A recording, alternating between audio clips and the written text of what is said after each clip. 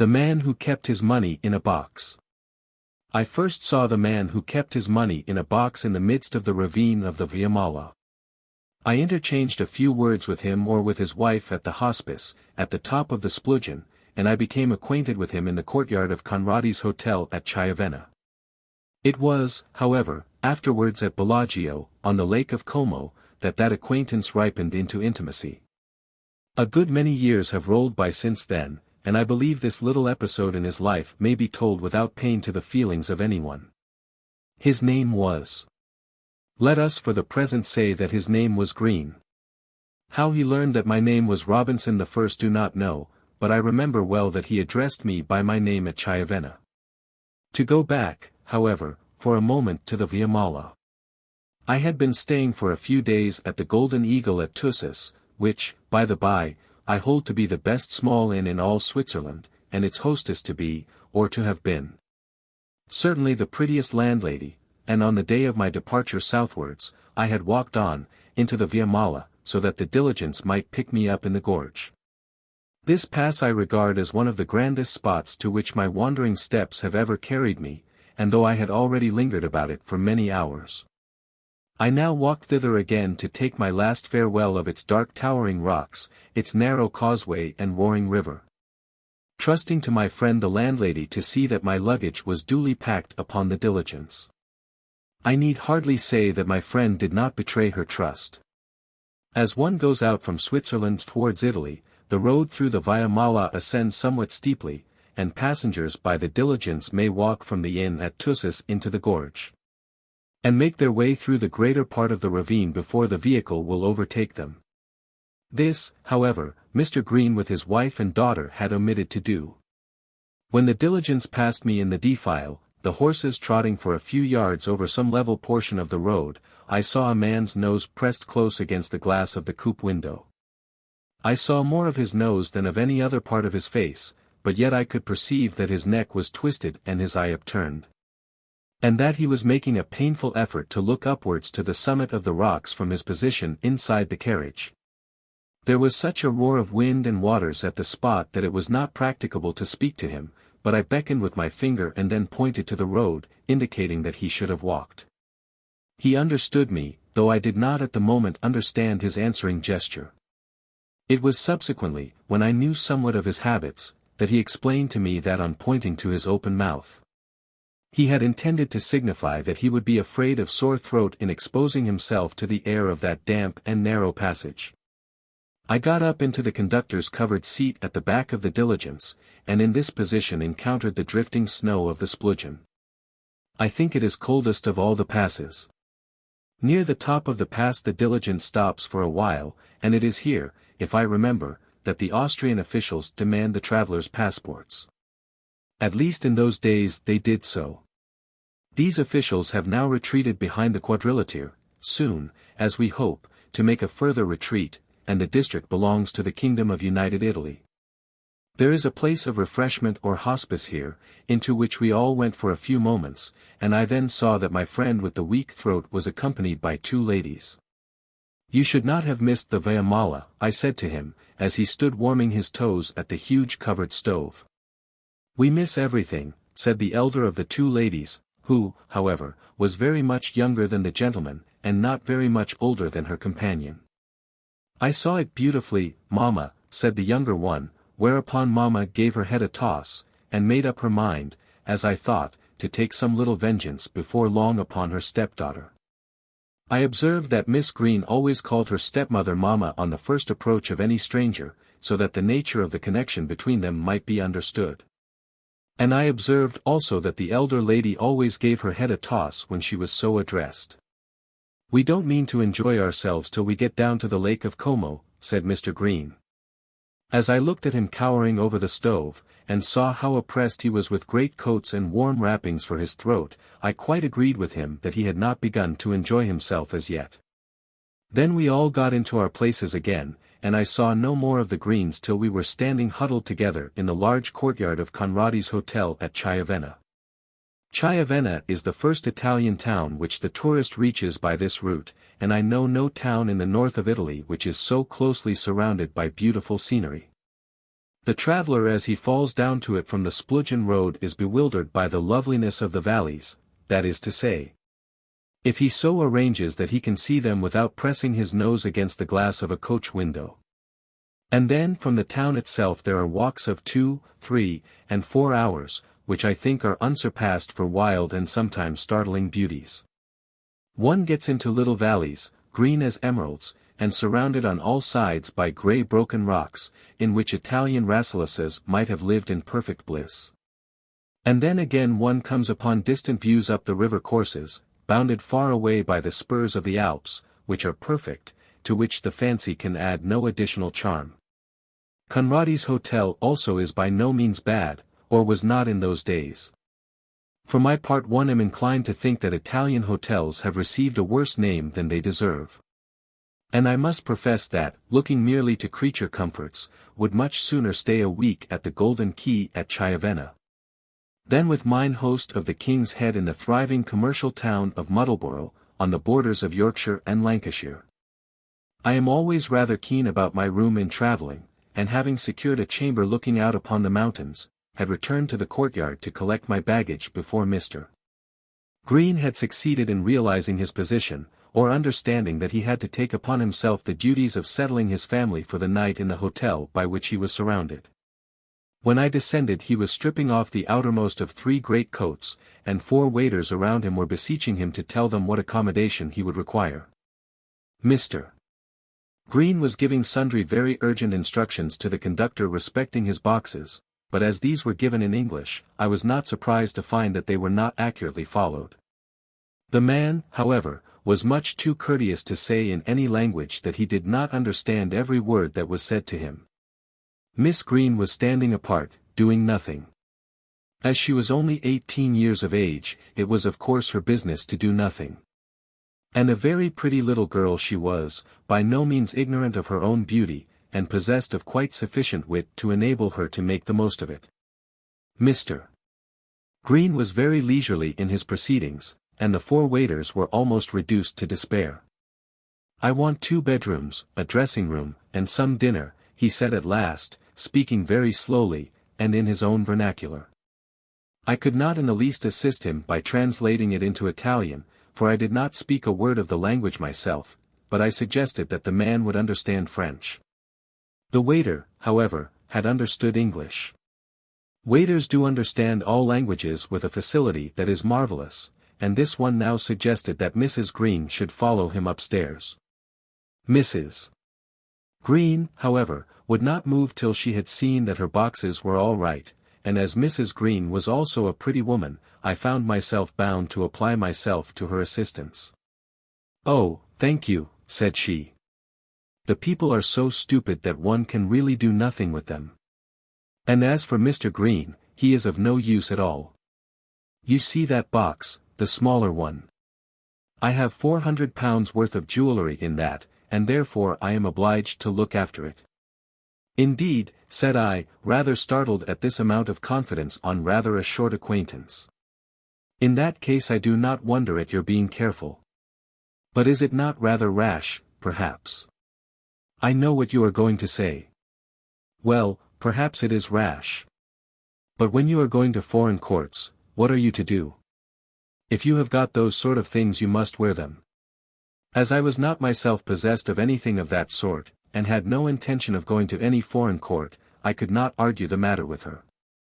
But I assisted her in getting together an enormous pile of luggage, among which there were 7 large boxes covered with canvas, such as ladies not uncommonly carry with them when travelling. That one which she represented as being smaller than the others, and as holding jewellery, might be about 1 yard long by 1.5 feet deep. Being ignorant in those matters, I should have thought it sufficient to carry all a lady's wardrobe for 12 months. When the boxes were collected together, she sat down upon the jewel case and looked up into my face. She was a pretty woman, perhaps 30 years of age, with long light yellow hair, which she allowed to escape from her bonnet, knowing, perhaps, that it was not unbecoming to her when thus dishevelled. Her skin was very delicate, and her complexion good. Indeed her face would have been altogether prepossessing had there not been a want of gentleness in her eyes. Her hands, too, were soft and small, and on the whole she may be said to have been possessed of a strong battery of feminine attractions. She also well knew how to use them. "Whisper," she said to me, with a peculiar but very proper aspiration on the whisper, and both by the aspiration and the use of the word I knew at once from what island she had come. "Mr. Green keeps all his money in this box also, so I never let it go out of my sight for a moment. But whatever you do, don't tell him that I told you so." I laid my hand on my heart, and made a solemn asseveration that I would not divulge her secret. I need not, however, have troubled myself much on that head, for as I walked upstairs, keeping my eye upon the precious trunk, Mr. Green addressed me. "You are an Englishman, Mr. Robinson," said he. I acknowledged that I was. "I am another. My wife, however, is Irish. My daughter, by a former marriage, is English also. You see that box there?" "Oh, yes," said I see it." I began to be so fascinated by the box that I could not keep my eyes off it. "I don't know whether or no it is prudent, but I keep all my money there, my money for traveling, I mean." "If I were you, then," I answered, "I would not say anything about it to anyone." "Oh, no, of course not," said he, "I should not think of mentioning it. But those brigands in Italy always take away what you have about your person, but they don't meddle with the heavy luggage." "Bills of exchange, or circular notes," I suggested. "Ah, yes. And if you can't identify yourself, or happen to have a headache, you can't get them changed. I asked an old friend of mine, who has been connected with the Bank of England for the last 50 years, and he assured me that there was nothing like sovereigns. But you never get the value for them." "Well, not quite.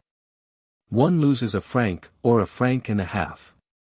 But still, there's the certainty, and that's the great matter. An English sovereign will go anywhere," and he spoke these words with considerable triumph. "Undoubtedly, if you consent to lose a shilling on each sovereign. At any rate, I have got 350 in that box," he said. "I have them done up in rolls of £25 each." I again recommended him to keep this arrangement of his as private as possible, a piece of counsel which I confess seemed to me to be much needed, and then I went away to my own room. Having first accepted an invitation from Mrs. Green to join their party at dinner. "Do," said she, "we have been so dull, and it will be so pleasant." I did not require to be much pressed to join myself to a party in which there was so pretty a girl as Miss Green, and so attractive a woman as Mrs. Green. I therefore accepted the invitation readily, and went away to make my toilet. As I did so I passed the door of Mr. Green's room, and saw the long file of boxes being borne into the centre of it. I spent a pleasant evening, with, however, one or two slight drawbacks. As to old Green himself, he was all that was amiable, but then he was nervous, full of cares, and somewhat apt to be a bore. He wanted information on 1,000 points, and did not seem to understand that a young man might prefer the conversation of his daughter to his own. Not that he showed any solicitude to prevent conversation on the part of his daughter. I should have been perfectly at liberty to talk to either of the ladies had he not wished to engross all my attention to himself. He also had found it dull to be alone with his wife and daughter for the last 6 weeks. He was a small spare man, probably over 50 years of age, who gave me to understand that he had lived in London all his life, and had made his own fortune in the city. What he had done in the city to make his fortune he did not say. Had I come across him there I should no doubt have found him to be a sharp man of business, quite competent to teach me many a useful lesson of which I was as ignorant as an infant. Had he caught me on the Exchange, or at Lloyd's, or in the big room of the Bank of England, I should have been compelled to ask him everything. Now, in this little town under the Alps, he was as much lost as I should have been in Lombard Street, and was ready enough to look to me for information. I was by no means chary in giving him my counsel, and imparting to him my ideas on things in general in that part of the world. Only I should have preferred to be allowed to make myself civil to his daughter. In the course of conversation it was mentioned by him that they intended to stay a few days at Bellagio, which, as all the world knows, is a central spot on the Lake of Como, and a favorite resting place for travelers. There are 3 lakes which all meet here, and to all of which we give the name of Como. They are properly called the lakes of Como, Calico, and Lecco. And Bellagio is the spot at which their waters join each other. I had half made up my mind to sleep there one night on my road into Italy, and now, on hearing their purpose, I declared that such was my intention. "How very pleasant," said Mrs. Green. "It will be quite delightful to have someone to show us how to settle ourselves, for really, my dear, I'm sure you can't say that you ever have much trouble." "And who does then, Mr. Green?" "I am sure Sophonisba does not do much to help me." "You won't let me," said Sophonisba, whose name I had not before heard. Her papa had called her Sophie in the yard of the inn. Sophonisba Green.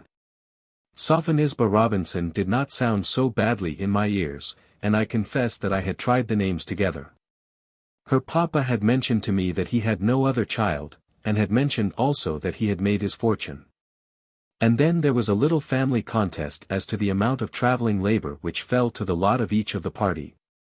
During which I retired to one of the windows of the big front room in which we were sitting. And how much of this labor there is incidental to a tourist's pursuits. And how often these little contests do arise upon a journey. Who has ever traveled and not known them? I had taken up such a position at the window as might, I thought, have removed me out of hearing, but nevertheless from time to time a word would catch my ear about that precious box. "I have never taken my eyes off it since I left England," said Mrs. Green, speaking quick, and with a considerable brogue superinduced by her energy. "Where would it have been at ball if I had not been looking after it?" "Quite safe," said Sophonisba, "those large things always are safe." "Are they, miss? That's all you know about it.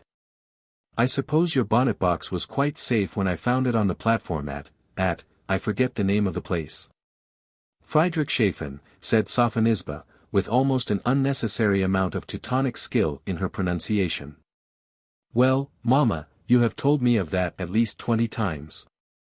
Soon after that, the ladies took them to their own rooms, weary with the travelling of 2 days and a night, and Mr. Green went fast asleep in the very comfortless chair in which he was seated. At 4 o'clock on the next morning we started on our journey.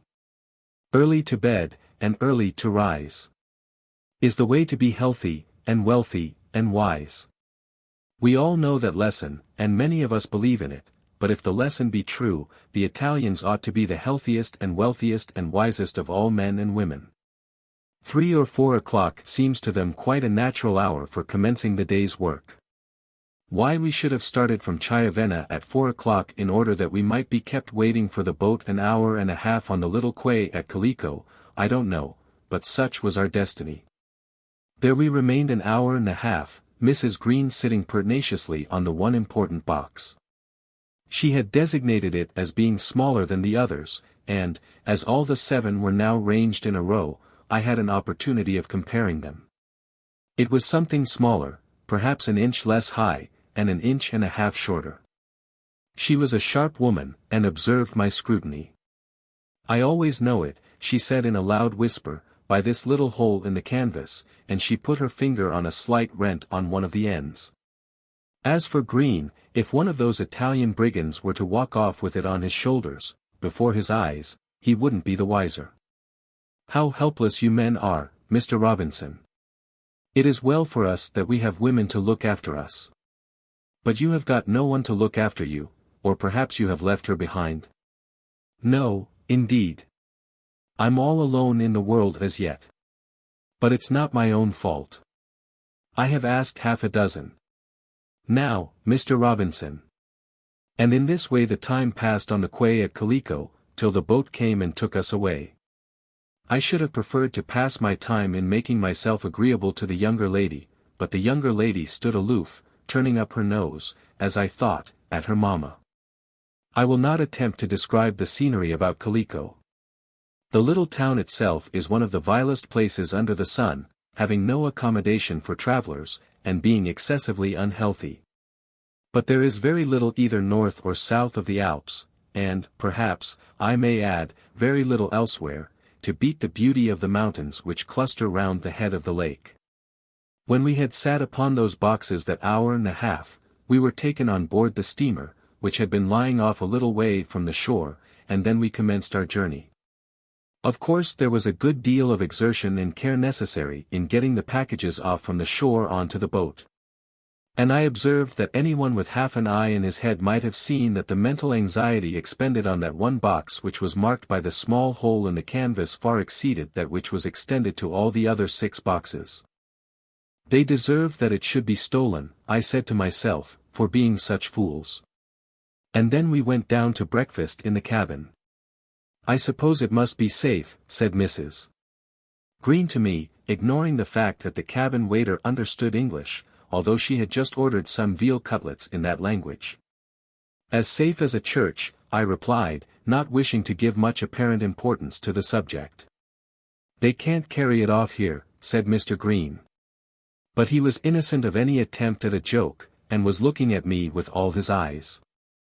They might throw it overboard, said Sophonisba. I at once made up my mind that she could not be a good-natured girl. The moment that breakfast was over, Mrs. Green returned again upstairs, and I found her seated on one of the benches near the funnel, from which she could keep her eyes fixed upon the box. When one is obliged to carry about one's jewels with one must be careful, Mr. Robinson, she said to me apologetically. But I was becoming tired of the box, and the funnel was hot and unpleasant, therefore I left her. I had made up my mind that Sophonisba was ill-natured. But, nevertheless, she was pretty, and I now went through some little maneuvers with the object of getting into conversation with her. This I soon did, and was surprised by her frankness. "How tired you must be of Mamma and her box," she said to me. To this I made some answer, declaring that I was rather interested than otherwise in the safety of the precious trunk. "It makes me sick," said Sophonisba, "to hear her go on in that way to a perfect stranger." I heard what she said about her jewellery. "It is natural she should be anxious," I said, "seeing that it contains so much that is valuable." "Why did she bring them?" said Sophonisba. "She managed to live very well without jewels till Papa married her, about a year since, and now she can't travel about for a month without lugging them with her everywhere. I should be so glad if someone would steal them. But all Mr. Green's money is there also. I don't want Papa to be bothered, but I declare I wish the box might be lost for a day or so. She is such a fool, don't you think so, Mr. Robinson?" At this time it was just 14 hours since I first had made their acquaintance in the yard of Conrad's hotel, and of those 14 hours more than half had been passed in bed. I must confess that I looked upon Sophonisba as being almost more indiscreet than her mother-in-law. Nevertheless, she was not stupid, and I continued my conversation with her the greatest part of the way down the lake towards Bellagio.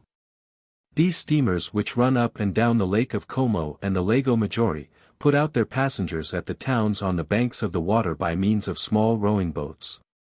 And the persons who are about to disembark generally have their own articles ready to their hands when their turn comes for leaving the steamer. As we came near to Bellagio, I looked up my own portmanteau, and, pointing to the beautiful wood-covered hill that stands at the fork of the waters, told my friend Green that he was near his destination. "I am very glad to hear it," said he, complacently, but he did not at the moment busy himself about the boxes. Then the small boat ran up alongside the steamer, and the passengers for Como and Milan crowded up the side. "We have to go in that boat," I said to Green. "Nonsense," he exclaimed. "Oh, but we have." "What?" "Put our boxes into that boat," said Mrs. Green. "Oh dear. Here, boatman. There are 7 of these boxes, all in white like this," and she pointed to the one that had the hole in the canvas. "Make haste. And there are 2 bags, and my dressing case, and Mr. Green's portmanteau." "Mr. Green, where is your portmanteau?" The boatman whom she addressed, no doubt did not understand a word of English, but nevertheless he knew what she meant, and, being well accustomed to the work, got all the luggage together in an incredibly small number of moments. "If you will get down into the boat," I said, "I will see that the luggage follows you before I leave the deck." "I won't stir," she said, "till I see that box lifted down." "Take care. You'll let it fall into the lake." "I know you will." "I wish they would," Sophonisba whispered into my ear. Mr. Green said nothing, but I could see that his eyes were as anxiously fixed on what was going on as were those of his wife. At last, however, the 3 Greens were in the boat, as also were all the packages. Then I followed them, my portmanteau having gone down before me, and we pushed off for Bellagio. Up to this period most of the attendants around us had understood a word or two of English, but now it would be well if we could find someone to whose ears French would not be unfamiliar. As regarded Mr. Green and his wife, they, I found, must give up all conversation, as they knew nothing of any language but their own. Sophonisba could make herself understood in French, and was quite at home, as she assured me, in German. And then the boat was beached on the shore at Bellagio, and we all had to go again to work with the object of getting ourselves lodged at the hotel which overlooks the water. I had learned before that the Greens were quite free from any trouble in this respect, for their rooms had been taken for them before they left England. Trusting to this, Mrs. Green gave herself no inconsiderable airs the moment her foot was on the shore, and ordered the people about as though she were the lady paramount of Bellagio. Italians, however, are used to this from travellers of a certain description. They never resent such conduct, but simply put it down in the bill with the other articles. Mrs. Green's words on this occasion were innocent enough, seeing that they were English. But had I been that head waiter who came down to the beach with his nice black shiny hair, and his napkin under his arm, I should have thought her manner very insolent. Indeed, as it was, I did think so, and was inclined to be angry with her. She was to remain for some time at Bellagio, and therefore it behoved her, as she thought, to assume the character of the grand lady at once. Hitherto she had been willing enough to do the work, but now she began to order about Mr. Green and Sophonisba, and, as it appeared to me, to order me about also. I did not quite enjoy this. So leaving her still among her luggage and satellites, I walked up to the hotel to see about my own bedroom. I had some seltzer water, stood at the window for 3 or 4 minutes, and then walked up and down the room. But still the Greens were not there. As I had put in at Bellagio solely with the object of seeing something more of Sophonisba, it would not do for me to quarrel with them, or to allow them so to settle themselves in their private sitting-room, that I should be excluded. Therefore I returned again to the road by which they must come up, and met the procession near the house. Mrs. Green was leading it with great majesty, the waiter with the shiny hair walking by her side to point out to her the way. Then came all the luggage, each porter carrying a white canvas-covered box. That which was so valuable no doubt was carried next to Mrs. Green, so that she might at a moment's notice put her eye upon the well-known valuable rent. I confess that I did not observe the whole as the train passed by me, nor did I count the number of the boxes. 7 boxes, all alike, are very many. And then they were followed by 3 other men with the inferior articles, Mr. Green's portmanteau, the carpet-bag, etc., etc. At the tail of the line, I found Mr. Green, and behind him Sophonisba. "All your fatigues will be over now," I said to the gentleman, thinking it well not to be too particular in my attentions to his daughter. He was panting beneath a terrible greatcoat, having forgotten that the shores of an Italian lake are not so cold as the summits of the Alps, and did not answer me. "I'm sure I hope so," said Sophonisba. "And I shall advise Papa not to go any farther unless he can persuade Mrs. Green to send her jewels home." "Sophie, my dear," he said, "for heaven's sake let us have a little peace since we are here." From all which I gathered that Mr. Green had not been fortunate in his second matrimonial adventure. We then made our way slowly up to the hotel, having been altogether distanced by the porters. And when we reached the house we found that the different packages were already being carried away through the house, some this way and some that. Mrs. Green, the meanwhile, was talking loudly at the door of her own sitting-room. Mr. Green, she said, as soon as she saw her heavily oppressed spouse, for the noonday sun was up, Mr. Green, where are you? Here, my dear, and Mr. Green threw himself panting into the corner of a sofa. A little seltzer water and brandy, I suggested. Mr. Green's inmost heart leaped at the hint, and nothing that his remonstrant wife could say would induce him to move, until he had enjoyed the delicious draught. In the meantime the box with the hole in the canvas had been lost. Yes. When we came to look into matters, to count the packages, and to find out where we were, the box with the hole in the canvas was not there. Or, at any rate, Mrs. Green said it was not there. I worked hard to look it up, and even went into Sophonisba's bedroom in my search. In Sophonisba's bedroom there was but one canvas-covered box. That is my own, said she, and it is all that I have, except this bag. Where on earth can it be, said I, sitting down on the trunk in question. At the moment I almost thought that she had been instrumental in hiding it. How am I to know, she answered, and I fancied that even she was dismayed. What a fool that woman is. The box must be in the house, I said. Do find it, for Papa's sake, there's a good fellow. He will be so wretched without his money. I heard him say that he had only £2 in his purse. Oh, I can let him have money to go on with, I answered grandly. And then I went off to prove that I was a good fellow, and searched throughout the house. 2 white boxes had by order been left downstairs, as they would not be needed, and these 2 were in a large cupboard of the hall, which was used expressly for stowing away luggage. And then there were 3 in Mrs. Green's bedroom, which had been taken there as containing the wardrobe which she would require while remaining at Bellagio.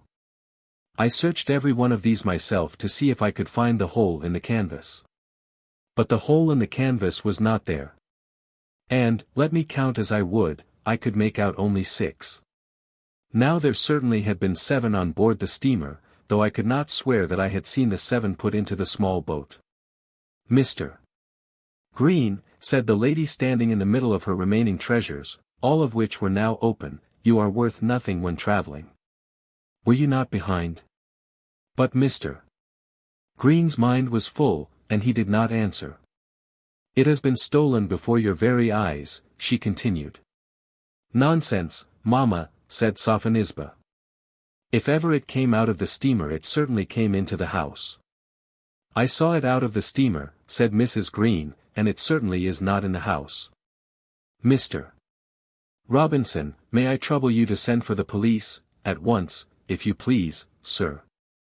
I had been at Bellagio twice before, but nevertheless I was ignorant of their system of police. And then, again, I did not know what was the Italian for the word. I will speak to the landlord, I said. If you will have the goodness to send for the police at once, I will be obliged to you. And as she thus reiterated her command, she stamped with her foot upon the floor. There are no police at Bellagio, said Sophonisba. What on earth shall I do for money to go on with, said Mr. Green, looking piteously up to the ceiling, and shaking both his hands. And now the whole house was in an uproar, including not only the landlord, his wife and daughters, and all the servants, but also every other visitor at the hotel. Mrs. Green was not a lady who hid either her glories or her griefs under a bushel, and, though she spoke only in English, she soon made her protestations sufficiently audible. She protested loudly that she had been robbed, and that she had been robbed since she left the steamer. The box had come on shore, of that she was quite certain. If the landlord had any regard either for his own character or for that of his house, he would ascertain before an hour was over where it was, and who had been the thief. She would give him an hour. And then she sat herself down, but in 2 minutes she was up again, vociferating her wrongs as loudly as ever. All this was filtered through me and Sophonisba to the waiter in French, and from the waiter to the landlord. But the lady's gestures required no translation to make them intelligible, and the state of her mind on the matter was, I believe, perfectly well understood. Mr. Green I really did pity. His feelings of dismay seemed to be quite as deep, but his sorrow and solicitude were repressed into more decorum. "What am I to do for money?" he said. "I have not a shilling to go on with." And he still looked up at the ceiling. "You must send to England," said Sophonisba. "It will take a month," he replied. "Mr. Robinson will let you have what you want at present," added Sophonisba. Now I certainly had said so, and had meant it at the time. But my whole travelling store did not exceed 40 or 50 pounds, with which I was going on to Venice, and then back to England through the Tyrol. Waiting a month for Mr. Green's money from England might be even more inconvenient to me than to him. Then it occurred to me that the wants of the Green family would be numerous and expensive, and that my small stock would go but a little way among so many. And what also if there had been no money and no jewels in that accursed box? I confess that at the moment such an idea did strike my mind. One hears of sharpers on every side committing depredations by means of most singular intrigues and contrivances. Might it not be possible that the whole batch of Greens belonged to this order of society? It was a base idea, I own, but I confess that I entertained it for a moment. I retired to my own room for a while that I might think over all the circumstances. There certainly had been 7 boxes, and one had had a hole in the canvas. All the 7 had certainly been on board the steamer. To so much I felt that I might safely swear. I had not counted the 7 into the small boat, but on leaving the larger vessel I had looked about the deck to see that none of the Green trappings were forgotten. If left on the steamer, it had been so left through an intent on the part of someone there employed. It was quite possible that the contents of the box had been ascertained through the imprudence of Mrs. Green, and that it had been conveyed away so that it might be rifled at Como. As to Mrs. Green's assertion that all the boxes had been put into the small boat, I thought nothing of it. The people at Bellagio could not have known which box to steal, nor had there been time to concoct the plan in carrying the boxes up to the hotel. I came at last to this conclusion, that the missing trunk had either been purloined and carried on to Como, in which case it would be necessary to lose no time in going after it.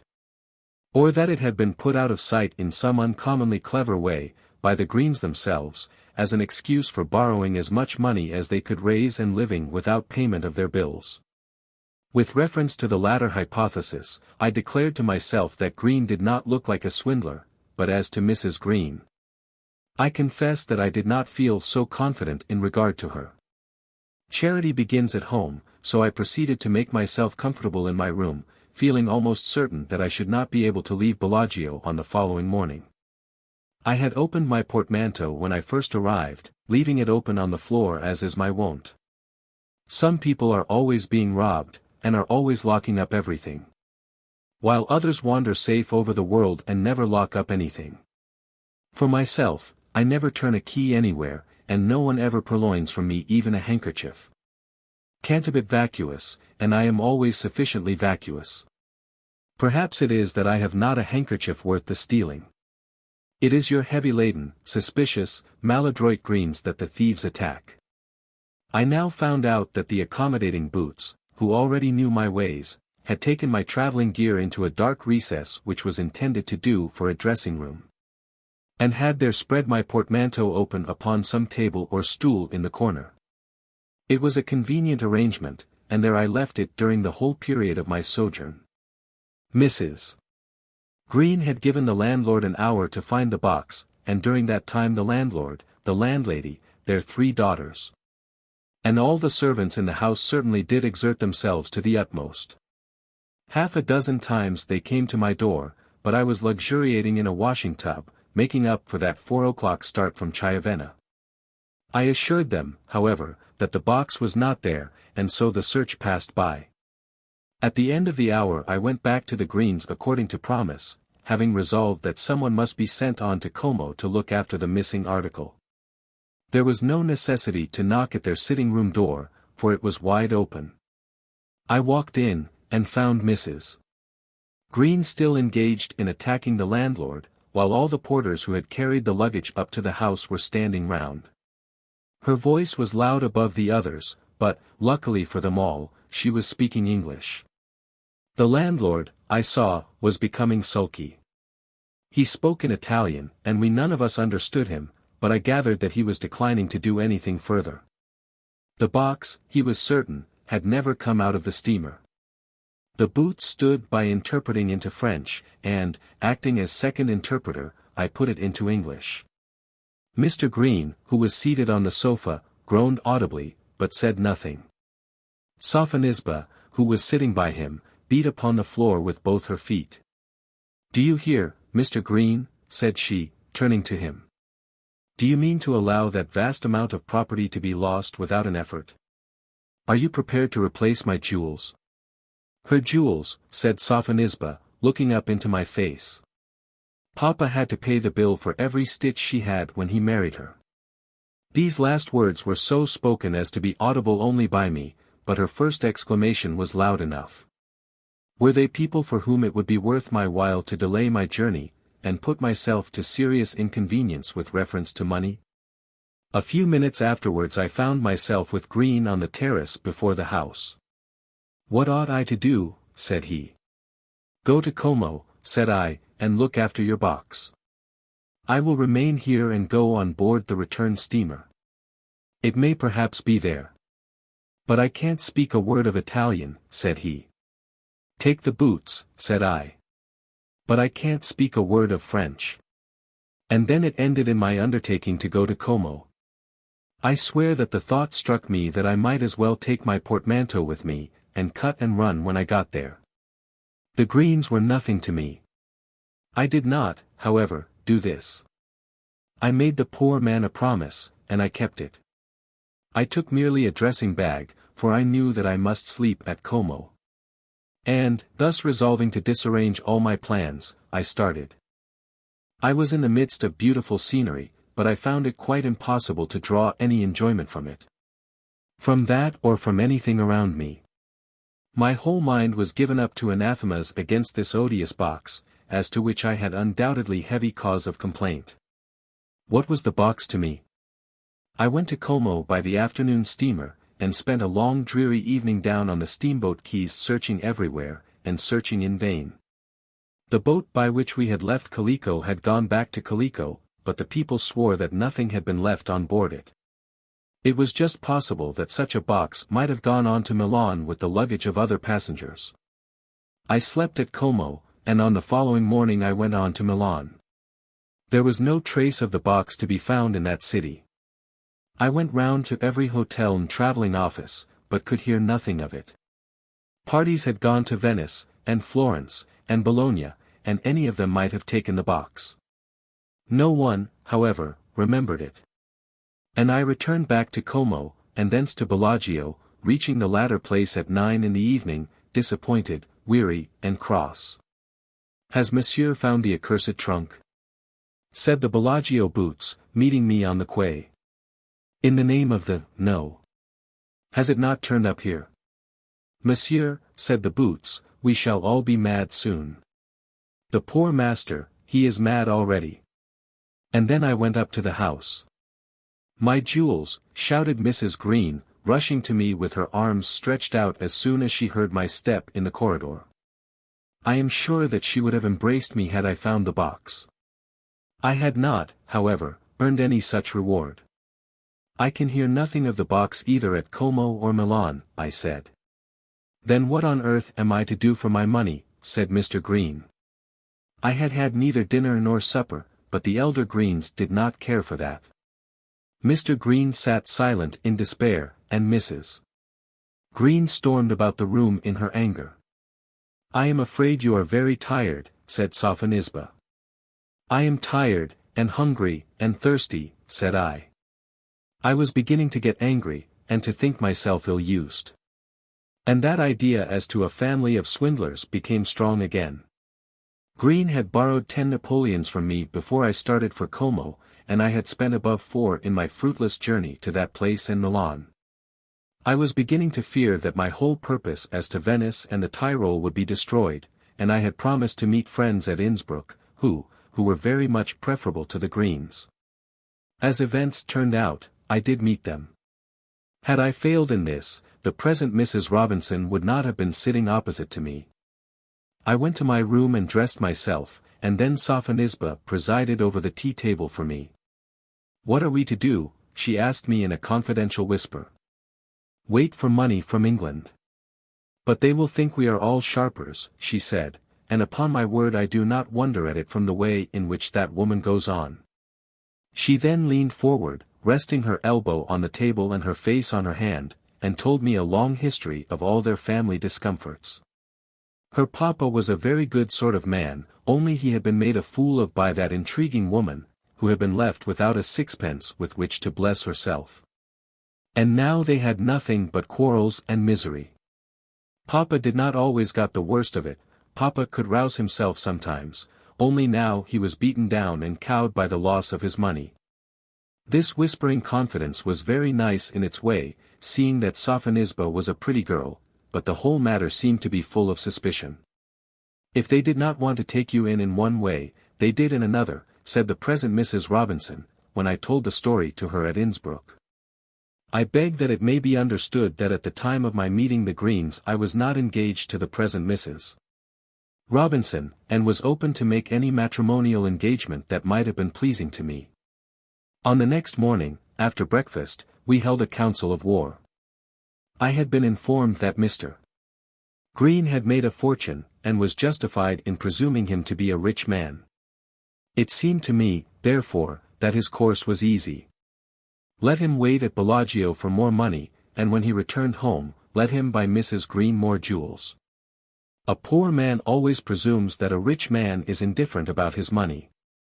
But in truth a rich man never is indifferent about his money, and poor Green looked very blank at my proposition.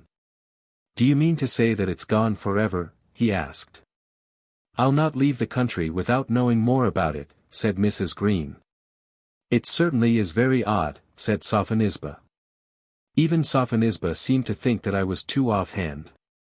"It will be a month before I can get money, and my bill here will be something tremendous," said Green. "I wouldn't pay them a farthing till I got my box," said Mrs. Green. "That's nonsense," said Sophonisba. And so it was. "Hold your tongue, miss," said the stepmother. "Indeed, I shall not hold my tongue," said the stepdaughter. Poor Green! He had lost more than his box within the last 12 months, for, as I had learned in that whispered conversation over the tea-table with Sophonisba, this was in reality her papa's marriage trip. Another day was now gone, and we all went to bed. Had I not been very foolish I should have had myself called at 5 in the morning, and have gone away by the early boat, leaving my 10 Napoleons behind me. But, unfortunately, Sophonisba had exacted a promise from me that I would not do this, and thus all chance of spending a day or two in Venice was lost to me.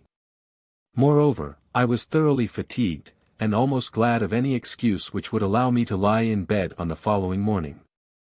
I did lie in bed till 9 o'clock, and then found the Greens at breakfast. "Let us go and look at the Cerbaloni Gardens," said I, as soon as the silent meal was over. "Or take a boat over to the Somariva Villa." "I should like it so much," said Sophonisba. "We will do nothing of the kind till I have found my property," said Mrs. Green. "Mr. Robinson, what arrangement did you make yesterday with the police at Como?" "The police at Como?" I said. "I did not go to the police." "Not go to the police? And do you mean to say that I am to be robbed of my jewels and no efforts made for redress? Is there no such thing as a constable in this wretched country? Mr. Green, I do insist upon it that you at once go to the nearest British consul." "I suppose I had better write home for money," said he. "And do you mean to say that you haven't written yet?" said I, probably with some acrimony in my voice. "You needn't scold Papa," said Sophonisba. "I don't know what I am to do," said Mr. Green, and he began walking up and down the room. But still he did not call for pen and ink, and I began again to feel that he was a swindler. Was it possible that a man of business, who had made his fortune in London, should allow his wife to keep all her jewels in a box, and carry about his own money in the same? "I don't see why you need be so very unhappy, Papa," said Sophonisba. "Mr. Robinson, I'm sure, will let you have whatever money you may want at present." This was pleasant. And will Mr. Robinson return me my jewels which were lost, I must say, in a great measure, through his carelessness, said Mrs. Green. This was pleasanter. Upon my word, Mrs. Green, I must deny that, said I, jumping up. What on earth could I have done more than I did do? I have been to Milan and nearly fagged myself to death. Why didn't you bring a policeman back with you? You would tell everybody on board the boat what there was in it, said I. I told nobody but you, she answered. I suppose you mean to imply that I've taken the box, I rejoined. So that on this, the third or fourth day of our acquaintance, we did not go on together quite pleasantly. But what annoyed me, perhaps, the most, was the confidence with which it seemed to be Mr. Green's intention to lean upon my resources. He certainly had not written home yet, and had taken my 10 Napoleons, as one friend may take a few shillings from another when he finds that he has left his own silver on his dressing table. What could he have wanted of 10 Napoleons? He had alleged the necessity of paying the porters, but the few francs he had had in his pocket would have been enough for that. And now Sophonisba was ever and again prompt in her assurances that he need not annoy himself about money, because I was at his right hand. I went upstairs into my own room, and counting all my treasures, found that 36 pounds and some odd silver was the extent of my wealth. With that I had to go, at any rate, as far as Innsbruck, and from thence back to London. It was quite impossible that I should make myself responsible for the Greens' bill at Bellagio. We dined early, and after dinner, according to a promise made in the morning, Sophonisba ascended with me into the Cerbaloni gardens, and walked round the terraces on that beautiful hill which commands the view of the 3 lakes. When we started I confess that I would sooner have gone alone, for I was sick of the Greens in my very soul. We had had a terrible day. The landlord had been sent for so often, that he refused to show himself again. The landlady, though Italians of that class are always courteous, had been so driven that she snapped her fingers in Mrs. Green's face. The 3 girls would not show themselves. The waiters kept out of the way as much as possible, and the boots, in confidence, abused them to me behind their back. Monsieur, said the boots, do you think there ever was such a box? Perhaps not, said I, and yet I knew that I had seen it. I would, therefore, have preferred to walk without Sophonisba, but that now was impossible. So I determined that I would utilize the occasion by telling her of my present purpose. I had resolved to start on the following day, and it was now necessary to make my friends understand that it was not in my power to extend to them any further pecuniary assistance. Sophonisba, when we were on the hill, seemed to have forgotten the box, and to be willing that I should forget it also. But this was impossible. When, therefore, she told me how sweet it was to escape from that terrible woman, and leaned on my arm with all the freedom of old acquaintance, I was obliged to cut short the pleasure of the moment. I hope your father has written that letter, said I. He means to write it from Milan. We know you want to get on, so we purpose to leave here the day after tomorrow. Oh, said I, thinking of the bill immediately, and remembering that Mrs. Green had insisted on having champagne for dinner. And if anything more is to be done about the nasty box, it may be done there, continued Sophonisba. But I must go tomorrow, said I, at 5 a.m. Nonsense, said Sophonisba. Go tomorrow, when I mean we, are going on the next day. And I might as well explain, said I, gently dropping the hand that was on my arm, that I find it will be impossible for me, to what? To advance Mr. Green any more money just at present. Then Sophonisba's arm dropped all at once, and she exclaimed, oh, Mr. Robinson. After all, there was a certain hard good sense about Miss Green which would have protected her from my evil thoughts had I known all the truth. I found out afterwards that she was a considerable heiress, and, in spite of the opinion expressed by the present Mrs. Robinson when Miss Walker, I do not for a moment think she would have accepted me had I offered to her. You are quite right not to embarrass yourself, she said, when I explained to her my immediate circumstances, but why did you make Papa an offer which you cannot perform? He must remain here now till he hears from England. Had you explained it all at first, the 10 Napoleons would have carried us to Milan. This was all true, and yet I thought it hard upon me. It was evident to me now, that Sophonisba was prepared to join her stepmother in thinking that I had ill-treated them, and I had not much doubt that I should find Mr. Green to be of the same opinion. There was very little more said between us during the walk, and when we reached the hotel at 7 or half past 7 o'clock. I merely remarked that I would go in and wish her father and mother goodbye. "I suppose you will drink tea with us," said Sophonisba, and to this I assented. I went into my own room, and put all my things into my portmanteau, for according to the custom, which is invariable in Italy when an early start is premeditated, the Boots was imperative in his demand that the luggage should be ready overnight. I then went to the Green sitting room, and found that the whole party was now aware of my intentions. "So you are going to desert us," said Mrs. Green. "I must go on upon my journey," I pleaded in a weak apologetic voice. "Go on upon your journey, sir," said Mrs. Green. "I would not for a moment have you put yourself to inconvenience on our account. And yet I had already lost 14 Napoleons, and given up all prospect of going to Venice. Mr. Robinson is certainly right not to break his engagement with Miss Walker," said Sophonisba. Now I had said not a word about an engagement with Miss Walker, having only mentioned incidentally that she would be one of the party at Innsbruck. "But," continued she, "I think he should not have misled us." And in this way we enjoyed our evening meal. I was just about to shake hands with them all, previous to my final departure from their presence, when the Boots came into the room. "I'll leave the portmanteau till tomorrow morning," said he. "All right," said I. "Because," said he, "there will be such a crowd of things in the hall. The big trunk I will take away now." "Big trunk, what big trunk?" "The trunk with your rug over it, on which your portmanteau stood." I looked round at Mr., Mrs., and Miss Green, and saw that they were all looking at me. I looked round at them, and as their eyes met mine I felt that I turned as red as fire. I immediately jumped up and rushed away to my own room, hearing as I went that all their steps were following me.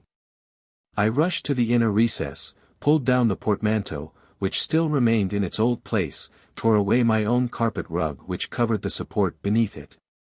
And there saw, a white canvas-covered box, with a hole in the canvas on the side next to me. "It is my box," said Mrs. Green, pushing me away, as she hurried up and put her finger within the rent. "It certainly does look like it," said Mr. Green, peering over his wife's shoulder. "There's no doubt about the box," said Sophonisba. "Not the least in life," said I, trying to assume an indifferent look. "Mon Dieu," said the Boots. "Corpo di Baccio!" exclaimed the landlord, who had now joined the party. "Oh, screamed Mrs. Green, and then she threw herself back onto my bed, and shrieked hysterically. There was no doubt whatsoever about the fact. There was the lost box, and there it had been during all those tedious hours of unavailing search. While I was suffering all that fatigue in Milan, spending my precious zwanzigers in driving about from one hotel to another, the box had been safe, standing in my own room at Bellagio, hidden by my own rug. And now that it was found everybody looked at me as though it were all my fault. Mrs. Green's eyes, when she had done being hysterical, were terrible, and Sophonisba looked at me as though I were a convicted thief. "Who put the box here?" I said, turning fiercely upon the Boots. "I did," said the Boots, "by Monsieur's express order." "By my order?" I exclaimed. "Certainly," said the Boots. "Corpo di Baccio," said the landlord, and he also looked at me as though I were a thief. In the meantime the landlady and the 3 daughters had clustered round Mrs. Green, administering to her all manner of Italian consolation. The box, and the money, and the jewels were after all a reality. And much incivility can be forgiven to a lady who has really lost her jewels, and has really found them again. There and then there arose a hurly-burly among us as to the manner in which the odious trunk found its way into my room. Had anybody been just enough to consider the matter coolly, it must have been quite clear that I could not have ordered it there.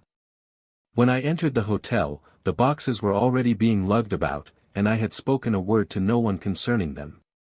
That traitorous Boots had done it, no doubt without malice prepense.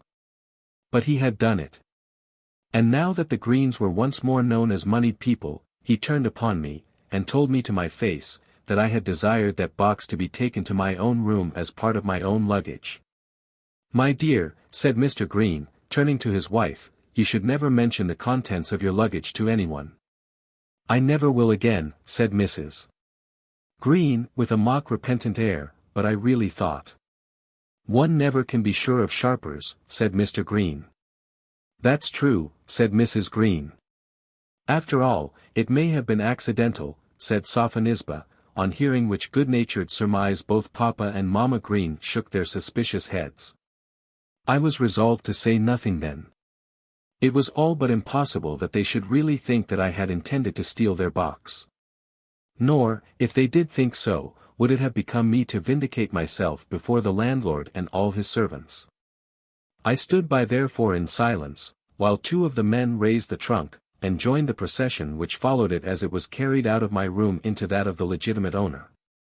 Everybody in the house was there by that time, and Mrs. Green, enjoying the triumph, by no means grudged them the entrance into her sitting-room. She had felt that she was suspected, and now she was determined that the world of Bellagio should know how much she was above suspicion. The box was put down upon two chairs, the supporters who had borne it retiring a pace each.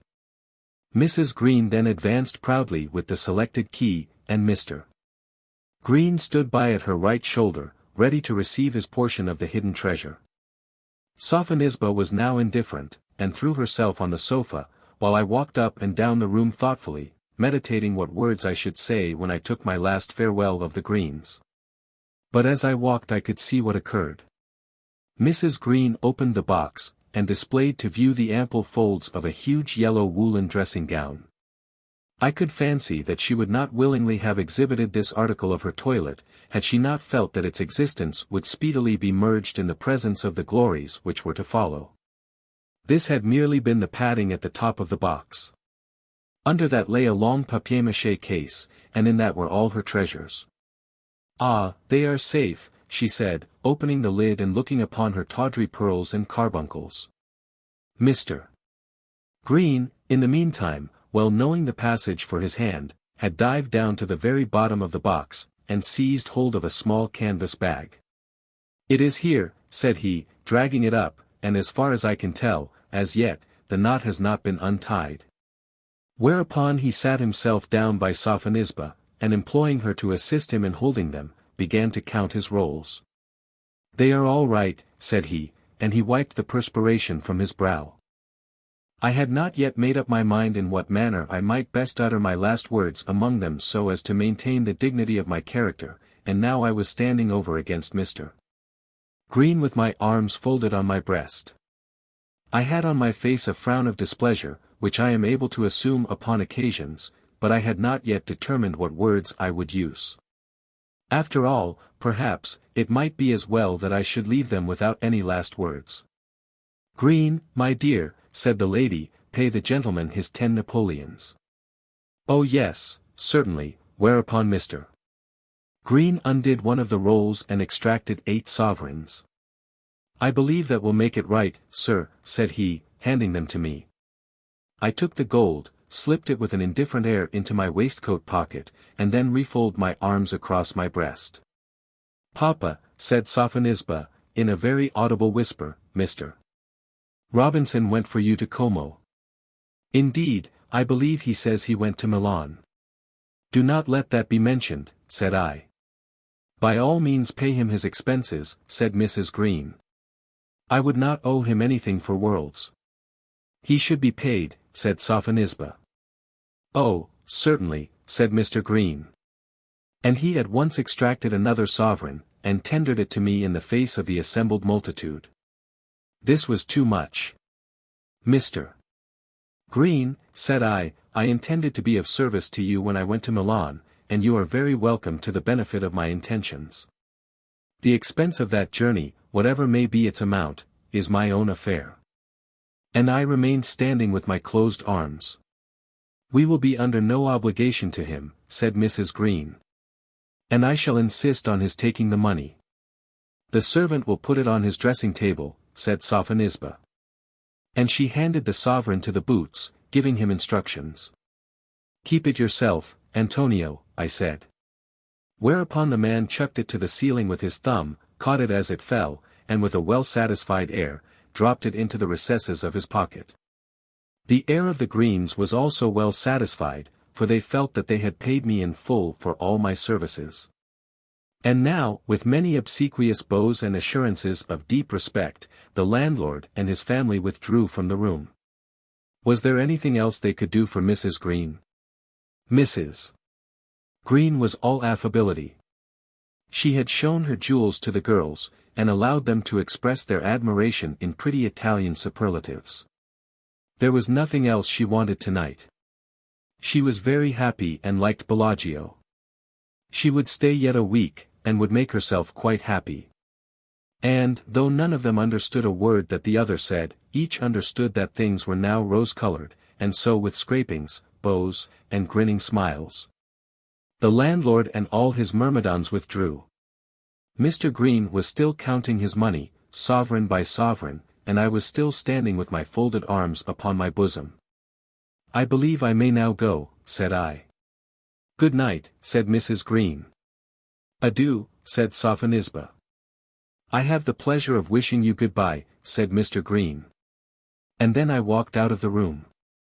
After all, what was the use of saying anything? And what could I say that would have done me any service? If they were capable of thinking me a thief, which they certainly did, nothing that I could say would remove the impression. Nor, as I thought, was it suitable that I should defend myself from such an imputation. What were the Greens to me? So I walked slowly out of the room, and never again saw one of the family from that day to this. As I stood upon the beach the next morning, while my portmanteau was being handed into the boat, I gave the boots 5 zwanzigers. I was determined to show him that I did not condescend to feel anger against him. He took the money, looked into my face, and then whispered to me, "Why did you not give me a word of notice beforehand?" he said, and winked his eye. He was evidently a thief, and took me to be another, but what did it matter? I went thence to Milan, in which city I had no heart to look at anything. Thence to Verona, and so over the pass of the Brenner to Innsbruck. When I once found myself near to my dear friends the Walkers, I was again a happy man. And I may safely declare that, though a portion of my journey was so troublesome and unfortunate, I look back upon that tour as the happiest and the luckiest epoch of my life. The House of Heine Brothers, in Munich. The House of Heine Brothers, in Munich, was of good repute at the time of which I am about to tell, a time not long ago, and is so still, I trust. It was of good repute in its own way, seeing that no man doubted the word or solvency of Heine Brothers. But they did not possess, as bankers, what would in England be considered a large or profitable business. The operations of English bankers are bewildering in their magnitude. Legions of clerks are employed. The senior bookkeepers, though only salaried servants, are themselves great men. While the real partners are inscrutable, mysterious, opulent beyond measure, and altogether unknown to their customers. Take any firm at random, Brown, Jones, and Cox, let us say, the probability is that Jones has been dead these 50 years, that Brown is a cabinet minister, and that Cox is master of a pack of hounds in Leicestershire. But it was by no means so with the House of Heine Brothers, of Munich. There they were, the 2 elderly men, daily to be seen at their dingy office in the Schrannenplatz. And if any business was to be transacted requiring the interchange of more than a word or two, it was the younger brother with whom the customer was, as a matter of course, brought into contact. There were 3 clerks in the establishment, an old man, namely, who sat with the elder brother and had no personal dealings with the public, a young Englishman, of whom we shall anon hear more, and a boy who ran messages, put the wood on to the stoves, and swept out the bank. Truly the House of Heine Brothers was of no great importance, but nevertheless it was of good repute. The office, I have said, was in the Schrannenplatz, or Old Marketplace. Munich, as everyone knows, is chiefly to be noted as a new town, so new that many of the streets and most of the palaces look as though they had been sent home last night from the builders, and had only just been taken out of their bandboxes. It is angular, methodical, unfinished, and palatial. But there is an old town. And, though the old town be not of surpassing interest, it is as dingy, crooked, intricate, and dark as other old towns in Germany. Here, in the old marketplace, up one long broad staircase, were situated the 2 rooms in which was held the bank of Heine brothers. Of the elder member of the firm we shall have something to say before this story be completed. He was an old bachelor, and was possessed of a bachelor's dwelling somewhere out in the suburbs of the city. The junior brother was a married man, with a wife some 20 years younger than himself, with 2 daughters, the elder of whom was now 21, and 1 son. His name was Ernest Heine, whereas the senior brother was known as Uncle Hatto.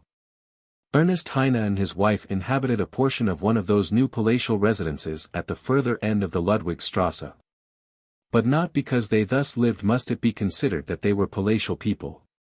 By no means let it be so thought, as such an idea would altogether militate against whatever truth of character painting there may be in this tale.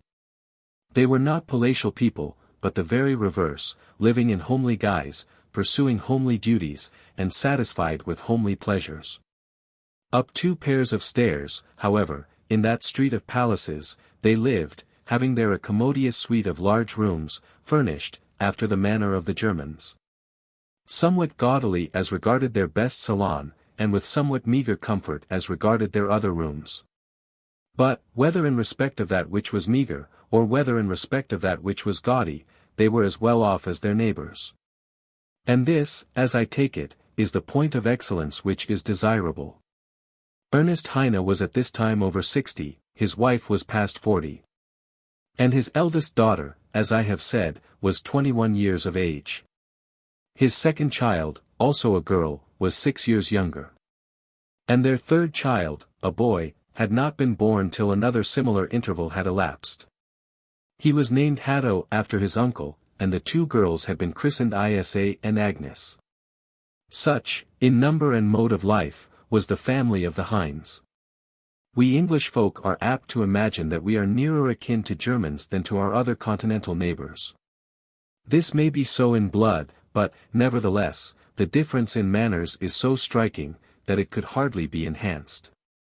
An Englishman moving himself off to a city in the middle of Central America will find the customs to which he must adapt himself less strange to him there, than he would in many a German town. But in no degree of life is the difference more remarkable than among unmarried but marriageable young women. It is not my purpose at the present moment to attribute a superiority in this matter to either nationality. Each has its own charm, its own excellence, its own heaven-given grace, whereby men are led up to purer thoughts and sweet desires, and each may possibly have its own defect. I will not here describe the excellence or defect of either, but will, if it be in my power, say a word as to this difference. The German girl of 21, our Isa's age, is more sedate, more womanly, more meditative than her English sister. The world's work is more in her thoughts, and the world's amusements less so. She probably knows less of those things which women learn than the English girl, but that which she does know is nearer to her hand for use. She is not so much accustomed to society, but nevertheless she is more mistress of her own manner. She is not taught to think so much of those things which flurry and disturb the mind, and therefore she is seldom flurried and disturbed.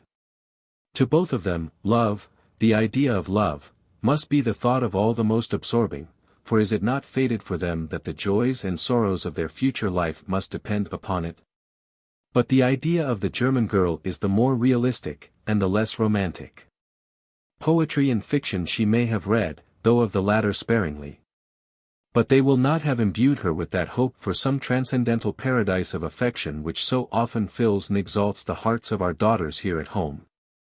She is moderate in her aspirations, requiring less excitement than an English girl, and never forgetting the solid necessities of life, as they are so often forgotten here in England. In associating with young men, an English girl will always remember that in each one she so meets she may find an admirer whom she may possibly love. Or an admirer whom she may probably be called on to repel.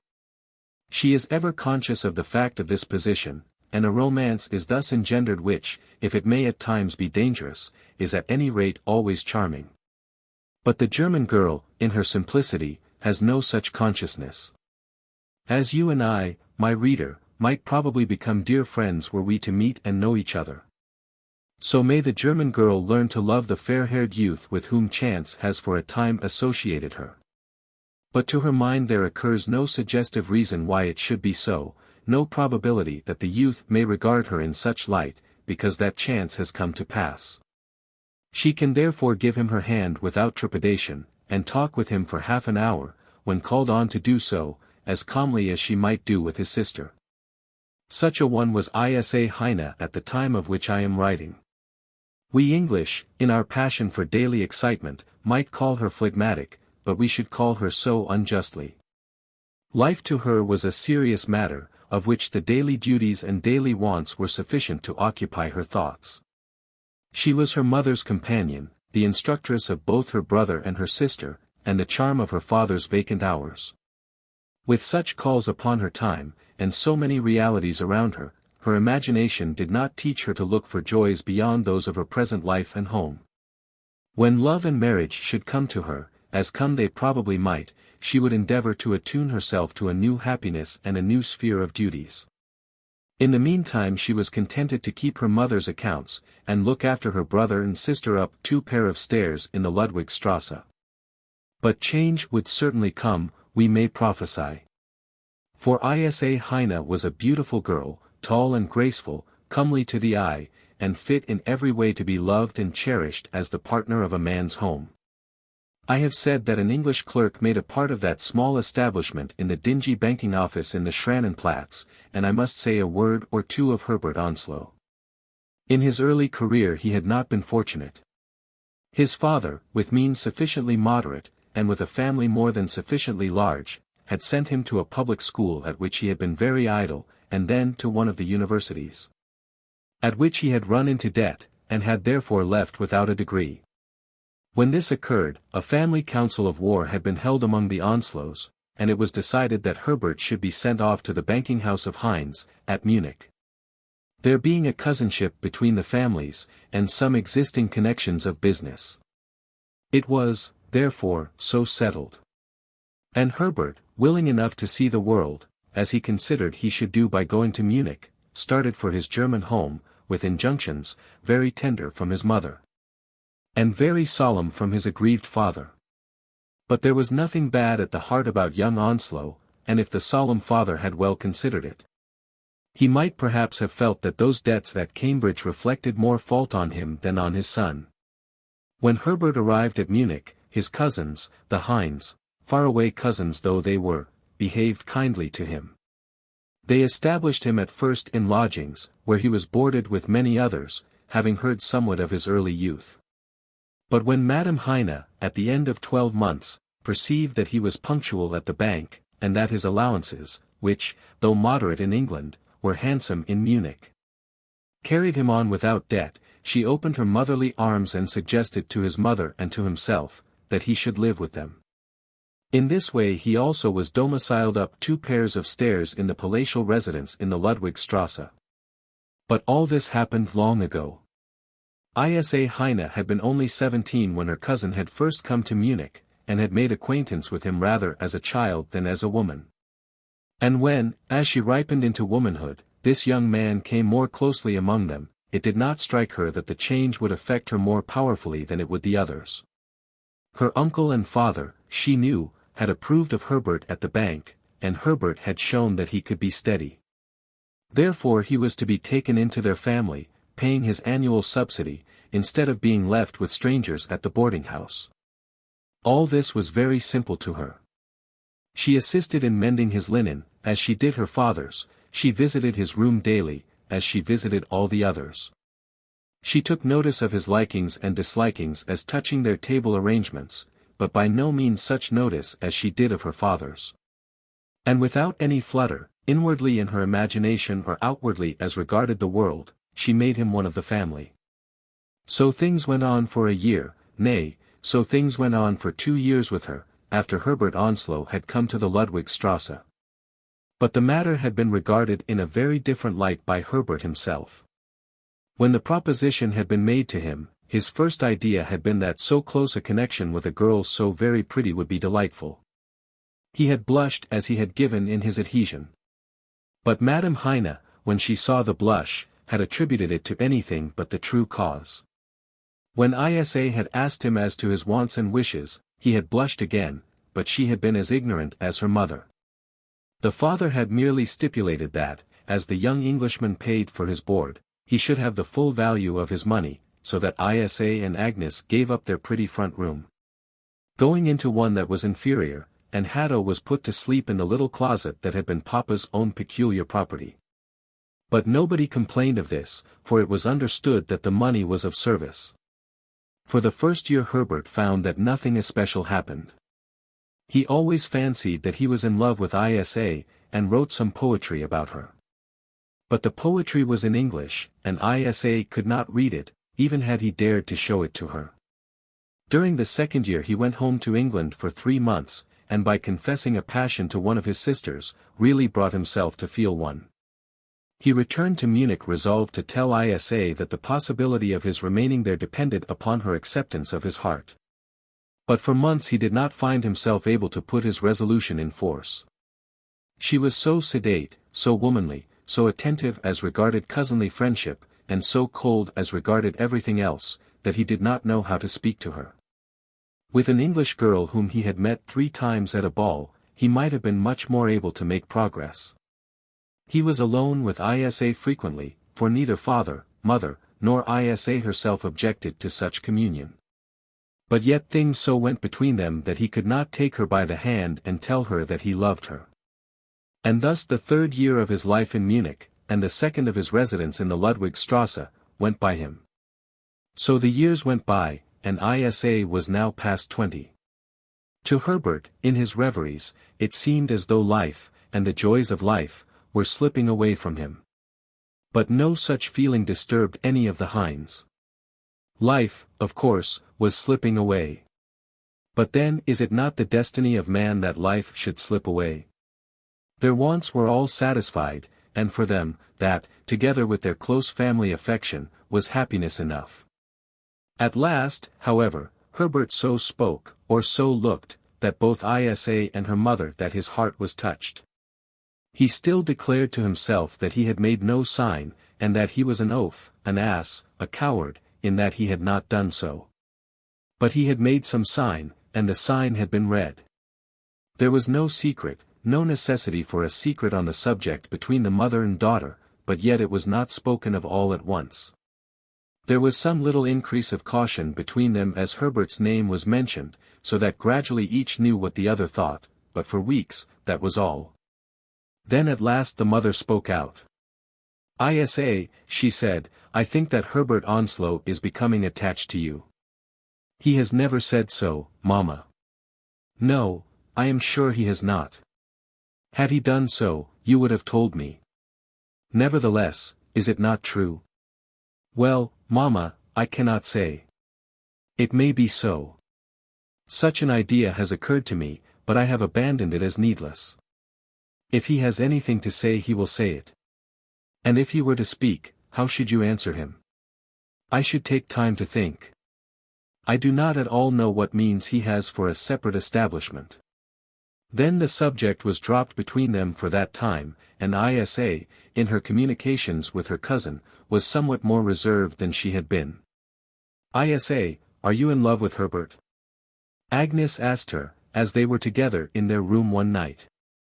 In love with him? No, why should I be in love with him? I think he is in love with you, said Agnes. That is quite another thing, said Isa, laughing. But if so, he has not taken me into his confidence. Perhaps he has you. Oh no. He would not do that, I think. Not but what we are great friends, and I love him dearly.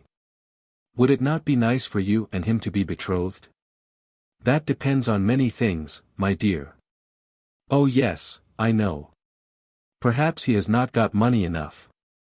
But you could live here, you know, and he has got some money, because he so often rides on horseback. And then the matter was dropped between the two sisters. Herbert had given English lessons to the two girls, but the lessons had been found tedious, and had dwindled away. Isa, nevertheless, had kept up her exercises, duly translating German into English and English into German, and occasionally she had shown them to her cousin. Now, however, she altogether gave over such showing of them, but, nevertheless, worked at the task with more energy than before. Isa, he said to her one day, having with some difficulty found her alone in the parlour, Isa, why should not we go on with our English? Because it is troublesome, to you I mean. Troublesome. Well, yes, it is troublesome. Nothing good is to be had without trouble. But I should like it if you would not mind. You know how sick you were of it before.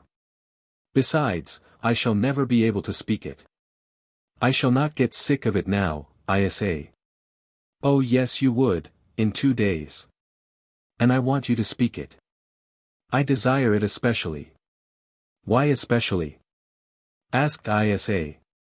And even she, with all her tranquillity of demeanor, could hardly preserve her even tone and quiet look, as she asked the necessary question. I will tell you why, said Herbert.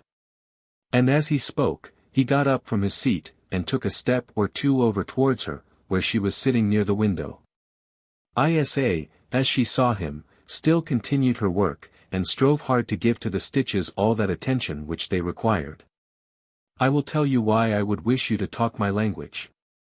Because I love you, Isa, and would have you for my wife, if that be possible. She still continued her work, and the stitches, if not quite as perfect as usual, sufficed for their purpose. That is why I wish it. Now will you consent to learn from me again? If I did, Herbert, that consent would include another. Yes, certainly it would. That is what I intend. And now will you learn from me again? That is, you mean to ask, will I marry you? Will you love me? Can you learn to love me? Oh, Isa, I have thought of this so long. But you have seemed so cold that I have not dared to speak. Isa, can you love me? And he sat himself close beside her. Now that the ice was broken, he was quite prepared to become an ardent lover, if she would allow of such ardor. But as he sat down she rose. I cannot answer such a question on the sudden, she said. Give me till tomorrow, Herbert, and then I will make you a reply. Whereupon she left him, and he stood alone in the room, having done the deed on which he had been meditating for the last 2 years. About half an hour afterwards he met her on the stairs as he was going to his chamber. May I speak to your father about this, he said, hardly stopping her as he asked the question. Oh yes. Surely, she answered, and then again they parted. To him this last accorded permission sounded as though it carried with it more weight than it in truth possessed. In his own country a reference to the lady's father is taken as indicating a full consent on the lady's part, should the stern paterfamilias raise no objection. But Isa had no such meaning. She had told him that she could not give her answer till the morrow. If, however, he chose to consult her father on the subject, she had no objection. It would probably be necessary that she should discuss the whole matter in family conclave, before she could bring herself to give any reply. On that night, before he went to bed, he did speak to her father, and Isa also, before she went to rest, spoke to her mother. It was singular to him that there should appear to be so little privacy on the subject, that there should be held to be so little necessity for a secret. Had he made a suggestion that an extra room should be allotted to him at so much per annum, the proposition could not have been discussed with simpler ease. At last, after a 3 days' debate, the matter ended thus, with by no means a sufficiency of romance for his taste. Isa had agreed to become his betrothed if certain pecuniary conditions should or could be fulfilled. It appeared now that Herbert's father had promised that some small modicum of capital should be forthcoming after a term of years. And that Heine brothers had agreed that the Englishman should have a proportionate share in the bank when that promise should be brought to bear. Let it not be supposed that Herbert would thus become a millionaire. If all went well, the best would be that some 300 a year would accrue to him from the bank, instead of the quarter of that income which he at present received. But 300 a year goes a long way at Munich, and Isa's parents were willing that she should be Herbert's wife if such an income should be forthcoming. But even of this there was much doubt. Application to Herbert's father could not be judiciously made for some months. The earliest period at which, in accordance with old Hatto Heine's agreement, young Onslow might be admitted to the bank, was still distant by 4 years. And the present moment was thought to be inopportune for applying to him for any act of grace. Let them wait, said Papa and Mama Heine, at any rate till New Year's Day, then 10 months distant. Isa quietly said that she would wait till New Year's Day. Herbert fretted, fumed, and declared that he was ill-treated. But in the end he also agreed to wait. What else could he do? But we shall see each other daily, and be close to each other, he said to Isa, looking tenderly into her eyes. Yes, she replied, we shall see each other daily, of course. But, Herbert. Herbert looked up at her and paused for her to go on. I have promised Mamma that there shall be no change between us, in our manner to each other, I mean. We are not betrothed as yet, you know, and perhaps we may never be so. Isa. It may not be possible, you know. And therefore we will go on as before. Of course we shall see each other, and of course we shall be friends. Herbert Onslow again fretted and again fumed, but he did not have his way. He had looked forward to the ecstasies of a lover's life, but very few of those ecstasies were awarded to him. He rarely found himself alone with Isa, and when he did do so, her coldness overawed him. He could dare to scold her, and sometimes did do so, but he could not dare to take the slightest liberty. Once, on that night when the qualified consent of Papa and Mama Heine had first been given, he had been allowed to touch her lips with his own. But since that day there had been for him no such delight as that. She would not even allow her hand to remain in his. When they all passed their evenings together in the beer garden, she would studiously manage that his chair should not be close to her own. Occasionally she would walk with him, but not more frequently now than of yore. Very few, indeed, of a lover's privileges did he enjoy. And in this way the long year wore itself out, and Isa Heine was 21. All those family details which had made it inexpedient to apply either to old Hatto or to Herbert's father before the end of the year need not be specially explained. Old Hatto, who had by far the greater share in the business, was a tyrant somewhat feared both by his brother and sister-in-law. And the elder Onslow, as was known to them all, was a man straitened in circumstances. But soon after New Year's Day the proposition was made in the Schrannenplatz, and the letter was written. On this occasion Madame Heine went down to the bank, and together with her husband, was closeted for an hour with old Hatto. Uncle Hatto's verdict was not favorable. As to the young people's marriage, that was his brother's affair, not his. But as to the partnership, that was a serious matter. Who ever heard of a partnership being given away merely because a man wanted to marry? He would keep to his promise, and if the stipulated moneys were forthcoming, Herbert Onslow should become a partner, in 4 years.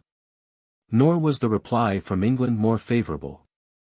The alliance was regarded by all the Onslows very favorably. Nothing could be nicer than such a marriage. They already knew dear Isa so well by description. But as for the money, that could not in any way be forthcoming till the end of the stipulated period. And what shall we do? Said Herbert to Papa Heine. You must wait, said he. For 4 years? Asked Herbert. You must wait, as I did, said Papa Heine. I was 40 before I could marry. Papa Heine, however, should not have forgotten to say that his bride was only 20, and that if he had waited, she had not. Isa, Herbert said to her, when all this had been fully explained to her, what do you say now? Of course it is all over, said she, very calmly. Oh, Isa, is that your love? No, Herbert, that is not my love, that is my discretion, and she even laughed with her mild low laughter, as she answered him. You know you are too impatient to wait 4 years, and what else therefore can I say? I wonder whether you love me, said Herbert, with a grand look of injured sentiment. Well. In your sense of the word I do not think I do. I do not love you so that I need make everyone around us unhappy because circumstances forbid me to marry you. That sort of love would be baneful. Ah no, you do not know what love means. Not your boisterous, heartbreaking English love, Herbert. And, Herbert, sometimes I think you had better go home and look for a bride there. Though you fancy that you love me, in your heart you hardly approve of me. Fancy that I love you. Do you think, Isa, that a man can carry his heart round to one customer after another as the huckster carries his wares? Yes, I think he can. I know that men do. What did your hero Waverley do with his heart in that grand English novel which you gave me to read? I am not Flora Mac Ivor, but you may find a Rose Bradwardine. And you really wish me to do so? Look here, Herbert. It is bad to boast, but I will make this boast. I am so little selfish, that I desire above all that you should do that which may make you most happy and contented. I will be quite frank with you. I love you well enough to wait these 4 years with the hope of becoming your wife when they are over. But you will think but little of my love when I tell you that this waiting would not make me unhappy. I should go on as I do now, and be contented. Oh heavens, sighed Herbert. But as I know that this would not suit you, as I feel sure that such delay would gall you every day. As I doubt whether it would not make you sick of me long before the 4 years be over, my advice is, that we should let this matter drop. He now walked up to her and took her hand, and as he did so there was something in his gait and look and tone of voice that stirred her heart more sharply than it had yet been stirred. And even that would not make you unhappy, he said. She paused before she replied, leaving her hand in his, for he was contented to hold it without peculiar pressure. I will not say so, she replied. But, Herbert, I think that you press me too hard. Is it not enough that I leave you to be the arbiter of my destiny? I would learn the very truth of your heart, he replied. I cannot tell you that truth more plainly. Methinks I have told it too plainly already. If you wish it, I will hold myself as engaged to you, to be married to you when those 4 years are past. But, remember, I do not advise it. If you wish it, ye shall have back your troth. And that I think will be the wiser course. But neither alternative contented Herbert Onslow, and at the time he did not resolve on either. He had some little present income from home, some £50 a year or so, and he would be satisfied to marry on that and on his salary as a clerk. But to this Papa and Mamma Heine would not consent, neither would Isa. You are not a saving, close man, she said to him when he boasted of his economies. No Englishmen are. You could not live comfortably in 2 small rooms, and with bad dinners. I do not care a straw about my dinners. Not now that you are a lover, but you would do when you were a husband. And you change your linen almost every day. Bah! Yes, bah, if you please. But I know what these things cost. You had better go to England and fetch a rich wife. Then you will become a partner at once, and Uncle Hatto won't snub you. And you will be a grand man, and have a horse to ride on. Whereupon Herbert went away in disgust. Nothing in all this made him so unhappy as the feeling that Isa, under all their joint privations, would not be unhappy herself. As far as he could see, all this made no difference in Isa. But, in truth, he had not yet read Isa's character very thoroughly. She had spoken truly in saying that she knew nothing of that boisterous love which was now tormenting him and making him gloomy. But nevertheless she loved him. She, in her short life, had learnt many lessons of self-denial, and now with reference to this half-promised husband she would again have practiced such a lesson. Had he agreed at once to go from her, she would have balanced her own account within her own breast, and have kept to herself all her sufferings. There would have been no outward show of baffled love, none even in the color of her cheeks, for such was the nature of her temperament. But she did suffer for him. Day by day she began to think that his love, though boisterous as she had at first called it, was more deep-seated than she had believed. He made no slightest sign that he would accept any of those proffers which she had made him of release. Though he said so loudly that this waiting for 4 years was an impossibility, he spoke of no course that would be more possible, except that evidently impossible course of an early marriage. And thus, while he with redoubled vehemence charged her with coldness and want of love, her love waxed warmer and warmer, and his happiness became the chief object of her thoughts. What could she do that he might no longer suffer? And then he took a step which was very strange to them all. He banished himself altogether from the house, going away again into lodgings. No, he said, on the morning of his departure, I do not release you. I will never release you. You are mine, and I have a right so to call you. If you choose to release yourself, I cannot help it, but in doing so you will be forsworn. Nay, but, Herbert, I have sworn to nothing, said she, meaning that she had not been formally betrothed to him. You can do as you please, it is a matter of conscience. But I tell you what are my feelings. Here I cannot stay, for I should go mad, but I shall see you occasionally, perhaps on Sundays. Oh, Herbert. Well, what would you have? If you really care to see me it would not be thus. All I ask of you now is this, that if you decide, absolutely decide on throwing me over, you will tell me at once. Then I shall leave Munich. Herbert, I will never throw you over. So they parted, and Onslow went forth to his new lodgings. Her promise that she would never throw him over was the warmest word of love that she had ever spoken, but even that was said in her own quiet, unimpassioned way. There was in it but very little show of love, though there might be an assurance of constancy. But her constancy he did not, in truth, much doubt. For years, 14, or 24, would be the same to her, he said, as he seated himself in the dull, cold room which he had chosen. While living in the Ludwigstrasse he did not know how much had been daily done for his comfort by that hand which he had been so seldom allowed to press. But he knew that he was now cold and comfortless, and he wished himself back in the Ludwigstrasse. Mamma, said Isa, when they were alone. Is not Uncle Hatto rather hard on us? Papa said that he would ask this as a favor from his brother. So he did, my dear, and offered to give up more of his own time. But your Uncle Hatto is hard. He is rich, is he not? Well. Your father says not. Your father says that he spends all his income. Though he is hard and obstinate, he is not selfish. He is very good to the poor, but I believe he thinks that early marriages are very foolish. Mamma, said Isa again, when they had sat for some minutes in silence over their work. Well, my love. Have you spoken to Uncle Hatto about this? No, dear, not since that day when your papa and I first went to him.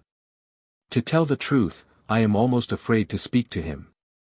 But, if you wish it, I will do so. I do wish it, Mamma. But you must not think that I am discontented or impatient. I do not know that I have any right to ask my uncle for his money. For it comes to that. I suppose it does, my dear. And as for myself, I am happy here with you and Papa. I do not think so much of these 4 years. You would still be young, Isa. Quite young enough. And what if I were not young? What does it matter? But, Mamma, there has been that between Herbert and me which makes me feel myself bound to think of him. As you and Papa have sanctioned it, you are bound to think of him also. I know that he is unhappy, living there all alone. But why did he go, dear? I think he was right to go. I could understand his doing that. He is not like us, and would have been fretful here, wanting that which I could not give him. He became worse from day to day, and was silent and morose. I am glad he went. But, Mamma, for his sake I wish that this could be shortened. Madame Heine told her daughter that she would, if Isa wished it, herself go to the Schranenplatz, and see what could be done by talking to Uncle Hatto. But, she added, I fear that no good will come of it. Can harm come, Mamma? No, I do not think harm can come. I'll tell you what, Mamma, I will go to Uncle Hatto myself, if you will let me. He is cross I know, but I shall not be afraid of him. I feel that I ought to do something.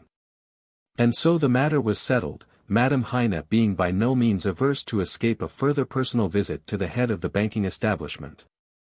Madame Heine well understood what her daughter meant, when she said she ought to do something, though Isa feared that she had imperfectly expressed her meaning. When he, Herbert, was willing to do so much to prove his love, when he was ready to sacrifice all the little comforts of comparative wealth to which he had been accustomed, in order that she might be his companion and wife, did it not behove her to give some proof of her love also? She could not be demonstrative as he was. Such exhibition of feeling would be quite contrary to her ideas of female delicacy, and to her very nature. But if called on to work for him, that she could do as long as strength remained to her. But there was no sacrifice which would be of service, nor any work which would avail. Therefore she was driven to think what she might do on his behalf, and at last she resolved to make her personal appeal to Uncle Hatto. Shall I tell Papa? Isa asked of her mother. I will do so, said Madame Heine. And then the younger member of the firm was informed as to the step which was to be taken. And he, though he said nothing to forbid the attempt, held out no hope that it would be successful. Uncle Hatto was a little snuffy man, now full 70 years of age, who passed 7 hours of every weekday of his life in the dark back chamber behind the banking room of the firm. And he had so passed every weekday of his life for more years than any of the family could now remember. He had made the house what it was, and had taken his brother into partnership when that brother married. All the family were somewhat afraid of him, including even his partner. He rarely came to the apartments in the Ludwigstrasse, as he himself lived in one of the older and shabbier suburbs on the other side of the town. Thither he always walked, starting punctually from the bank at 4 o'clock, and from thence he always walked in the morning, reaching the bank punctually at 9. His 2 nieces knew him well. For on certain stated days they were wont to attend on him at his lodgings, where they would be regaled with cakes, and afterwards go with him to some old-fashioned beer garden in his neighborhood. But these festivities were of a somber kind, and if, on any occasion, circumstances prevented the fulfillment of the ceremony, neither of the girls would be loud in their lamentations. In London, a visit paid by a niece to her uncle would, in all probability, be made at the uncle's private residence, but at Munich private and public matters were not so effectually divided. Isa therefore, having put on her hat and shawl, walked off by herself to the Schranenplatz. Is Uncle Hatto inside? She asked, and the answer was given to her by her own lover. Yes, he was within, but the old clerk was with him. Isa, however, signified her wish to see her uncle alone, and in a few minutes the ancient grey-haired servant of the house came out into the larger room. You can go in now, Miss Isa, he said. And Isa found herself in the presence of her uncle before she had been 2 minutes under the roof. In the meantime Ernest Heine, her father, had said not a word, and Herbert knew that something very special must be about to occur. Well, my bonny bird, said Uncle Hatto, and what do you want at the bank? Cheery words, such as these, were by no means uncommon with Uncle Hatto. But Isa knew very well that no presage could be drawn from them of any special good nature or temporary weakness on his part. Uncle Hatto, she began, rushing at once into the middle of her affair, you know, I believe, that I am engaged to marry Herbert Onslow. I know no such thing, said he. I thought I understood your father specially to say that there had been no betrothal. No, Uncle Hatto, there has been no betrothal, that certainly is true. But, nevertheless, we are engaged to each other. Well, said Uncle Hatto, very sourly, and now there was no longer any cheery tone, or any calling of pretty names. Perhaps you may think all this very foolish, said Isa, who, in spite of her resolves to do so, was hardly able to look up gallantly into her uncle's face as she thus talked of her own love affairs. "Yes, I do," said Uncle Hatto. "I do think it foolish for young people to hold themselves betrothed before they have got anything to live on, and so I have told your father. He answered me by saying that you were not betrothed. Nor are we. Papa is quite right in that. Then, my dear, I would advise you to tell the young man that, as neither of you have means of your own, the thing must be at an end. It is the only step for you to take. If you agreed to wait, one of you might die, or his money might never be forthcoming, or you might see somebody else that you liked better. I don't think I shall do that. You can't tell. And if you don't, the chances are 10 to 1 that he will." This little blow, which was intended to be severe, did not hit Isa at all hard. That plan of a Rose Bradwardine she herself had proposed in good faith, thinking that she could endure such a termination to the affair without flinching. She was probably wrong in this estimate of her power. But, nevertheless, her present object was his release from unhappiness and doubt, not her own. "It might be so," she said. "Take my word for it, it would. Look all around. There was Adelaide Schroepner, but that was before your time, and you would not remember. Considering that Adelaide Schroepner had been for many years a grandmother, it was probable that Isa would not remember. But, Uncle Hatto, you have not heard me. I want to say something to you, if it will not take too much of your time." In answer to which, Uncle Hatto muttered something which was unheeded, to signify that Isa might speak. "I also think that a long engagement is a foolish thing, and so does Herbert. But he wants to marry at once." "Yes, he wants to marry, perhaps not at once, but soon. And I suppose you have come to say that you want the same thing." Isa blushed ever so faintly as she commenced her answer. "Yes, uncle, I do wish the same thing. What he wishes, I wish. Very likely, very likely. Don't be scornful to me, uncle. When two people love each other, it is natural that each should wish that which the other earnestly desires. Oh, very natural, my dear, that you should wish to get married. Uncle Hatto, I did not think that you would be unkind to me, though I knew that you would be stern. Well, go on. What have you to say? I am not stern, but I have no doubt you will think me unkind. People are always unkind who do not do what they are asked. Papa says that Herbert Onslow is some day to become a partner in the bank. That depends on certain circumstances. Neither I nor your papa can say whether he will or no. But Isa went on as though she had not heard the last reply. I have come to ask you to admit him as a partner at once.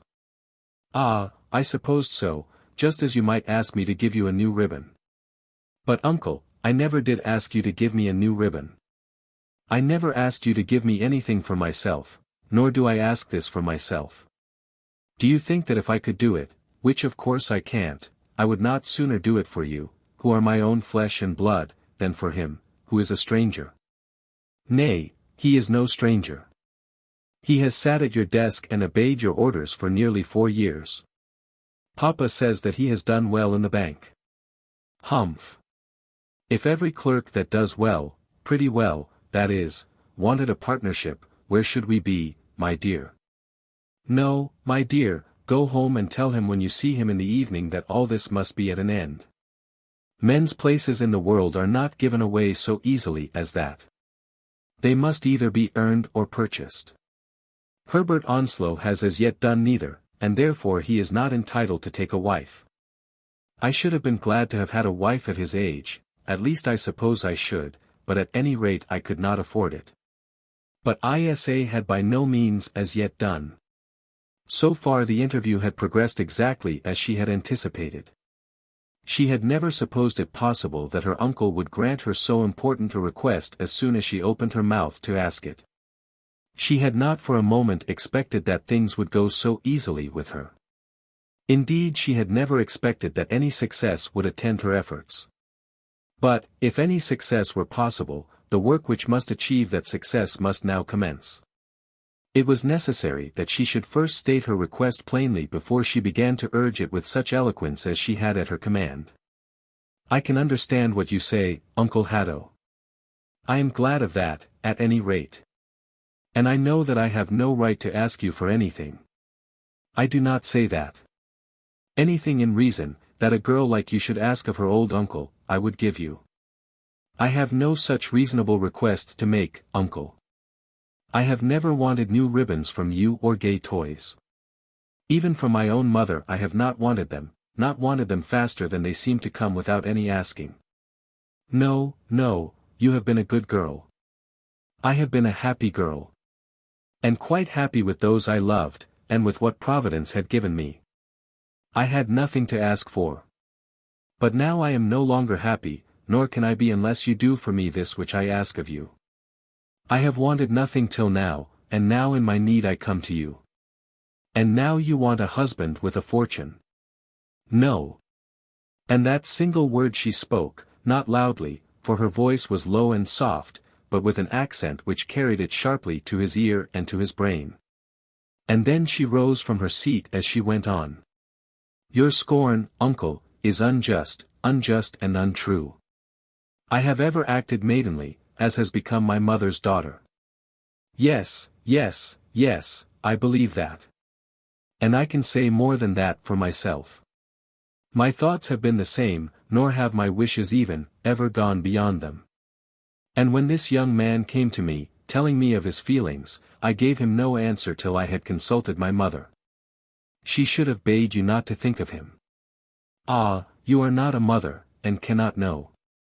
Why should I not think of him when he was good and kind, honest and hard-working? And then he had thought of me first. Why should I not think of him? Did not Mamma listen to my father when he came to her? But your father was 40 years old, and had a business. You gave it him, Uncle Hatto. I have heard him say so. And therefore I am to do as much for you. And then next year Agnes will come to me. And so before I die I shall see you all in want, with large families. No, I will not scorn you, but this thing I cannot do. But I have not told you all yet. You say that I want a husband. Well, I did not mean to say it harshly. I do want to be married. And here her courage failed her a little, and for a moment her eye fell to the ground. It is true, uncle. He has asked me whether I could love him, and I have told him I could. He has asked me whether I would be his wife, and I have given him a promise. After that, must not his happiness be my happiness, and his misery my misery? Am I not his wife already before God? No, said Uncle Hatto, loudly. Ah, but I am. None feel the strength of the bonds but those who are themselves bound. I know my duty to my father and mother, and with God's help I will do it, but I am not the less bound to him. Without their approval I will not stand with him at the altar, but not the less is my lot joined to his for this world. Nothing could release me from that but his wish. And he will wish it in a month or two. Excuse me, Uncle Hatto, but in that I can only judge for myself as best I may. He has loved me now for 2 years. Pshaw! And whether it be wise or foolish, I have sanctioned it. I cannot now go back with honor, even if my own heart would let me. His welfare must be my welfare, and his sorrow my sorrow. Therefore I am bound to do for him anything that a girl may do for the man she loves, and, as I knew of no other resource, I come to you to help me. And he, sitting out there, knows what you are saying. Most certainly not. He knows no more than that he has seen me enter this room. I am glad of that, because I would not wish that he should be disappointed. In this matter, my dear, I cannot do anything for you. And that is your last answer, uncle? Yes, indeed. When you come to think over this some 20 years hence, you will know then that I am right, and that your request was unreasonable. It may be so, she replied, but I do not think it. It will be so. Such favors as you now ask are not granted in this world for light reasons. Light reasons. Well, uncle, I have had my say, and will not take up your time longer. Goodbye, my dear. I am sorry that I cannot oblige you, that it is quite out of my power to oblige you. Then she went, giving him her hand as she parted from him. And he, as she left the room, looked anxiously at her, watching her countenance and her gait, and listening to the very fall of her footstep. Ah, he said to himself, when he was alone, the young people have the best of it. The sun shines for them, but why should they have all? Poor as he is a happy dog, a happy dog. But she is twice too good for him. Why did she not take to one of her own country? Isa, as she passed through the bank, smiled sweetly on her father, and then smiled sweetly at her lover, nodding to him with a pleasant kindly nod. If he could have heard all that had passed at that interview, how much more he would have known of her than he now knew, and how proud he would have been of her love. No word was spoken as she went out, and then she walked home with even step, as she had walked thither. It can hardly be said that she was disappointed, as she had expected nothing. But people hope who do not expect, and though her step was even and her face calm, yet her heart was sad. "Mamma," she said, "there is no hope from Uncle Hatto." "So I feared, my dear. But I thought it right to try, for Herbert's sake. I hope it will not do him an injury in the bank." "Oh, mamma, do not put that into my head. If that were added to it all, I should indeed be wretched. No, he is too just for that. Poor young man. Sometimes I almost think it would be better that he should go back to England. Mamma, if he did, I should break my heart. Isa. Well, mamma. But do not suppose that I mean to complain, whatever happens. But I had been so sure that you had constrained your feelings. So I had, till I knew myself. Mamma, I could wait for years, if you were contented to wait by my side. If I could see him happy, I could watch him and love him, and be happy also. I do not want to have him kneeling to me, and making sweet speeches, but it has gone too far now, and I could not bear to lose him." And thus to her mother she confessed the truth. There was nothing more said between Isa and her mother on the subject, and for 2 days the matter remained as it then stood. Madame Heine had been deeply grieved at hearing those last words which her daughter had spoken. To her also that state of quiescence which Isa had so long affected seemed to be the proper state at which a maiden's heart should stand till after her marriage vows had been pronounced. She had watched her Isa, and had approved of everything till this last avowal had been made. But now, though she could not approve, she expressed no disapproval in words. She pressed her daughter's hand and sighed, and then the two said no more upon the matter. In this way, for 2 days, there was silence in the apartments in the Ludwigstrasse. For even when the father returned from his work, the whole circle felt that their old family mirth was for the present necessarily laid aside. On the morning of the 3rd day, about noon, Madame Heine returned home from the market with Isa, and as they reached the landing, Agnes met them with a packet. "Fritz brought it from the bank," said Agnes. Now Fritz was the boy who ran messages and swept out the office, and Madame Heine put out her hand for the parcel, thinking, not unnaturally, that it was for her. But Agnes would not give it to her mother. "It is for you, Isa," she said. Then Isa, looking at the address, recognized the handwriting of her uncle. "Mamma," she said, "I will come to you directly." And then she passed quickly away into her own room. The parcel was soon opened, and contained a note from her uncle, and a stiff, large document, looking as though it had come from the hands of a lawyer.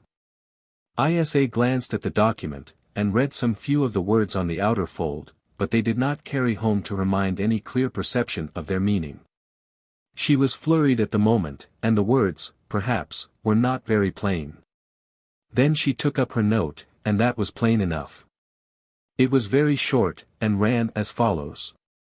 "My dear niece. You told me on Monday that I was stern, and harsh, and unjust. Perhaps I was. If so, I hope the enclosed will make amends, and that you will not think me such an old fool as I think myself. Your affectionate uncle, Hatto Heine." I have told nobody yet, and the enclosed will require my brother's signature, but I suppose he will not object. But he does not know it, mamma, said Isa. Who is to tell him? Oh, mamma, you must tell him. Nay, my dear, but it must be your own present to him. I could not give it him. It is Uncle Hatto's present, mamma. When I left him I thought that his eye was kind to me. His heart, at any rate, has been very kind. And then again they looked over the document, and talked of the wedding which must now be near at hand. But still they had not as yet decided how Herbert should be informed. At last Isa resolved that she herself would write to him. She did write, and this was her letter. Dear Herbert, Mamma and I wish to see you, and beg that you will come up to us this evening. We have tidings for you which I hope you will receive with joy. I may as well tell you at once, as I do not wish to flurry you. Uncle Hatto has sent to us a document which admits you as a partner into the bank. If, therefore, you wish to go on with our engagement, I suppose there is nothing now to cause any very great delay. Isa. The letter was very simple, and Isa, when she had written it, subsided into all her customary quiescence. Indeed, when Herbert came to the Ludwigstrasse, not in the evening as he was bidden to do, but instantly, leaving his own dinner uneaten, and coming upon the Heines in the midst of their dinner, she was more than usually tranquil. But his love was, as she had told him, boisterous. He could not contain himself, and embraced them all, and then scolded Isa because she was so calm. Why should I not be calm, said she, now that I know you are happy? The house in the Schrannenplatz still goes by the name of Heine Brothers, but the mercantile world in Bavaria, and in some cities out of Bavaria, is well aware that the real pith and marrow of the business is derived from the energy of the young English partner. Returning home. It is generally supposed that people who live at home, good domestic people, who love tea and their armchairs, and who keep the parlor hearthrug ever warm, it is generally supposed that these are the people who value home the most, and best appreciate all the comforts of that cherished institution. I am inclined to doubt this. It is, I think, to those who live farthest away from home, to those who find the greatest difficulty in visiting home, that the word conveys the sweetest idea. In some distant parts of the world it may be that an Englishman acknowledges his permanent resting place, but there are many others in which he will not call his daily house, his home. He would, in his own idea, desecrate the word by doing so. His home is across the blue waters, in the little northern island, which perhaps he may visit no more. Which he has left, at any rate, for half his life, from which circumstances, and the necessity of living, have banished him. His home is still in England, and when he speaks of home his thoughts are there. No one can understand the intensity of this feeling who has not seen or felt the absence of interest in life which falls to the lot of many who have to eat their bread on distant soils. We are all apt to think that a life in strange countries will be a life of excitement, of stirring enterprise, and varied scenes. That in abandoning the comforts of home, we shall receive in exchange more of movement and of adventure than would come in our way in our own tame country. And this feeling has, I am sure, sent many a young man roaming. Take any spirited fellow of 20, and ask him whether he would like to go to Mexico for the next 10 years. Prudence and his father may ultimately save him from such banishment, but he will not refuse without a pang of regret. Alas! It is a mistake. Bread may be earned, and fortunes, perhaps, made in such countries. And as it is the destiny of our race to spread itself over the wide face of the globe, it is well that there should be something to gild and paint the outward face of that lot which so many are called upon to choose. But for a life of daily excitement, there is no life like life in England, and the farther that one goes from England the more stagnant, I think, do the waters of existence become. But if it be so for men, it is 10 times more so for women. An Englishman, if he be at Guatemala or Belize, must work for his bread, and that work will find him in thought and excitement. But what of his wife? Where will she find excitement? By what pursuit will she repay herself for all that she has left behind her at her mother's fireside? She will love her husband. Yes. That at least. If there be not that, there will be a hell, indeed. Then she will nurse her children, and talk of her home. When the time shall come that her promised return thither is within a year or two of its accomplishment, her thoughts will all be fixed on that coming pleasure. As are the thoughts of a young girl on her first ball for the fortnight before that event comes off. On the central plain of that portion of Central America which is called Costa Rica stands the city of San Jose. It is the capital of the Republic, for Costa Rica is a republic, and, for Central America, is a town of some importance. It is in the middle of the coffee district, surrounded by rich soil on which the sugarcane is produced, is blessed with a climate only moderately hot. And the native inhabitants are neither cutthroats nor cannibals. It may be said, therefore, that by comparison with some other spots to which Englishmen and others are congregated for the gathering together of money, San Jose may be considered as a happy region. But, nevertheless, a life there is not in every way desirable. It is a dull place, with little to interest either the eye or the ear. Although the heat of the tropics is but little felt there on account of its altitude, men and women become too lifeless for much enterprise. There is no society. There are a few Germans and a few Englishmen in the place, who see each other on matters of business during the day. But, sombre as life generally is, they seem to care little for each other's company on any other footing. I know not to what point the aspirations of the Germans may stretch themselves, but to the English the one idea that gives salt to life is the idea of home.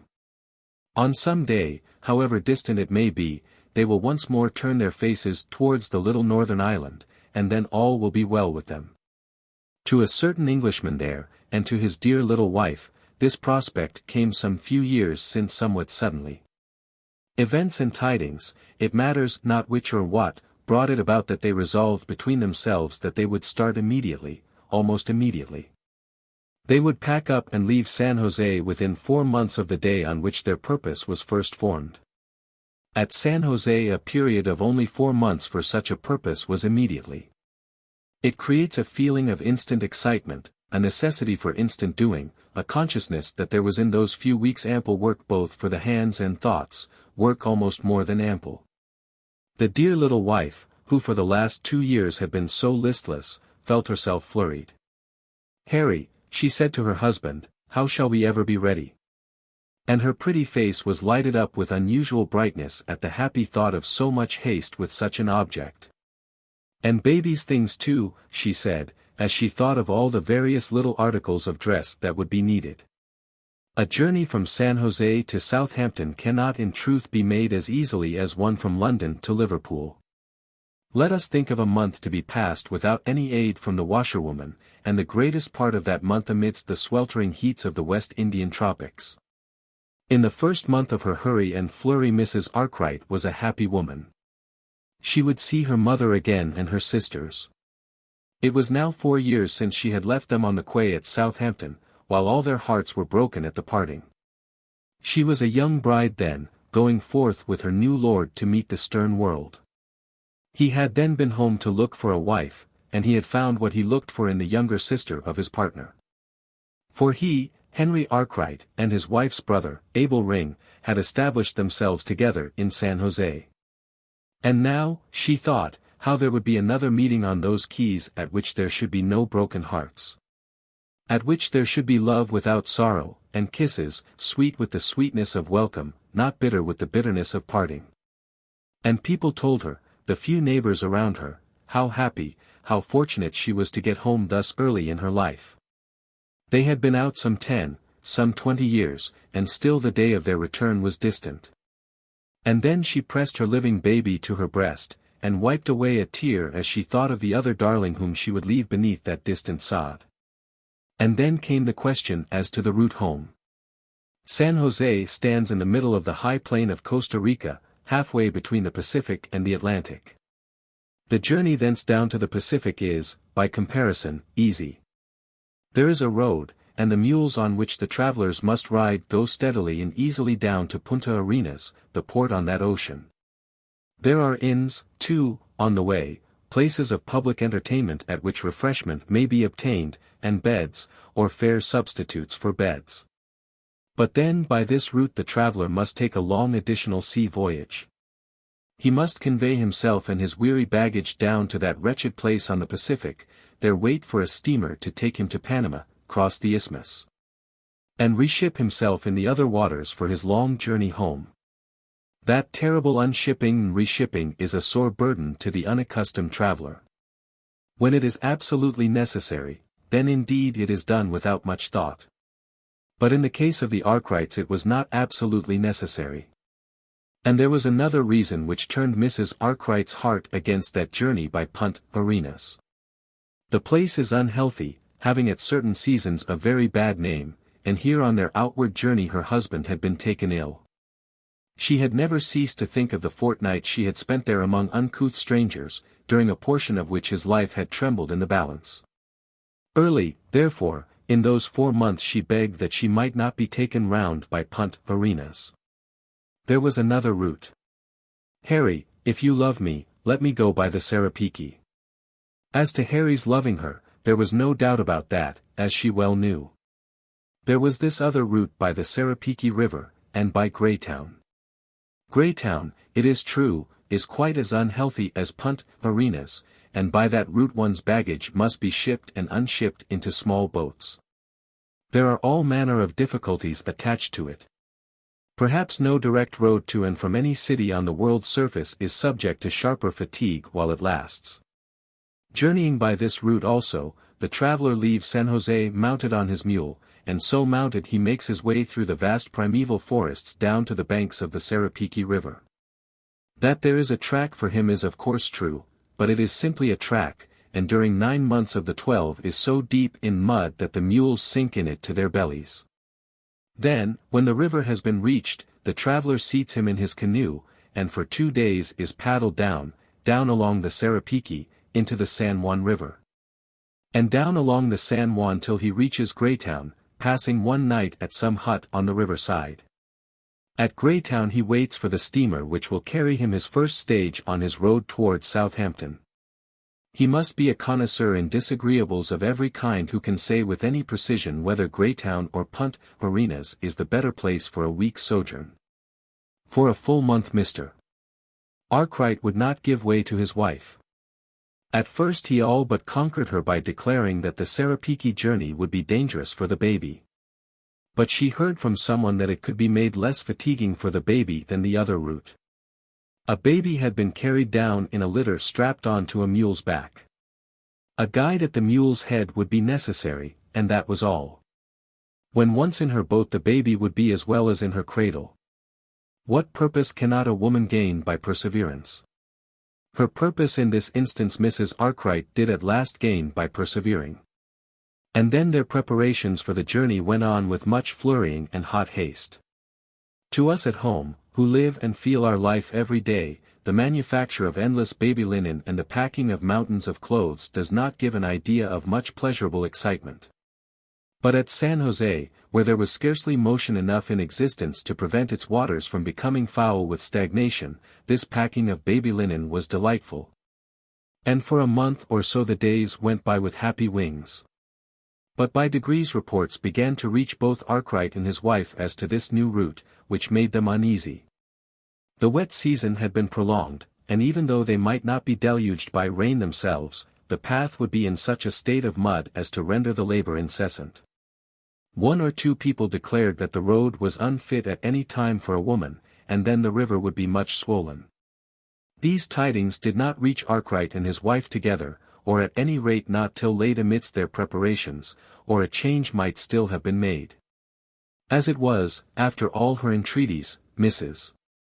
Arkwright did not like to ask him again to alter his plans, and he, having altered them once, was averse to change them again. So things went on till the mules and the boats had been hired, and things had gone so far that no change could then be made without much cost and trouble. During the last 10 days of their sojourn at San Jose, Mrs. Arkwright had lost all that appearance of joy which had cheered up her sweet face during the last few months. Terror at that terrible journey obliterated in her mind all the happiness which had arisen from the hope of being soon at home. She was thoroughly cowed by the danger to be encountered, and would gladly have gone down to punt arenas, had it been now possible that she could so arrange it. It rained, and still rained, when there was now only a week from the time they started. Oh! If they could only wait for another month. But this she said to no one. After what had passed between her and her husband, she had not the heart to say such words to him. Arkwright himself was a man not given to much talking, a silent thoughtful man, stern withal in his outward bearing, but tender-hearted and loving in his nature. The sweet young wife who had left all, and come with him out to that dull distant place, was very dear to him, dearer than she herself was aware. And in these days he was thinking much of her coming troubles. Why had he given way to her foolish prayers? Ah, why indeed? And thus the last few days of their sojourn in San Jose passed away from them. Once or twice during these days she did speak out, expressing her fears. Her feelings were too much for her, and she could not restrain herself. "Poor mamma," she said, "I shall never see her. And then again, Harry, I know I shall never reach home alive. Fanny, my darling, that is nonsense." But in order that his spoken word might not sound stern to her, he took her in his arms and kissed her. "You must behave well, Fanny," he said to her the day before they started. Though her heart was then very low within her, she promised him that she would do her best, and then she made a great resolution. Though she should be dying on the road, she would not complain beyond the absolute necessity of her nature. She fully recognized his thoughtful tender kindness, for though he thus cautioned her, he never told her that the dangers which she feared were the result of her own choice. He never threw in her teeth those prayers which she had made, in yielding to which he knew that he had been weak. Then came the morning of their departure. The party of travelers consisted of 4 besides the baby. There was Mr. Arkwright, his wife, and an English nurse, who was going to England with them, and her brother, Abel King, who was to accompany them as far as the Sarapiki River. When they had reached that, the real labor of the journey would be over. They had 8 mules, 4 for the 4 travelers, 1 for the baby, a spare mule laden simply with blankets, so that Mrs. Arkwright might change in order that she should not be fatigued by the fatigue of her beast, and 2 for their luggage. The heavier portion of their baggage had already been sent off by punt arenas, and would meet them at the other side of the Isthmus of Panama. For the last 4 days the rain had ceased at any rate at San Jose. Those who knew the country well, would know that it might still be raining over those vast forests. But now as the matter was settled, they would hope for the best. On that morning on which they started the sun shone fairly, and they accepted this as an omen of good. Baby seemed to lay comfortably on her pile of blankets on the mule's back, and the face of the tall Indian guide who took his place at that mule's head pleased the anxious mother. "Not leave him ever," he said in Spanish, laying his hand on the cord which was fastened to the beast's head. And not for one moment did he leave his charge, though the labor of sticking close to him was very great. They had 4 attendants or guides, all of whom made the journey on foot. That they were all men of mixed race was probable, but 3 of them would have been called Spaniards, that is, of Costa Rica, and the other would be called an Indian. One of the Spaniards was the leader, or chief man of the party, but the others seemed to stand on an equal footing with each other, and indeed the place of greatest care had been given to the Indian. For the first 4 or 5 miles their route lay along the high road which leads from San Jose to Punta Arenas, and so far a group of acquaintances followed them, all mounted on mules. Here, where the ways forked, their road leading through the great forests to the Atlantic, they separated, and many tears were shed on each side. What might be the future life of the Arkwrights had not been absolutely fixed, but there was a strong hope on their part that they might never be forced to return to Costa Rica. Those from whom they now parted had not seemed to be dear to them in any especial degree while they all lived together in the same small town, seeing each other day by day. But now that they might never meet again, a certain love sprang up for the old familiar faces, and women kissed each other who hitherto had hardly cared to enter each other's houses. And then the party of the Arkwrights again started, and its steady work began. In the whole of the first day the way beneath their feet was tolerably good, and the weather continued fine. It was one long gradual ascent from the plain where the roads parted, but there was no real labor in traveling. Mrs. Arkwright rode beside her baby's mule, at the head of which the Indian always walked, and the two men went together in front. The husband had found that his wife would prefer this, as long as the road allowed of such an arrangement. Her heart was too full to admit of much speaking, and so they went on in silence. The first night was passed in a hut by the roadside, which seemed to be deserted, a hut or rancho as it is called in that country. Their food they had, of course, brought with them. And here, by common consent, they endeavored in some sort to make themselves merry. Fanny, Arkwright said to her, "It is not so bad after all, my darling." "No," she answered. "Only that the mule tires one so." "Will all the days be as long as that?" He had not the heart to tell her that as regarded hours of work, that first day must of necessity be the shortest. They had risen to a considerable altitude, and the night was very cold, but baby was enveloped among a pile of colored blankets, and things did not go very badly with them. Only this, that when Fanny Arkwright rose from her hard bed, her limbs were more weary and much more stiff than they had been when Arkwright had lifted her from her mule. On the second morning they mounted before the day had quite broken, in order that they might breakfast on the summit of the ridge which separates the two oceans. At this spot the good road comes to an end, and the forest track begins. And here also, they would, in truth, enter the forest, though their path had for some time been among straggling trees and bushes. And now, again, they rode two and two, up to this place of halting, Arkwright and Ring well knowing that from hence their labors would in truth commence. Poor Mrs. Arkwright, when she reached this resting place, would fain have remained there for the rest of the day. One word, in her low, plaintive voice, she said, asking whether they might not sleep in the large shed which stands there. But this was manifestly impossible. At such a pace they would never reach Greytown, and she spoke no further word when he told her that they must go on. At about noon that day the file of travelers formed itself into the line which it afterwards kept during the whole of the journey, and then started by the narrow path into the forest. First walked the leader of the guides, then another man following him. Abel Ring came next, and behind him the maidservant, then the baby's mule, with the Indian ever at its head. Close at his heels followed Mrs. Arkwright, so that the mother's eye might be always on her child, and after her her husband, then another guide on foot completed the number of the travelers.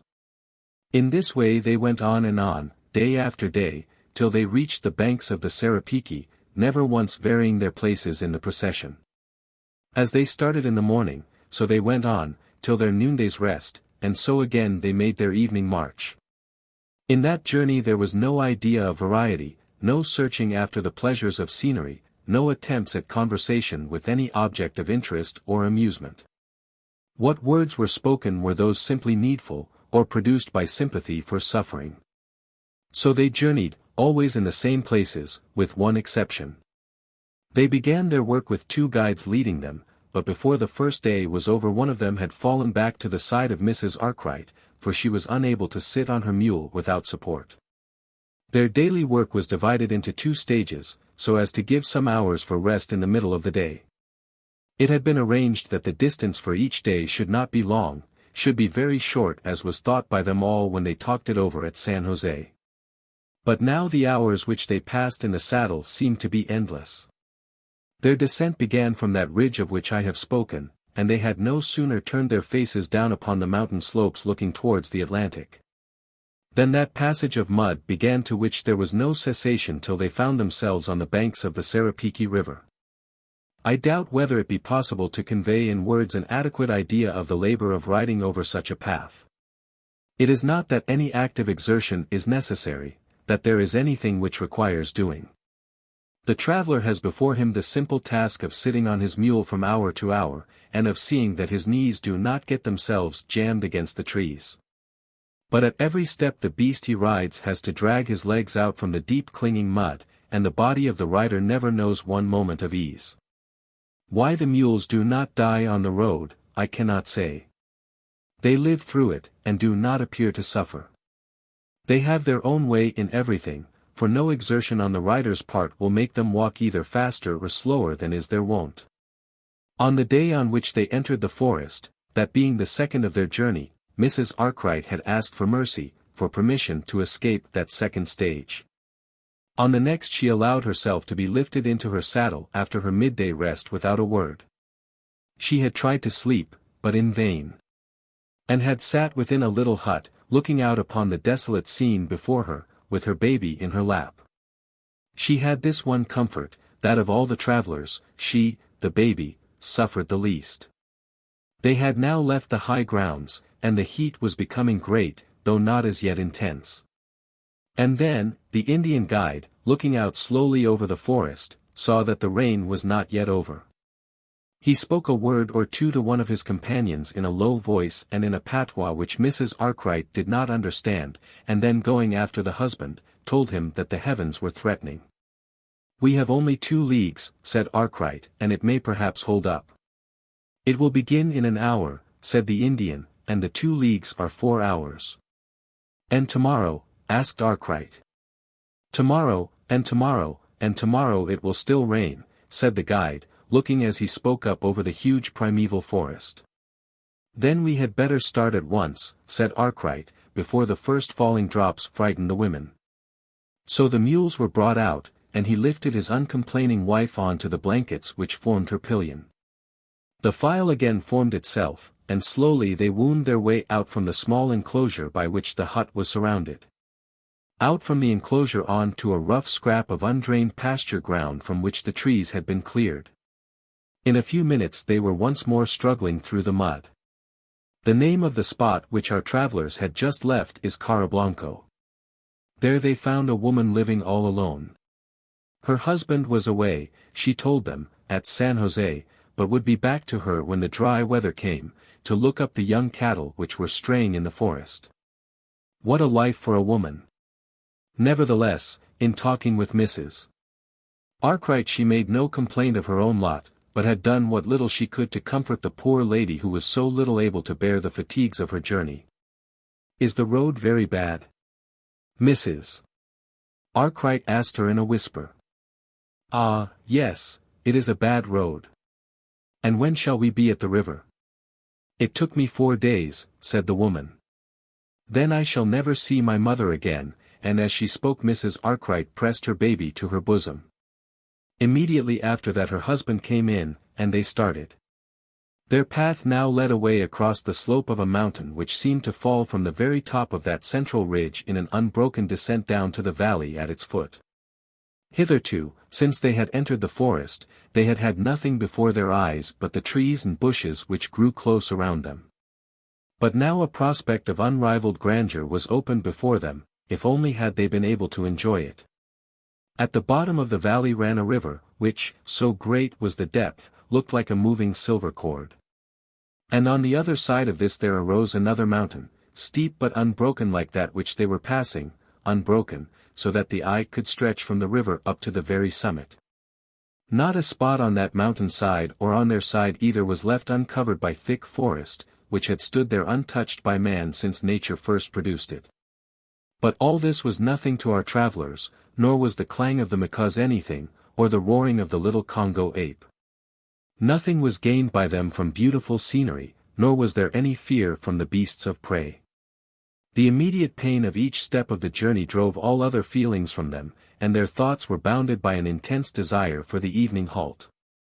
And then, as the guide had prophesied, the rain began. At first it came in such small soft drops that it was found to be refreshing. But the clouds soon gathered and poured forth their collected waters as though it had not rained for months among those mountains. Not that it came in big drops, or with the violence which wind can give it, beating hither and thither, breaking branches from the trees, and rising up again as it pattered against the ground. There was no violence in the rain. It fell softly in a long, continuous, noiseless stream, sinking into everything that it touched, converting the deep rich earth on all sides into mud. Not a word was said by any of them as it came on. The Indian covered the baby with her blanket, closer than she was covered before, and the guide who walked by Mrs. Arkwright's side drew her cloak around her knees. But such efforts were in vain. There is a rain that will penetrate everything, and such was the rain which fell upon them now. Nevertheless, as I have said, hardly a word was spoken. The poor woman, finding that the heat of her cloak increased her sufferings, threw it open again. "Fanny," said her husband, "you had better let him protect you as well as he can." She answered him merely by an impatient wave of her hand, intending to signify that she could not speak, but that in this matter she must have her way. After that her husband made no further attempt to control her. He could see, however, that ever and again she would have slipped forward from her mule, and fallen, had not the man by her side steadied her with his hand. At every tree he protected her knees and feet, though there was hardly room for him to move between the beast and the bank against which he was thrust. And then, at last, that day's work was also over, and Fanny Arkwright slipped from her pillion down into her husband's arms at the door of another rancho in the forest.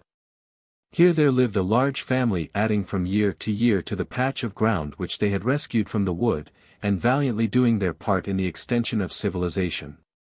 Our party was but a few steps from the door when they left their mules, but Mrs. Arkwright did not now as heretofore hasten to receive her baby in her arms. When placed upon the ground, she still leaned against the mule, and her husband saw that he must carry her into the hut. This he did, and then, wet, mud-laden, dishevelled as she was, she laid herself down upon the planks that were to form her bed, and there stretched out her arms for her infant. On that evening they undressed and tended her like a child, and then when she was alone with her husband, she repeated to him her sad foreboding. "Harry," she said, "I shall never see my mother again." "Oh, yes, Fanny, you will see her and talk over all these troubles with pleasure. It is very bad, I know, but we shall live through it yet. You will, of course, and you will take baby home to her. And face her without you." "No, my darling.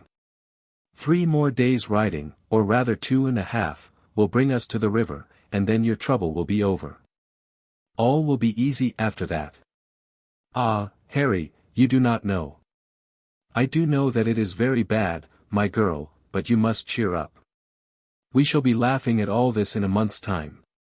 On the following morning she allowed herself to be lifted up, speaking no word of remonstrance. Indeed she was like a child in their hands, having dropped all the dignity and authority of a woman's demeanor. It rained again during the whole of this day, and the heat was becoming oppressive as every hour they were descending nearer and nearer to the sea level. During this first stage hardly a word was spoken by anyone, but when she was again taken from her mule she was in tears. The poor servant girl, too, was almost prostrate with fatigue, and absolutely unable to wait upon her mistress, or even to do anything for herself. Nevertheless they did make the second stage, seeing that their midday resting place had been under the trees of the forest. Had there been any hut there, they would have remained for the night. On the following day they rested altogether, though the place at which they remained had but few attractions. It was another forest hut inhabited by an old Spanish couple who were by no means willing to give them room, although they paid for their accommodation at exorbitant rates. It is one singularity of places strange and out of the way like such forest tracts as these, that money in small sums is hardly valued. Dollars there were not appreciated as sixpences are in this rich country. But there they stayed for a day, and the guides employed themselves in making a litter with long poles so that they might carry Mrs. Arkwright over a portion of the ground. Poor fellows! When once she had thus changed her mode of conveyance, she never again was lifted on to the mule. There was strong reason against this day's delay. They were to go down the Sarapiki along with the post, which would overtake them on its banks. But if the post should pass them before they got there, it could not wait. And then they would be deprived of the best canoe on the water. Then also it was possible, if they encountered further delay, that the steamer might sail from Greytown without them, and a month's residence at that frightful place be thus made necessary. The day's rest apparently did little to relieve Mrs. Arkwright's sufferings. On the following day she allowed herself to be put upon the mule, but after the first hour the beasts were stopped and she was taken off it. During that hour they had travelled hardly over half a league. At that time she so sobbed and moaned that Arkwright absolutely feared that she would perish in the forest, and he implored the guides to use the poles which they had prepared. She had declared to him over and over again that she felt sure that she should die, and, half delirious with weariness and suffering, had begged him to leave her at the last hut. They had not yet come to the flat ground over which a litter might be carried with comparative ease. But nevertheless the men yielded, and she was placed in a recumbent position upon blankets, supported by boughs of trees. In this way she went through that day with somewhat less of suffering than before, and without that necessity for self-exertion which had been worse to her than any suffering. There were places between that and the river at which one would have said that it was impossible that a litter should be carried, or even impossible that a mule should walk with a load on his back. But still they went on, and the men carried their burden without complaining. Not a word was said about money, or extra pay, not a word, at least by them. And when Arkwright was profuse in his offer, their leader told him that they would not have done it for money. But for the poor suffering Senora they would make exertions which no money would have bought from them. On the next day about noon the post did pass them, consisting of 3 strong men carrying great weights on their backs, suspended by bands from their foreheads. They travelled much quicker than our friends, and would reach the banks of the river that evening. In their ordinary course they would start down the river close upon daybreak on the following day. But, after some consultation with the guides, they agreed to wait till noon. Poor Mrs. Arkwright knew nothing of hours or of any such arrangements now, but her husband greatly doubted their power of catching this mail dispatch. However, it did not much depend on their exertions that afternoon.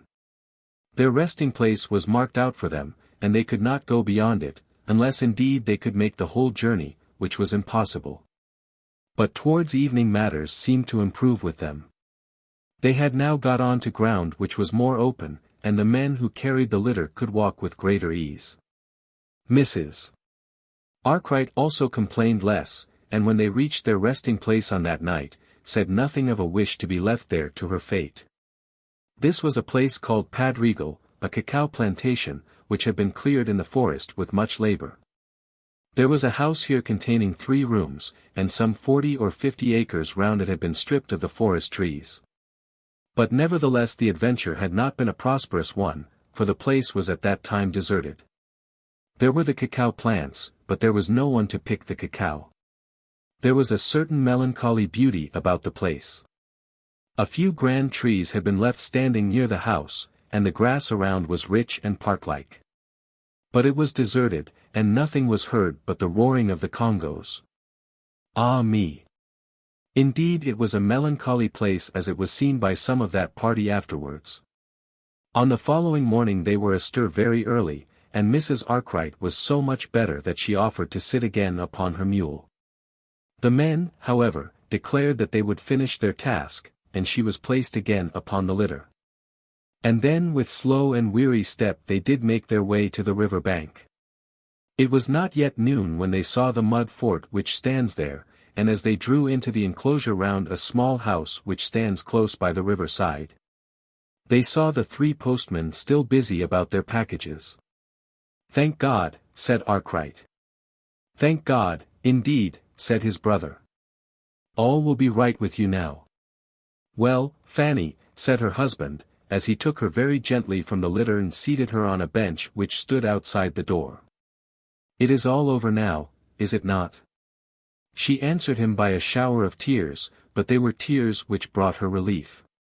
He was aware of this, and therefore stood by her, still holding her by both her hands while her head rested against his side. "You will find the motion of the boat very gentle," he said. "Indeed there will be no motion, and you and baby will sleep all the way down to Greytown."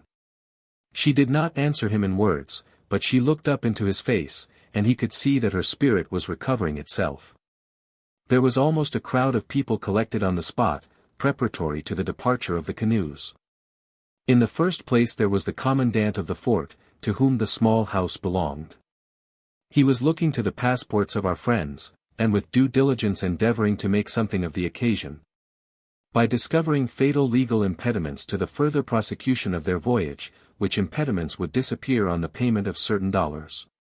And then there were half a dozen Costa Rican soldiers, men with colored caps and old muskets, ready to support the dignity and authority of the commandant. There were the guides taking payment from Abel Ring for their past work, and the postmen preparing their boats for the further journey. And then there was a certain German there, with a German servant, to whom the boats belonged. He also was very busy preparing for the river voyage. He was not going down with them, but it was his business to see them well started. A singular-looking man was he, with a huge shaggy beard, and shaggy uncombed hair, but with bright blue eyes, which gave to his face a remarkable look of sweetness. He was an uncouth man to the eye, and yet a child would have trusted herself with him in a forest. At this place they remained some 2 hours. Coffee was prepared here, and Mrs. Arkwright refreshed herself and her child. They washed and arranged their clothes, and when she stepped down the steep bank, clinging to her husband's arm as she made her way towards the boat, she smiled upon him as he looked at her. "It is all over now, is it not, my girl?" he said, encouraging her. "Oh, Harry, do not talk about it," she answered, shuddering. "But I want you to say a word to me to let me know that you are better." "I am better, much better." "And you will see your mother again, will you not, and give baby to her yourself?" To this she made no immediate answer, for she was on a level with the river, and the canoe was close at her feet. And then she had to bid farewell to her brother. He was now the unfortunate one of the party. For his destiny required that he should go back to San Jose alone, go back and remain there perhaps some 10 years longer before he might look for the happiness of home. "God bless you, dearest Abel," she said, kissing him and sobbing as she spoke. "Goodbye, Fanny," he said, "and do not let them forget me in England. It is a great comfort to think that the worst of your troubles are over." "Oh, she's all right now," said Arkwright. "Goodbye, old boy," and the two brothers-in-law grasped each other's hands heartily. "Keep up your spirits, and we'll have you home before long." "Oh, I'm all right," said the other. But from the tone of the voices, it was clear that poor Ring was despondent at the thoughts of his coming solitude, and that Arkwright was already triumphing in his emancipation. And then, with much care, Fanny Arkwright was stowed away in the boat. There was a great contest about the baby, but at last it was arranged, that at any rate for the first few hours she should be placed in the boat with the servant. The mother was told that by this plan she would feel herself at liberty to sleep during the heat of the day. And then she might hope to have strength to look to the child when they should be on shore during the night.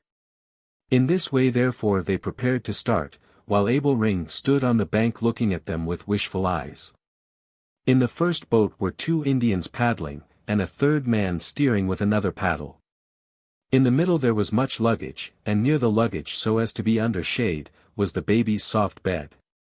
If nothing evil happened to the boat, the child could not be more safe in the best cradle that was ever rocked. With her was the maidservant and some stranger who was also going down to Greytown. In the second boat were the same number of men to paddle, the Indian guide being one of them, and there were the males placed. Then there was a seat arranged with blankets, cloaks, and cushions, for Mrs. Arkwright, so that she might lean back and sleep without fatigue, and immediately opposite to her husband placed himself. "You all look very comfortable," said poor Abel from the bank. "We shall do very well now," said Arkwright. "And I do think I shall see Mamma again," said his wife. "That's right, old girl, of course you will see her. Now then, we are all ready." And with some little assistance from the German on the bank, the first boat was pushed off into the stream. The river in this place is rapid, because the full course of the water is somewhat impeded by a bank of earth jutting out from the opposite side of the river into the stream. But it is not so rapid as to make any recognized danger in the embarkation. Below this bank, which is opposite to the spot at which the boats were entered, there were 4 or 5 broken trees in the water, some of the shattered boughs of which showed themselves above the surface. These are called snags, and are very dangerous if they are met with in the course of the stream. But in this instance no danger was apprehended from them, as they lay considerably to the left of the passage which the boats would take. The first canoe was pushed off by the German, and went rapidly away. The waters were strong with rain, and it was pretty to see with what velocity the boat was carried on some hundred of yards in advance of the other by the force of the first effort of the paddle. The German, however, from the bank hollowed to the first men in Spanish, bidding them relax their efforts for a while. And then he said a word or two of caution to those who were now on the point of starting. The boat then was pushed steadily forward, the man at the stern keeping it with his paddle a little farther away from the bank at which they had embarked. It was close under the land that the stream ran the fastest, and in obedience to the directions given to him he made his course somewhat nearer to the sunken trees. It was but one turn of his hand that gave the light boat its direction, but that turn of the hand was too strong. Had the anxious master of the canoes been but a thought less anxious, all might have been well. But, as it was, the prow of the boat was caught by some slight hidden branch which impeded its course and turned it round in the rapid river. The whole length of the canoe was thus brought against the sunken tree, and in half a minute the 5 occupants of the boat were struggling in the stream. Abel Ring and the German were both standing on the bank close to the water when this happened, and each for a moment looked into the other's face.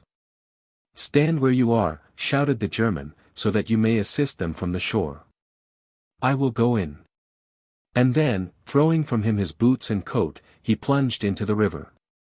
The canoe had been swept round so as to be brought by the force of the waters absolutely in among the upturned roots and broken stumps of the trees which impeded the river, and thus, when the party was upset, they were at first to be seen scrambling among the branches. But unfortunately there was much more wood below the water than above it, and the force of the stream was so great that those who caught hold of the timber were not able to support themselves by it above the surface. Arkwright was soon to be seen some 40 yards down, having been carried clear of the trees, and here he got out of the river on the further bank. The distance to him was not above 40 yards, but from the nature of the ground he could not get up towards his wife, unless he could have forced his way against the stream. The Indian who had had charge of the baby rose quickly to the surface, was carried once round in the eddy, with his head high above the water. And then was seen to throw himself among the broken wood. He had seen the dress of the poor woman, and made his effort to save her. The other 2 men were so caught by the fragments of the boughs, that they could not extricate themselves so as to make any exertions. Ultimately, however, they also got out on the further bank. Mrs. Arkwright had sunk at once on being precipitated into the water, but the buoyancy of her clothes had brought her for a moment again to the surface. She had risen for a moment, and then had again gone down, immediately below the forked trunk of a huge tree, had gone down, alas, alas, never to rise again with life within her bosom. The poor Indian made 2 attempts to save her, and then came up himself, incapable of further effort. It was then that the German, the owner of the canoes, who had fought his way with great efforts across the violence of the waters, and indeed up against the stream for some few yards, made his effort to save the life of that poor frail creature. He had watched the spot at which she had gone down, and even while struggling across the river, had seen how the Indian had followed her and had failed. It was now his turn. His life was in his hand, and he was prepared to throw it away in that attempt.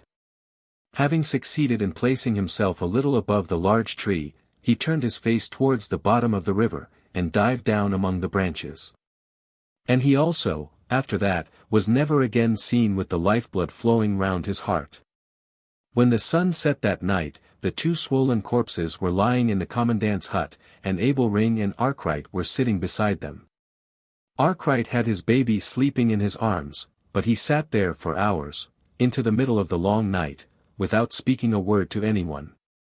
"Harry," said his brother at last, "come away and lay down. It will be good for you to sleep." "Nothing ever will be good again for me," said he. "You must bear up against your sorrow as other men do," said Ring. "Why am I not sleeping with her as the poor German sleeps? Why did I let another man take my place in dying for her?" And then he walked away that the other might not see the tears on his face. It was a sad night, that at the commandant's hut, and a sad mourning followed upon it. It must be remembered that they had there none of those appurtenances which are so necessary to make woe decent and misfortune comfortable. They sat through the night in the small hut, and in the morning they came forth with their clothes still wet and dirty, with their haggard faces, and weary stiff limbs, encumbered with the horrid task of burying that loved body among the forest trees. And then, to keep life in them till it was done, the brandy flask passed from hand to hand. And after that, with slow but resolute efforts, they reformed the litter on which the living woman had been carried thither, and took her body back to the wild plantation at Padregal. There they dug for her grave, and repeating over her some portion of the service for the dead, left her to sleep the sleep of death. But before they left her, they erected a palisade of timber round the grave, so that the beasts of the forest should not tear the body from its resting place. When that was done, Arkwright and his brother made their slow journey back to San Jose. The widowed husband could not face his darling's mother with such a tale upon his tongue as that. Aaron Trow. I would wish to declare, at the beginning of this story, that I shall never regard that cluster of islets which we call Bermuda as the fortunate islands of the ancients. Do not let professional geographers take me up, and say that no one has so accounted them, and that the ancients have never been supposed to have gotten themselves so far westwards. What I mean to assert is this, that, had any ancient been carried thither by enterprise or stress of weather, he would not have given those islands so good a name. That the Neapolitan sailors of King Alonso should have been wrecked here, I consider to be more likely. The vexed Bermuths is a good name for them. There is no getting in or out of them without the greatest difficulty, and a patient, slow navigation, which is very heartrending. That Caliban should have lived here I can imagine. That Ariel would have been sick of the place is certain, and that Governor Prospero should have been willing to abandon his governorship, I conceive to have been only natural. When one regards the present state of the place, one is tempted to doubt whether any of the governors have been conjurers since his days.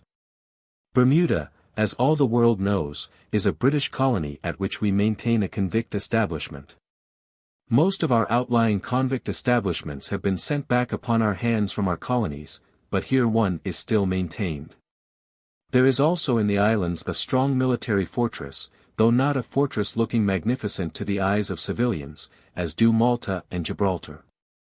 There are also here some 6,000 white people and some 6,000 black people, eating, drinking, sleeping, and dying. The convict establishment is the most notable feature of Bermuda to a stranger, but it does not seem to attract much attention from the regular inhabitants of the place. There is no intercourse between the prisoners and the Bermudians. The convicts are rarely seen by them, and the convict islands are rarely visited. As to the prisoners themselves, of course it is not open to them, or should not be open to them, to have intercourse with any but the prison authorities. There have, however, been instances in which convicts have escaped from their confinement, and made their way out among the islands. Poor wretches! As a rule, there is but little chance for any that can so escape. The whole length of the cluster is but 20 miles, and the breadth is under 4. The prisoners are, of course, white men, and the lower orders of Bermuda, among whom alone could a runagate have any chance of hiding himself, are all Negroes. So that such a one would be known at once. Their clothes are all marked. Their only chance of a permanent escape would be in the hold of an American ship. But what captain of an American or other ship would willingly encumber himself with an escaped convict? But, nevertheless, men have escaped. And in one instance, I believe, a convict got away, so that of him no further tidings were ever heard. For the truth of the following tale I will not by any means vouch. If one were to inquire on the spot one might probably find that the ladies all believe it, and the old men, that all the young men know exactly how much of it is false and how much true. And that the steady, middle-aged, well-to-do islanders are quite convinced that it is romance from beginning to end. My readers may range themselves with the ladies, the young men, or the steady, well-to-do, middle-aged islanders, as they please. Some years ago, soon after the prison was first established on its present footing, 3 men did escape from it, and among them a certain notorious prisoner named Trow. Trow's antecedents in England had not been so villainously bad as those of many of his fellow convicts. Though the one offence for which he was punished had been of a deep dye, he had shed man's blood. At a period of great distress in a manufacturing town he had led men on to riot, and with his own hand had slain the first constable who had endeavoured to do his duty against him. There had been courage in the doing of the deed, and probably no malice. But the deed, let its moral blackness have been what it might, had sent him to Bermuda, with a sentence against him of penal servitude for life. Had he been then amenable to prison discipline, even then, with such a sentence against him as that, he might have won his way back, after the lapse of years, to the children, and perhaps to the wife, that he had left behind him. But he was amenable to no rules, to no discipline. His heart was sore to death with an idea of injury. And he lashed himself against the bars of his cage with a feeling that it would be well if he could so lash himself till he might perish in his fury. And then a day came in which an attempt was made by a large body of convicts, under his leadership, to get the better of the officers of the prison. It is hardly necessary to say that the attempt failed. Such attempts always fail. It failed on this occasion signally, and Trow, with 2 other men, were condemned to be scourged terribly, and then kept in solitary confinement for some lengthened term of months. Before, however, the day of scourging came, Trow and his 2 associates had escaped. I have not the space to tell how this was effected, nor the power to describe the manner. They did escape from the establishment into the islands, and though 2 of them were taken after a single day's run at liberty, Trow had not been yet retaken even when a week was over. When a month was over he had not been retaken, and the officers of the prison began to say that he had got away from them in a vessel to the States. It was impossible, they said, that he should have remained in the islands and not been discovered. It was not impossible that he might have destroyed himself, leaving his body where it had not yet been found. But he could not have lived on in Bermuda during that month's search. So, at least, said the officers of the prison. There was, however, a report through the islands that he had been seen from time to time. That he had gotten bread from the negroes at night, threatening them with death if they told of his whereabouts. And that all the clothes of the mate of a vessel had been stolen while the man was bathing, including a suit of dark blue cloth, in which suit of clothes, or in one of such a nature. A stranger had been seen skulking about the rocks nearest St. George. All this the governor of the prison affected to disbelieve, but the opinion was becoming very rife in the islands that Trow was still there. A vigilant search, however, is a task of great labor, and cannot be kept up forever. By degrees it was relaxed. The warders and jailers ceased to patrol the island roads by night, and it was agreed that Trow was gone, or that he would be starved to death. Or that he would in time be driven to leave such traces of his whereabouts as must lead to his discovery. And this at last did turn out to be the fact. There is a sort of prettiness about these islands which, though it never rises to the loveliness of romantic scenery, is nevertheless attractive in its way. The land breaks itself into little knolls, and the sea runs up, hither and thither, in 1,000 creeks and inlets. And then, too, when the oleanders are in bloom, they give a wonderfully bright color to the landscape. Oleanders seem to be the roses of Bermuda, and are cultivated round all the villages of the better class through the islands. There are 2 towns, St. George and Hamilton, and one main high road, which connects them, but even this high road is broken by a ferry, over which every vehicle going from St. George to Hamilton must be conveyed. Most of the locomotion in these parts is done by boats, and the residents look to the sea, with its narrow creeks, as their best highway from their farms to their best market. In those days, and those days were not very long since, the building of small ships was their chief trade. And they valued their land mostly for the small scrubby cedar trees with which this trade was carried on. As one goes from St. George to Hamilton, the road runs between 2 seas, that to the right is the ocean. That on the left is an inland creek, which runs up through a large portion of the islands, so that the land on the other side of it is near to the traveler. For a considerable portion of the way there are no houses lying near the road, and there is one residence, some way from the road, so secluded that no other house lies within a mile of it by land. By water it might probably be reached within half a mile. This place was called Crump Island, and here lived, and had lived for many years, an old gentleman, a native of Bermuda, whose business it had been to buy up cedar wood and sell it to the shipbuilders at Hamilton. In our story we shall not have very much to do with old Mr. Bergen, but it will be necessary to say a word or two about his house. It stood upon what would have been an island in the creek, had not a narrow causeway, barely broad enough for a road, joined it to that larger island on which stands the town of St. George. As the main road approaches the ferry it runs through some rough, hilly, open ground, which on the right side towards the ocean has never been cultivated. The distance from the ocean here may, perhaps, be a quarter of a mile, and the ground is for the most part covered with low firs. On the left of the road the land is cultivated in patches, and here, some half-mile or more from the ferry, a path turns away to Crump Island. The house cannot be seen from the road, and, indeed, can hardly be seen at all, except from the sea. It lies, perhaps, 3 furlongs from the high road, and the path to it is but little used, as the passage to and from it is chiefly made by water. Here, at the time of our story, lived Mr. Bergen, and here lived Mr. Bergen's daughter. Miss Bergen was well known at St. George's as a steady, good girl, who spent her time in looking after her father's household matters, in managing his 2 black maidservants and the black gardener, and who did her duty in that sphere of life to which she had been called. She was a comely, well-shaped young woman, with a sweet countenance, rather large in size, and very quiet in demeanor. In her earlier years, when young girls usually first bud forth into womanly beauty, the neighbors had not thought much of Anastasia Bergen, nor had the young men of St. George been wont to stay their boats under the window of Crump Cottage in order that they might listen to her voice or feel the light of her eye. But slowly, as years went by, Anastasia Bergen became a woman that a man might well love, and a man learned to love her who was well worthy of a woman's heart. This was Caleb Morton, the Presbyterian, minister of St. George, and Caleb Morton had been engaged to marry Miss Bergen for the last 2 years past, at the period of Aaron Trow's escape from prison. Caleb Morton was not a native of Bermuda, but had been sent thither by the synod of his church from Nova Scotia.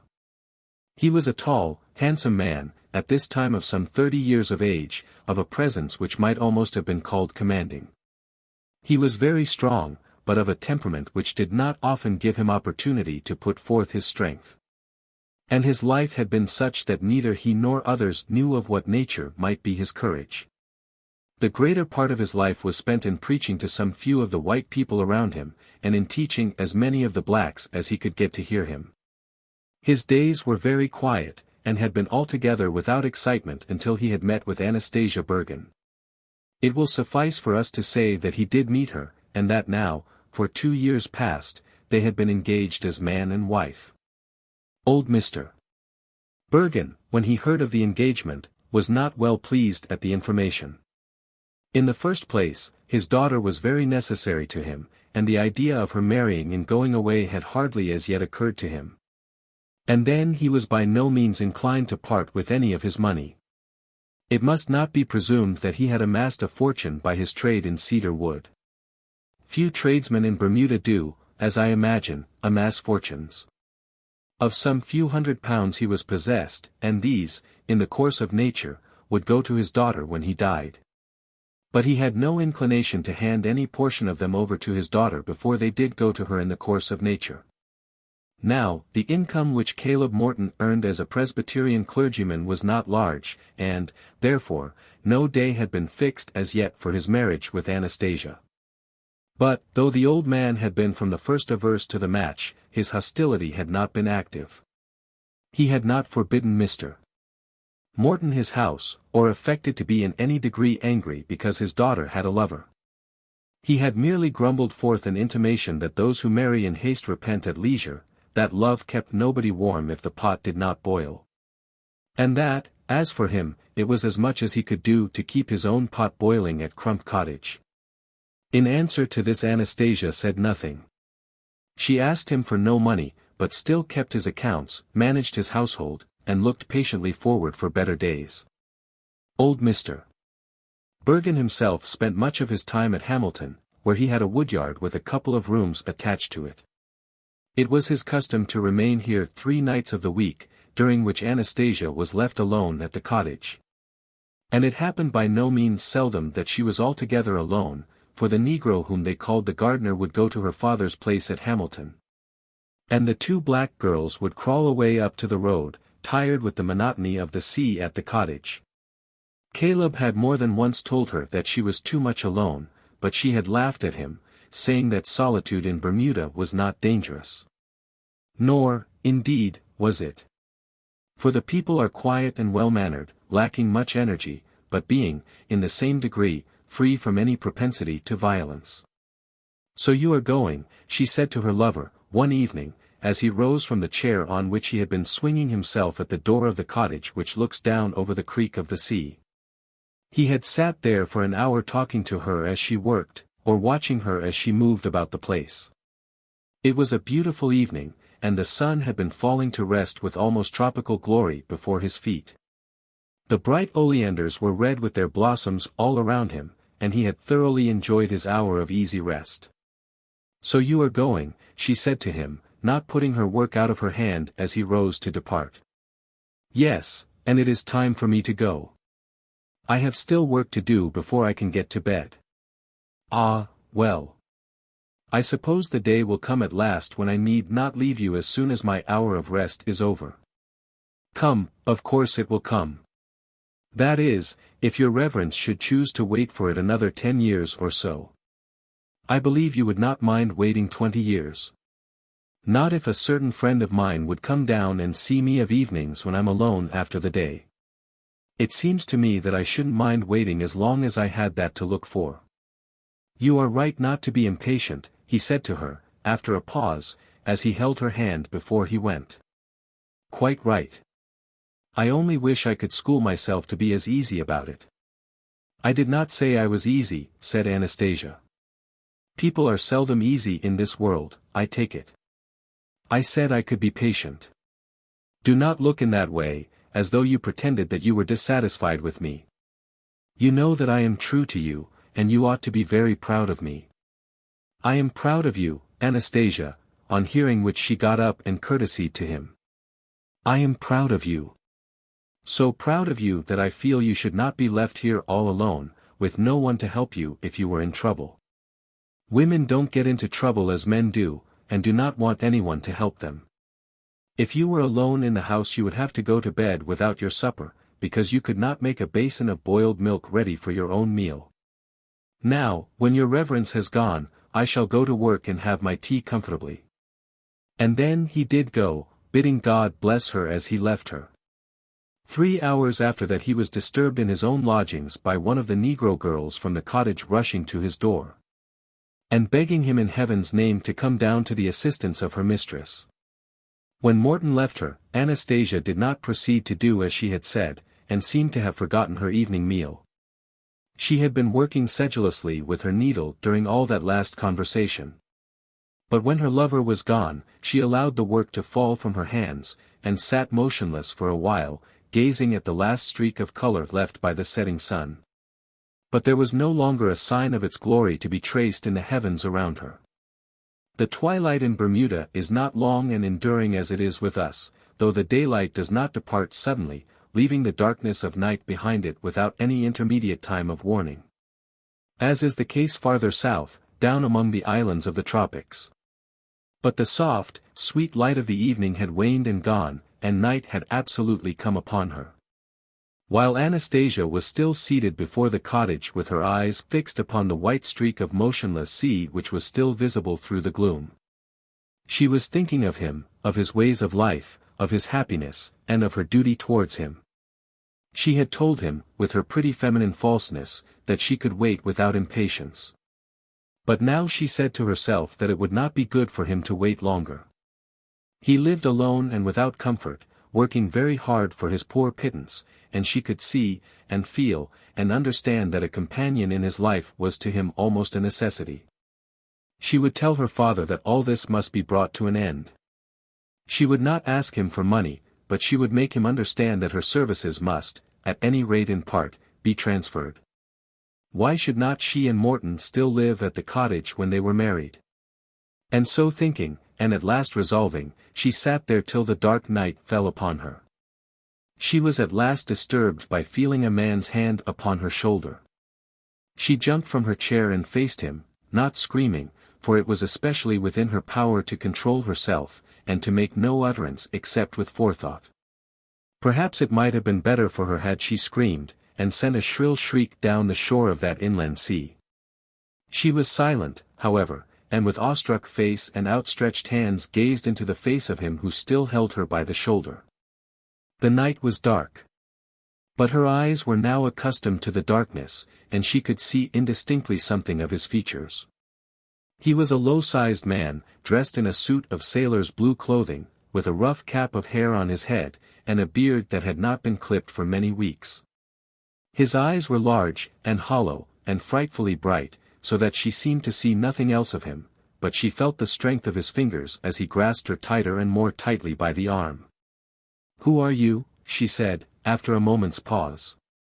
"Do you know me?" he asked. "Know you?" "No." But the words were hardly out of her mouth before it struck her that the man was Aaron Trow, of whom everyone in Bermuda had been talking. "Come into the house," he said, "and give me food." And he still held her with his hand as though he would compel her to follow him. She stood for a moment thinking what she would say to him. For even then, with that terrible man standing close to her in the darkness, her presence of mind did not desert her. "Surely," she said, "I will give you food if you are hungry. But take your hand from me." No man would lay his hands on a woman. "A woman," said the stranger. "What does the starved wolf care for that? A woman's blood is as sweet to him as that of a man. Come into the house, I tell you." And then she preceded him through the open door into the narrow passage, and thence to the kitchen. There she saw that the back door, leading out on the other side of the house, was open, and she knew that he had come down from the road and entered on that side. She threw her eyes around, looking for the negro girls. But they were away, and she remembered that there was no human being within sound of her voice but this man who had told her that he was as a wolf thirsty after her blood. "Give me food at once," he said. "And will you go if I give it you?" she asked. "I will knock out your brains if you do not," he replied, lifting from the grate a short, thick poker which lay there. "Do as I bid you at once. You also would be like a tiger if you had fasted for 2 days, as I have done." She could see, as she moved across the kitchen, that he had already searched there for something that he might eat, but that he had searched in vain. With the close economy common among his class in the islands, all comestibles were kept under close lock and key in the house of Mr. Bergen. Their daily allowance was given day by day to the negro servants, and even the fragments were then gathered up and locked away in safety. She moved across the kitchen to the accustomed cupboard, taking the keys from her pocket, and he followed close upon her. There was a small oil lamp hanging from the low ceiling which just gave them light to see each other. She lifted her hand to this to take it from its hook, but he prevented her. "No, by heaven," he said, "you don't touch that till I've done with it. There's light enough for you to drag out your scraps." She did drag out her scraps and a bowl of milk, which might hold perhaps a quart. There was a fragment of bread, a morsel of cold potato cake, and the bone of a leg of kid. "And is that all?" said he. But as he spoke he fleshed his teeth against the bone as a dog would have done. "It is the best I have," she said. "I wish it were better, and you should have had it without violence, as you have suffered so long from hunger." "Bah! Better, yes.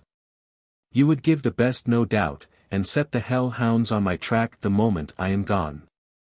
I know how much I might expect from your charity." "I would have fed you for pity's sake," she answered. "Pity? Who are you, that you should dare to pity me?" "By, my young woman, it is I that pity you. I must cut your throat unless you give me money. Do you know that? Money. I have got no money. I'll make you have some before I go. Come, don't move till I have done. And as he spoke to her he went on tugging at the bone, and swallowing the lumps of stale bread. He had already finished the bowl of milk, and, now, said he, tell me who I am. I suppose you are Aaron Trow, she answered, very slowly. He said nothing on hearing this, but continued his meal, standing close to her so that she might not possibly escape from him out into the darkness. Twice or thrice in those few minutes she made up her mind to make such an attempt, feeling that it would be better to leave him in possession of the house, and make sure, if possible, of her own life. There was no money there, not a dollar. What money her father kept in his possession was locked up in his safe at Hamilton. And might he not keep to his threat, and murder her, when he found that she could give him nothing?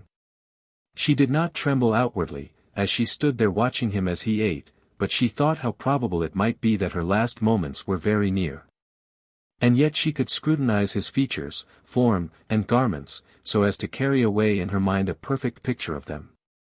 Aaron Trow, for of course it was the escaped convict, was not a man of frightful, hideous aspect. Had the world used him well, giving him when he was young ample wages and separating him from turbulent spirits, he also might have used the world well.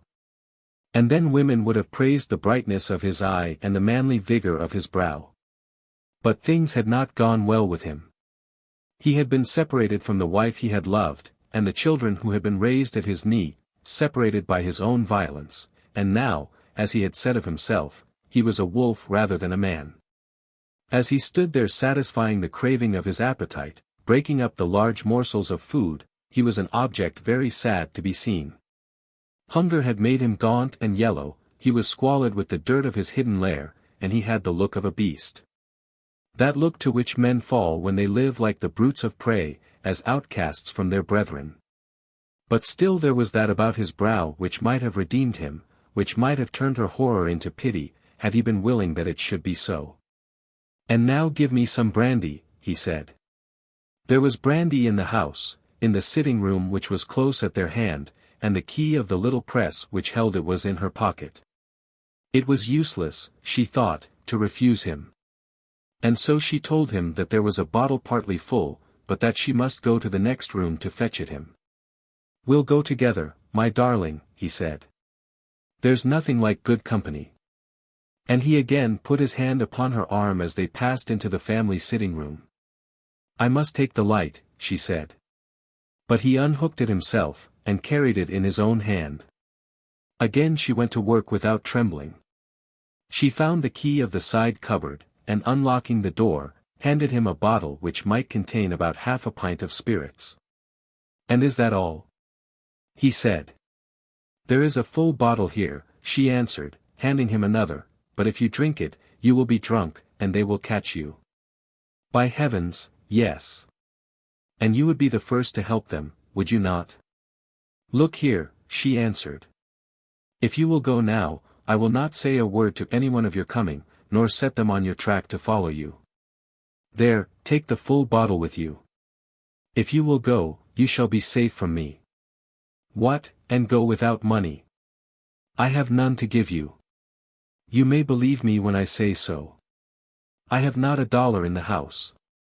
Before he spoke again he raised the half-empty bottle to his mouth, and drank as long as there was a drop to drink. There, said he, putting the bottle down, I am better after that. As to the other, you are right, and I will take it with me. And now, young woman, about the money. I tell you that I have not $1.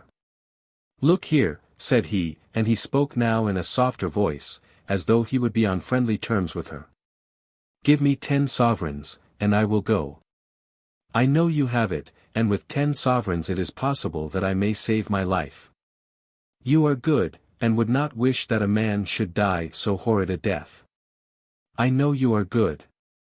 Come, give me the money. And he put his hands up, beseeching her, and looked into her face with imploring eyes. On the word of a Christian woman I have not got money to give you, she replied. Nonsense. And as he spoke he took her by the arm and shook her. He shook her violently so that he hurt her, and her breath for a moment was all but gone from her. I tell you, you must make dollars before I leave you, or I will so handle you that it would have been better for you to coin your very blood. May God help me at my need, she said, as I have not above a few penny pieces in the house. And you expect me to believe that? Look here. I will shake the teeth out of your head, but I will have it from you. And he did shake her again, using both his hands and striking her against the wall. Would you murder me? She said, hardly able now to utter the words. Murder you, yes, why not? I cannot be worse than I am, were I to murder you 10 times over. But with money I may possibly be better. I have it not. Then I will do worse than murder you. I will make you such an object that all the world shall loathe to look on you. And so saying he took her by the arm and dragged her forth from the wall against which she had stood. Then there came from her a shriek that was heard far down the shore of that silent sea, and away across to the solitary houses of those living on the other side, a shriek, very sad, sharp, and prolonged, which told plainly to those who heard it of woman's woe when in her extremest peril. That sound was spoken of in Bermuda for many a day after that, as something which had been terrible to hear. But then, at that moment, as it came wailing through the dark, it sounded as though it were not human. Of those who heard it, not one guessed from whence it came, nor was the hand of any brother put forward to help that woman at her need. Did you hear that? Said the young wife to her husband, from the far side of the arm of the sea. Hear it? O heaven, yes. Whence did it come? The young wife could not say from whence it came, but clung close to her husband's breast, comforting herself with the knowledge that that terrible sorrow was not hers. But aid did come at last, or rather that which seemed as aid. Long and terrible was the fight between that human beast of prey and the poor victim which had fallen into his talons. Anastasia Bergen was a strong, well-built woman, and now that the time had come to her when a struggle was necessary, a struggle for life, for honor, for the happiness of him who was more to her than herself, she fought like a tigress attacked in her own lair. At such a moment as this she also could become wild and savage as the beast of the forest. When he pinioned her arms with one of his, as he pressed her down upon the floor, she caught the first joint of the forefinger of his other hand between her teeth till he yelled in agony. And another sound was heard across the silent water. And then, when one hand was loosed in the struggle, she twisted it through his long hair, and dragged back his head till his eyes were nearly starting from their sockets. Anastasia Bergen had hitherto been a sheer woman, all feminine in her nature. But now the foam came to her mouth, and fire sprang from her eyes, and the muscles of her body worked as though she had been trained to deeds of violence. Of violence, Aaron Trow had known much in his rough life, but never had he combated with harder antagonist than her whom he now held beneath his breast. I will put an end to you, he exclaimed, in his wrath, as he struck her violently across the face with his elbow. His hand was occupied, and he could not use it for a blow, but, nevertheless, the violence was so great that the blood gushed from her nostrils, while the back of her head was driven with violence against the floor. But she did not lose her hold of him. Her hand was still twined closely through his thick hair, and in every move he made she clung to him with all her might. "Leave go my hair," he shouted at her, but she still kept her hold, though he again dashed her head against the floor. There was still light in the room, for when he first grasped her with both his hands, he had put the lamp down on a small table. Now they were rolling on the floor together, and twice he had essayed to kneel on her that he might thus crush the breath from her body, and deprive her altogether of her strength. But she had been too active for him, moving herself along the ground, though in doing so she dragged him with her. But by degrees he got one hand at liberty, and with that he pulled a clasp knife out of his pocket and opened it. "I will cut your head off if you do not let go my hair," he said. But still she held fast by him. He then stabbed at her arm, using his left hand and making short, ineffectual blows. Her dress partly saved her, and partly also the continual movement of all her limbs, but, nevertheless, the knife wounded her.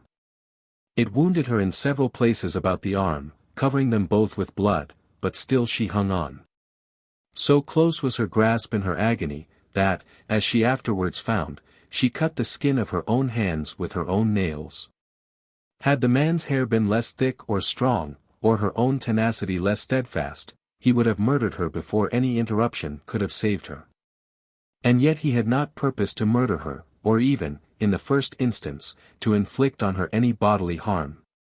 But he had been determined to get money. With such a sum of money as he had named, it might, he thought, be possible for him to win his way across to America.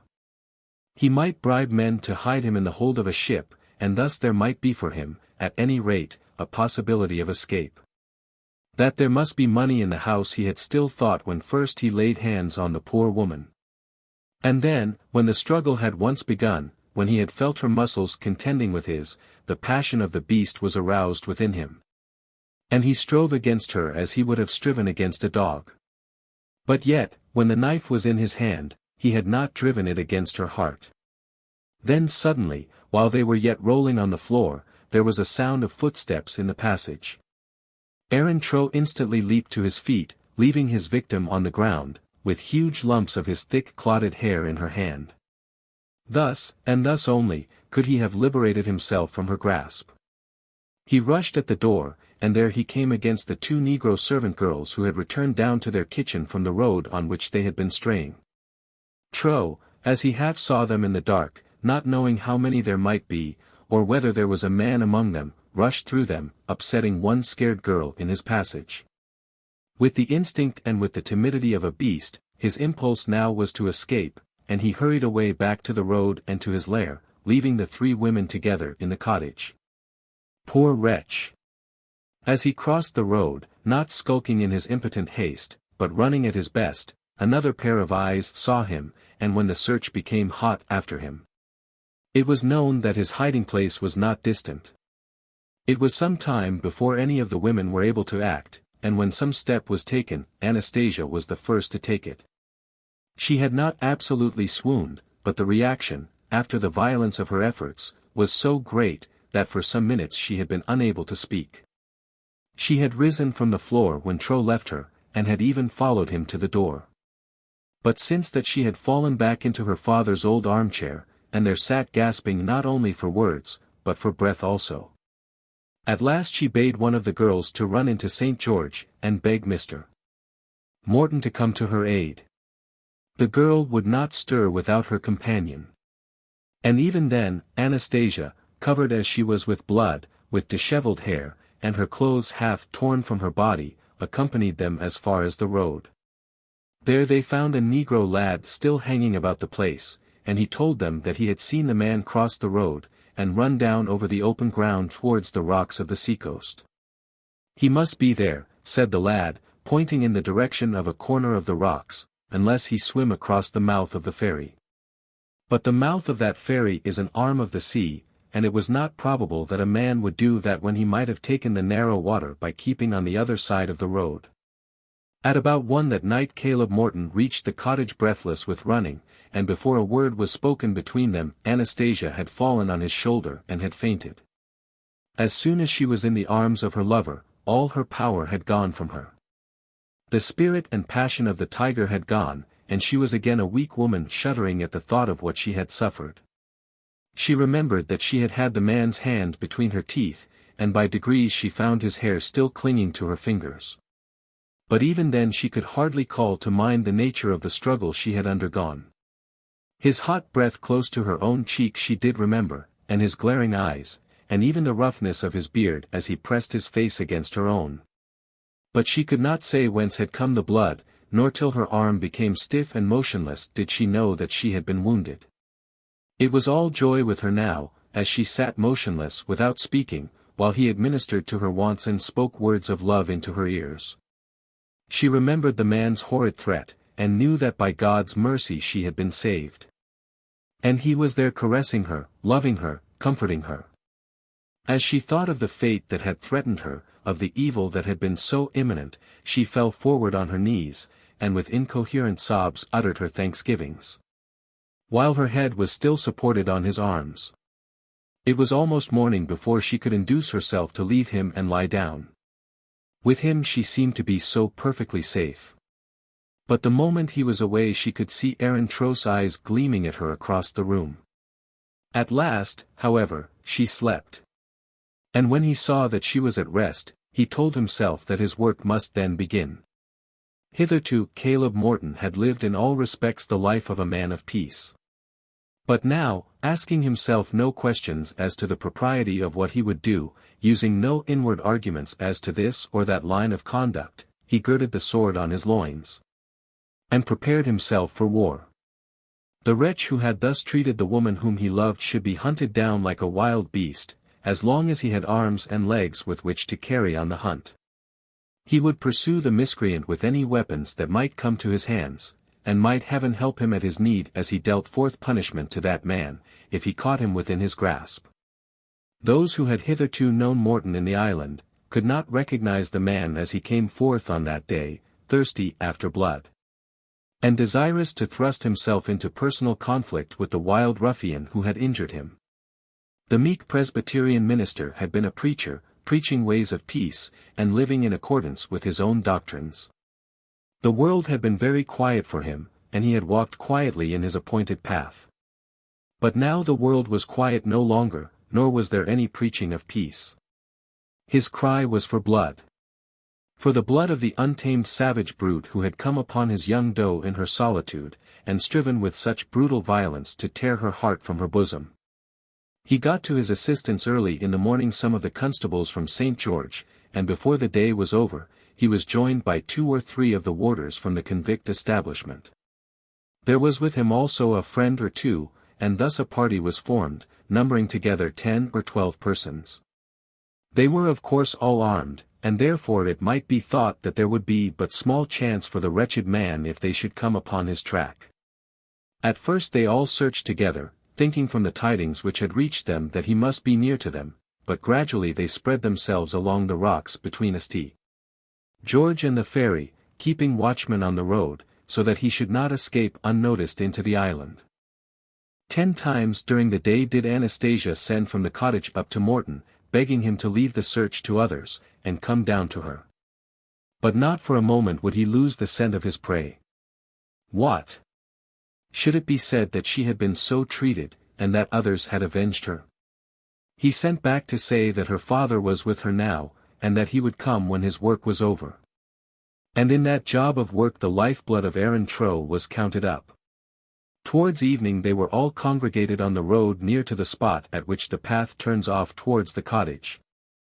When a voice was heard hallooing to them from the summit of a little hill which lies between the road and the sea on the side towards the ferry.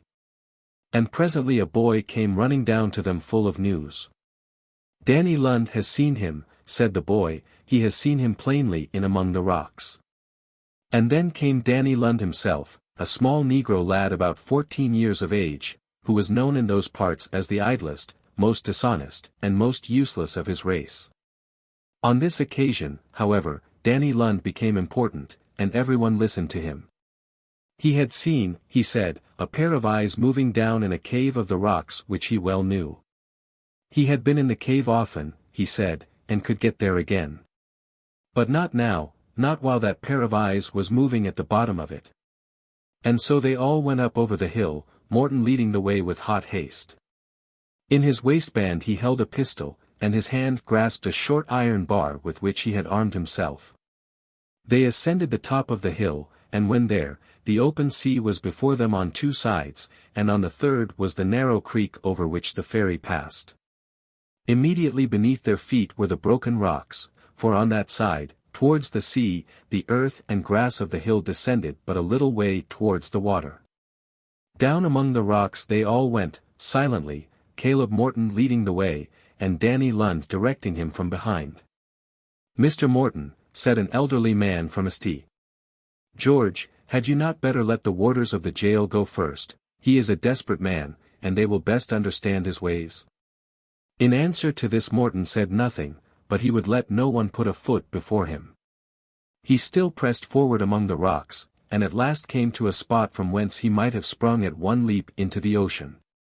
It was a broken cranny on the seashore into which the sea beat, and surrounded on every side but the one by huge broken fragments of stone, which at first sight seemed as though they would have admitted of a path down among them to the water's edge, but which, when scanned more closely, were seen to be so large in size, that no man could climb from one to another.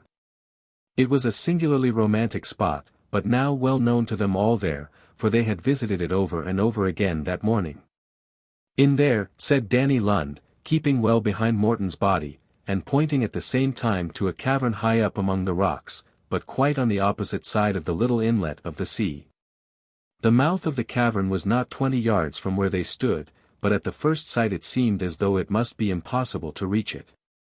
The precipice on the brink of which they all now stood, ran down sheer into the sea, and the fall from the mouth of the cavern on the other side was as steep. But Danny solved the mystery by pointing upwards, and showing them how he had been used to climb to a projecting rock over their heads, and from thence creep round by certain vantages of the stone till he was able to let himself down into the aperture. But now, at the present moment, he was unwilling to make essay of his prowess as a cragsman. He had, he said, been up on that projecting rock thrice, and there had seen the eyes moving in the cavern. He was quite sure of that fact of the pair of eyes, and declined to ascend the rock again. Traces soon became visible to them by which they knew that someone had passed in and out of the cavern recently. The stone, when examined, bore those marks of friction which passage and repassage over it will always give. At the spot from whence the climber left the platform and commenced his ascent, the side of the stone had been rubbed by the close friction of a man's body. A light boy like Danny Lund might find his way in and out without leaving such marks behind him, but no heavy man could do so. Thus before long they all were satisfied that Aaron Trow was in the cavern before them. Then there was a long consultation as to what they would do to carry on the hunt, and how they would drive the tiger from his lair. That he should not again come out, except to fall into their hands, was to all of them a matter of course. They would keep watch and ward there, though it might be for days and nights. But that was a process which did not satisfy Morton, and did not indeed well satisfy any of them. It was not only that they desired to inflict punishment on the miscreant in accordance with the law, but also that they did not desire that the miserable man should die in a hole like a starved dog, and that then they should go after him to take out his wretched skeleton. There was something in that idea so horrid in every way, that all agreed that active steps must be taken. The warders of the prison felt that they would all be disgraced if they could not take their prisoner alive. Yet who would get round that perilous ledge in the face of such an adversary? A touch to any man while climbing there would send him headlong down among the waves. And then his fancy told to each what might be the nature of an embrace with such an animal as that, driven to despair, hopeless of life, armed, as they knew, at any rate, with a knife. If the first adventurous spirit should succeed in crawling round that ledge, what would be the reception which he might expect in the terrible depth of that cavern? They called to their prisoner, bidding him come out, and telling him that they would fire in upon him if he did not show himself, but not a sound was heard. It was indeed possible that they should send their bullets to, perhaps, every corner of the cavern, and if so, in that way they might slaughter him, but even of this they were not sure. Who could tell that there might not be some protected nook in which he could lay secure? And who could tell when the man was struck, or whether he were wounded? "I will get to him," said Morton, speaking with a low dogged voice, and so saying he clambered up to the rock to which Danny Lund had pointed. Many voices at once attempted to restrain him, and one or two put their hands upon him to keep him back, but he was too quick for them, and now stood upon the ledge of rock. "Can you see him?" they asked below. "I can see nothing within the cavern," said Morton. "Look down very hard, Massa," said Danny, "very hard indeed, down in deep dark hole, and then see him big eyes moving." Morton now crept along the ledge, or rather he was beginning to do so, having put forward his shoulders and arms to make a first step in advance from the spot on which he was resting, when a hand was put forth from one corner of the cavern's mouth, a hand armed with a pistol. And a shot was fired. There could be no doubt now but that Danny Lund was right, and no doubt now as to the whereabouts of Aaron Trow. A hand was put forth, a pistol was fired, and Caleb Morton, still clinging to a corner of the rock with both his arms, was seen to falter. "He is wounded," said one of the voices from below. And then they all expected to see him fall into the sea. But he did not fall, and after a moment or two, he proceeded carefully to pick his steps along the ledge. The ball had touched him, grazing his cheek, and cutting through the light whiskers that he wore, but he had not felt it, though the blow had nearly knocked him from his perch. And then 4 or 5 shots were fired from the rocks into the mouth of the cavern. The man's arm had been seen, and indeed 1 or 2 declared that they had traced the dim outline of his figure. But no sound was heard to come from the cavern, except the sharp crack of the bullets against the rock, and the echo of the gunpowder. There had been no groan as of a man wounded, no sound of a body falling, no voice wailing in despair. For a few seconds all was dark with the smoke of the gunpowder, and then the empty mouth of the cave was again yawning before their eyes. Morton was now near it, still cautiously creeping. The first danger to which he was exposed was this, that his enemy within the recess might push him down from the rocks with a touch. But on the other hand, there were 3 or 4 men ready to fire, the moment that a hand should be put forth, and then Morton could swim, was known to be a strong swimmer. Whereas of Aaron Trow it was already declared by the prison jailers that he could not swim. 2 of the warders had now followed Morton on the rocks, so that in the event of his making good his entrance into the cavern, and holding his enemy at bay for a minute, he would be joined by aid. It was strange to see how those different men conducted themselves as they stood on the opposite platform watching the attack. The officers from the prison had no other thought but of their prisoner, and were intent on taking him alive or dead. To them it was little or nothing what became of Morton. It was their business to encounter peril, and they were ready to do so, feeling, however, by no means sorry to have such a man as Morton in advance of them. Very little was said by them. They had their wits about them, and remembered that every word spoken for the guidance of their ally would be heard also by the escaped convict. Their prey was sure, sooner or later, and had not Morton been so eager in his pursuit, they would have waited till some plan had been devised of trapping him without danger. But the townsmen from St. George, of whom some dozen were now standing there, were quick and eager and loud in their counsels. "Stay where you are, Mr. Morton, stay a while for the love of God, or he'll have you down. Now's your time, Caleb, in on him now, and you'll have him. Close with him, Morton, close with him at once, it's your only chance. There's 4 of us here. We'll fire on him if he as much as shows a limb." All of which words, as they were heard by that poor wretch within, must have sounded to him as the barking of a pack of hounds thirsting for his blood. For him at any rate there was no longer any hope in this world. My reader, when chance has taken you into the hunting field, has it ever been your lot to sit by on horseback, and watch the digging out of a fox? The operation is not an uncommon one, and in some countries it is held to be in accordance with the rules of fair sport. For myself, I think that when the brute has so far saved himself, he should be entitled to the benefit of his cunning. But I will not now discuss the propriety or impropriety of that practice in venery. I can never, however, watch the doing of that work without thinking much of the agonizing struggles of the poor beast whose last refuge is being torn from over his head.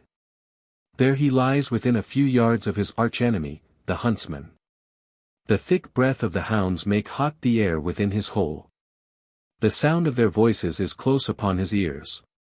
His breast is nearly bursting with the violence of that effort which at last has brought him to his retreat. And then pickaxe and mattock are plied above his head, and nearer and more near to him press his foes, his double foes, human and canine, till at last a huge hand grasps him. And he is dragged forth among his enemies. Almost as soon as his eyes have seen the light the eager noses of a dozen hounds have moistened themselves in his entrails. Ah me! I know that he is vermin, the vermin after whom I have been risking my neck, with a bold ambition that I might ultimately witness his death struggles. But, nevertheless, I would fain have saved him that last half hour of gradually diminished hope. And Aaron Trow was now like a hunted fox, doomed to be dug out from his last refuge, with this addition to his misery, that these hounds when they caught their prey, would not put him at once out of his misery. When first he saw that throng of men coming down from the hill top and resting on the platform, he knew that his fate was come. When they called to him to surrender himself he was silent, but he knew that his silence was of no avail. To them who were so eager to be his captors the matter seemed to be still one of considerable difficulty, but, to his thinking, there was no difficulty. There were some score of men, fully armed, within 20 yards of him. If he but showed a trace of his limbs he would become a mark for their bullets. And then if he were wounded, and no one would come to him.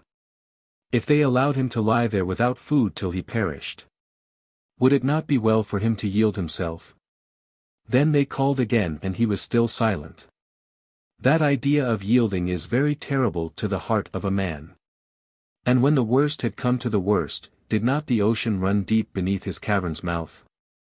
But as they yelled at him and hallooed, making their preparations for his death, his presence of mind deserted the poor wretch. He had stolen an old pistol on one of his marauding expeditions, of which one barrel had been loaded. That in his mad despair he had fired. And now, as he lay near the mouth of the cavern, under the cover of the projecting stone, he had no weapon with him but his hands. He had had a knife, but that had dropped from him during the struggle on the floor of the cottage. He had now nothing but his hands, and was considering how he might best use them in ridding himself of the first of his pursuers.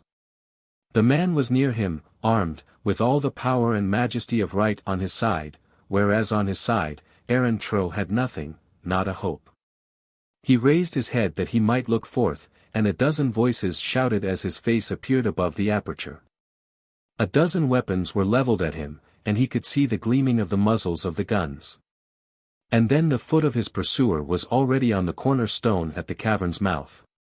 Now, Caleb, on him at once, shouted a voice. Ah me! It was a moment in which to pity even such a man as Aaron Trow. Now, Caleb, at him at once, shouted the voice. No, by heavens! Not so, even yet. The sound of triumph in those words raised the last burst of energy in the breast of that wretched man, and he sprang forth, head foremost, from his prison house. Forth he came, manifest enough before the eyes of them all, and with head well down, and hands outstretched, but with his wide glaring eyes still turned towards his pursuers as he fell. He plunged down into the waves beneath him. Two of those who stood by, almost unconscious of what they did, fired at his body as it made its rapid way to the water, but, as they afterwards found, neither of the bullets struck him. Morton, when his prey thus leaped forth, escaping him for a while, was already on the verge of the cavern, had even then prepared his foot for that onward spring which should bring him to the throat of his foe. But he arrested himself, and for a moment stood there watching the body as it struck the water, and hid itself at once beneath the ripple. He stood there for a moment watching the deed and its effect, and then leaving his hold upon the rock, he once again followed his quarry.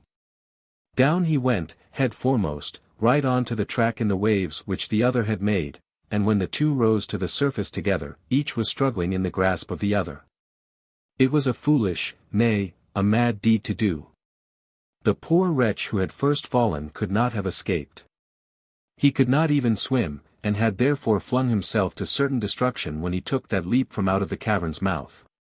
It would have been sad to see him perish beneath the waves, to watch him as he rose, gasping for breath, and then to see him sinking again, to rise again, and then to go forever. But his life had been fairly forfeit, and why should one so much more precious have been flung after it? It was surely with no view of saving that pitiful life that Caleb Morton had leaped after his enemy. But the hound, hot with the chase, will follow the stag over the precipice and dash himself to pieces against the rocks. The beast thirsting for blood will rush in even among the weapons of men. Morton in his fury had felt but one desire, burned with but one passion. If the fates would but grant him to fix his clutches in the throat of the man who had ill-used his love. For the rest it might all go as it would. In the earlier part of the morning, while they were all searching for their victim, they had brought a boat up into this very inlet among the rocks. And the same boat had been at hand during the whole day. Unluckily, before they had come hither, it had been taken round the headland to a place among the rocks at which a government skiff is always moored. The sea was still so quiet that there was hardly a ripple on it, and the boat had been again sent for when first it was supposed that they had at last traced Aaron Trow to his hiding place. Anxiously now were all eyes turned to the headland, but as yet no boat was there. The two men rose to the surface, each struggling in the arms of the other. Trow, though he was in an element to which he was not used, though he had sprung thither as another suicide might spring to certain death beneath a railway engine, did not altogether lose his presence of mind. Prompted by a double instinct, he had clutched hold of Morton's body when he encountered it beneath the waters. He held on to it, as to his only protection, and he held on to him also as to his only enemy. If there was a chance for a life struggle, they would share that chance together. And if not, then together would they meet that other fate. Caleb Morton was a very strong man, and though one of his arms was altogether encumbered by his antagonist, his other arm and his legs were free. With these he seemed to succeed in keeping his head above the water, weighted as he was with the body of his foe. But Trow's efforts were also used with the view of keeping himself above the water. Though he had purposed to destroy himself in taking that leap, and now hoped for nothing better than that they might both perish together, he yet struggled to keep his head above the waves. Bodily power he had none left to him, except that of holding on to Morton's arm and plunging with his legs, but he did hold on, and thus both their heads remained above the surface. But this could not last long. It was easy to see that Trow's strength was nearly spent, and that when he went down Morton must go with him. If indeed they could be separated, if Morton could once make himself free from that embrace into which he had been so anxious to leap, then indeed there might be a hope. All round that little inlet the rock fell sheer down into the deep sea, so that there was no resting place for a foot. But round the headlands on either side, even within 40 or 50 yards of that spot, Morton might rest on the rocks, till a boat should come to his assistance. To him that distance would have been nothing, if only his limbs had been at liberty. Upon the platform of rocks they were all at their wits' ends. Many were anxious to fire at Trow. But even if they hit him, would Morton's position have been better? Would not the wounded man have still clung to him who was not wounded?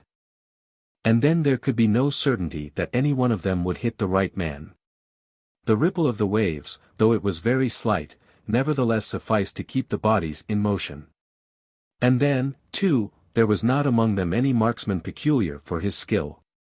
Morton's efforts in the water were too severe to admit of his speaking, but he could hear and understand the words which were addressed to him. "Shake him off, Caleb. Strike him from you with your foot. Swim to the right shore, swim for it, even if you take him with you."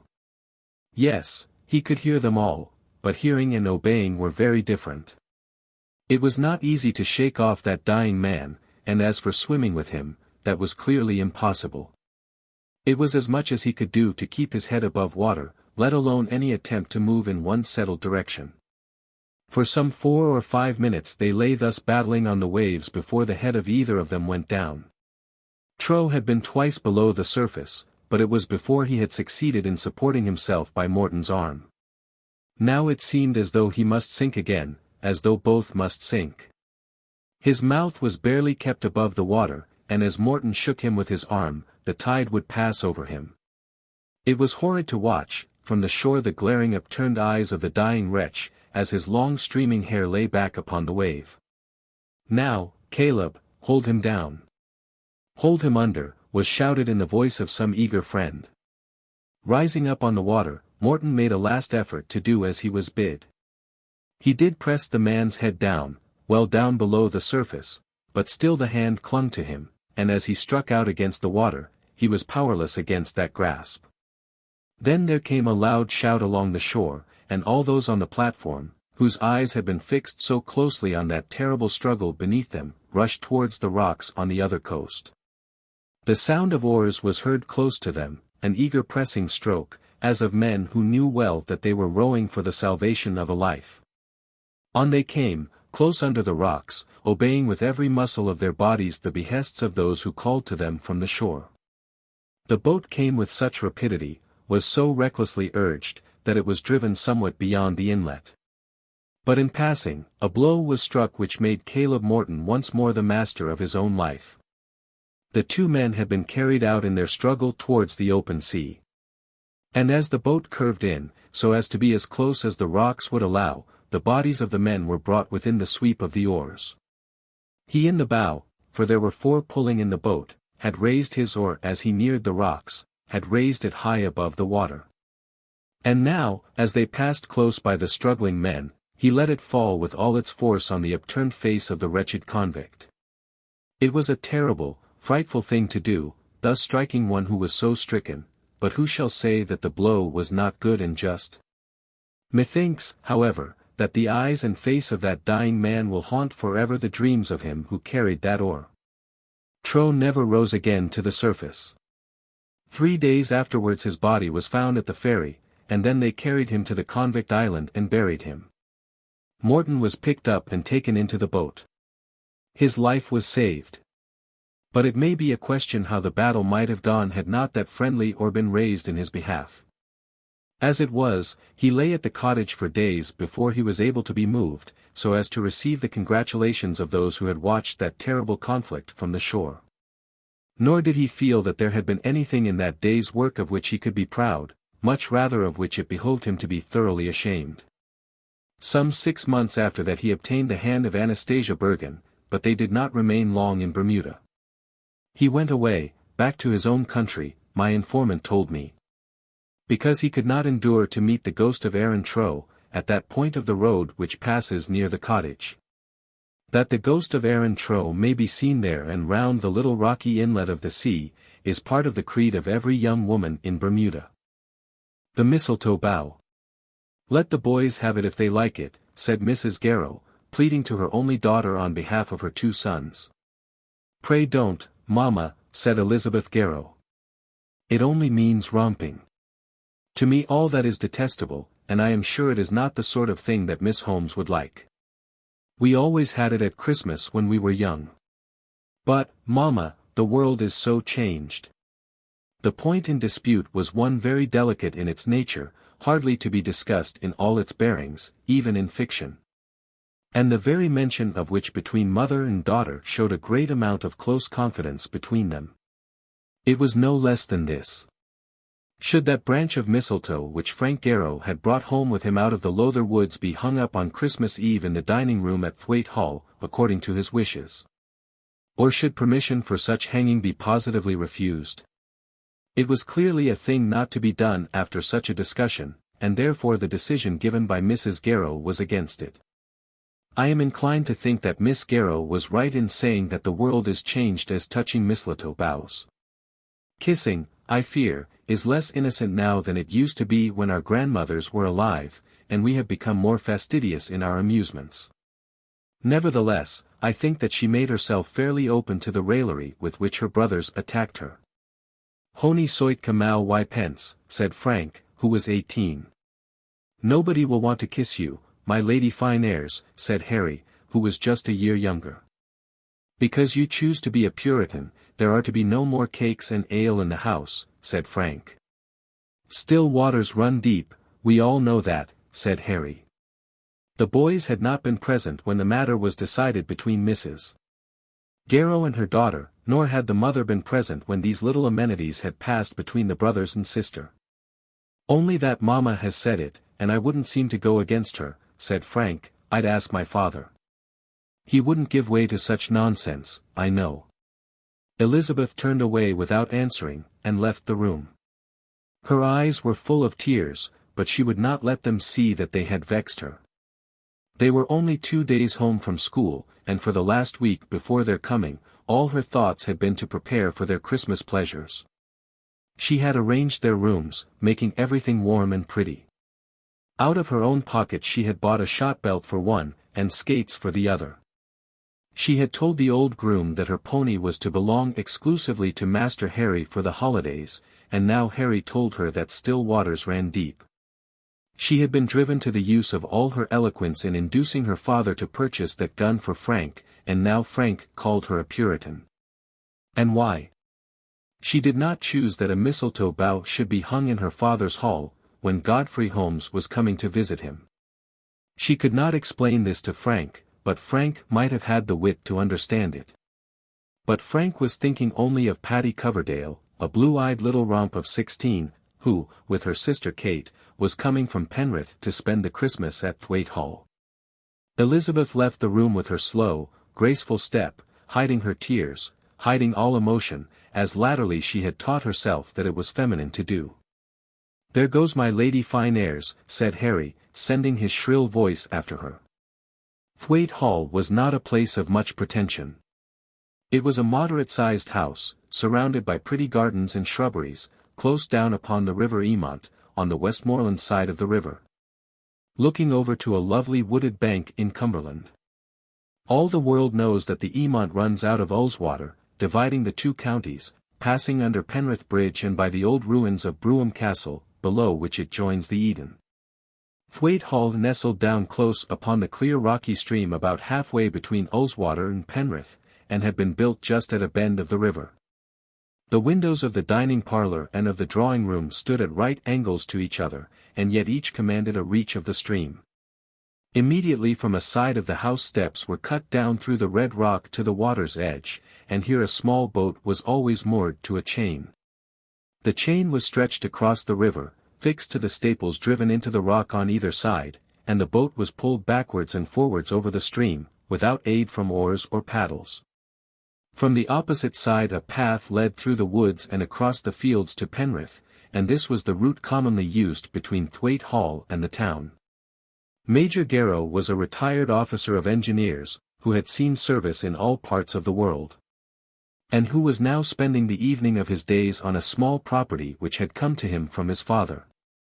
He held in his own hands about 20 acres of land, and he was the owner of one small farm close by, which was let to a tenant. That, together with his half-pay, and the interest of his wife's £1,000, sufficed to educate his children and keep the wolf at a comfortable distance from his door. He himself was a spare thin man, with quiet, lazy, literary habits. He had done the work of life, but had so done it as to permit of his enjoying that which was left to him. His sole remaining care was the establishment of his children, and, as far as he could see, he had no ground for anticipating disappointment. They were clever, good-looking, well-disposed young people, and upon the whole it may be said that the sun shone brightly on Thwaite Hall. Of Mrs. Garrow it may suffice to say that she always deserved such sunshine. For years past it had been the practice of the family to have some sort of gathering at Thwaite Hall during Christmas. Godfrey Holmes had been left under the guardianship of Major Garrow, and, as he had always spent his Christmas holidays with his guardian, this, perhaps, had given rise to the practice. Then the Coverdales were cousins of the Garrows, and they had usually been there as children. At the Christmas last past the custom had been broken, for young Holmes had been abroad. Previous to that, they had all been children, excepting him. But now that they were to meet again, they were no longer children. Elizabeth, at any rate, was not so, for she had already counted 19 winters. And Isabella Holmes was coming. Now Isabella was 2 years older than Elizabeth, and had been educated in Brussels. Moreover, she was comparatively a stranger at Thwaite Hall, never having been at those early Christmas meetings. And now I must take permission to begin my story by telling a lady's secret. Elizabeth Garrow had already been in love with Godfrey Holmes, or perhaps it might be more becoming to say that Godfrey Holmes had already been in love with her. They had already been engaged. And, alas! They had already agreed that that engagement should be broken off. Young Holmes was now 27 years of age, and was employed in a bank at Liverpool, not as a clerk, but as assistant manager, with a large salary. He was a man well-to-do in the world, who had money also of his own, and who might well afford to marry. Some 2 years since, on the eve of leaving Thwaite Hall, he had with low doubting whisper told Elizabeth that he loved her, and she had flown trembling to her mother. "Godfrey, my boy," the father said to him, as he parted with him the next morning, Bessie is only a child, and too young to think of this yet. At the next Christmas Godfrey was in Italy, and the thing was gone by, so at least the father and mother said to each other. But the young people had met in the summer, and one joyful letter had come from the girl home to her mother. "I have accepted him. Dearest, dearest mamma, I do love him. But don't tell papa yet, for I have not quite accepted him. I think I am sure, but I am not quite sure. I am not quite sure about him." And then, 2 days after that, there had come a letter that was not at all joyful. "Dearest mamma, it is not to be. It is not written in the book. We have both agreed that it will not do. I am so glad that you have not told dear papa, for I could never make him understand. You will understand, for I shall tell you everything, down to his very words. But we have agreed that there shall be no quarrel. It shall be exactly as it was, and he will come at Christmas all the same. It would never do that he and papa should be separated, nor could we now put off Isabella. It is better so in every way, for there is and need be no quarrel. We still like each other. I am sure I like him, but I know that I should not make him happy as his wife. He says it is my fault. I, at any rate, have never told him that I thought it his. From all which it will be seen that the confidence between the mother and daughter was very close. Elizabeth Garrow was a very good girl, but it might almost be a question whether she was not too good. She had learned, or thought that she had learned, that most girls are vapid, silly, and useless, given chiefly to pleasure-seeking and a hankering after lovers. And she had resolved that she would not be such a one. Industry, self-denial, and a religious purpose in life, were the tasks which she set herself. And she went about the performance of them with much courage. But such tasks, though they are excellently well adapted to fit a young lady for the work of living, may also be carried too far, and thus have the effect of unfitting her for that work. When Elizabeth Garrow made up her mind that the finding of a husband was not the only purpose of life, she did very well. It is very well that a young lady should feel herself capable of going through the world happily without one. But in teaching herself this she also taught herself to think that there was a certain merit in refusing herself the natural delight of a lover. Even though the possession of the lover were compatible with all her duties to herself, her father and mother, and the world at large. It was not that she had determined to have no lover. She made no such resolve, and when the proper lover came he was admitted to her heart. But she declared to herself unconsciously that she must put a guard upon herself, lest she should be betrayed into weakness by her own happiness. She had resolved that in loving her Lord she would not worship him, and that in giving her heart she would only so give it as it should be given to a human creature like herself. She had acted on these high resolves, and hence it had come to pass, not unnaturally, that Mr. Godfrey Holmes had told her that it was her fault. She was a pretty, fair girl, with soft dark brown hair, and soft long dark eyelashes. Her grey eyes, though quiet in their tone, were tender and lustrous. Her face was oval, and the lines of her cheek and chin perfect in their symmetry. She was generally quiet in her demeanour, but when moved she could rouse herself to great energy, and speak with feeling and almost with fire. Her fault was a reverence for martyrdom in general, and a feeling, of which she was unconscious, that it became a young woman to be unhappy in secret. That it became a young woman, I might rather say, to have a source of unhappiness hidden from the world in general, and endured without any detriment to her outward cheerfulness. We know the story of the Spartan boy who held the fox under his tunic. The fox was biting into him, into the very entrails, but the young hero spake never a word. Now Bessie Garrow was inclined to think that it was a good thing to have a fox always biting, so that the torment caused no ruining to her outward smiles. Now at this moment the fox within her bosom was biting her sore enough, but she bore it without flinching. If you would rather that he should not come I will have it arranged, her mother had said to her. Not for worlds, she had answered. I should never think well of myself again. Her mother had changed her own mind more than once as to the conduct in this matter which might be best for her to follow, thinking solely of her daughter's welfare. If he comes they will be reconciled, and she will be happy, had been her first idea. But then there was a stern fixedness of purpose in Bessie's words when she spoke of Mr. Holmes, which had expelled this hope, and Mrs. Garrow had for a while thought it better that the young man should not come. But Bessie would not permit this. It would vex her father, put out of course the arrangements of other people, and display weakness on her own part. He should come, and she would endure without flinching while the fox gnawed at her. That battle of the mistletoe had been fought on the morning before Christmas Day, and the Holmeses came on Christmas Eve. Isabella was comparatively a stranger, and therefore received at first the greater share of attention. She and Elizabeth had once seen each other, and for the last year or two had corresponded, but personally they had never been intimate. Unfortunately for the latter, that story of Godfrey's offer and acceptance had been communicated to Isabella, as had of course the immediately subsequent story of their separation. But now it would be almost impossible to avoid the subject in conversation. "Dearest Isabella, let it be as though it had never been," she had said in one of her letters. But sometimes it is very difficult to let things be as though they had never been. The first evening passed over very well. The two Coverdale girls were there, and there had been much talking and merry laughter, rather juvenile in its nature, but on the whole none the worse for that.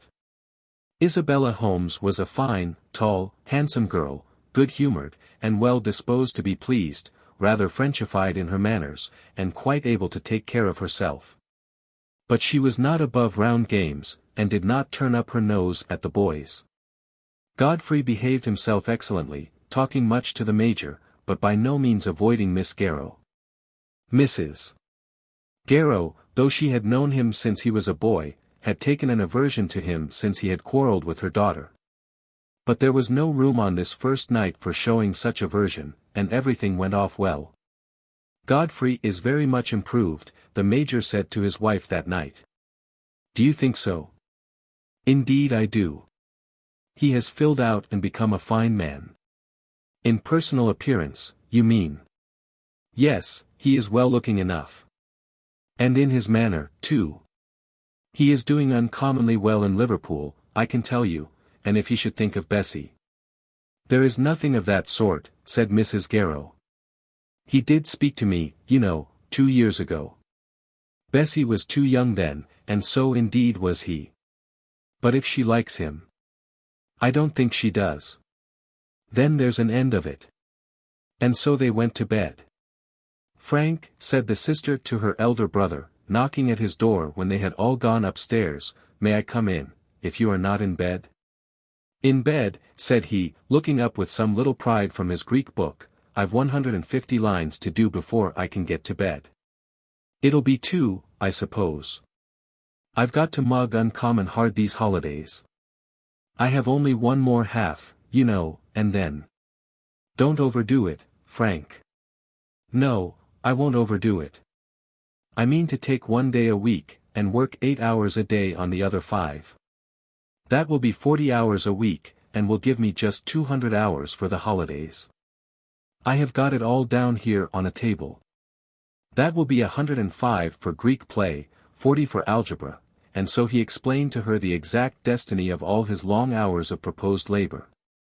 He had as yet been home a day and a half, and had succeeded in drawing out with red lines and blue figures the table which he showed her. "If I can do that, it will be pretty well, won't it?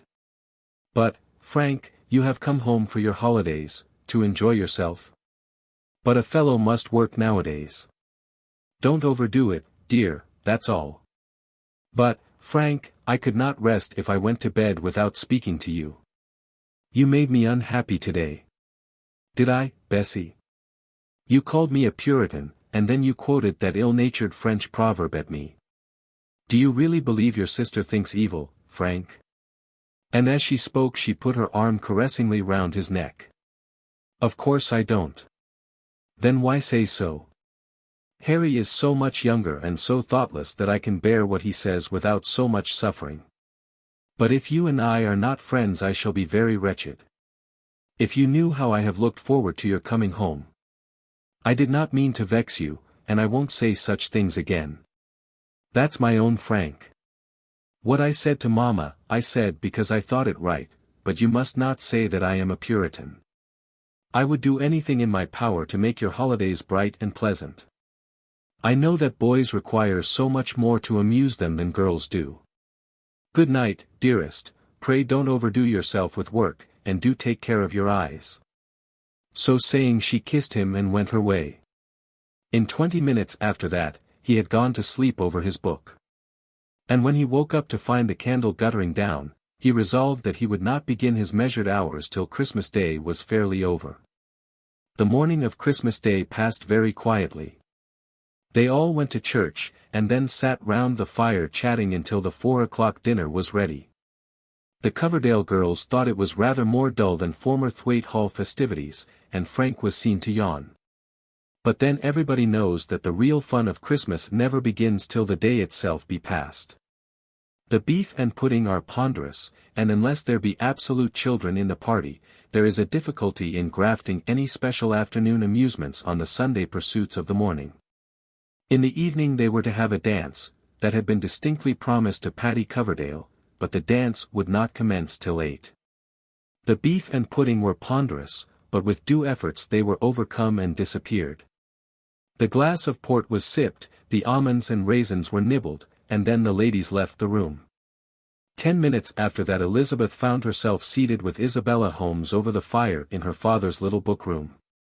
It was not by her that this meeting was arranged, for she dreaded such a constrained confidence, but of course it could not be avoided, and perhaps it might be as well now as hereafter. "Bessie," said the elder girl, "I am dying to be alone with you for a moment." "Well, you shall not die, that is, if being alone with me will save you. I have so much to say to you.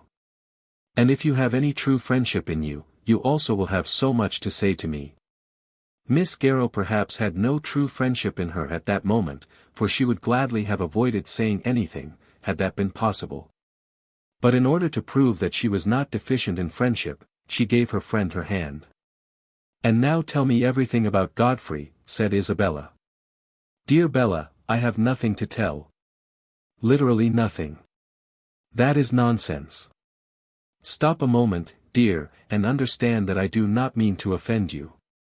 It cannot be that you have nothing to tell, if you choose to tell it. You are not the girl to have accepted Godfrey without loving him, nor is he the man to have asked you without loving you. When you write me word that you have changed your mind, as you might about a dress, of course I know you have not told me all. Now I insist upon knowing it, that is, if we are to be friends. I would not speak a word to Godfrey till I had seen you, in order that I might hear your story first. Indeed, Bella, there is no story to tell. Then I must ask him. If you wish to play the part of a true friend to me, you will let the matter pass by and say nothing. You must understand that, circumstanced as we are, your brother's visit here, what I mean is, that it is very difficult for me to act and speak exactly as I should do. And a few unfortunate words spoken may make my position unendurable. Will you answer me one question? I cannot tell. I think I will. Do you love him? For a moment or two Bessie remained silent, striving to arrange her words so that they should contain no falsehood, and yet betray no truth. "Ah, I see you do," continued Miss Holmes. "But of course you do. Why else did you accept him?" "I fancied that I did, as young ladies do sometimes fancy." "And will you say that you do not, now?" Again Bessie was silent, and then her friend rose from her seat. "I see it all," she said. "What a pity it was that you both had not some friend like me by you at the time. But perhaps it may not be too late. I need not repeat at length all the protestations which upon this were poured forth with hot energy by poor Bessie. She endeavored to explain how great had been the difficulty of her position. This Christmas visit had been arranged before that unhappy affair at Liverpool had occurred. Isabella's visit had been partly one of business, it being necessary that certain money affairs should be arranged between her, her brother, and the Major. "I determined," said Bessie, "not to let my feelings stand in the way, and hoped that things might settle down to their former friendly footing. I already fear that I have been wrong, but it will be ungenerous in you to punish me. Then she went on to say that if anybody attempted to interfere with her, she should at once go away to her mother's sister, who lived at Hexham, in Northumberland. Then came the dance, and the hearts of Kate and Paddy Coverdale were at last happy. But here again poor Bessie was made to understand how terribly difficult was this experiment of entertaining on a footing of friendship a lover with whom she had quarrelled only a month or two before. That she must as a necessity become the partner of Godfrey Holmes she had already calculated, and so much she was prepared to endure. Her brothers would of course dance with the Coverdale girls, and her father would of course stand up with Isabella. There was no other possible arrangement, at any rate as a beginning. She had schooled herself, too, as to the way in which she would speak to him on the occasion, and how she would remain mistress of herself and of her thoughts. But when the time came the difficulty was almost too much for her. "You do not care much for dancing, if I remember," said he. "Oh yes, I do. Not as Paddy Coverdale does. It's a passion with her. But then I am older than Paddy Coverdale." After that he was silent for a minute or two. "It seems so odd to me to be here again," he said. It was odd, she felt that it was odd. But he ought not to have said so. 2 years make a great difference. The boys have grown so much. "Yes, and there are other things," said he. "Bella was never here before. At least not with you." "No. But I did not exactly mean that. All that would not make the place so strange. But your mother seems altered to me. She used to be almost like my own mother. I suppose she finds that you are a more formidable person as you grow older.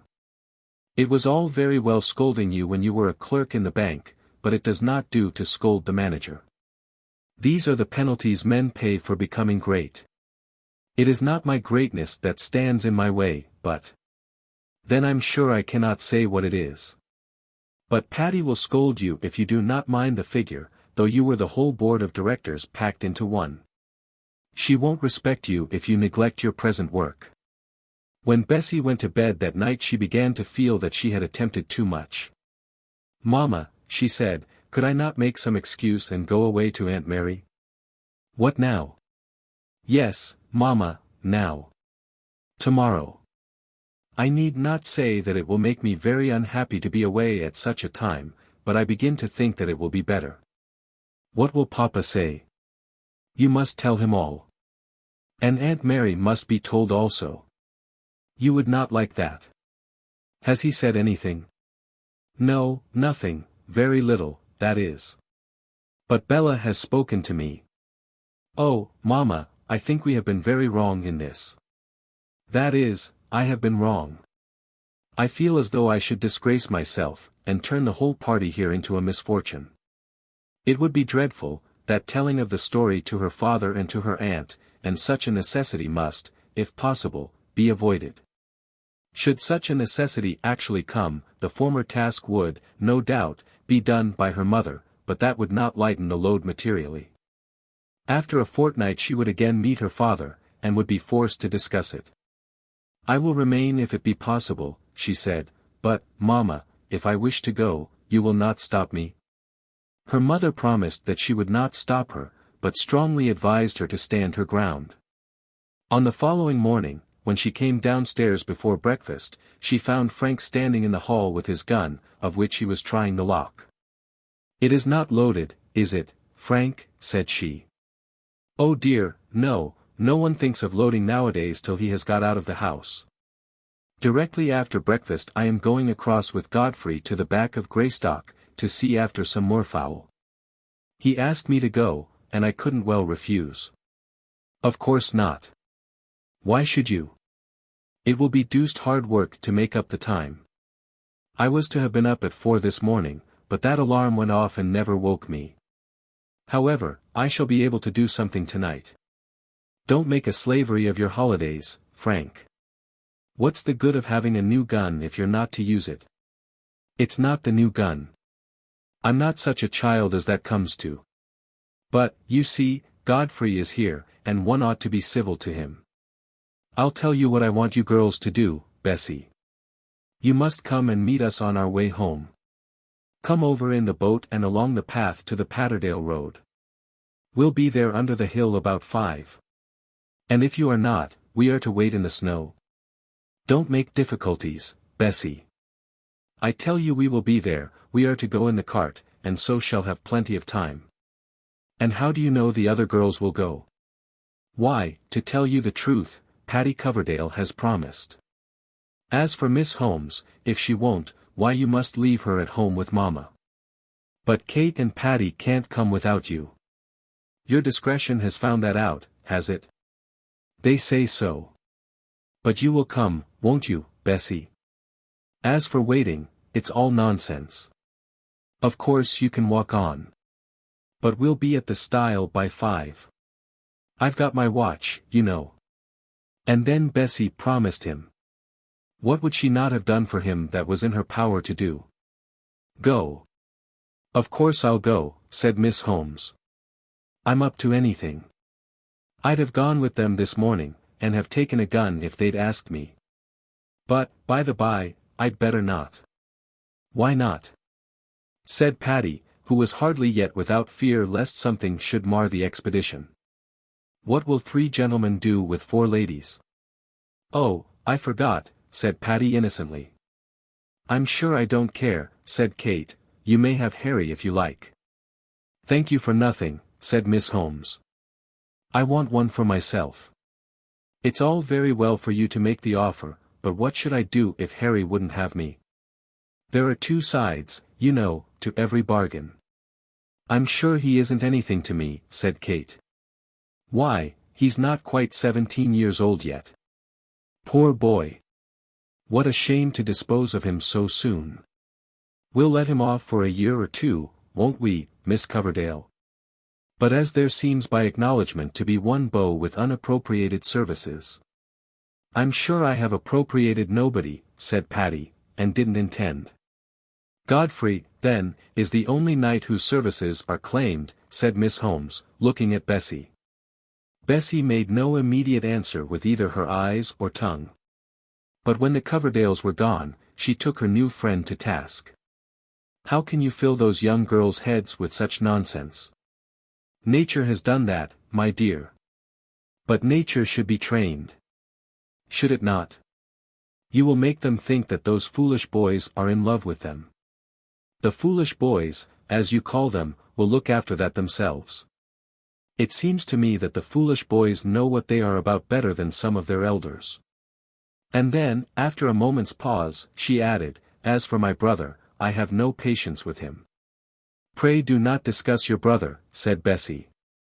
And, Bella, unless you wish to drive me away, pray do not speak of him and me together as you did just now. Are you so bad as that the slightest commonplace joke upsets you? Would not his services be due to you as a matter of course? If you are so sore about it, you will betray your own secret. I have no secret, none at least from you, or from Mamma, and, indeed, none from him. We were both very foolish, thinking that we knew each other in our own hearts, when we knew neither.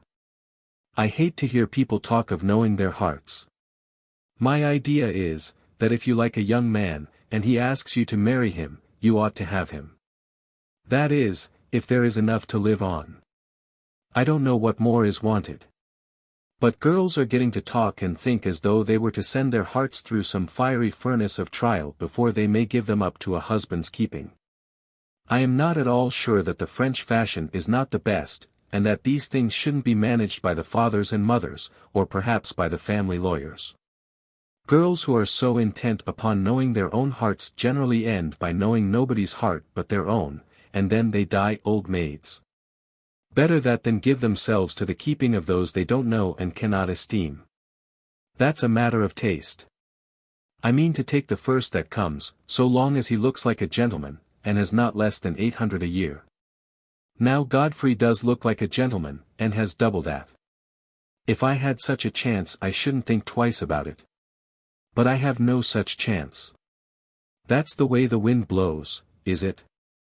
No, no. Oh, Bella, pray leave me alone. Pray do not interfere. There is no wind blowing in any way. All that I want is your silence and your sympathy. Very well. I will be silent and sympathetic as the grave. Only don't imagine that I am cold as the grave also. I don't exactly appreciate your ideas, but if I can do no good, I will at any rate endeavor to do no harm. After lunch, at about 3, they started on their walk, and managed to ferry themselves over the river. "Oh, do let me, Bessie," said Kate Coverdale. "I understand all about it.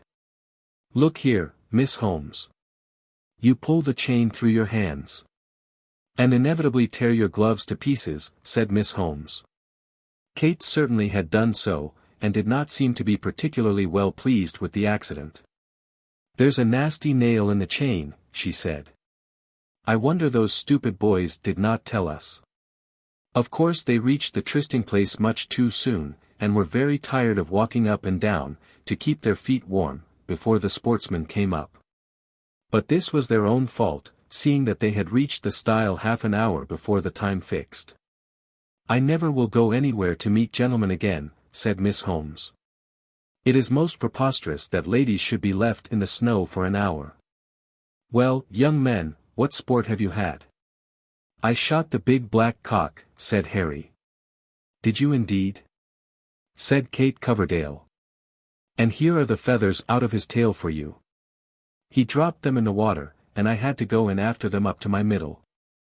But I told you that I would, so I was determined to get them." "Oh, you silly, silly boy," said Kate. "But I'll keep them forever." "I will indeed." This was said a little apart, for Harry had managed to draw the young lady aside before he presented the feathers. Frank had also his trophies for Paddy, and the tale to tell of his own prowess. In that he was a year older than his brother, he was by a year's growth less ready to tender his present to his ladylove, openly in the presence of them all. But he found his opportunity, and then he and Paddy went on a little in advance.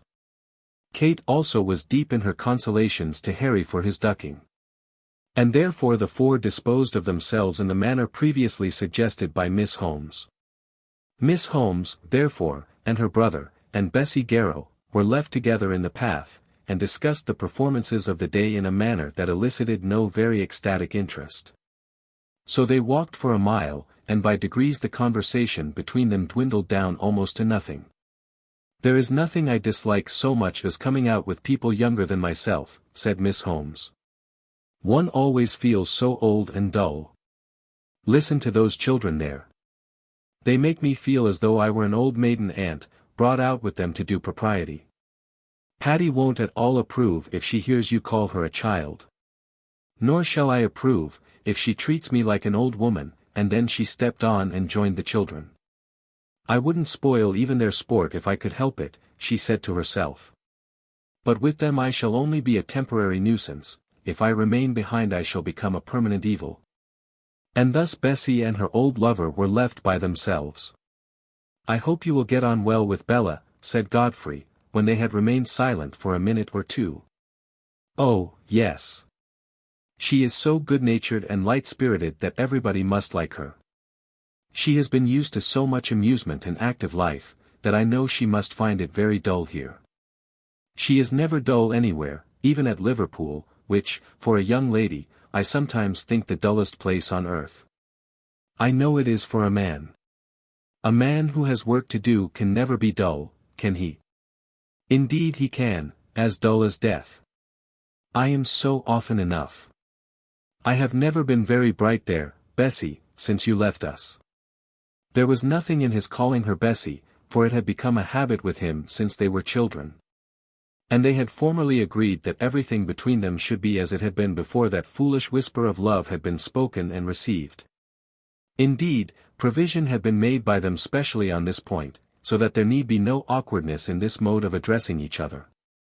Such provision had seemed to be very prudent, but it hardly had the desired effect on the present occasion. "I hardly know what you mean by brightness," she said, after a pause. "Perhaps it is not intended that people's lives should be what you call bright. Life ought to be as bright as we can make it. It all depends on the meaning of the word. I suppose we are not very bright here at Thwaite Hall, but yet we think ourselves very happy. "I am sure you are," said Godfrey. "I very often think of you here." "We always think of places where we have been when we were young," said Bessie. And then again they walked on for some way in silence, and Bessie began to increase her pace with the view of catching the children. The present walk to her was anything but bright, and she bethought herself with dismay that there were still 2 miles before she reached the ferry. "Bessie," Godfrey said at last. And then he stopped as though he were doubtful how to proceed. She, however, did not say a word, but walked on quickly, as though her only hope was in catching the party before her. But they also were walking quickly, for Bella was determined that she would not be caught. "Bessie, I must speak to you once of what passed between us at Liverpool." "Must you?" said she. "Unless you positively forbid it." "Stop, Godfrey," she said. And they did stop in the path, for now she no longer thought of putting an end to her embarrassment by overtaking her companions. "If any such words are necessary for your comfort, it would hardly become me to forbid them. Were I to speak so harshly you would accuse me afterwards in your own heart. It must be for you to judge whether it is well to reopen a wound that is nearly healed. But with me it is not nearly healed. The wound is open always. There are some hurts," she said, "which do not admit of an absolute and perfect cure, unless after long years." As she said so, she could not but think how much better was his chance of such perfect cure than her own. With her, so she said to herself, such curing was all but impossible. Whereas with him, it was as impossible that the injury should last. "Bessie," he said, and he again stopped her on the narrow path, standing immediately before her on the way, "you remember all the circumstances that made us part?" "Yes, I think I remember them." "And you still think that we were right to part?" She paused for a moment before she answered him, but it was only for a moment, and then she spoke quite firmly. "Yes, Godfrey, I do. I have thought about it much since then. I have thought, I fear, to no good purpose about aught else. But I have never thought that we had been unwise in that. And yet I think you loved me. I am bound to confess I did so, as otherwise I must confess myself a liar. I told you at the time that I loved you, and I told you so truly. But it is better, 10 times better, that those who love should part, even though they still should love, than that 2 should be joined together who are incapable of making each other happy. Remember what you told me." "I do remember. You found yourself unhappy in your engagement, and you said it was my fault." "Bessie, there is my hand. If you have ceased to love me, there is an end of it. But if you love me still, let all that be forgotten." "Forgotten, Godfrey? How can it be forgotten? You were unhappy, and it was my fault. My fault, as it would be if I tried to solace a sick child with arithmetic, or feed a dog with grass. I had no right to love you, knowing you as I did. And knowing also that my ways would not be your ways. My punishment I understand, and it is not more than I can bear, but I had hoped that your punishment would have been soon over. You are too proud, Bessie. That is very likely. Frank says that I am a Puritan, and pride was the worst of their sins. Too proud and unbending. In marriage should not the man and woman adapt themselves to each other? When they are married, yes. And every girl who thinks of marrying should know that in very much she must adapt herself to her husband. But I do not think that a woman should be the ivy, to take the direction of every branch of the tree to which she clings. If she does so, what can be her own character? But we must go on, or we shall be too late. And you will give me no other answer. None other, Godfrey. Have you not just now, at this very moment, told me that I was too proud? Can it be possible that you should wish to tie yourself for life to female pride? And if you tell me that now, at such a moment as this, what would you tell me in the close intimacy of married life? When the trifles of every day would have worn away the courtesies of guest and lover? There was a sharpness of rebuke in this which Godfrey Holmes could not at the moment overcome. Nevertheless he knew the girl, and understood the workings of her heart and mind. Now, in her present state, she could be unbending, proud, and almost rough. In that she had much to lose in declining the renewed offer which he made her, she would, as it were, continually prompt herself to be harsh and inflexible. Had he been poor, had she not loved him, had not all good things seemed to have attended the promise of such a marriage, she would have been less suspicious of herself in receiving the offer, and more gracious in replying to it. Had he lost all his money before he came back to her, she would have taken him at once, or had he been deprived of an eye, or become crippled in his legs, she would have done so. But, circumstanced as he was, she had no motive to tenderness. There was an organic defect in her character, which no doubt was plainly marked by its own bump in her cranium, the bump of philomartyrdom, it might properly be called. She had shipwrecked her own happiness in rejecting Godfrey Holmes, but it seemed to her to be the proper thing that a well-behaved young lady should shipwreck her own happiness.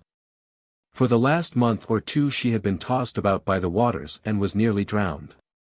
Now there was beautiful land again close to her, and a strong pleasant hand stretched out to save her.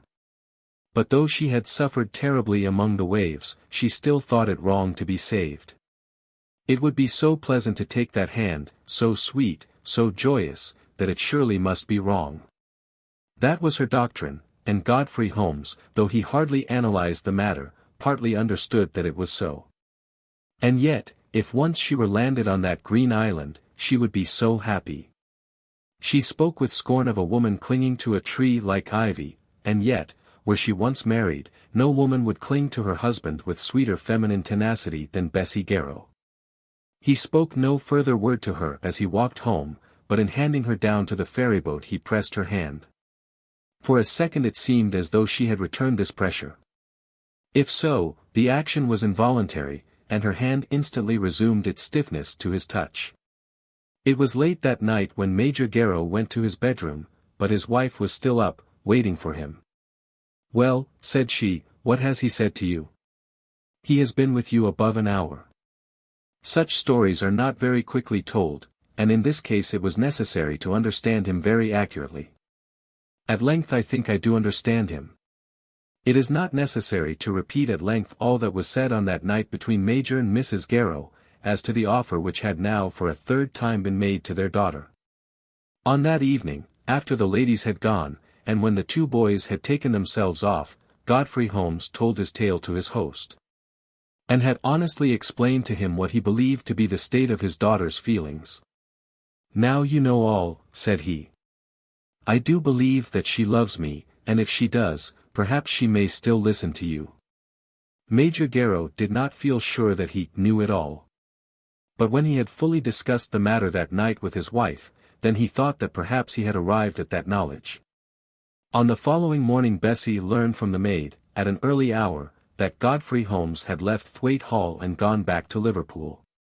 To the girl she said nothing on the subject, but she felt obliged to say a word or two to Bella. "It is his coming that I regret," she said. "That he should have had the trouble and annoyance for nothing. I acknowledge that it was my fault, and I am very sorry." "It cannot be helped," said Miss Holmes, somewhat gravely. "As to his misfortunes, I presume that his journeys between here and Liverpool are not the worst of them." After breakfast on that day Bessie was summoned into her father's book-room, and found him there, and her mother also. "Bessie," said he, "sit down, my dear. You know why Godfrey has left us this morning?" Bessie walked round the room, so that in sitting she might be close to her mother and take her mother's hand in her own. "I suppose I do, Papa," she said. "He was with me late last night, Bessie, and when he told me what had passed between you I agreed with him that he had better go." "It was better that he should go, Papa. But he has left a message for you." "A message, Papa?" "Yes, Bessie. And your mother agrees with me that it had better be given to you. It is this, that if you will send him word to come again, he will be here by 12th night. He came before on my invitation, but if he returns it must be on yours." "Oh, Papa, I cannot." "I do not say that you can, but think of it calmly before you altogether refuse. You shall give me your answer on New Year's morning." "Mamma knows that it would be impossible," said Bessie. Not impossible, dearest. In such a matter you should do what you believe to be right, said her father. If I were to ask him here again, it would be telling him that I would. Exactly, Bessie. It would be telling him that you would be his wife. He would understand it so, and so would your mother and I. It must be so understood altogether. But, Papa, when we were at Liverpool. I have told him everything, dearest, said Mrs. Garrow. I think I understand the whole, said the Major, and in such a matter as this I will not give you counsel on either side. But you must remember that in making up your mind, you must think of him as well as of yourself. If you do not love him, if you feel that as his wife you should not love him, there is not another word to be said. I need not explain to my daughter that under such circumstances she would be wrong to encourage the visits of a suitor. But your mother says you do love him. Oh, Mamma. I will not ask you. But if you do, if you have so told him, and allowed him to build up an idea of his life happiness on such telling, you will, I think, sin greatly against him by allowing a false feminine pride to mar his happiness. When once a girl has confessed to a man that she loves him, the confession and the love together put upon her the burden of a duty towards him, which she cannot with impunity throw aside. Then he kissed her, and bidding her give him a reply on the morning of the new year, left her with her mother. She had 4 days for consideration, and they went past her by no means easily. Could she have been alone with her mother, the struggle would not have been so painful. But there was the necessity that she should talk to Isabella Holmes, and the necessity also that she should not neglect the Coverdales. Nothing could have been kinder than Bella. She did not speak on the subject till the morning of the last day, and then only in a very few words. Bessie, she said, as you are great, be merciful. But I am not great, and it would not be mercy. As to that, said Bella, he has surely a right to his own opinion. On that evening she was sitting alone in her room when her mother came to her, and her eyes were red with weeping. Pen and paper were before her, as though she were resolved to write, but hitherto no word had been written. Well, Bessie, said her mother, sitting down close beside her, is the deed done? What deed, Mamma? Who says that I am to do it? The deed is not the writing, but the resolution to write. 5 words will be sufficient, if only those 5 words may be written.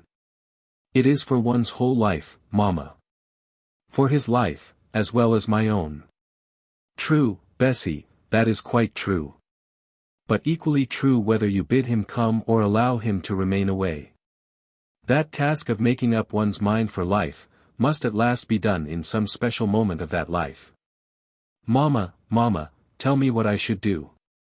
But this Mrs. Garrow would not do. I will write the words for you if you like, she said, but it is you who must resolve that they shall be written. I cannot bid my darling go away and leave me for another home. I can only say that in my heart I do believe that home would be a happy one. It was morning before the note was written, but when the morning came Bessie had written it and brought it to her mother. You must take it to Papa, she said. Then she went and hid herself from all eyes till the noon had passed. Dear Godfrey, the letter ran, Papa says that you will return on Wednesday if I write to ask you. Do come back to us, if you wish it. Yours always, Bessie. It is as good as though she had filled the sheet, said the Major. But in sending it to Godfrey Holmes, he did not omit a few accompanying remarks of his own. An answer came from Godfrey by return of post. And on the afternoon of the 6th of January, Frank Garrow drove over to the station at Penrith to meet him. On their way back to Thwaite Hall there grew up a very close confidence between the 2 future brothers-in-law, and Frank explained with great perspicuity a little plan which he had arranged himself. As soon as it is dark, so that she won't see it, Harry will hang it up in the dining room, he said, and mind you go in there before you go anywhere else. I am very glad you have come back, Godfrey, said the Major, meeting him in the hall. God bless you, dear Godfrey, said Mrs. Garrow, you will find Bessie in the dining room, she whispered. But in so whispering she was quite unconscious of the mistletoe bough. And so also was Bessie, nor do I think that she was much more conscious when that introduction was over. Godfrey had made all manner of promises to Frank, but when the moment arrived, he had found the moment too important for any special reference to the little bough above his head. Not so, however, Paddy Coverdale. "It's a shame," said she, bursting out of the room, "and if I'd known what you had done, nothing on earth should have induced me to go in. I won't enter the room till I know that you have taken it out." Nevertheless, her sister Kate was bold enough to solve the mystery before the evening was over. George Walker at Suez. Of all the spots on the world's surface that I, George Walker, of Friday Street, London, have ever visited, Suez in Egypt, at the head of the Red Sea, is by far the vilest, the most unpleasant, and the least interesting. There are no women there, no water, and no vegetation.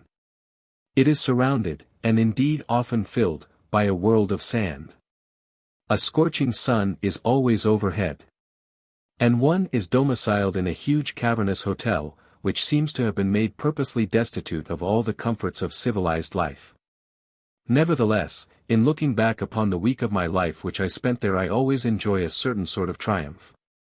Or rather, upon one day of that week, which lends a sort of halo not only to my sojourn at Suez, but to the whole period of my residence in Egypt.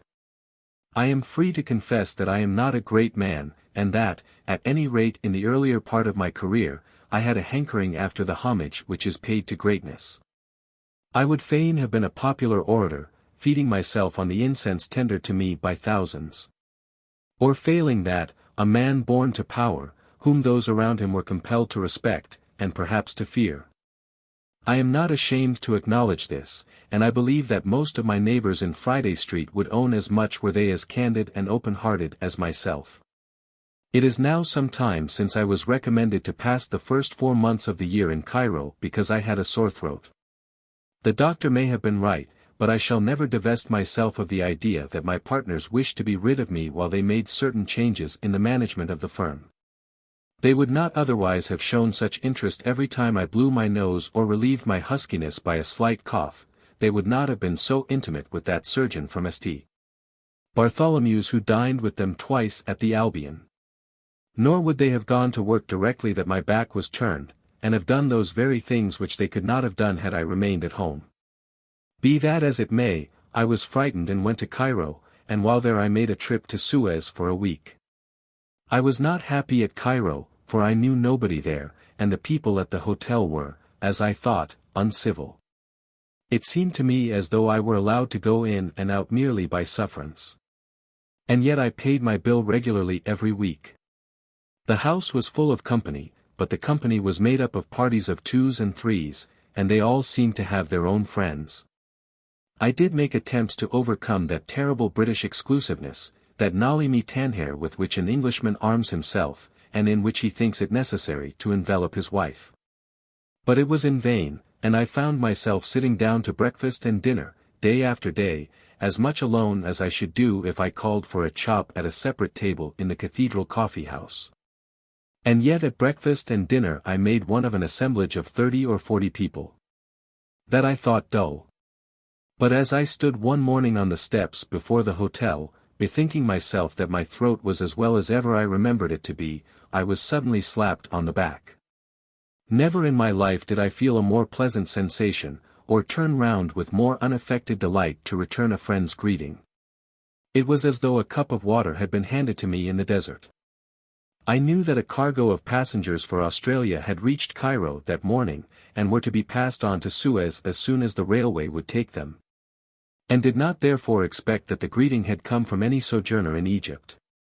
I should perhaps have explained that the even tenor of our life at the hotel was disturbed some 4 times a month by a flight through Cairo of a flock of travellers, who like locusts eat up all that there was eatable at the inn for the day. They sat down at the same tables with us, never mixing with us, having their separate interests and hopes, and being often, as I thought, somewhat loud and almost selfish in the expression of them. These flocks consisted of passengers passing and repassing by the overland route to and from India and Australia. And had I nothing else to tell, I should delight to describe all that I watched of their habits and manners, the outward bound being so different in their traits from their brethren on their return. But I have to tell of my own triumph at Suez, and must therefore hasten on to say that on turning round quickly with my outstretched hand, I found it clasped by John Robinson. "Well, Robinson, is this you?" "Holloa, Walker, what are you doing here?" That of course was the style of greeting. Elsewhere I should not have cared much to meet John Robinson, for he was a man who had never done well in the world. He had been in business and connected with a fairly good house in Cis Lane, but he had married early, and things had not exactly gone well with him. I don't think the house broke, but he did. And so he was driven to take himself and 5 children off to Australia. Elsewhere I should not have cared to come across him, but I was positively glad to be slapped on the back by anybody on that landing place in front of Shepheard's Hotel at Cairo. I soon learned that Robinson with his wife and children, and indeed with all the rest of the Australian cargo, were to be passed on to Suez that afternoon. And after a while I agreed to accompany their party. I had made up my mind, on coming out from England, that I would see all the wonders of Egypt, and hitherto I had seen nothing. I did ride on one day some 15 miles on a donkey to see the petrified forest, but the guide, who called himself a dragoman, took me wrong or cheated me in some way. We rode half the day over a stony, sandy plain, seeing nothing, with a terrible wind that filled my mouth with grit, and at last the dragoman got off. "Dear," said he, picking up a small bit of stone, "this is the forest made of stone. Carry that home." Then we turned round and rode back to Cairo. My chief observation as to the country was this, that whichever way we went, the wind blew into our teeth. The day's work cost me 25 shillings, and since that I had not as yet made any other expedition. I was therefore glad of an opportunity of going to Suez, and of making the journey in company with an acquaintance. At that time the railway was open, as far as I remember, nearly half the way from Cairo to Suez. It did not run 4 or 5 times a day, as railways do in other countries, but 4 or 5 times a month. In fact, it only carried passengers on the arrival of these flocks passing between England and her eastern possessions. There were trains passing backwards and forwards constantly, as I perceived in walking to and from the station. But, as I learned, they carried nothing but the laborers working on the line, and the water sent into the desert for their use.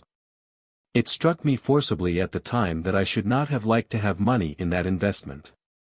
Well, I went with Robinson to Suez. The journey, like everything else in Egypt, was sandy, hot, and unpleasant.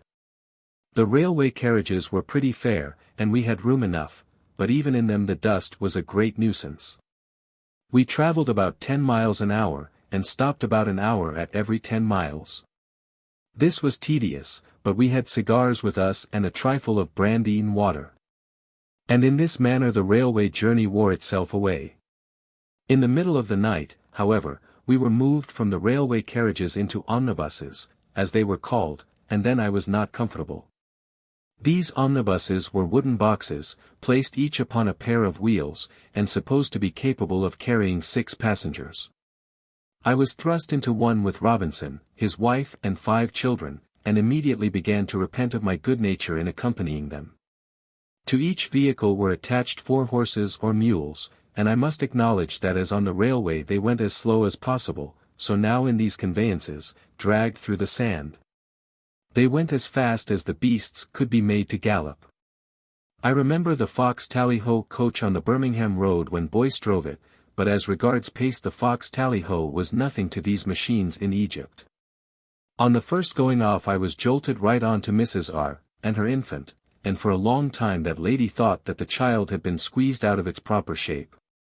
But at last we arrived at Suez, and the baby seemed to me to be all right when it was handed down into the boat at Suez.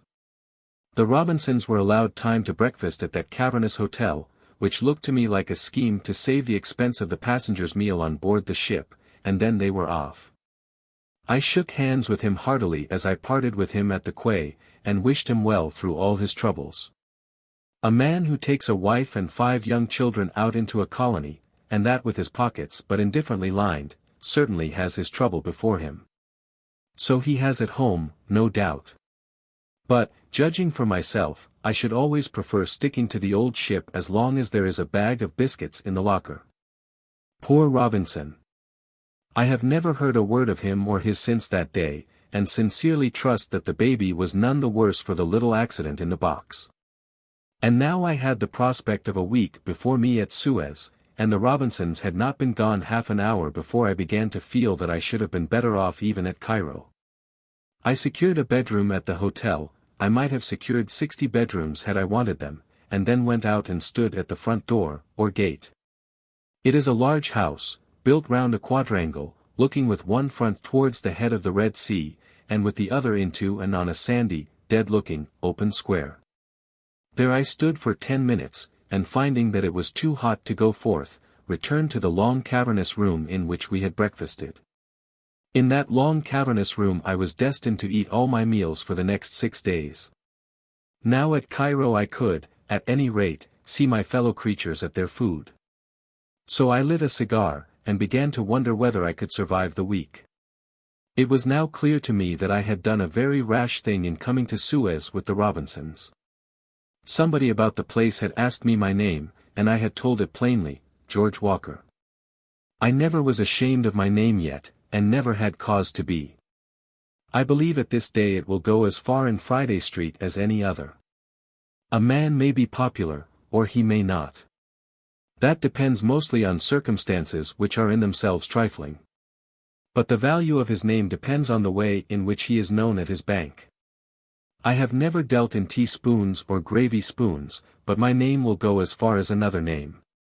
George Walker, I answered, therefore, in a tone of some little authority, to the man who asked me, and who sat inside the gate of the hotel in an old dressing gown and slippers. That was a melancholy day with me, and 20 times before dinner did I wish myself back at Cairo. I had been traveling all night, and therefore hoped that I might get through some little time in sleeping, but the mosquitoes attacked me the moment I laid myself down. In other places mosquitoes torment you only at night, but at Suez they buzz around you, without ceasing, at all hours. A scorching sun was blazing overhead, and absolutely forbade me to leave the house. I stood for a while in the veranda, looking down at the few small vessels which were moored to the quay, but there was no life in them. Not a sail was set, not a boatman or a sailor was to be seen, and the very water looked as though it were hot. I could fancy the glare of the sun was cracking the paint on the gunwales of the boats. I was the only visitor in the house, and during all the long hours of the morning it seemed as though the servants had deserted it. I dined at 4. Not that I chose that hour, but because no choice was given to me. At the hotels in Egypt one has to dine at an hour fixed by the landlord, and no entreaties will suffice to obtain a meal at any other. So at 4 I dined, and after dinner was again reduced to despair. I was sitting in the cavernous chamber almost mad at the prospect of the week before me, when I heard a noise as of various feet in the passage leading from the quadrangle. Was it possible that other human beings were coming into the hotel, Christian human beings at whom I could look, whose voices I could hear, whose words I could understand? And with whom I might possibly associate? I did not move, however, for I was still hot, and I knew that my chances might be better if I did not show myself over-eager for companionship at the first moment. The door, however, was soon opened, and I saw that at least in one respect I was destined to be disappointed. The strangers who were entering the room were not Christians, if I might judge by the nature of the garments in which they were clothed. The door had been opened by the man in an old dressing gown and slippers, whom I had seen sitting inside the gate. He was the Arab porter of the hotel, and as he marshaled the new visitors into the room, I heard him pronounce some sound similar to my own name. And perceived that he pointed me out to the most prominent person of those who then entered the apartment. This was a stout, portly man, dressed from head to foot in Eastern costume of the brightest colors.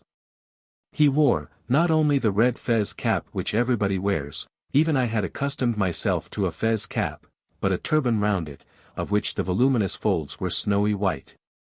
His face was fat, but not the less grave, and the lower part of it was enveloped in a magnificent beard, which projected round it on all sides, and touched his breast as he walked.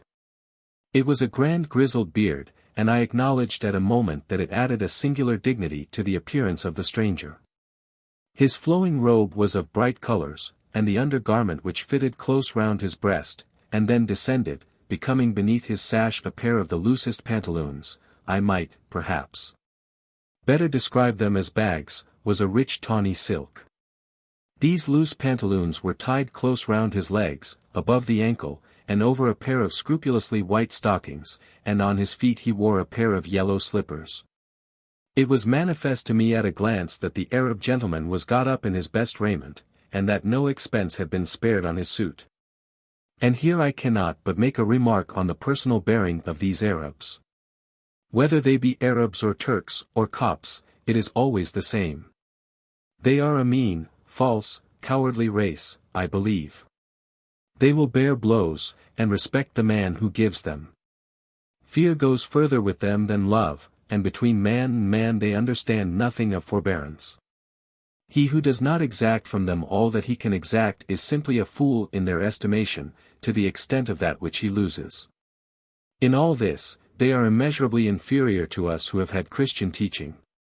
But in one thing they beat us. They always know how to maintain their personal dignity. Look at my friend and partner Judkins, as he stands with his hands in his trousers pockets at the door of our house in Friday Street. What can be meaner than his appearance? He is a stumpy, short, podgy man, but then so also was my Arab friend at Suez. Judkins is always dressed from head to foot in a decent black cloth suit. His coat is ever a dress coat, and is neither old nor shabby. On his head he carries a shining new silk hat, such as fashion in our metropolis demands. Judkins is rather a dandy than otherwise, piquing himself somewhat on his apparel. And yet how mean is his appearance, as compared with the appearance of that Arab. How mean also is his gait, how ignoble his step. Judkins could buy that Arab out 4 times over, and hardly feel the loss. And yet were they to enter a room together, Judkins would know and acknowledge by his look that he was the inferior personage. Not the less, should a personal quarrel arise between them, would Judkins punch the Arab's head, aye, and reduce him to utter ignominy at his feet.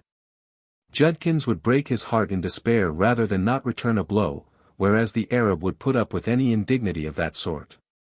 Nevertheless Judkins is altogether deficient in personal dignity. I often thought, as the hours hung in Egypt, whether it might not be practicable to introduce an Oriental costume in Friday Street. At this moment, as the Arab gentleman entered the cavernous coffee-room, I felt that I was greatly the inferior personage. He was followed by 4 or 5 others, dressed somewhat as himself, though by no means in such magnificent colors, and by one gentleman in a coat and trousers. The gentleman in the coat and trousers came last, and I could see that he was one of the least of the number. As for myself, I felt almost overawed by the dignity of the stout party in the turban, and seeing that he came directly across the room to the place where I was seated. I got upon my legs and made him some sign of Christian obeisance. I am a little man, and not podgy, as is Judkins, and I flatter myself that I showed more deportment, at any rate, than he would have exhibited. I made, as I have said, some Christian obeisance. I bobbed my head, that is, rubbing my hands together the while, and expressed an opinion that it was a fine day. But if I was civil, as I hope I was, the Arab was much more so. He advanced till he was about 6 paces from me, then placed his right hand open upon his silken breast, and inclining forward with his whole body, made to me a bow which Judkins never could accomplish. The turban and the flowing robe might be possible in Friday Street, but of what avail would be the outer garments and mere symbols, if the inner sentiment of personal dignity were wanting? I have often since tried it when alone, but I could never accomplish anything like that bow. The Arab with the flowing robe bowed, and the other Arabs all bowed also. And after that the Christian gentleman with the coat and trousers made a leg. I made a leg also, rubbing my hands again, and added to my former remarks that it was rather hot. "Dat berry true," said the porter in the dirty dressing-gown, who stood by. I could see at a glance that the manner of that porter towards me was greatly altered, and I began to feel comforted in my wretchedness. Perhaps a Christian from Friday Street, with plenty of money in his pockets, would stand in higher esteem at Suez than at Cairo? If so, that alone would go far to atone for the apparent wretchedness of the place. At Cairo I had not received that attention which had certainly been due to me as the second partner in the flourishing Manchester house of Grimes, Walker, and Judkins. But now, as my friend with the beard again bowed to me, I felt that this deficiency was to be made up. It was clear, however, that this new acquaintance, though I liked the manner of it, would be attended with considerable inconvenience, for the Arab gentleman commenced an address to me in French. It has always been to me a source of sorrow that my parents did not teach me the French language. And this deficiency on my part has given rise to an incredible amount of supercilious overbearing pretension on the part of Judkins, who after all can hardly do more than translate a correspondence letter. I do not believe that he could have understood that Arab's oration, but at any rate I did not. He went on to the end, however, speaking for some 3 or 4 minutes, and then again he bowed. If I could only have learned that bow, I might still have been greater than Judkins with all his French. I am very sorry, said I, but I don't exactly follow the French language when it is spoken. Ah! No French, said the Arab in very broken English, that is one sorrow. How is it that these fellows learn all languages under the sun? I afterwards found that this man could talk Italian, and Turkish, and Armenian fluently, and say a few words in German, as he could also in English. I could not ask for my dinner in any other language than English, if it were to save me from starvation. Then he called to the Christian gentleman in the pantaloons, and, as far as I could understand, made over to him the duty of interpreting between us. There seemed, however, to be one difficulty in the way of this being carried on with efficiency. The Christian gentleman could not speak English himself. He knew of it perhaps something more than did the Arab, but by no means enough to enable us to have a fluent conversation.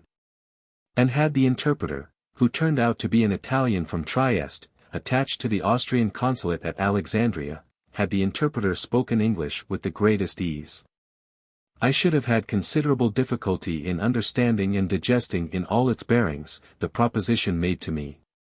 But before I proceed to the proposition, I must describe a ceremony which took place previous to its discussion. I had hardly observed, when first the procession entered the room, that one of my friend's followers, my friend's name, as I learned afterwards, was Mahmud al-Akbar. And I will therefore call him Mahmud, that one of Mahmud's followers bore in his arms a bundle of long sticks, and that another carried an iron pot and a tray. Such was the case, and these 2 followers came forward to perform their services, while I, having been literally pressed down onto the sofa by Mahmud, watched them in their progress. Mahmud also sat down, and not a word was spoken while the ceremony went on. The man with the sticks first placed on the ground 2 little pans, one at my feet, and then one at the feet of his master. After that he loosed an ornamented bag which he carried round his neck, and producing from it tobacco, proceeded to fill 2 pipes. This he did with the utmost gravity, and apparently with very peculiar care. The pipes had been already fixed at one end of the stick, and to the other end the man had fastened 2 large yellow balls. These, as I afterwards perceived, were mouthpieces made of amber. Then he lit the pipes, drawing up the difficult smoke by long painful suckings at the mouthpiece, and then, when the work had become apparently easy, he handed one pipe to me, and the other to his master. The bowls he had first placed in the little pans on the ground. During all this time no word was spoken, and I was left altogether in the dark as to the cause which had produced this extraordinary courtesy. There was a stationary sofa, they called it there a divan, which was fixed into the corner of the room, and on one side of the angle sat Mahmud al-Akbar, with his feet tucked under him, while I sat on the other. The remainder of the party stood around, and I felt so little master of the occasion, that I did not know whether it would become me to bid them be seated. I was not master of the entertainment. They were not my pipes. Nor was it my coffee, which I saw one of the followers preparing in a distant part of the room. And, indeed, I was much confused as to the management of the stick and amber mouthpiece with which I had been presented. With a cigar I am as much at home as any man in the city. I can nibble off the end of it, and smoke it to the last ash, when I am 3 parts asleep. But I had never before been invited to regale myself with such an instrument as this. What was I to do with that huge yellow ball? So I watched my new friend closely. It had manifestly been a part of his urbanity not to commence till I had done so, but seeing my difficulty he at last raised the ball to his mouth and sucked at it. I looked at him and envied the gravity of his countenance, and the dignity of his demeanor. I sucked also, but I made a sputtering noise, and must confess that I did not enjoy it. The smoke curled gracefully from his mouth and nostrils as he sat there in mute composure. I was mute as regarded speech, but I coughed as the smoke came from me in convulsive puffs. And then the attendant brought us coffee in little tin cups, black coffee, without sugar and full of grit, of which the berries had been only bruised, not ground. I took the cup and swallowed the mixture, for I could not refuse, but I wished that I might have asked for some milk and sugar. Nevertheless there was something very pleasing in the whole ceremony, and at last I began to find myself more at home with my pipe. When Mahmoud had exhausted his tobacco, and perceived that I also had ceased to puff forth smoke, he spoke in Italian to the interpreter. And the interpreter forthwith proceeded to explain to me the purport of this visit. This was done with much difficulty, for the interpreter's stock of English was very scanty, but after a while I understood, or thought I understood. As follows: at some previous period of my existence I had done some deed which had given infinite satisfaction to Mahmud al-Akbar. Whether, however, I had done it myself, or whether my father had done it, was not quite clear to me. My father, then some time deceased, had been a wharfinger at Liverpool, and it was quite possible that Mahmud might have found himself at that port. Mahmud had heard of my arrival in Egypt, and had been given to understand that I was coming to Suez, to carry myself away in the ship, as the interpreter phrased it. This I could not understand, but I let it pass.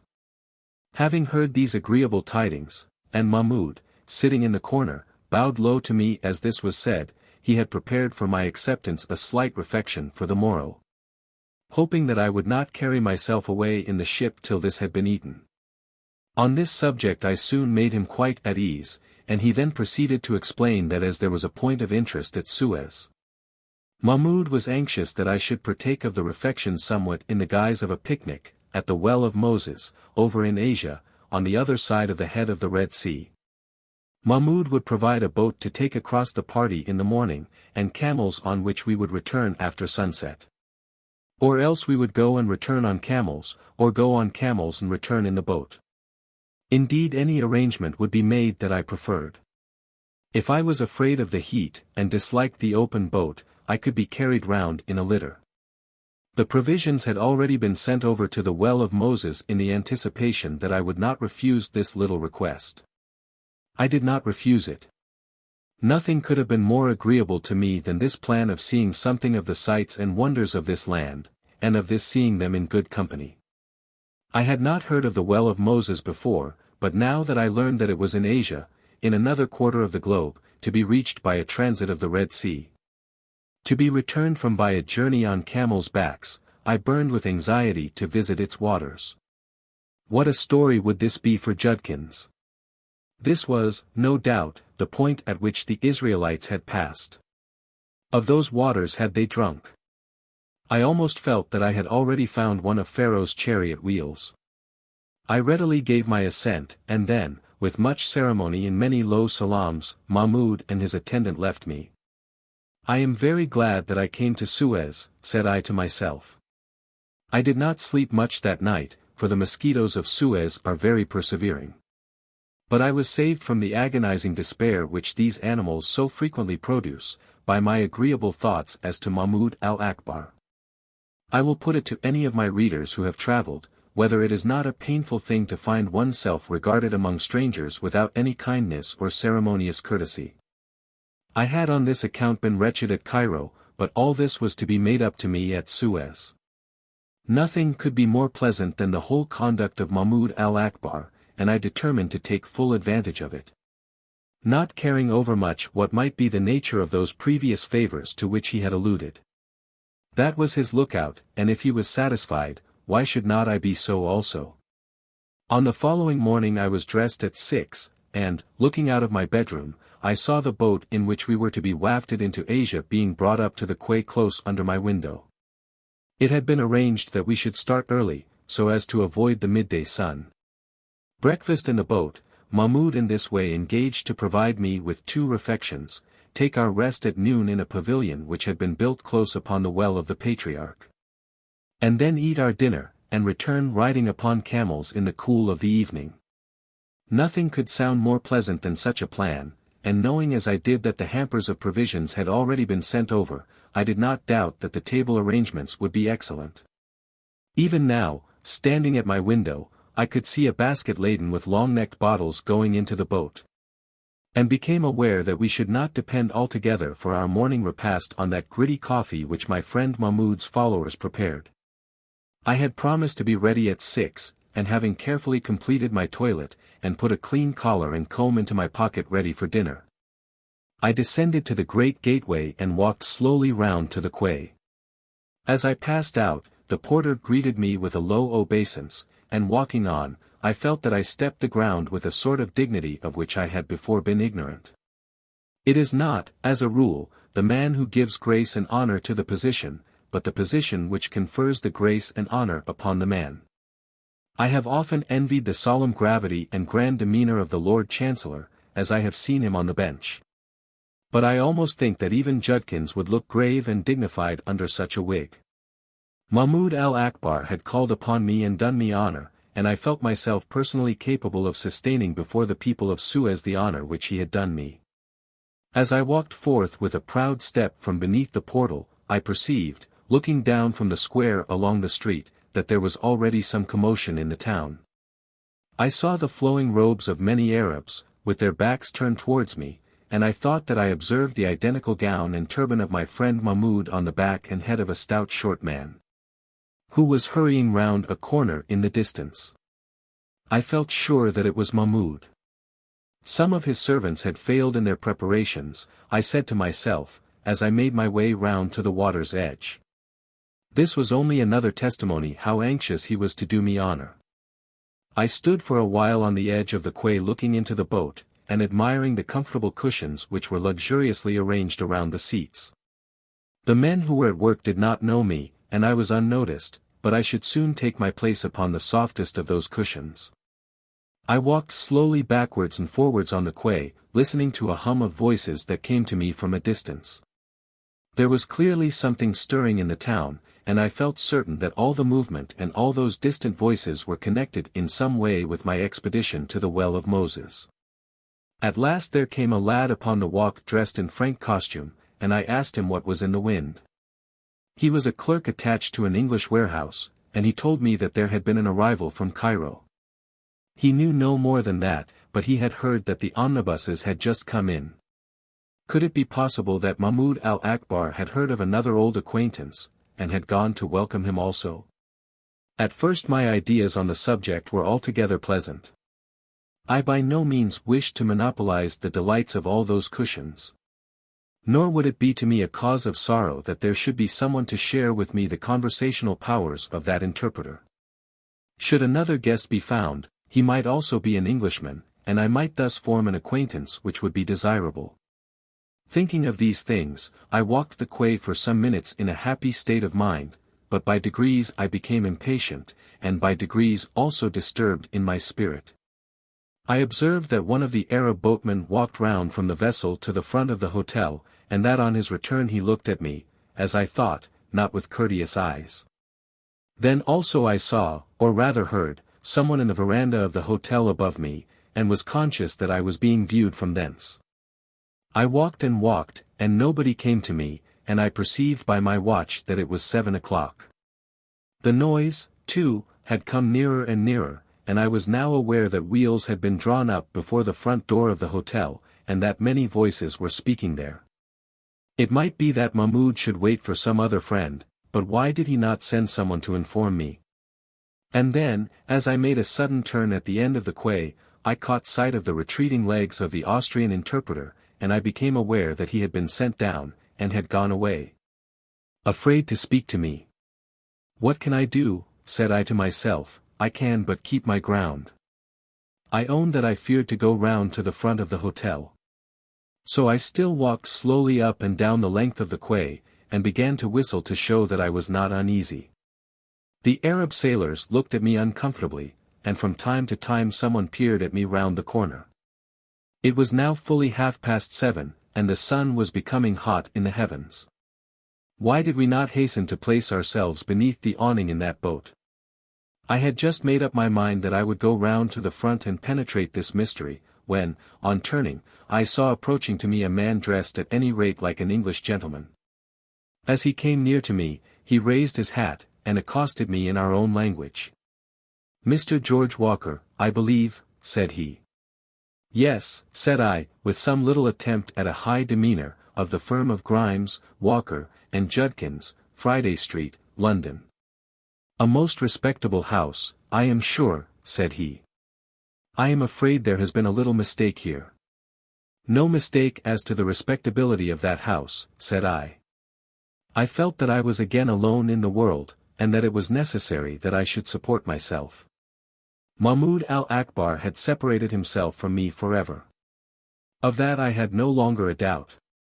"Oh, none at all," said he. "But about this little expedition over the water," and he pointed contemptuously to the boat. "There has been a mistake about that, Mr. Walker. I happen to be the English vice-consul here." I took off my hat and bowed. It was the first time I had ever been addressed civilly by any English consular authority.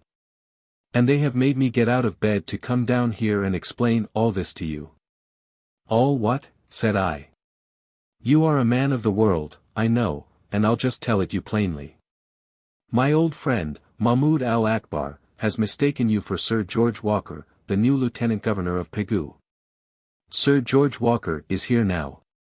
He has come this morning and Mahmud is ashamed to face you after what has occurred. If you won't object to withdraw with me into the hotel, I'll explain it all." I felt as though a thunderbolt had fallen, and I must say, that even up to this day I think that the consul might have been a little less abrupt. "We can get in here," said he, evidently in a hurry, and pointing to a small door which opened out from one corner of the house to the quay. What could I do but follow him? I did follow him, and in a few words learned the remainder of the story. When he had once withdrawn me from the public walk he seemed but little anxious about the rest, and soon left me again alone. The facts, as far as I could learn them, were simply these. Sir George Walker, who was now going out to Pegu as governor, had been in India before, commanding an army there. I had never heard of him before, and had made no attempt to pass myself off as his relative. Nobody could have been more innocent than I was, or have received worse usage. I have as much right to the name as he has. Well, when he was in India before, he had taken the city of Begum after a terrible siege, Begum, I think the consul called it. And Mahmud had been there, having been, it seems, a great man at Begum, and Sir George had spared him and his money, and in this way the whole thing had come to pass. There was no further explanation than that. The rest of it was all transparent. Mahmud, having heard my name from the porter, had hurried down to invite me to his party. So far so good. But why had he been afraid to face me in the morning? And, seeing that the fault had all been his, why had he not asked me to join the expedition? Sir George and I may, after all, be cousins. But, coward as he was, he had been afraid of me. When they found that I was on the quay, they had been afraid of me, not knowing how to get rid of me. I wish that I had kept the quay all day, and stared them down one by one as they entered the boat. But I was down in the mouth, and when the consul left me, I crept wearily back to my bedroom. And the consul did leave me almost immediately. A faint hope had at one time come upon me that he would have asked me to breakfast. Had he done so, I should have felt it as a full compensation for all that I had suffered. I am not an exacting man, but I own that I like civility. In Friday Street I can command it, and in Friday Street for the rest of my life will I remain. From this consul I received no civility. As soon as he had got me out of the way and spoken the few words which he had to say, he again raised his hat and left me. I also again raised mine, and then crept up to my bedroom. From my window, standing a little behind the white curtain, I could see the whole embarkation. There was Mahmud al-Akbar, looking indeed a little hot, but still going through his work with all that excellence of deportment which had graced him on the preceding evening. Had his foot slipped, and had he fallen backwards into that shallow water, my spirit would, I confess, have been relieved. But, on the contrary, everything went well with him. There was the real Sir George, my namesake and perhaps my cousin, as fresh as paint, cool from the bath which he had been taking while I had been walking on that terrace. How is it that these governors and commanders-in-chief go through such a deal of work without fagging? It was not yet 2 hours since he was jolting about in that omnibus box, and there he had been all night. I could not have gone off to the Well of Moses immediately on my arrival. It's the dignity of the position that does it. I have long known that the head of a firm must never count on a mere clerk to get through as much work as he could do himself. It's the interest in the matter that supports the man. They went, and Sir George, as I was well assured, had never heard a word about me. Had he done so, is it probable that he would have requested my attendance? But Mahmud and his followers no doubt kept their own counsel as to that little mistake. There they went, and the gentle rippling breeze filled their sail pleasantly, as the boat moved away into the bay. I felt no spite against any of them but Mahmud. Why had he avoided me with such cowardice? I could still see them when the morning chibouk was handed to Sir George. And, though I wished him no harm, I did envy him as he lay there reclining luxuriously upon the cushions. A more wretched day than that I never spent in my life. As I went in and out, the porter at the gate absolutely scoffed at me. Once I made up my mind to complain within the house. But what could I have said of the dirty Arab? They would have told me that it was his religion, or a national observance, or meant for a courtesy. What can a man do, in a strange country, when he is told that a native spits in his face by way of civility? I bore it, like a man, and sighed for the comforts of Friday Street. As to one matter, I made up my mind on that day, and I fully carried out my purpose on the next. I would go across to the Well of Moses in a boat. I would visit the coasts of Asia. And I would ride back into Africa on a camel. Though I did it alone, I would have my days pleasuring. I had money in my pocket, and, though it might cost me £20, I would see all that my namesake had seen. It did cost me the best part of £20, and as for the pleasuring, I cannot say much for it. I went to bed early that night, having concluded my bargain for the morrow with a rapacious Arab who spoke English. I went to bed early in order to escape the returning party, and was again on the quay at 6 the next morning. On this occasion, I stepped boldly into the boat the very moment that I came along the shore. There is nothing in the world like paying for what you use. I saw myself to the bottle of brandy and the cold meat, and acknowledged that a cigar out of my own case would suit me better than that long stick. The long stick might do very well for a governor of Pegu, but would be highly inconvenient in Friday Street. Well, I am not going to give an account of my day's journey here, though perhaps I may do so some day. I did go to the Well of Moses, if a small dirty pool of salt water, lying high above the sands, can be called a well. I did eat my dinner in the miserable ruined cottage which they graced by the name of a pavilion, and, alas for my poor bones, I did ride home upon a camel. If Sir George did so early, and started for Pegu the next morning, and I was informed such was the fact, he must have been made of iron.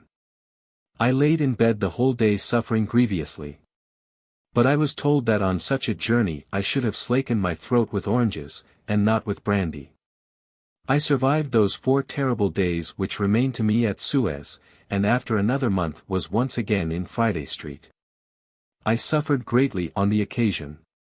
But it is some consolation to me to reflect that I smoked a pipe of peace with Mahmud al-Akbar, that I saw the hero of Begum while journeying out to new triumphs at Pegu. That I sailed into Asia in my own yacht, hired for the occasion, and that I rode back into Africa, on a camel. Nor can Judkins, with all his ill nature, rob me of these remembrances. The journey to Panama. There is perhaps no form of life in which men and women of the present day frequently find themselves for a time existing, so unlike their customary conventional life, as that experienced on board the large ocean steamers. On the voyages so made, separate friendships are formed and separate enmities are endured. Certain lines of temporary politics are originated by the energetic, and intrigues, generally innocent in their conclusions, are carried on with the keenest spirit by those to whom excitement is necessary. Whereas the idle and torpid sink into insignificance and general contempt, as it is their lot to do on board ship as in other places. But the enjoyments and activity of such a life do not display themselves till the third or fourth day of the voyage. The men and women at first regard each with distrust and ill-concealed dislike. They by no means anticipate the strong feelings which are to arise, and look forward to 10, 15, or 20 days of gloom or seasickness. Seasickness disappears, as a general condition, on the evening of the second day, and the gloom about noon on the fourth. Then the men begin to think that the women are not so ugly, vulgar, and insipid. And the women drop their monosyllables, discontinue the close adherence to their own niches, which they first observed, and become affable, perhaps even beyond their wont on shore. And alliances spring up among the men themselves. On their first entrance to this new world, they generally regard each other with marked aversion, each thinking that those nearest to him are low fellows, or perhaps worse. But by the fourth day, if not sooner, every man has his 2 or 3 intimate friends with whom he talks and smokes, and to whom he communicates those peculiar politics, and perhaps intrigues, of his own voyage. The female friendships are slower in their growth, for the suspicion of women is perhaps stronger than that of men. But when grown they also are stronger, and exhibit themselves sometimes in instances of feminine affection. But the most remarkable alliances are those made between gentlemen and ladies. This is a matter of course on board ship quite as much as on shore, and it is of such an alliance that the present tale purports to tell the story. Such friendships, though they may be very dear, can seldom be very lasting. Though they may be full of sweet romance, for people become very romantic among the discomforts of a sea voyage, such romance is generally short-lived and delusive, and occasionally is dangerous. There are several of these great ocean routes, of which by the common consent, as it seems, of the world, England is the centre. There is the Great Eastern Line, running from Southampton across the Bay of Biscay and up the Mediterranean. It crosses the Isthmus of Suez, and branches away to Australia, to India, to Ceylon, and to China. There is the Great American Line, traversing the Atlantic to New York and Boston with the regularity of clockwork. The voyage here is so much a matter of everyday routine, that romance has become scarce upon the route. There are 1 or 2 other North American lines, perhaps open to the same objection. Then there is the line of packets to the African coast, very romantic as I am given to understand. And there is the great West Indian route, to which the present little history is attached, great, not on account of our poor West Indian islands, which cannot at the present moment make anything great, but because it spreads itself out from thence to Mexico and Cuba, to Guyana and the republics of Grenada and Venezuela, to Central America, the Isthmus of Panama, and from thence to California, Vancouver's Island, Peru, and Chile. It may be imagined how various are the tribes which leave the shores of Great Britain by this route. There are Frenchmen for the French sugar islands, as a rule not very romantic. There are old Spaniards, Spaniards of Spain, seeking to renew their fortunes amidst the ruins of their former empire. And new Spaniards, Spaniards, that is, of the American republics, who speak Spanish, but are unlike the Don both in manners and physiognomy, men and women with a touch perhaps of Indian blood. Very keen after dollars, and not much given to the graces of life. There are Dutchmen too, and Danes, going out to their own islands. There are citizens of the Stars and Stripes, who find their way everywhere, and, alas, perhaps, now also citizens of the new Southern flag, with the palmetto leaf. And there are Englishmen of every shade and class, and Englishwomen also. It is constantly the case that women are doomed to make the long voyage alone. Some are going out to join their husbands, some to find a husband, some few peradventure to leave a husband.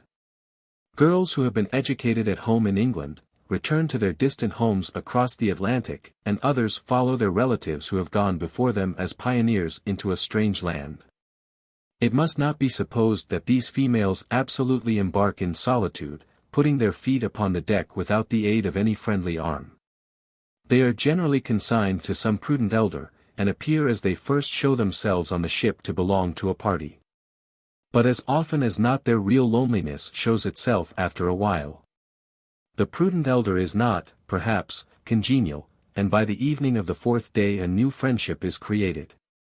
Not a long time since such a friendship was formed under the circumstances which I am now about to tell. A young man, not very young, for he had turned his 30th year, but still a young man, left Southampton by one of the large West Indian steamboats, purposing to pass over the Isthmus of Panama, and thence up to California and Vancouver's Island. It would be too long to tell the cause which led to these distant voyagings. Suffice to say, it was not the accursed hunger after gold, ori sacra fames, which so took him. Nor had he any purpose of permanently settling himself in those distant colonies of Great Britain. He was at the time a widower, and perhaps his home was bitter to him without the young wife whom he had early lost. As he stepped on board he was accompanied by a gentleman some 15 years his senior, who was to be the companion of his sleeping apartment as far as St. Thomas. The two had been introduced to each other, and therefore appeared as friends on board the Serapiki. But their acquaintance had commenced in Southampton, and my hero, Ralph Forrest by name, was alone in the world as he stood looking over the side of the ship at the retreating shores of Hampshire. "I say, old fellow, we'd better see about our places," said his new friend, slapping him on his back. Mr. Matthew Morris was an old traveller, and knew how to become intimate with his temporary allies at a very short notice. A long course of travelling had knocked all bashfulness out of him, and when he had a mind to do so he could make any man his brother in half an hour, and any woman his sister in 10 minutes. "Places? What places?" said Forrest. "A pretty fellow you are to go to California. If you don't look sharper than that you'll get little to drink and nothing to eat till you come back again. Don't you know the ship's as full as ever she can hold?" Forrest acknowledged that she was full. "There are places at table for about 100, and we have 130 on board. As a matter of course those who don't look sharp will have to scramble. However, I've put cards on the plates and taken the seats. We had better go down and see that none of these Spanish fellows oust us."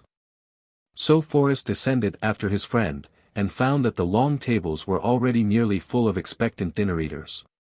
When he took his place a future neighbour informed him, not in the most gracious voice, that he was encroaching on a lady's seat, and when he immediately attempted to leave that which he held, Mr. Matthew Morris forbade him to do so. Thus a little contest arose, which, however, happily was brought to a close without bloodshed. The lady was not present at the moment, and the grumpy gentleman agreed to secure for himself a vacant seat on the other side. For the first 3 days the lady did not show herself. The grumpy gentleman, who, as Forrest afterwards understood, was the owner of stores in Bridgetown, Barbados, had other ladies with him also. First came forth his daughter, creeping down to dinner on the second day, declaring that she would be unable to eat a morsel, and prophesying that she would be forced to retire in 5 minutes. On this occasion, however, she agreeably surprised herself and her friends. Then came the grumpy gentleman's wife, and the grumpy gentleman's wife's brother, on whose constitution the sea seemed to have an effect quite as violent as on that of the ladies. And lastly, at breakfast on the 4th day, appeared Miss Viner, and took her place as Mr. Forrest's neighbour at his right hand. He had seen her before on deck, as she lay on one of the benches, vainly endeavouring to make herself comfortable, and had remarked to his companion that she was very unattractive and almost ugly. "Dear young ladies, it is thus that men always speak of you when they first see you on board ship." She was disconsolate, sick at heart, and ill at ease in body also. She did not like the sea. She did not in the least like the grumpy gentleman in whose hands she was placed, she did not, especially, like the grumpy gentleman's wife. And she altogether hated the grumpy gentleman's daughter, who was the partner of her birth. That young lady had been very sick and very selfish. And Miss Viner had been very sick also, and perhaps equally selfish. They might have been angels, and yet have hated each other under such circumstances. It was no wonder that Mr.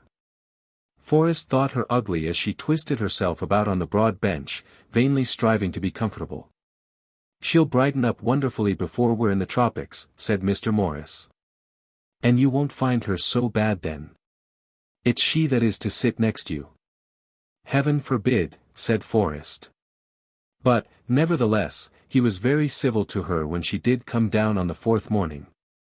On board the West Indian packets, the world goes down to its meals. In crossing between Liverpool and the States, the world goes up to them.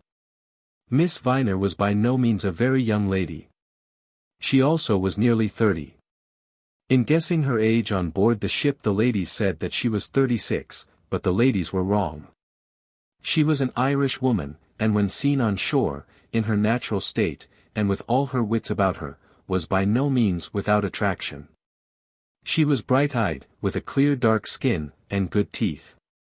Her hair was of a dark brown and glossy, and there was a touch of feeling and also of humor about her mouth, which would have saved her from Mr. Forrest's ill-considered criticism, had he first met her under more favorable circumstances. "You'll see a good deal of her, Mr. Morris said to him, as they began to prepare themselves for luncheon, by a cigar immediately after breakfast. "She's going across the isthmus and down to Peru." "How on earth do you know?" "I pretty well know where they're all going by this time. Old Grumpy told me so. He has her in tow as far as St. Thomas, but knows nothing about her. He gives her up there to the captain. You'll have a chance of making yourself very agreeable as you run across with her to the Spanish Main." Mr. Forrest replied that he did not suppose he should know her much better than he did now. But he made no further remark as to her ugliness. She had spoken a word or two to him at table, and he had seen that her eyes were bright, and had found that her tone was sweet. "I also am going to Panama," he said to her, on the morning of the 5th day. The weather at that time was very fine, and the October sun as it shone on them, while hour by hour they made more towards the south, was pleasant and genial. The big ship lay almost without motion on the bosom of the Atlantic, as she was driven through the waters at the rate of 12 miles per hour. All was as pleasant now as things can be on board a ship, and Forrest had forgotten that Miss Viner had seemed so ugly to him when he first saw her. At this moment, as he spoke to her, they were running through the Azores, and he had been assisting her with his field-glass to look for orange groves on their sloping shores. Orange groves they had not succeeded in seeing, but their failure had not disturbed their peace. "I also am going to Panama." "Are you, indeed?" said she.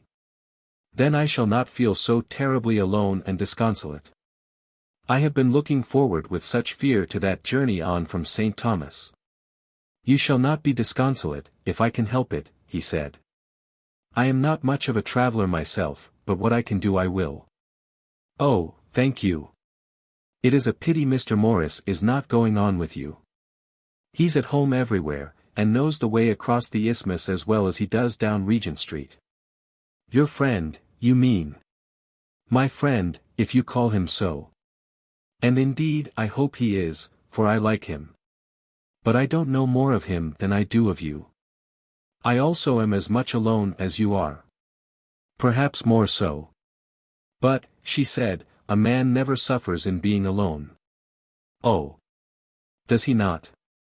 Don't think me uncivil, Miss Viner, if I say that you may be mistaken in that. You feel your own shoe when it pinches, but do not realize the tight boot of your neighbor." "Perhaps not," said she. And then there was a pause, during which she pretended to look again for the orange groves. "But there are worse things, Mr. Forrest, than being alone in the world. It is often a woman's lot to wish that she were let alone."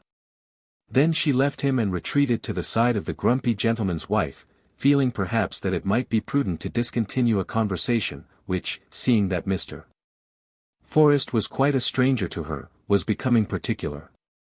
"You're getting on famously, my dear," said the lady from Barbados. Pretty well, thank you, ma'am, said Miss Viner. Mr.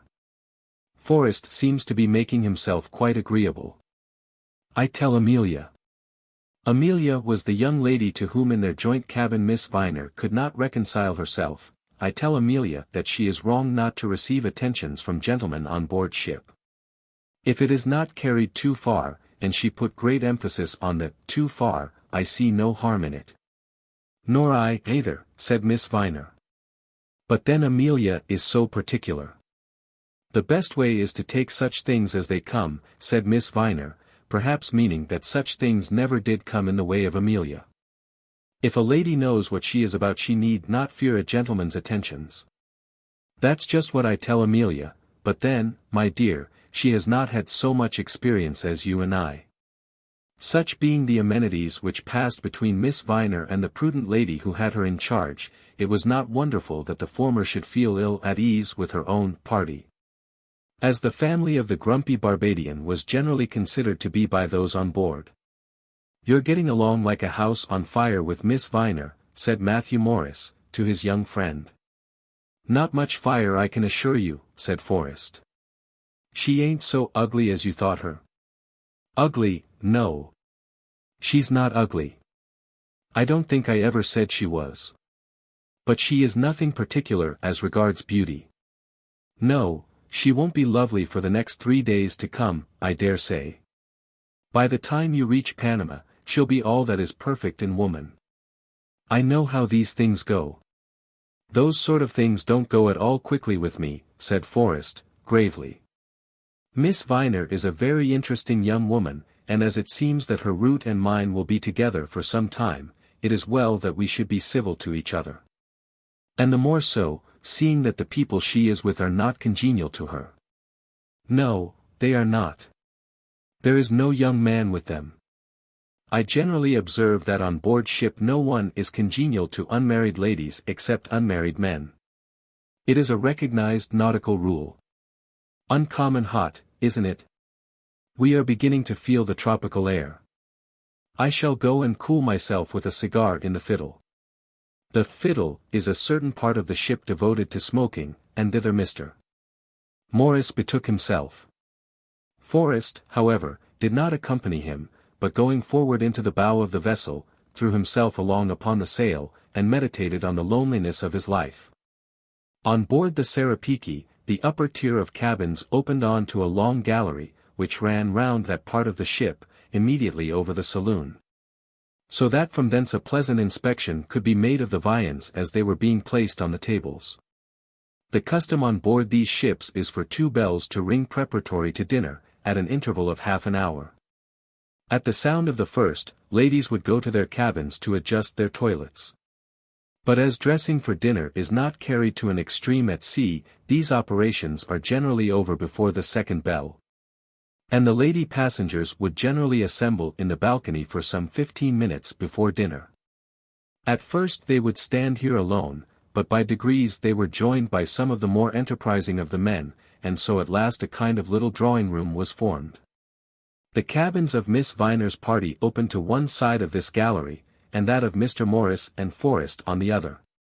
Hitherto Forrest had been contented to remain on his own side, occasionally throwing a word across to the ladies on the other. But on this day he boldly went over as soon as he had washed his hands and took his place between Amelia and Miss Viner. "We are dreadfully crowded here, ma'am," said Amelia. "Yes, my dear, we are," said her mother. "But what can one do?" "There's plenty of room in the ladies' cabin," said Miss Viner. "Now if there be one place on board a ship more distasteful to ladies than another, it is the ladies' cabin." Mr. Forrest stood his ground, but it may be doubted whether he would have done so had he fully understood all that Amelia had intended. Then the last bell rang. Mr. Grumpy gave his arm to Miss Grumpy. The brother-in-law gave his arm to Amelia, and Forrest did the same to Miss Viner. She hesitated for a moment, and then took it, and by so doing transferred herself mentally and bodily from the charge of the prudent and married Mr. Grumpy to that of the perhaps imprudent, and certainly unmarried Mr. Forrest. She was wrong. A kind-hearted, motherly old lady from Jamaica, who had seen it all, knew that she was wrong, and wished that she could tell her so. But there are things of this sort which kind-hearted old ladies cannot find it in their hearts to say. After all, it was only for the voyage. Perhaps Miss Viner was imprudent, but who in Peru would be the wiser? Perhaps, indeed, it was the world that was wrong, and not Miss Viner. Honi soit Kamal y pense, she said to herself, as she took his arm, and leaning on it, felt that she was no longer so lonely as she had been. On that day she allowed him to give her a glass of wine out of his decanter. "Hadn't you better take mine, Miss Viner?" asked Mr. Grumpy, in a loud voice, but before he could be answered, the deed had been done. "Don't go too fast, old fellow," Morris said to our hero that night, as they were walking the deck together before they turned in. "One gets into a hobble in such matters before one knows where one is." "I don't think I have anything particular to fear," said Forrest. "I dare say not, only keep your eyes open. Such harridans as Mrs. Grumpy allow any latitude to their tongues out in these diggings. You'll find that unpleasant tidings will be put on board the ship going down to Panama, and everybody's eye will be upon you."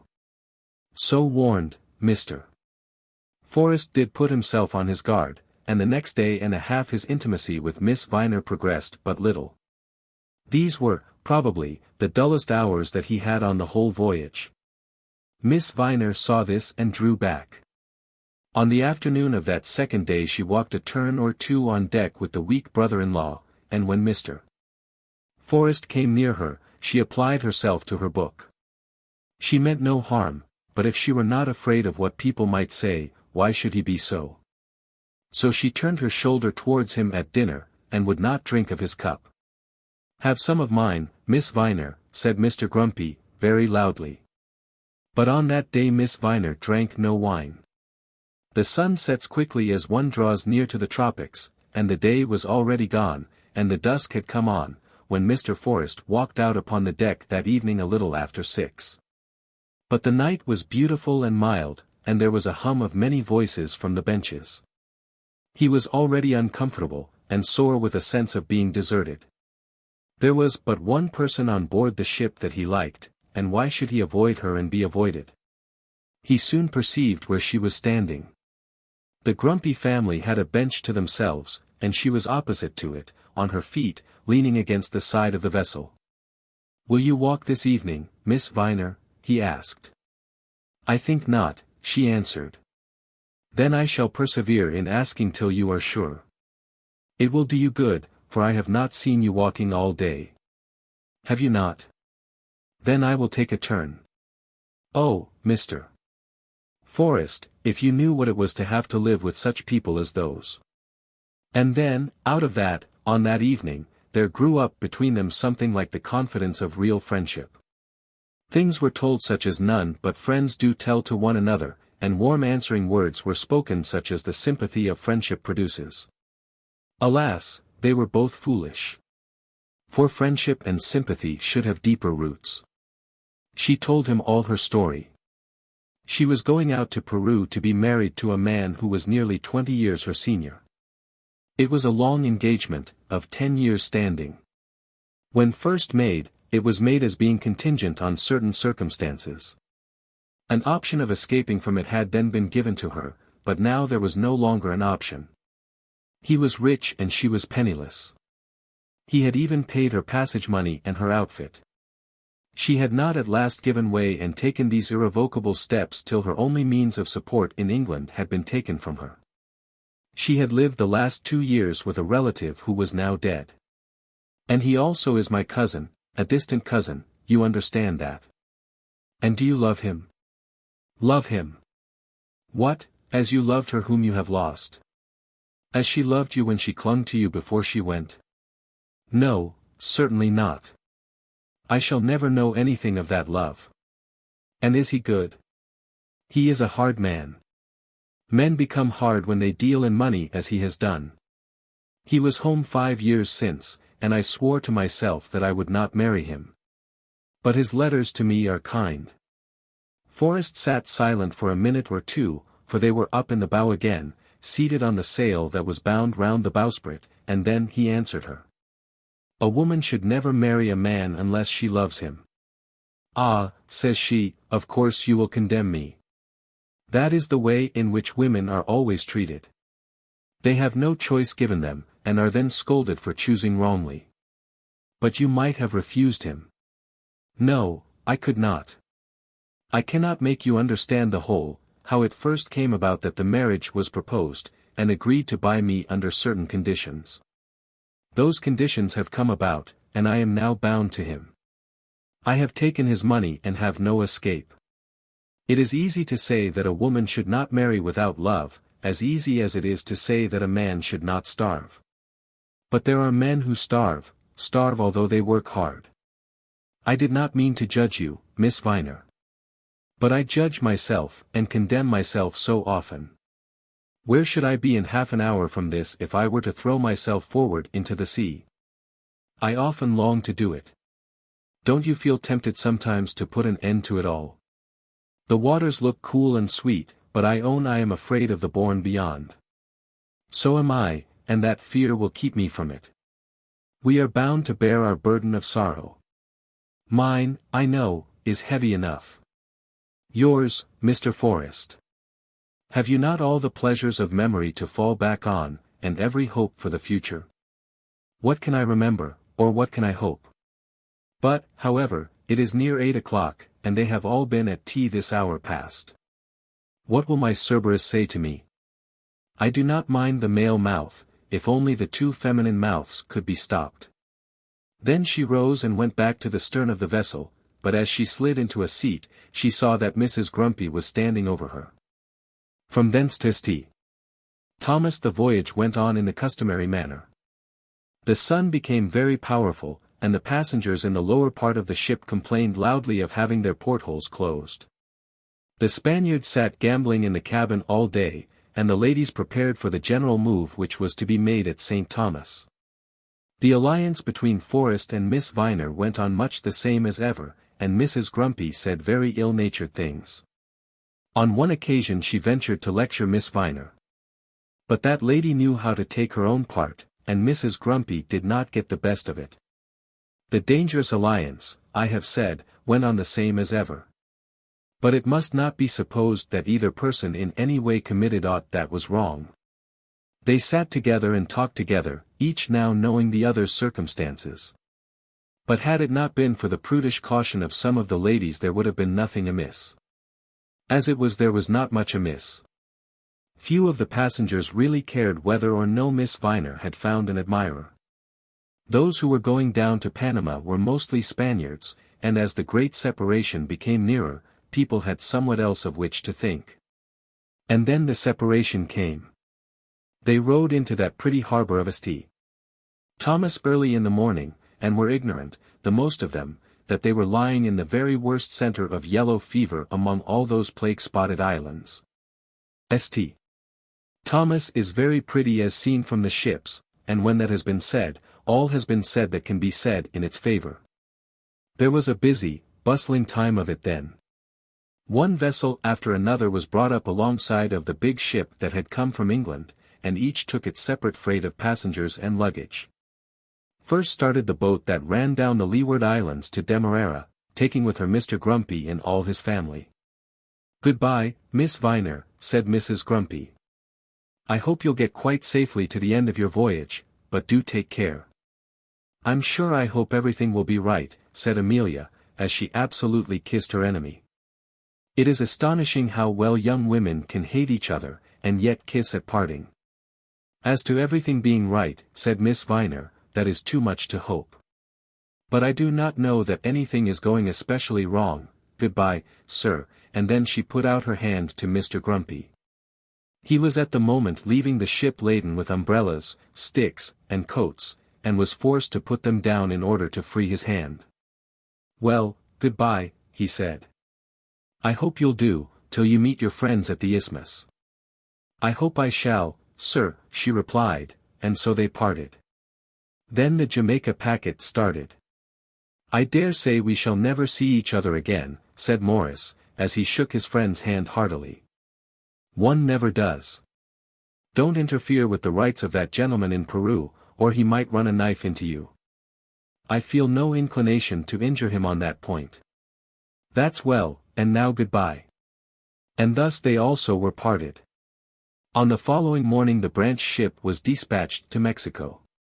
And then, on the afternoon of the third day, that for Cologne, as we Englishmen call the town on this side of the Isthmus of Panama. Into that vessel Miss Viner and Mr. Forrest moved themselves and their effects. And now that the three-headed Cerberus was gone, she had no longer hesitated in allowing him to do for her all those little things which it is well that men should do for women when they are traveling. A woman without assistance under such circumstances is very forlorn, very apt to go to the wall, very ill able to assert her rights as to accommodation. And I think that few can blame Miss Viner for putting herself and her belongings under the care of the only person who was disposed to be kind to her. Late in the evening the vessel steamed out of St.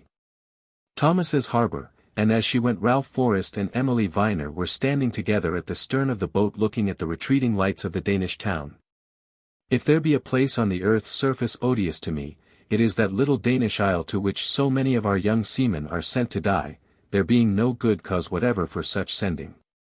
But the question is one which cannot well be argued here. I have 5 more days of self and liberty left me, said Miss Viner. That is my life's allowance. For heaven's sake do not say words that are so horrible.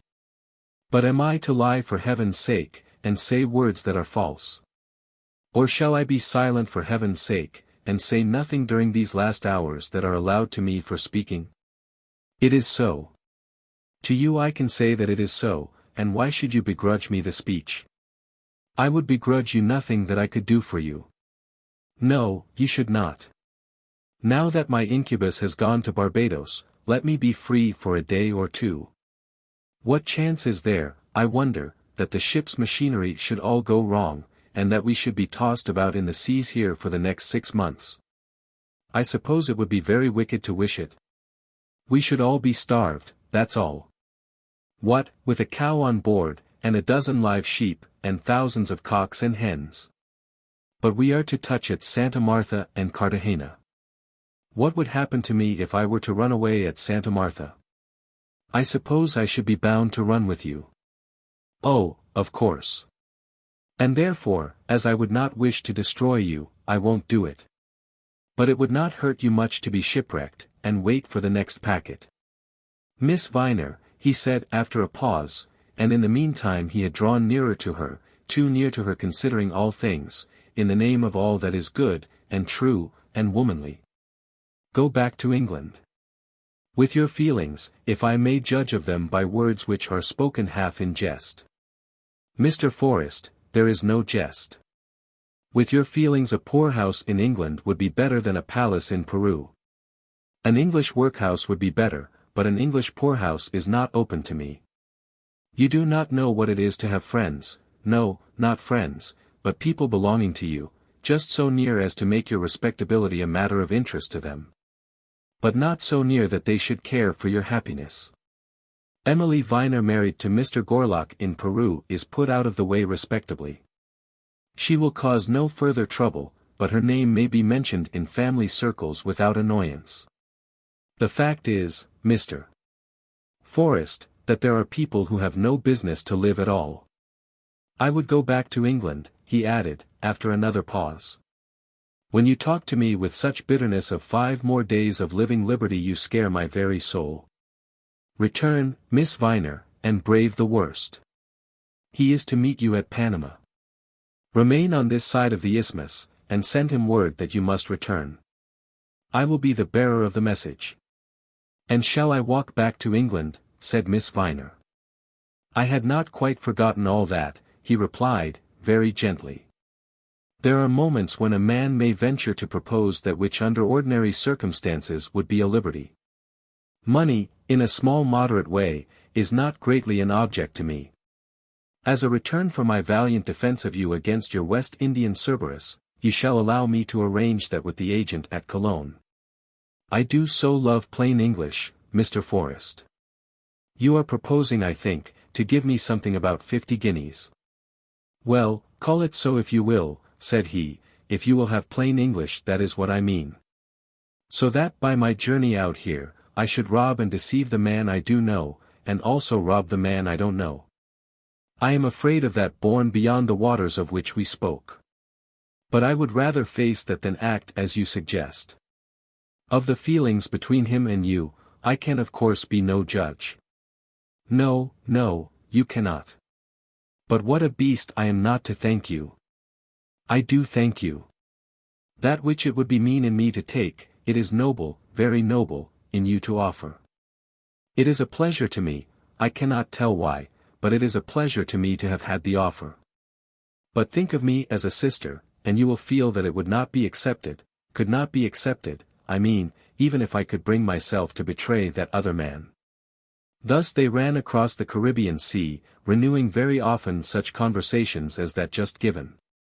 They touched at Santa Martha and Cartagena on the coast of the Spanish Main, and at both places he went with her on shore. He found that she was fairly well educated, and anxious to see and to learn all that might be seen and learned in the course of her travels. On the last day, as they neared the isthmus, she became more tranquil and quiet in the expression of her feelings than before, and spoke with less of gloom than she had done.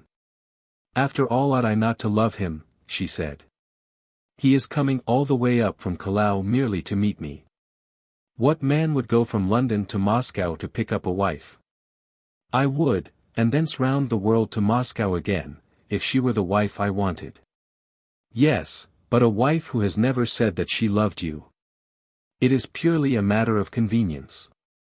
Well, I have locked my big box, and I shall give the key to him before it is ever again unlocked.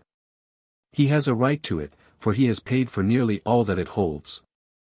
You look at things from such a mundane point of view. A woman should, or she will always be getting into difficulty. Mind, I shall introduce you to him, and tell him all that you have done for me. How you braved Cerberus and the rest of it. I shall certainly be glad to meet him. But I shall not tell him of your offer, not yet at least. If he be good and gentle with me, I shall tell him that too after a time. I am very bad at keeping secrets, as no doubt you have perceived. We go across the isthmus at once, do we not? So the captain says. Look. And she handed him back his own field glass. I can see the men on the wooden platform. Yes, and I can see the smoke of an engine. And then, in little more than an hour from that time the ship had swung round on her anchor. Cologne, or Aspinwall as it should be called, is a place in itself as detestable as St. Thomas. It is not so odious to an Englishman, for it is not used by Englishmen more than is necessary. We have no great depot of traffic there, which we might with advantage move elsewhere. Taken, however, on its own merits, Aspinwall is not a detestable place. Luckily, however, travelers across the isthmus to the Pacific are never doomed to remain there long. If they arrive early in the day, the railway thence to Panama takes them on at once. If it be not so, they remain on board ship till the next morning. Of course it will be understood that the transit line chiefly affects Americans, as it is the high road from New York to California. In less than an hour from their landing, their baggage had been examined by the custom house officers of New Granada, and they were on the railway cars, crossing the isthmus. The officials in those out-of-the-way places always seem like apes imitating the doings of men. The officers at Aspinwall open and look at the trunks just as monkeys might do, having clearly no idea of any duty to be performed.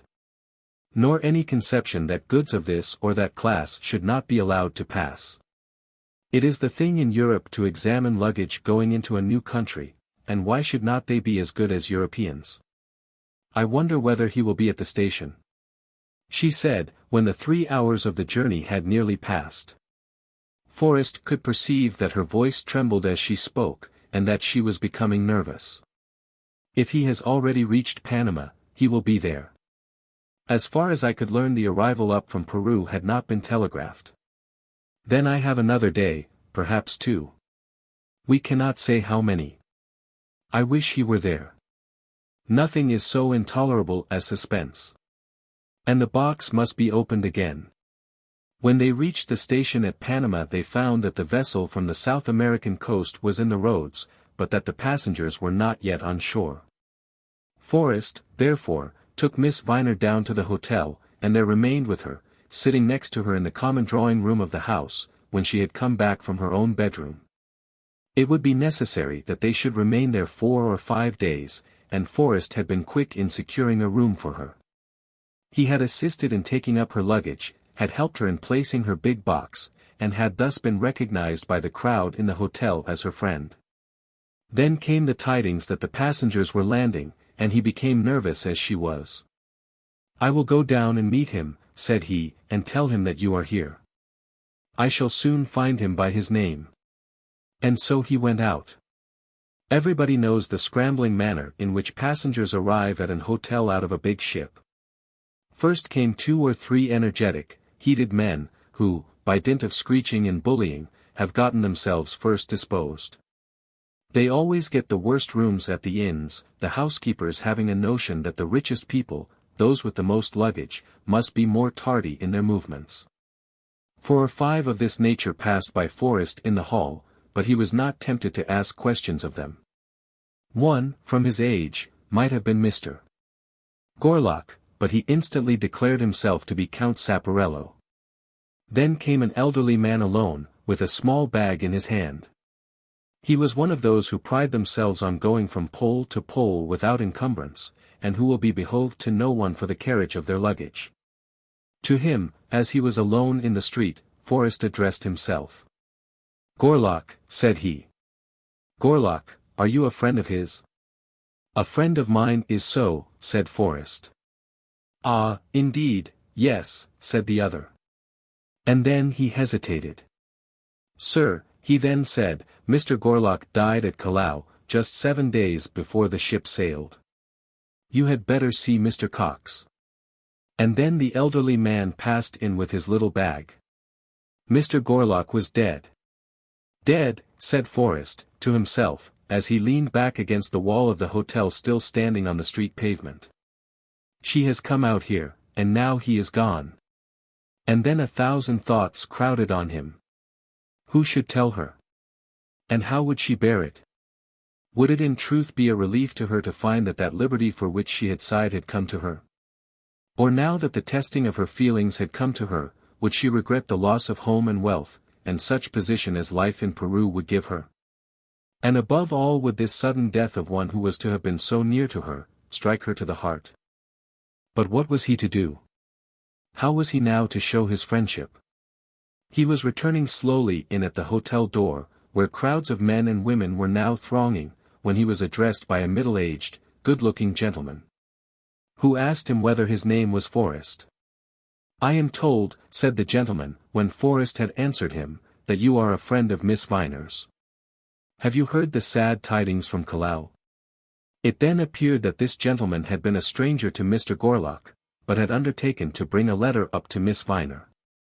This letter was handed to Mr. Forrest, and he found himself burdened with the task of breaking the news to his poor friend. Whatever he did do, he must do at once, for all those who had come up by the Pacific steamer knew the story. And it was incumbent on him that Miss Viner should not hear the tidings in a sudden manner and from a stranger's mouth. He went up into the drawing-room, and found Miss Viner seated there in the midst of a crew of women. He went up to her, and taking her hand, asked her in a whisper whether she would come out with him for a moment. "Where is he?" said she. "I know that something is the matter." "What is it?" "There is such a crowd here. Step out for a moment." And he led her away to her own room. "Where is he?" said she. "What is the matter?" "He has sent to say that he no longer wants me." "Tell me. Am I free from him?" "Miss Viner, you are free."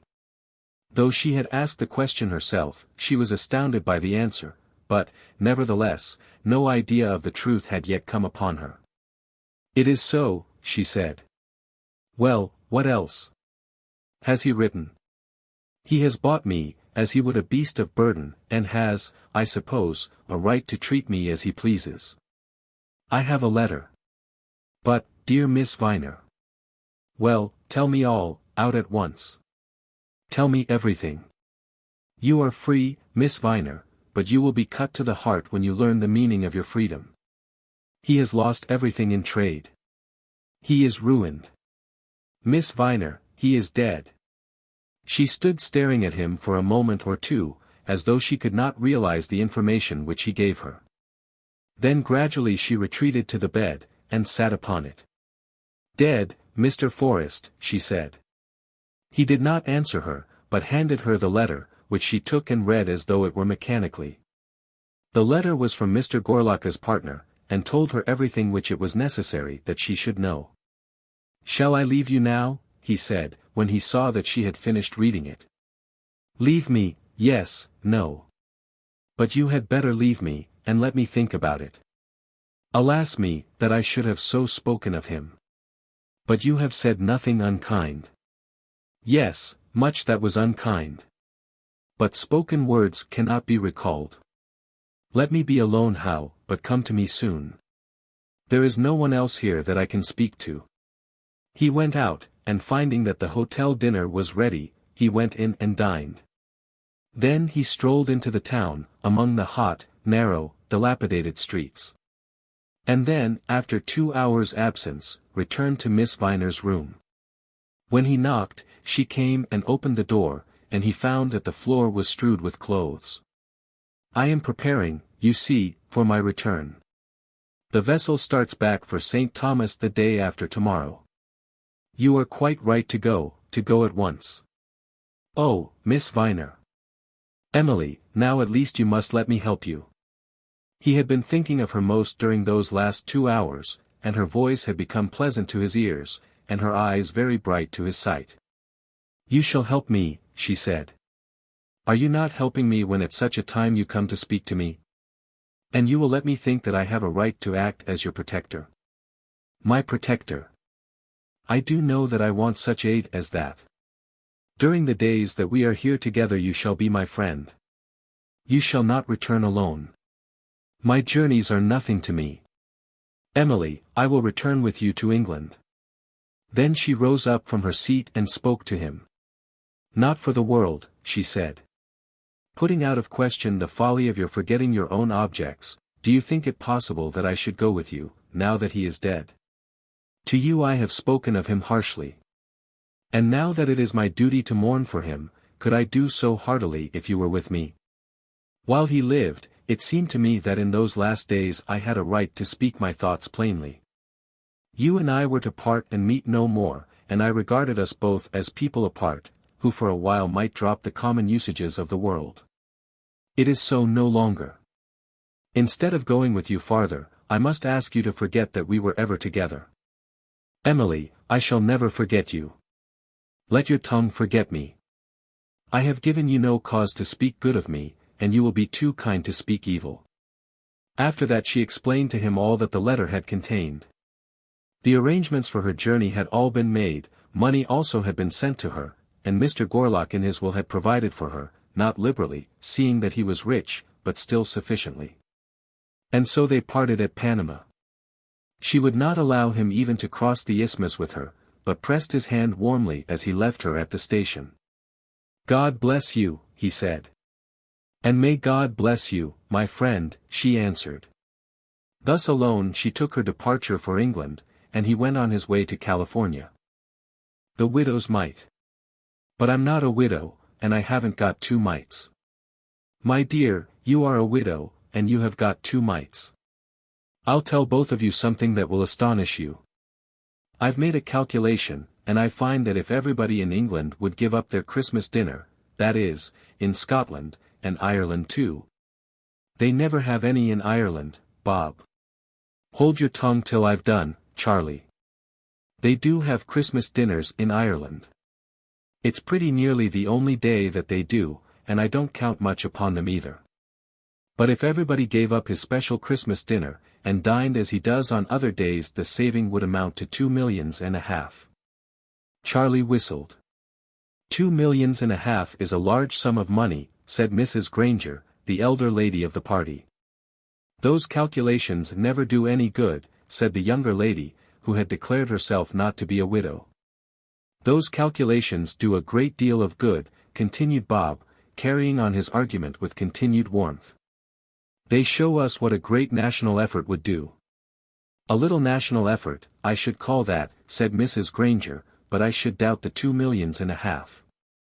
Half a crown a head on 30 million people would do it. You are to include all the beer, wine, and whiskey. But suppose you take off 1/5 for the babies and young girls, who don't drink. Thank you, Bob, said the younger lady, Nora Field by name. And 2 more fifths for the poor, who haven't got the half-crown a head, said the elder lady. And you'd ruin the grocer and butcher, said Charlie. And never get your half-crown, after all, said Nora. It need hardly be said that the subject under discussion was the best mode of abstracting from the pockets of the non-suffering British public a sufficiency of money to sustain the suffering portion. During the period of the cotton famine, Mr. Granger was the rector of Plumstock, a parish in Cheshire, sufficiently near to the manufacturing districts to give to every incident of life at that time a colouring taken from the distress of the neighbourhood, which had not, however, itself ever depended on cotton, for Plumstock boasted that it was purely agricultural. Mr. Granger was the chairman of a branch relief committee, which had its centre in Liverpool.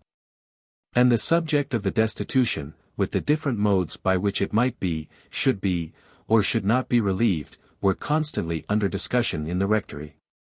Mr. Granger himself was a practical man, somewhat hard in his manners, but by no means hard in his heart, who had in these times taken upon himself the business of alms-begging on a large scale. He declined to look at the matter in a political, statistical, or economical point of view, and answered all questions as to rates in aid, loans, and the consolidated fund, with a touch of sarcasm, which showed the bent of his own mind. I've no doubt you'll have settled all that in the wisest possible way by the time that the war is over, and the river full of cotton again. Father, Bob replied, pointing across the Cheshire Flats to the Mersey, that river will never again be full of American cotton. It will be all the same for the present purpose, if it comes from India, said the rector, declining all present argument on the great American question. To collect alms was his immediate work, and he would do nothing else. 5-pound notes, sovereigns, half-crowns, shillings, and pence. In search of these he was urgent, we may almost say day and night, begging with a pertinacity which was disagreeable, but irresistible. The man who gave him 5 sovereigns instantly became the mark for another petition. When you have got your dinner, you have not done with the butcher forever, he would say in answer to reproaches. Of course, we must go on as long as this thing lasts. Then his friends and neighbours buttoned up their pockets, but Mr. Granger would extract coin from them even when buttoned. The 2 young men who had taken part in the above argument were his sons. The elder, Charles, was at Oxford, but now in these Christmas days, for Christmas was close at hand, had come home. Bob, the second son, was in a merchant's house in Liverpool, intending to become, in the fullness of time, a British merchant prince. It had been hinted to him, however, more than once, that if he would talk a little less and work a little harder, the path to his princedom would be quicker found than if his present habits were maintained. Nora Field was Mrs. Granger's niece. She was Miss Field, and certainly not a widow in the literal sense of the word, but she was about to become a bride a few weeks after Christmas. It is spoil from the Amalekites, Mr. Granger had said, when she had paid in some contribution from her slender private stores to his treasury, spoil from the Amalekites, and therefore the more precious. He had called Nora Field's 2 sovereigns spoil from the Amalekites, because she was about to marry an American. Frederick Frew, or Frederick F. Frew, as he delighted to hear himself called, for he had been christened Franklin as well as Frederick, and to an American it is always a point of honor that, at any rate, the initial of his second Christian name should be remembered by all men, was a Pennsylvanian from Philadelphia. A strong Democrat, according to the politics of his own country, hating the Republicans, as the Tories used to hate the Whigs among us before political feeling had become extinct. Speaking against Lincoln the President, and Seward his minister, and the Fremonts, and Sumners, and Phillipses, and Beechers of the Republican party, fine hard racy words of powerful condemnation. Such as used to be spoken against Earl Grey and his followers, but nevertheless as steady for the war as Lincoln, or Seward, or any Republican of them all. As steady for the war, and as keen in his bitterness against England. His father had been a partner in a house of business, of which the chief station had been in Liverpool. That house had now closed its transactions, and young Frew was living and intended to live an easy idle life on the moderate fortune which had been left to him. But the circumstances of his family affairs had made it necessary for him to pass many months in Liverpool, and during that sojourn he had become engaged to Nora Field. He had travelled much, going everywhere with his eyes open, as Americans do. He knew many things, had read many books, and was decided in his opinion on most subjects. He was good-looking too, and well-mannered, was kindly-hearted, and capable of much generosity. But he was hard, keen in his intelligence, but not broad in genius, thin and meagre in his aspirations, not looking to or even desirous of anything great, but indulging a profound contempt for all that is very small. He was a well-instructed, but by no means learned man, who greatly despised those who were ignorant. I fear that he hated England in his heart. But he did not hate Nora Field, and was about to make her his wife in 3 or 4 weeks from the present time. When Nora declared to her aunt that she was not a widow, and that she possessed no 2 mites, and when her aunt flatly contradicted her, stating that she was a widow, and did possess 2 mites. They had not intended to be understood by each other literally. It was an old dispute between them. What the widow gave, said Nora, she gave off her own poor back, and therefore was very cold. She gave it out of her own poor mouth, and was very hungry afterwards in consequence. I have given my 2 pounds, but I shall not be cold or hungry. I wish I was a widow with 2 mites. Only, the question is whether I should not keep them for my own back after all, and thus gain nothing by the move.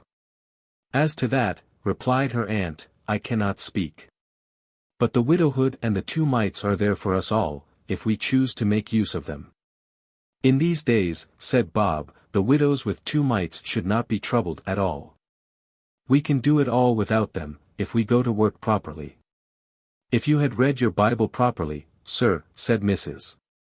Granger, you would understand that the widows would not thank you for the exemption. I don't want the widows to thank me. I only want to live, and allow others to live according to the existing circumstances of the world. It was manifest from Bob's tone that he regarded his mother as little better than an old fogey. In January, Nora was to become Mrs. Frederick F. Frew, and be at once taken away to new worlds, new politics, and new loves and hatreds. Like a true, honest-hearted girl as she was, she had already become half an American in spirit. She was an old Union American, and as such was strong against the South. And in return for her fervor in that matter, her future husband consented to abstain from any present loud abuse of things English, and generously allowed her to defend her own country when it was abused. This was much as coming from an American. Let us hope that the same privilege may be accorded to her in her future home in Philadelphia. But in the meantime, during these last weeks of her girlhood, these cold, cruel weeks of desperate want, she strove vigorously to do what little might be in her power for the poor of the country she was leaving. All this want had been occasioned by the wretched rebels of the South. This was her theory. And she was right in much of this. Whether the Americans of the South are wretched or are rebels we will not say here, but of this there can be no doubt, that they created all the misery which we then endured. But I have no way of making myself a widow, she said again. Uncle Robert would not let me give away the cloak he gave me the other day. He would have to give you another, said Mrs. Granger. Exactly. It is not so easy, after all, to be a widow with 2 mites. Nora Field had no fortune of her own, nor was her uncle in a position to give her any. He was not a poor man. But like many men who are not poor, he had hardly a pound of his own in the shape of ready money. To Nora and to her cousins, and to certain other first cousins of the same family, had been left, some 18 months since, by a grand-aunt, £100 apiece. And with this £100 Nora was providing for herself her wedding trousseau. £100 do not go far in such provision, as some young married women who may read this will perhaps acknowledge, but Mr. Frederick F. Frew had been told all about it, and he was contented. Miss Field was fond of nice clothes, and had been tempted more than once to wish that her great-aunt had left them all £200 apiece instead of one. "If I were to cast in my wedding veil," said Nora. "That will be your husband's property," said her aunt. "Ah, but before I'm married." "Then why have it at all?" "It is ordered, you know." "Couldn't you bedizen yourself with one made of false lace?" said her uncle.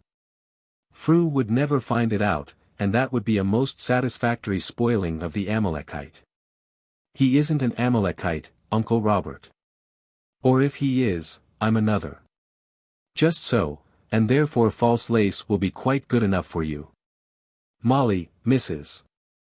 Granger's name was Molly. I've promised to let them have the use of the great boiler in the back kitchen once a week, and you are to furnish them with fuel." "Oh, dear," said Mrs.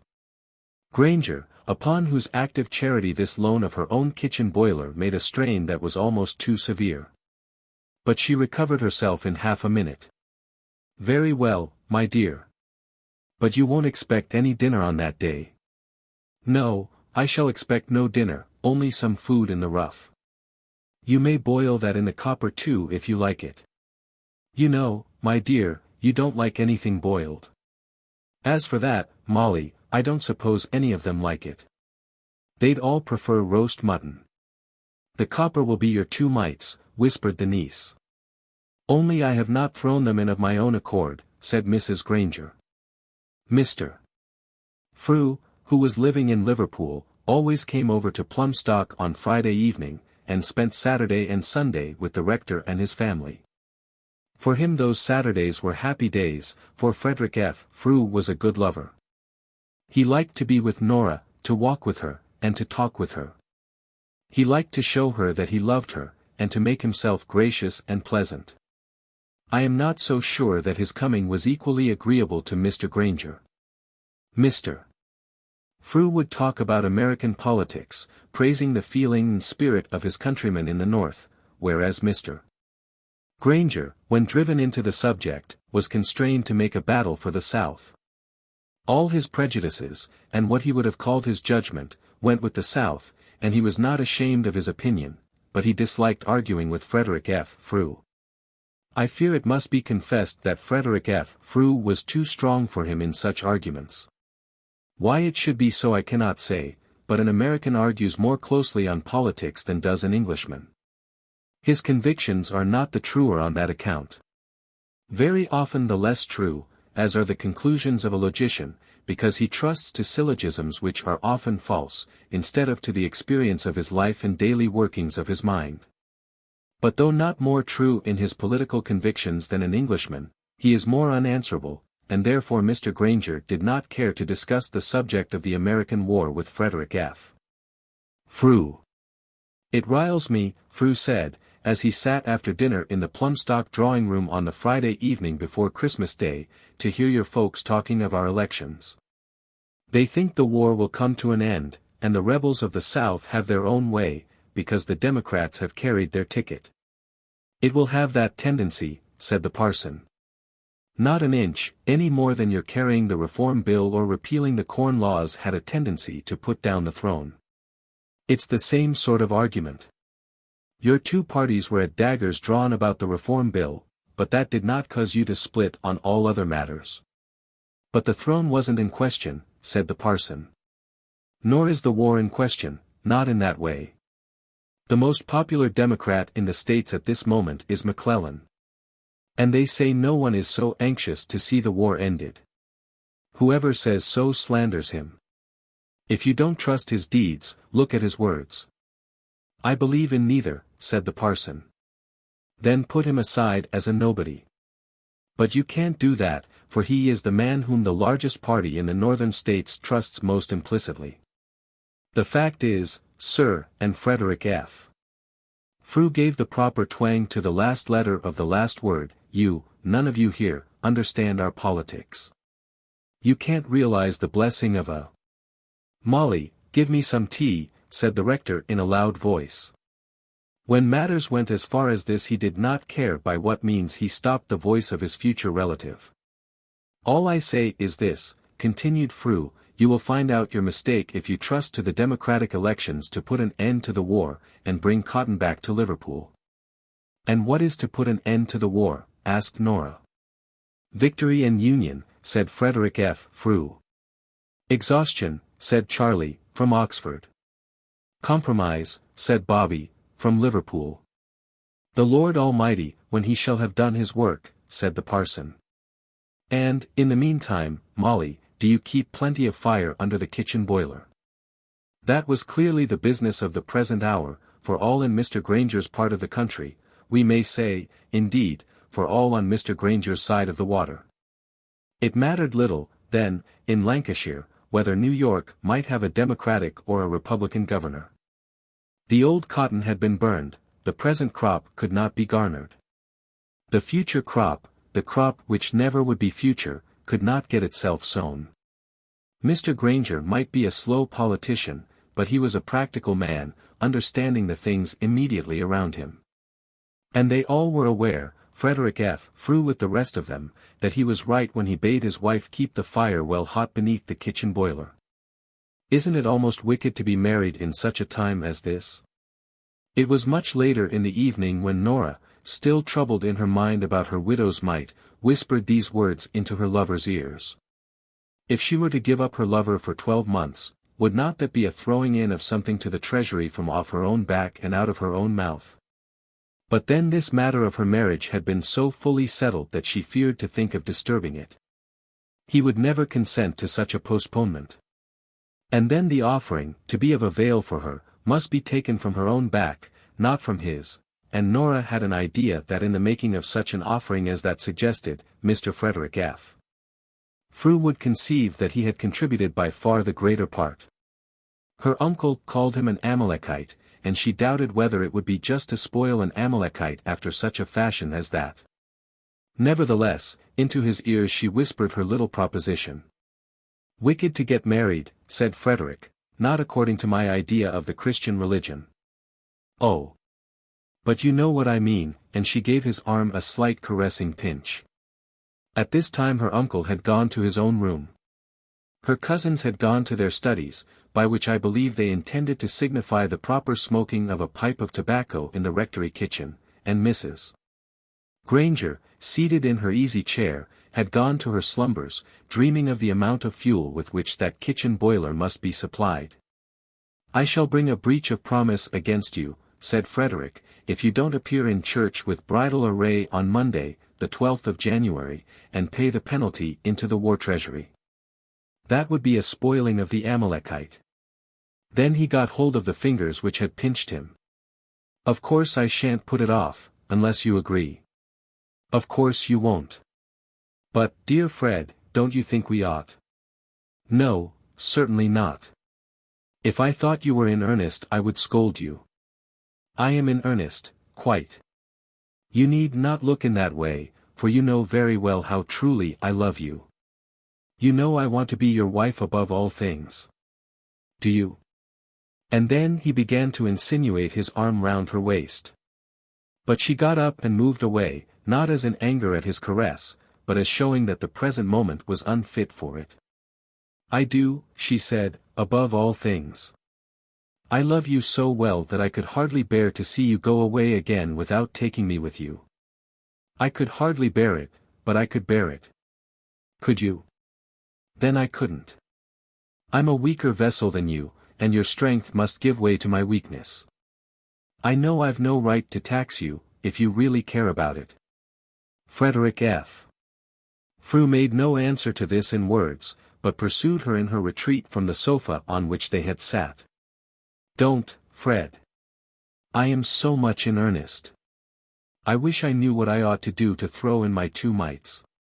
Not throw me over, certainly, and break all the promises you have made for the last 12 months. You can't be in earnest. It's out of the question, you know. Oh. I am in earnest. I never heard of such a thing in my life. What good would it do? It wouldn't bring the cotton in. It wouldn't feed the poor. It wouldn't keep your aunt's boiler hot. No, that it wouldn't, said Mrs. Granger, starting up, and coals are such a terrible price. Then she went to sleep again and ordered in large supplies in her dreams. But I should have done as much as the widow did. Indeed I should, Fred. Oh, dear. To have to give you up. But I only meant for a year. As you are so very fond of me. Of course I'm fond of you. Should I let you do like that if I was not? At the moment of her speaking he had again got his arm round her waist. Then I'm too charitable to allow you to postpone your happiness for a day. We'll look at it in that way. You won't understand me, or rather you do understand me, and pretend that you don't, which is very wrong. I always was very wicked. Then why don't you make yourself better? Do not you too wish to be a widow? You ought to wish it. I should like to have an opportunity of trying married life first. I won't stay any longer with you, sir, because you are scoffing. Aunt, I'm going to bed. Then she returned again across the room, and whispered to her lover, I'll tell you what, sir, I'll marry you on Monday, the 12th of January, if you'll take me just as I am now. With a bonnet on, and a shawl over my dress, exactly as I walked out with you before dinner. When I made the promise, I never said anything about fine clothes. You may come in an old red cloak, if you like it. Very well, now mind I've got your consent. Good night, sir. After all it will only be half a mite. She had turned towards the door, and had her hand upon the lock, but she came back into the room, close up to him. It will not be a quarter of a mite, she said. How can it be anything if I get you? Then she kissed him, and hurried away out of the room, before he could again speak to her. What, said Mrs. Granger, waking up. So Nora has gone, has she? Gone, yes, just this minute, said Frew, who had turned his face to the fire, so that the tear in his eyes might not be seen. As he took himself off to his bed, he swore to himself that Nora Field was a trump, and that he had done well in securing for himself such a wife. But it never occurred to him that she was in any way in earnest about her wedding dress. She was a trump because she was so expressive in her love to himself, and because her eyes shone so brightly when she spoke eagerly on any matter. But as to her appearing at the altar in a red cloak, or, as was more probable, in her own customary thick woolen shawl, he never thought about it. Of course she would be married as other girls are married. Nor had Nora thought of it till that moment in which she made the proposition to her lover. As she had said before, her veil was ordered, and so was her white silk dress. Her bonnet also had been ordered, with its bridal wreath, and the other things assorting therewith. A vast hole was to be made in her grandaunt's legacy for the payment of all this finery, but, as Mrs. Granger had said to her, in so spending it, she would best please her future husband. He had enough of his own, and would not care that she should provide herself with articles which he could afterwards give her. At the expense of that little smartness at his wedding which an American likes, at any rate, as well as an Englishman. Nora, with an honesty which some ladies may not admire, had asked her lover the question in the plainest language. You will have to buy my things so much the sooner, she had said. I'd buy them all tomorrow, only you'll not let me. I should rather think not, Master Fred. Then she had gone off with her aunt, and ordered her wedding clothes. But now as she prepared for bed, after the conversation which has just been recorded, she began to think in earnest whether it would not be well to dispense with white silk and orange wreaths while so many were forced to dispense with, bread and fuel. Could she bedizen herself with finery from Liverpool, while her uncle was, as she well knew, refusing himself a set of new shirts which he wanted sorely, in order that he might send to the fund at Liverpool the money which they would cost him? He was throwing in his 2 mites daily, as was her aunt, who toiled unceasingly at woolen shawls and woolen stockings, so that she went on knitting even in her sleep. But she, Nora, since the earnestness of these bad days began, had done little or nothing. Her needle, indeed, had been very busy, but it had been busy in preparation for Mr. Frederick F. Frew's nuptials. Even Bob and Charlie worked for the relief committee, but she had done nothing but given her £2. She had offered 4, but her uncle, with a self-restraint never before or afterwards practiced by him, had chucked her back 2, saying that he would not be too hard even upon an Amalekite. As she thought of the word, she asked herself whether it was not more incumbent on her, than on anyone else, to do something in the way of self-sacrifice. She was now a Briton, but would shortly be an American. Should it be said of her that the distress of her own countrywomen, the countrywomen whom she was leaving, did not wring her heart? It was not without a pang that she prepared to give up that nationality, which all its owners rank as the first in the world, and most of those who do not own it, rank, if not as the first, then as the second. Now it seemed to her as though she were deserting her own family in its distress, deserting her own ship in the time of its storm. And she was going over to those from whom this distress and this storm had come. Was it not needful that she should do something, that she should satisfy herself that she had been willing to suffer in the cause? She would throw in her 2 mites if she did but know where to find them. I could only do it, in truth, she said to herself, as she rose from her prayers, by throwing in him.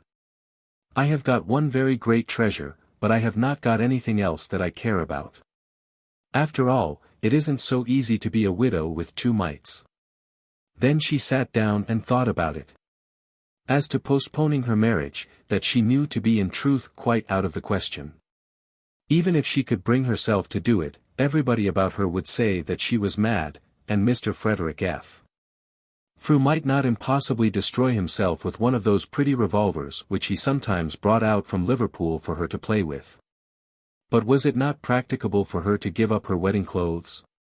There would be considerable difficulty even in this. As to their having been ordered, that might be overcome by the sacrifice of some portion of the price. But then her aunt, and even her uncle, would oppose her. Her cousins would cover her with ridicule. In the latter she might, however, achieve something of her widowhood, and, after all, the loss would fall more upon F. Frew than upon herself. She really did not care for herself, in what clothes she was married, so that she was made his wife. But as regarded him, might it not be disagreeable to him to stand before the altar with a dowdy creature in an old gown? And then there was one other consideration. Would it not seem that she was throwing in her 2 mites publicly, before the eyes of all men, as a Pharisee might do it? Would there not be an ostentation in her widowhood? But as she continued to reflect, she cast this last thought behind her. It might be so said of her, but if such saying were untrue, if the offering were made in a widow's spirit, and not in the spirit of a Pharisee, would it not be cowardly to regard what men might say? Such false accusation would make some part of the 2 mites. I'll go into Liverpool about it on Monday, she said to herself as she finally tucked the clothes around her. Early in the following morning she was up and out of her room, with a view of seeing her aunt before she came down to breakfast, but the first person she met was her uncle. He accosted her in one of the passages. "What, Nora, this is early for you. Are you going to have a morning lover's walk with Frederick Franklin?" "Frederick Franklin, as you choose to call him, uncle," said Nora, "never comes out of his room much before breakfast time. And it's raining hard. Such a lover as he is ought not to mind rain. But I should mind it, very much. But, uncle, I want to speak to you, very seriously. I have been making up my mind about something. There's nothing wrong, is there, my dear?" "No. There's nothing very wrong. It is not exactly about anything being wrong. I hardly know how to tell you what it is." And then she paused, and he could see by the light of the candle in his hand that she blushed. "Hadn't you better speak to your aunt?" said Mr. Granger. "That's what I meant to do when I got up," said Nora. "But as I have met you, if you don't mind." He assured her that he did not mind, and putting his hand upon her shoulder caressingly, promised her any assistance in his power. "I'm not afraid that you will ask anything I ought not to do for you." Then she revealed to him her scheme, turning her face away from him as she spoke. It will be so horrid, she said, to have a great box of finery coming home when you are all giving up everything for the poor people. And if you don't think it would be wrong. It can't be wrong, said her uncle. It may be a question whether it would be wise. I mean wrong to him. If it was to be any other clergyman, I should be ashamed of it. But as you are to marry us, I don't think you need mind about the clergyman. And of course I should tell the foster girls. The foster girls? Yes, they are to be my bridesmaids, and I am nearly sure they have not bought anything new yet. Of course they would think it all very dowdy, but I don't care a bit about that. I should just tell them that we had all made up our minds that we couldn't afford wedding clothes. That would be true, wouldn't it? But the question is about that wild American. He isn't a wild American. Well, then, about that tamed American. What will he say? He said I might come in an old cloak. You have told him, then. But I am afraid he thought I was only joking. But uncle, if you'll help me, I think I can bring him round. I dare say you can, to anything, just at present. I didn't at all mean that. Indeed, I'm sure I couldn't bring him round to putting off the marriage. No, no, no, not to that, to anything else. I know you are laughing at me, but I don't much mind being laughed at. I should save very nearly £15, if not quite. Think of that. And you'd give it all to the soup kitchen? I'd give it all to you for the distress. Then her uncle spoke to her somewhat gravely. You're a good girl, Nora, a dear good girl. I think I understand your thoughts on this matter, and I love you for them. But I doubt whether there be any necessity for you to make this sacrifice. A marriage should be a gala festival according to the means of the people married, and the bridegroom has a right to expect that his bride shall come to him fairly arrayed. And bright with wedding trappings. I think we can do, my pet, without robbing you of your little braveries. Oh, as for that, of course you can do without me. There was a little soreness in her tone. Not because she was feeling herself to be misunderstood, but because she knew that she could not explain herself further. She could not tell her uncle that the poor among the Jews might have been relieved without the contribution of those 2 mites, but that the widow would have lost all had she not so contributed. She had hardly arranged her thoughts as to the double blessing of charity, and certainly could not express them with reference to her own case. But she felt the need of giving in this time of trouble something that she herself valued. She was right when she had said that it was hard to be a widow. How many among us, when we give from off our own backs, and from out of our own mouths? Who can say that he has sacrificed a want of his own, that he has abandoned a comfort? That he has worn a threadbare coat, when coats with their gloss on have been his customary wear? That he has fared roughly on cold scraps, whereas a well-spread board has been his usual daily practice? He who has done so has thrown in his 2 mites, and for him will charity produce her double blessing. Nora thought that it was not well in her uncle to tell her that he could do without her wedding clothes. Of course he could do without them. But she soon threw those words behind her, and went back upon the words which had preceded them. The bridegroom has a right to expect that the bride shall come to him fairly arrayed. After all, that must depend upon circumstances. Suppose the bride had no means of arraying herself fairly without getting into debt, what would the bridegroom expect in that case? If he'll consent, you will, she said, as she prepared to leave her uncle. You'll drive him to offer to pay for the thing himself. I dare say he will, and then he'll drive me to refuse. You may be quite sure of this, uncle, that whatever clothes I do wear, he will never see the bill of them, and then that conference was ended. I've made that calculation again, said Bob at breakfast, and I feel convinced that if an Act of Parliament could be passed restricting the consumption of food in Christmas week, the entire week. Mind, to that of ordinary weeks, we should get 2 millions of money, and that those 2 millions would tide us over till the Indian cotton comes in. Of course I mean by food, butcher's meat, groceries, spirits, and wines. Only think, that by one measure, which would not entail any real disappointment on anyone, the whole thing would be done. But the Act of Parliament wouldn't give us the money, said his father. Of course I don't really mean an Act of Parliament, that would be absurd. But the people might give up their Christmas dinners. A great many will, no doubt. Many of those most in earnest are pretty nearly giving up their daily dinners. Those who are indifferent will go on feasting the same as ever. You can't make a sacrifice obligatory. It would be no sacrifice if you did, said Nora, still thinking of her wedding clothes. I doubt whether sacrifices ever do any real good, said Frederick F. Frew. Oh, Fred, said Nora. We have rather high authority as to the benefit of self-denial, said the parson. A man who can't sacrifice himself must be selfish, said Bobby, and we are all agreed to hate selfish people.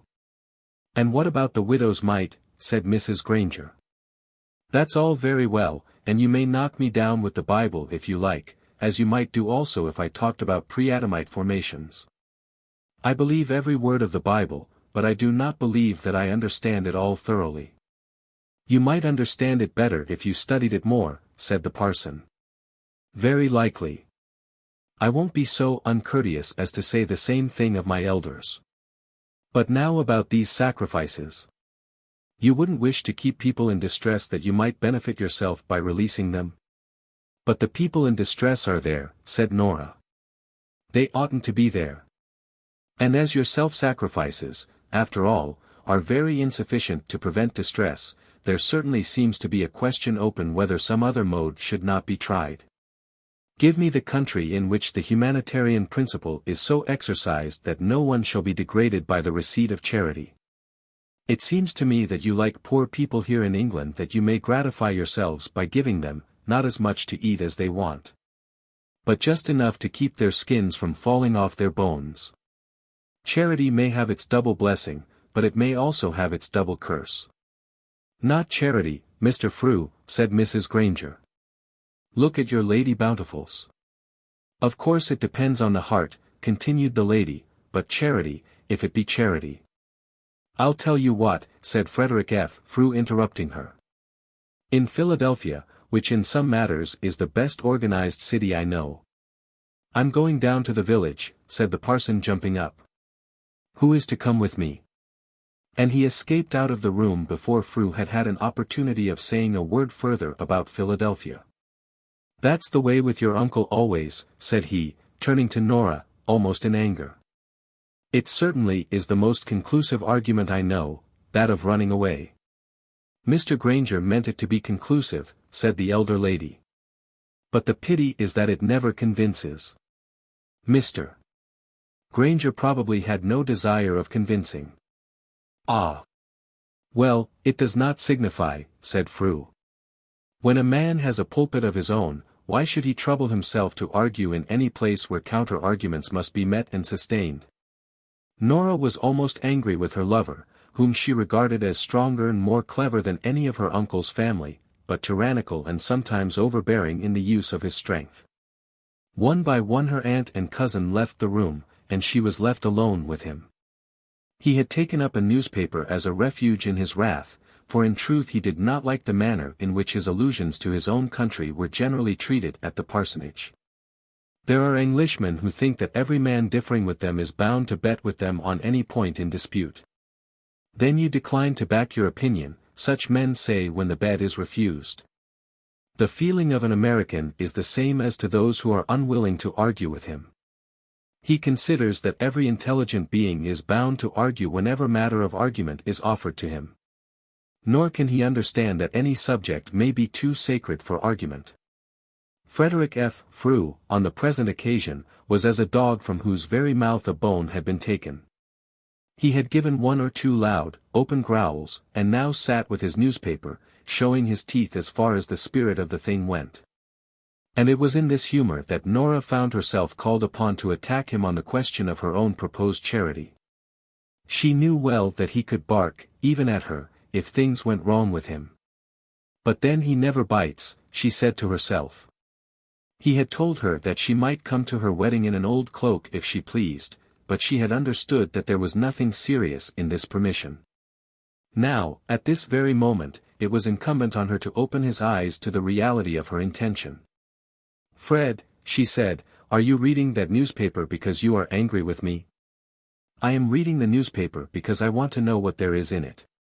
You know all that now, just as well as if you had written it. Put it down, sir. And she put her hand on to the top of the sheet. If we are to be married in 3 weeks' time, I expect that you will be a little attentive to me now. You'll read as many papers as you like after that, no doubt. Upon my word, Nora, I think your uncle is the most unfair man I ever met in my life. Perhaps he thinks the same of you, and that will make it equal. He can't think the same of me. I defy him to think that I'm unfair. There's nothing so unfair as hitting a blow, and then running away when the time comes for receiving a counterblow. It's what your Lord Chatham did, and he never ought to have been listened to in Parliament again. That's a long time ago, said Nora, who probably felt that her lover should not talk to her about Lord Chatham just 3 weeks before their marriage. I don't know that the time makes any difference.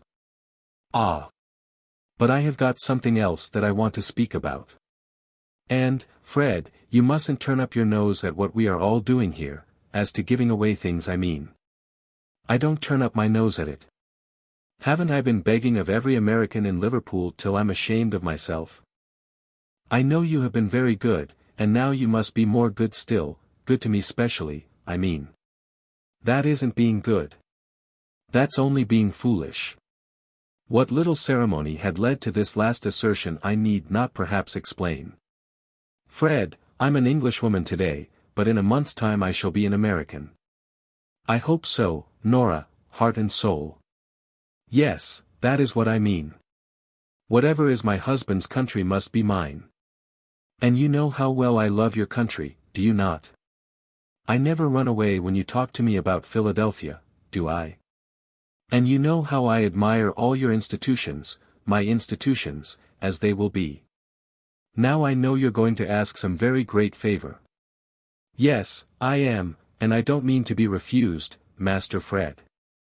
I'm to be an American almost tomorrow, but as yet I am an Englishwoman, and I am bound to do what little I can before I leave my country. Don't you think so? I don't quite understand. Well, it's about my wedding clothes. It does seem stupid talking about them, I know. But I want you to let me do without them altogether. Now you've got the plain truth. I want to give Uncle Robert the money for his soup kitchen, and to be married just as I am now. I do not care one straw what any other creature in the world may say about it, so long as I do not displease you. I think it's nonsense, Nora. Oh, Fred, don't say so. I have set my heart upon it. I'll do anything for you afterwards. Indeed, for the matter of that, I'd do anything on earth for you, whether you agree or whether you do not. You know that. But, Nora, you wouldn't wish to make yourself appear foolish. How much money will you save? Very nearly £20 altogether. Let me give you £20, so that you may leave it with your uncle by way of your 2 mites, as you call it. No, no, certainly not. I might just as well send you the milliner's bill, might I not? I don't see why you shouldn't do that. Ah, but I do. You wouldn't wish me to be guilty of the pretense of giving a thing away, and then doing it out of your pocket. I have no doubt that what you were saying about the evil of promiscuous charity is quite true. And then, as she flattered him with this wicked flattery, she looked up with her bright eyes into his face. But now, as the things are, we must be charitable, or the people will die. I feel almost like a rat leaving a falling house, in going away at this time, and if you would postpone it. Nora. Then I must be like a rat, but I won't be a rat in a white silk gown. Come now, say that you agree. I never asked you for anything before. Everybody will think that you're mad, and that I'm mad, and that we are all mad together. Because I go to church in a merino dress? Well, if that makes madness, let us be mad. Oh, Fred, do not refuse me the first thing I've asked you. What difference will it make? Nobody will know it over in Philadelphia. Then you are ashamed of it? No, not ashamed. Why should I be ashamed? But one does not wish to have that sort of thing talked about by everybody. And you are so strong-minded, Nora, that you do not care about finery yourself. Fred, that's ill-natured. You know very well what my feelings are. You are sharp enough to understand them without any further explanation. I do like finery, quite well enough, as you'll find out to your cost some day. And if ever you scold me for extravagance, I shall tell you about this. It's downright quixotism. Quixotism leads to nothing, but this will lead to £20 worth of soup, and to something else too. When he pressed her to explain what that something else was, she declined to speak further on the subject. She could not tell him that the satisfaction she desired was that of giving up something, of having made a sacrifice, of having thrown into the treasury her 2 mites off her own back. As she had said to her aunt, and out of her own mouth. He had taxed her with indifference to a woman's usual delight in gay plumage, and had taxed her most unjustly. He ought to know, she said to herself, that I should not take all this trouble about it, unless I did care for it. But, in truth, he did understand her motive thoroughly, and half approved them. He approved the spirit of self-abandonment, but disapproved the false political economy by which, according to his light, that spirit was accompanied. After all, said he, the widow would have done better to have invested her small capital in some useful trade. Oh, Fred, but never mind now. I have your consent, and now I've only got to talk over my aunt. So saying, she left her lover to turn over in his mind the first principles of that large question of charity. The giving of pence and halfpence, of scraps of bread and sups of soup, is, after all, but the charity of a barbarous, half-civilized race. A dog would let another dog starve before he gave him a bone, and would see his starved fellow dog die without a pang. We have just got beyond that, only beyond that, as long as we dole out sups of soup. But charity, when it shall have made itself perfect, will have destroyed this little trade of giving, which makes the giver vain and the receiver humble. The charity of the large-hearted is that which opens to every man the profit of his own industry, to every man and to every woman. Then, having gratified himself with the enunciation of this fine theory, he allowed his mind to run away to a smaller subject, and began to think of his own wedding garments. If Nora insisted on carrying out this project of hers, in what guise must he appear on the occasion? He also had ordered new clothes. It's just the sort of thing that they'll make a story of in Chestnut Street. Chestnut Street, as we all know, is the West End of Philadelphia.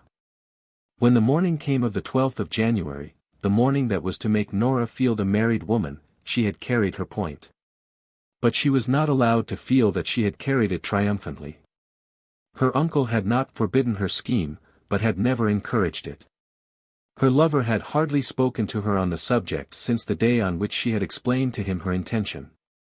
After all, it's a mere bagatelle, he had said. I am not going to marry your clothes. One of her cousins, Bob, had approved. But he had coupled his approval with an intimation that something should be done to prevent any other woman from wearing bridal wreaths for the next 3 months. Charlie had condemned her altogether, pointing out that it was bad policy to feed the cotton spinners at the expense of the milliners. But the strongest opposition had come from her aunt and the Miss Fosters. Mrs. Granger, though her heart was in the battle which her husband was fighting, could not endure to think that all the time-honored ceremonies of her life should be abandoned. In spite of all that was going on around her, she had insisted on having mince pies on the table on Christmas Day. True, there were not many of them, and they were small and flavorless. But the mince pies were there, with whiskey to burn with them instead of brandy, if any of the party chose to go through the ceremony. And to her the idea of a wedding without wedding clothes was very grievous. It was she who had told Nora that she was a widow with 2 mites, or might make herself one, if she chose to encounter self-sacrifice. But in so saying she had by no means anticipated such a widowhood as this. I really think, Nora, you might have one of those thinner silks, and you might do without a wreath. But you should have a veil, indeed you should. But Nora was obstinate. Having overcome her future lord, and quieted her uncle, she was not at all prepared to yield to the mild remonstrances of her aunt. The two Miss Fosters were very much shocked, and for 3 days there was a disagreeable coolness between them and the Plumstock family. A friend's bridal is always an occasion for a new dress, and the Miss Fosters naturally felt that they were being robbed of their rights. "Sensible girl," said old Foster, when he heard of it. "When you're married, if ever you are, I hope you'll do the same." "Indeed we won't, Papa," said the two Miss Fosters. But the coolness gradually subsided, and the two Miss Fosters consented to attend in their ordinary Sunday bonnets. It had been decided that they should be married early, at 8 o'clock. That they should then go to the parsonage for breakfast, and that the married couple should start for London immediately afterwards. They were to remain there for a week, and then return to Liverpool for one other remaining week before their final departure for America. "I should only have had them on for about an hour if I'd got them, and then it would have been almost dark," she said to her aunt. "Perhaps it won't signify very much," her aunt replied. Then when the morning came, it seemed that the sacrifice had dwindled down to a very little thing. The two Miss Fosters had come to the parsonage overnight, and as they sat up with the bride over a bedroom fire, had been good-natured enough to declare that they thought it would be very good fun. "You won't have to get up in the cold to dress me," said Nora, "because I can do it all myself. That will be one comfort." "Oh, we shouldn't have minded that. And as it is, of course, we'll turn you out nice. You'll wear one of your other new dresses, won't you?" "Oh, I don't know, just what I'm to travel in. It isn't very old. Do you know, after all, I'm not sure that it isn't a great deal better." "I suppose it will be the same thing in the end," said the younger Miss Foster. "Of course it will," said the elder. "And there won't be all that bother of changing my dress," said Nora.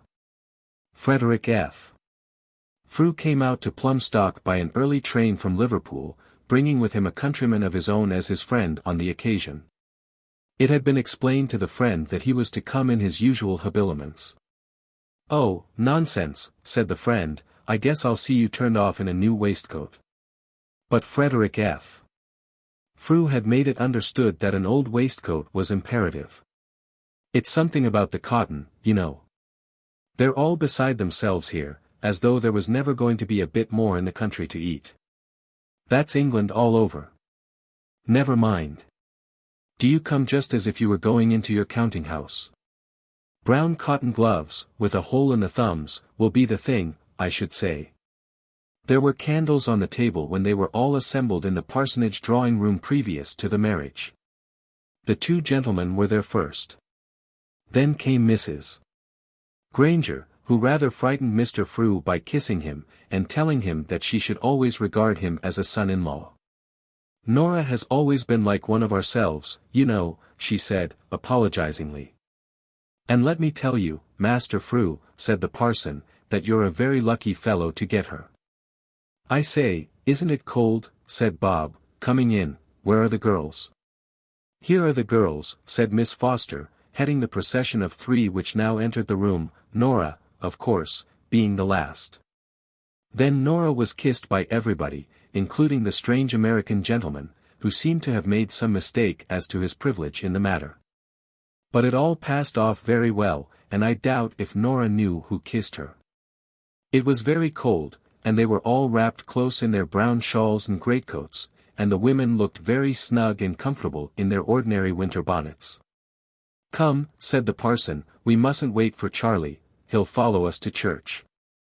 So the uncle took his niece on his arm, and the 2 Americans took the 2 bridesmaids, and Bob took his mother, and went along the beaten path over the snow to the church, and as they got to the door, Charlie rushed after them quite out of breath.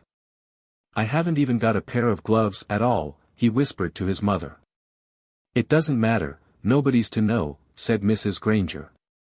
Nora by this time had forgotten the subject of her dress altogether, and it may be doubted if even the Mrs. Foster were as keenly alive to it as they thought they would have been. For myself, I think they all looked more comfortable on that cold winter morning without the finery which would have been customary than they could have done with it. It had seemed to them all beforehand that a marriage without veils and wreaths, without white gloves and new gay dresses, would be but a triste affair. But the idea passed away altogether when the occasion came. Mr. Granger and his wife and the two lads clustered around Nora as they made themselves ready for the ceremony, uttering words of warm love. And it seemed as though even the clerk and the servants took nothing amiss. Frederick F. Frew had met with a rebuff in the hall of the parsonage, in being forbidden to take his own bride under his own arm. But when the time for action came, he bore no malice, but went through his work manfully. On the whole, it was a pleasant wedding, homely, affectionate, full of much loving greeting. But not without many sobs on the part of the bride and of Mrs. Granger, and some slight suspicion of an eagerly removed tear in the parson's eye. But this, at any rate, was certain, that the wedding clothes were not missed. When they all sat down to their breakfast in the parsonage dining room, that little matter had come to be clean forgotten. No one knew, not even the Mrs. Foster, that there was anything extraordinary in their garb. Indeed, as to all gay apparel, we may say that we only miss it by comparison. It is very sad to be the wearer of the only frock coat in company, to carry the one solitary black silk handkerchief at a dinner party. But I do not know but that a dozen men so arrayed do not seem to be as well dressed as though they had obeyed the latest rules of fashion as to their garments. One thing, however, had been made secure. That sum of £20, saved from the milliners, had been duly paid over into Mr. Granger's hands. "It has been all very nice," said Mrs. Granger, still sobbing, when Nora went upstairs to tie on her bonnet before she started. "Only you are going." "Yes, I'm going now, Aunt." "Dear Aunt." "But Aunt, I have failed in one thing, absolutely failed." "Failed in what, my darling?" "There has been no widow's mite. It is not easy to be a widow with two mites. What you have given will be blessed to you, and blessed to those who will receive it. I hope it may, but I almost feel that I have been wrong in thinking of it so much. It has cost me nothing. I tell you, Aunt, that it is not easy to be a widow with two mites." When Mrs. Granger was alone with her husband after this, the two Miss Fosters having returned to Liverpool under the discreet protection of the two young Grangers. For they had positively refused to travel with no other companion than the strange American, she told him all that Nora had said. "And who can tell us," he replied, "that it was not the same with the widow herself? She threw in all that she had, but who can say that she suffered aught in consequence? It is my belief that all that is given in a right spirit comes back instantly, in this world, with interest." "I wish my coals would come back," said Mrs. Granger. "Perhaps you have not given them in a right spirit, my dear." The Two Generals. Christmas of 1860 is now 3 years past, and the Civil War which was then being commenced in America is still raging without any apparent sign of an end. One the prophets of that time who prophesied the worst never foretold anything so black as this. On that Christmas day, Major Anderson, who then held the command of the forts in Charleston Harbor on the part of the United States government, removed his men and stores from Fort Moultrie to Fort Sumter, thinking that he might hold the one, though not both, against any attack from the people of Charleston, whose state, that of South Carolina, had seceded 5 days previously. That was in truth the beginning of the war, though at that time Mr. Lincoln was not yet president. He became so on the 4th of March, 1861, and on the April 15th following Fort Sumter was evacuated by Major Anderson, on the part of the United States government, under fire from the people of Charleston. So little bloody, however, was that affair, that no one was killed in the assault, though one poor fellow perished in the saluting fire with which the retreating officer was complimented as he retired with the so-called honors of war. During the 3 years that have since passed, the combatants have better learned the use of their weapons of war. No one can now laugh at them for their bloodless battles. Never have the shores of any stream been so bathed in blood, as have the shores of those Virginian rivers whose names have lately become familiar to us. None of those old death-doomed generals of Europe, whom we have learned to hate for the cold-blooded energy of their trade, Tilly, Gustavus Adolphus, Frederick, or Napoleon. None of these ever left so many carcasses to the kites as have the Johnsons, Jacksons, and Hookers of the American armies, who come and go so fast that they are almost forgotten before the armies they have led have melted into clay. Of all the states of the old Union, Virginia has probably suffered the most, but Kentucky has least deserved the suffering which has fallen to her lot. In Kentucky the war has raged hither and thither, every town having been subject to inroads from either army. But she would have been loyal to the Union if she could. Nay, on the whole she has been loyal. She would have thrown off the plague chain of slavery if the prurient virtue of New England would have allowed her to do so by her own means. But virtuous New England was too proud of her own virtue to be content that the work of abolition should thus pass from her hands. Kentucky, when the war was beginning, desired nothing but to go on in her own course. She wished for no sudden change. She grew no cotton. She produced corn and meat, and was a land flowing with milk and honey.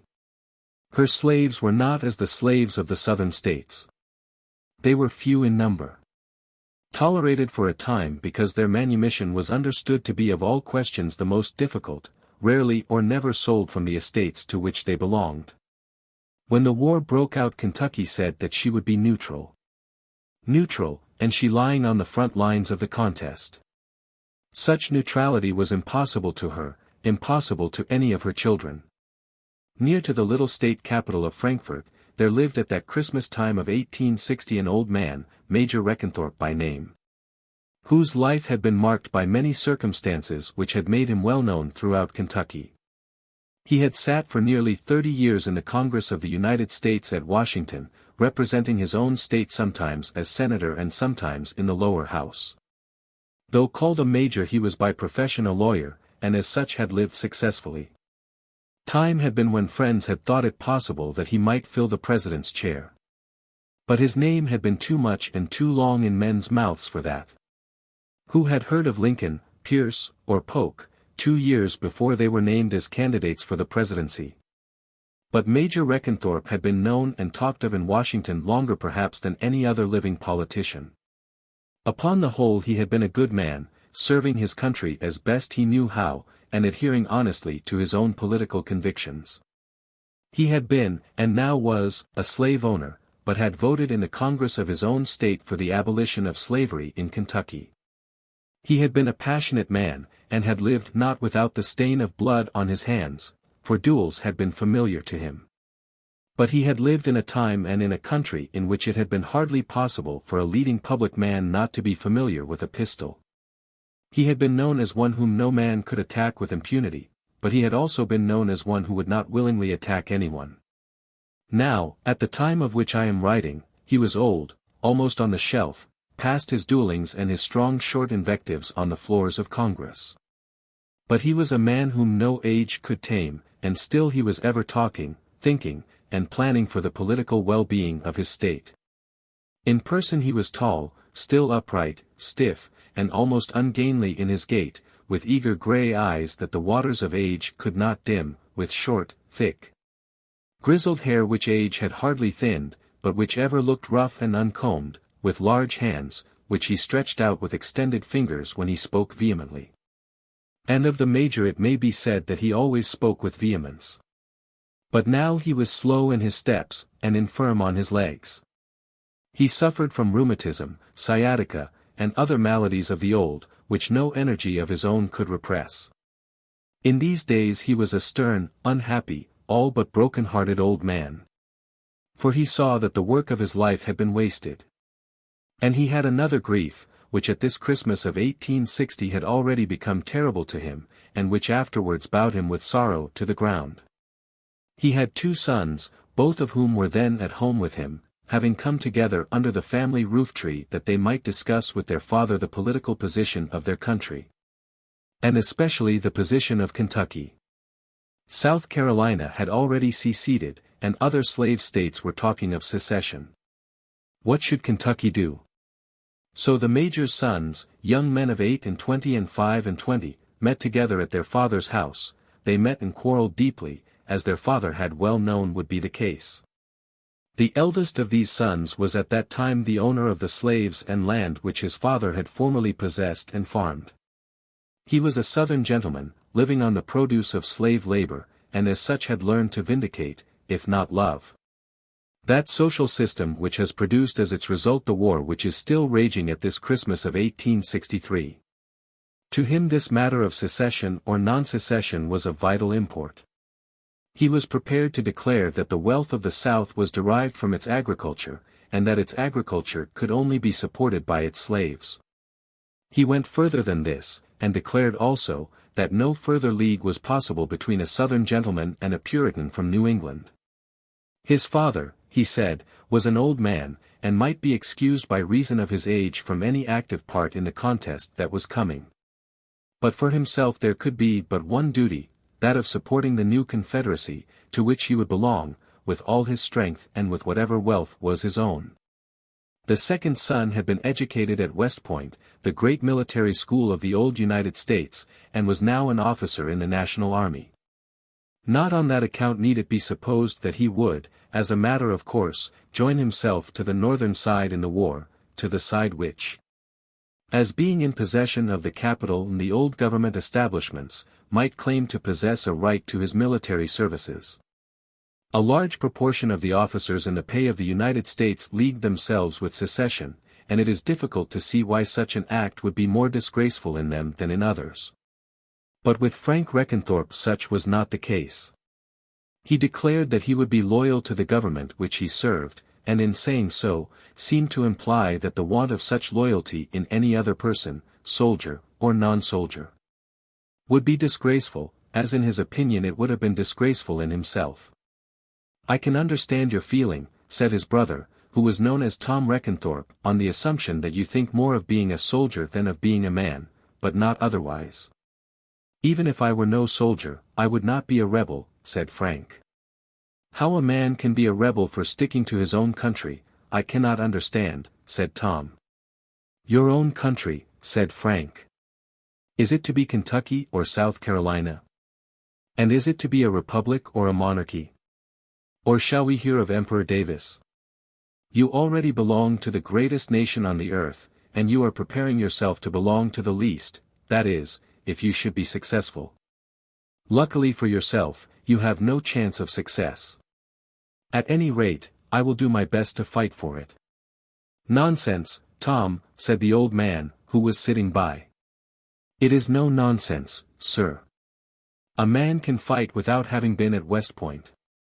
Whether he can do so after having his spirit drilled and drummed out of him there, I don't know." "Tom," said the old man. "Don't mind him, father," said the younger. "His appetite for fighting will soon be over. Even yet I doubt whether we shall ever see a regiment in arms sent from the southern states against the Union." "Do you?" said Tom. "If you stick to your colors, as you say you will, your doubts will be soon set at rest. And I'll tell you what, if your regiment is brought into the field, I trust that I may find myself opposite to it. You have chosen to forget that we are brothers, and you shall find that I can forget it also." "Tom," said the father, "you should not say such words as that, at any rate, in my presence." "It is true, sir," said he. "A man who speaks as he speaks does not belong to Kentucky, and can be no brother of mine. If I were to meet him face to face, would as soon shoot him as another. Sooner, because he is a renegade." "You are very wicked," said the old man, rising from his chair, "very wicked." And then, leaning on his stick, he left the room. "Indeed, what he says is true," said a sweet, soft voice from a sofa in the far corner of the room. "Tom, you are very wicked to speak to your brother thus.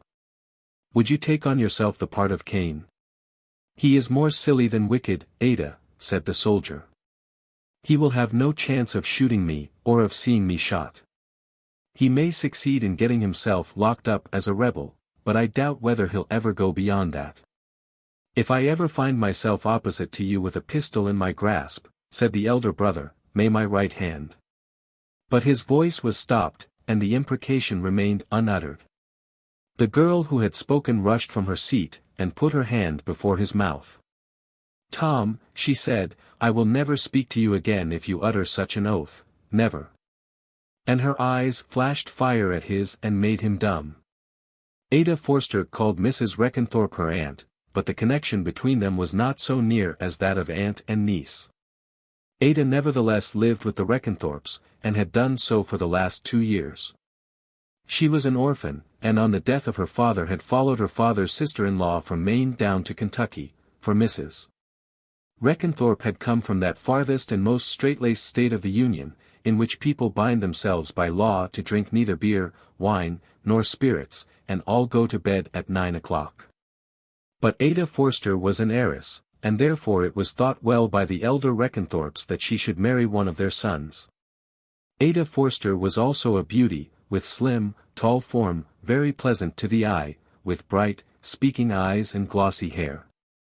With ivory teeth of the whitest, only to be seen now and then when a smile could be won from her, and therefore such a match was thought desirable also by the younger Reckenthorpes. But unfortunately it had been thought desirable by each of them, whereas the father and mother had intended Ada for the soldier.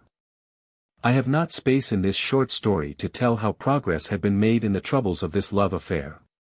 So it was now, that Ada had consented to become the wife of the elder brother, of Tom Reckenthorpe, with his home among the slaves, although she, with all her New England feeling strong about her, hated slavery and all its adjuncts. But when has love stayed to be guided by any such consideration as that? Tom Reckenthorpe was a handsome, high-spirited, intelligent man. So was his brother Frank. But Tom Reckenthorpe could be soft to a woman, and in that, I think, had he found the means of his success. Frank Reckenthorpe was never soft.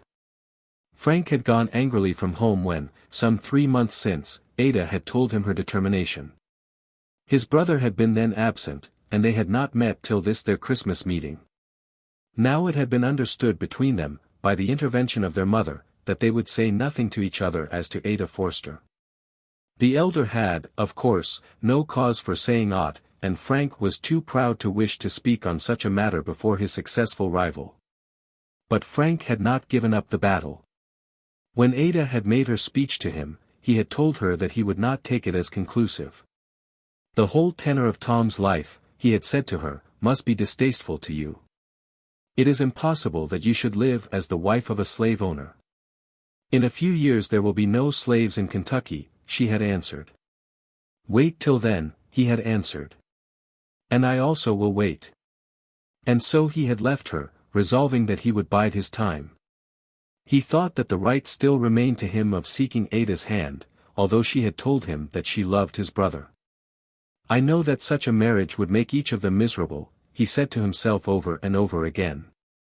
And now that these terrible times had come upon them, and that he was going one way with the Union, while his brother was going the other way with secession, he felt more strongly than ever that he might still be successful.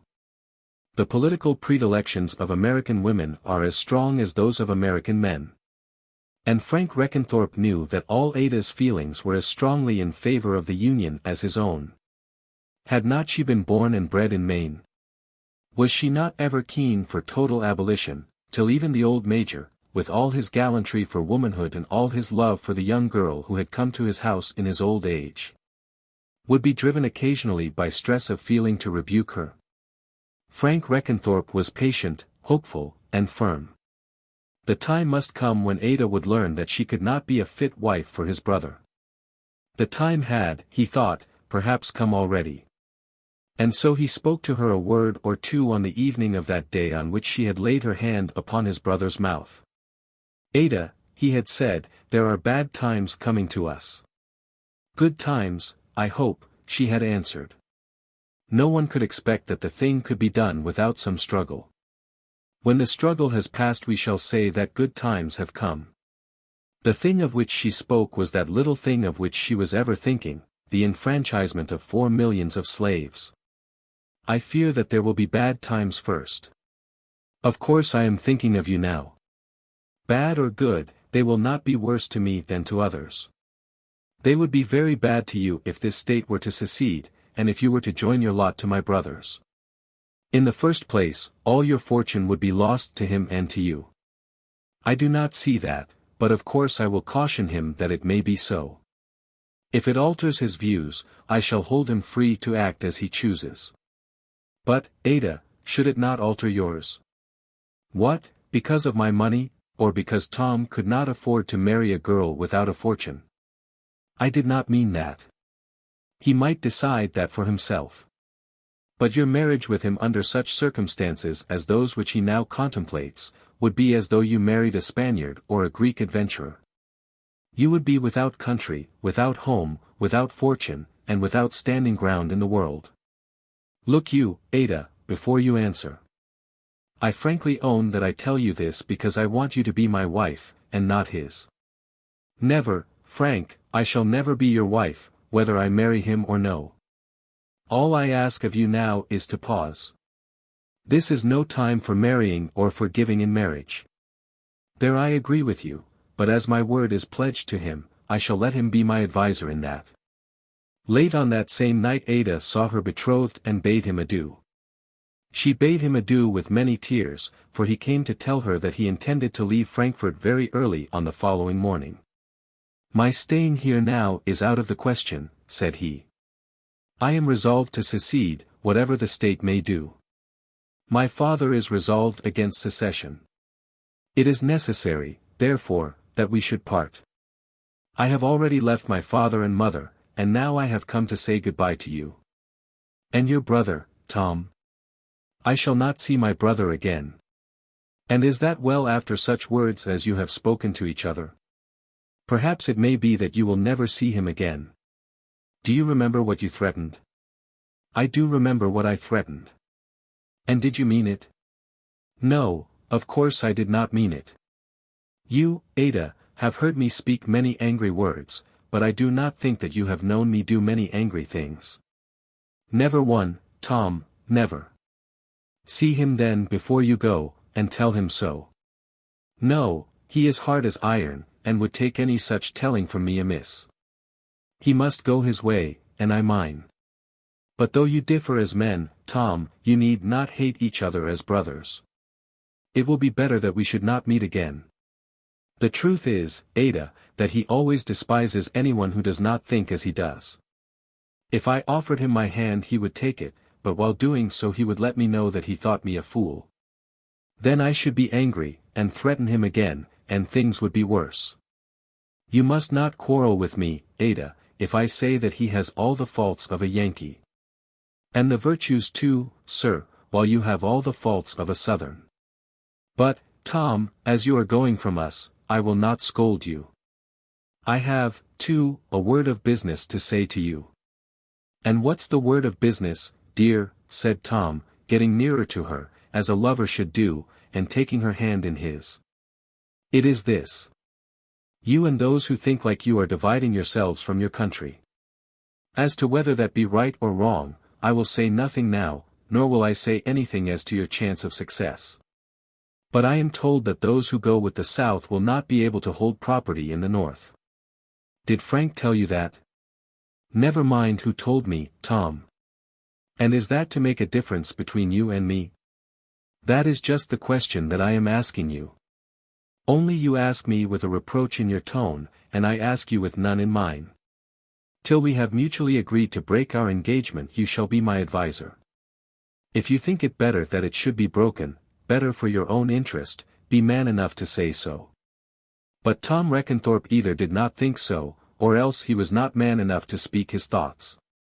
Instead of doing so, he took the girl in his arms and kissed her, and swore that, whether with fortune or no fortune, she should be his, and his only. But still he had to go now, within an hour or two of the very moment at which they were speaking. They must part, and before parting must make some mutual promise as to their future meeting. Marriage now, as things stood at this Christmas time, could not be thought of even by Tom Reckenthorpe. At last he promised that if he were then alive he would be with her again, at the old family house at Frankfurt, on the next coming Christmas Day.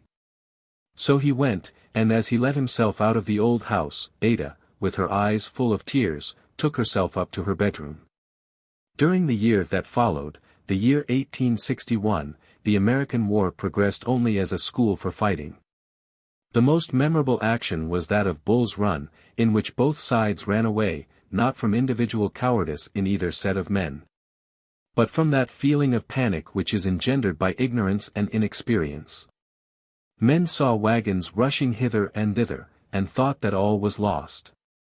After that the year was passed in drilling and in camp-making, in the making of soldiers, of gunpowder, and of cannons. But of all the articles of war made in that year, the article that seemed easiest of fabrication was a general officer. Generals were made with the greatest rapidity, owing their promotion much more frequently to local interest than to military success. Such a state sent such and such regiments, and therefore must be rewarded by having such and such generals nominated from among its citizens. The wonder, perhaps, is that with armies so formed battles should have been fought so well. Before the end of 1861, both Major Reckenthorpe's sons had become general officers.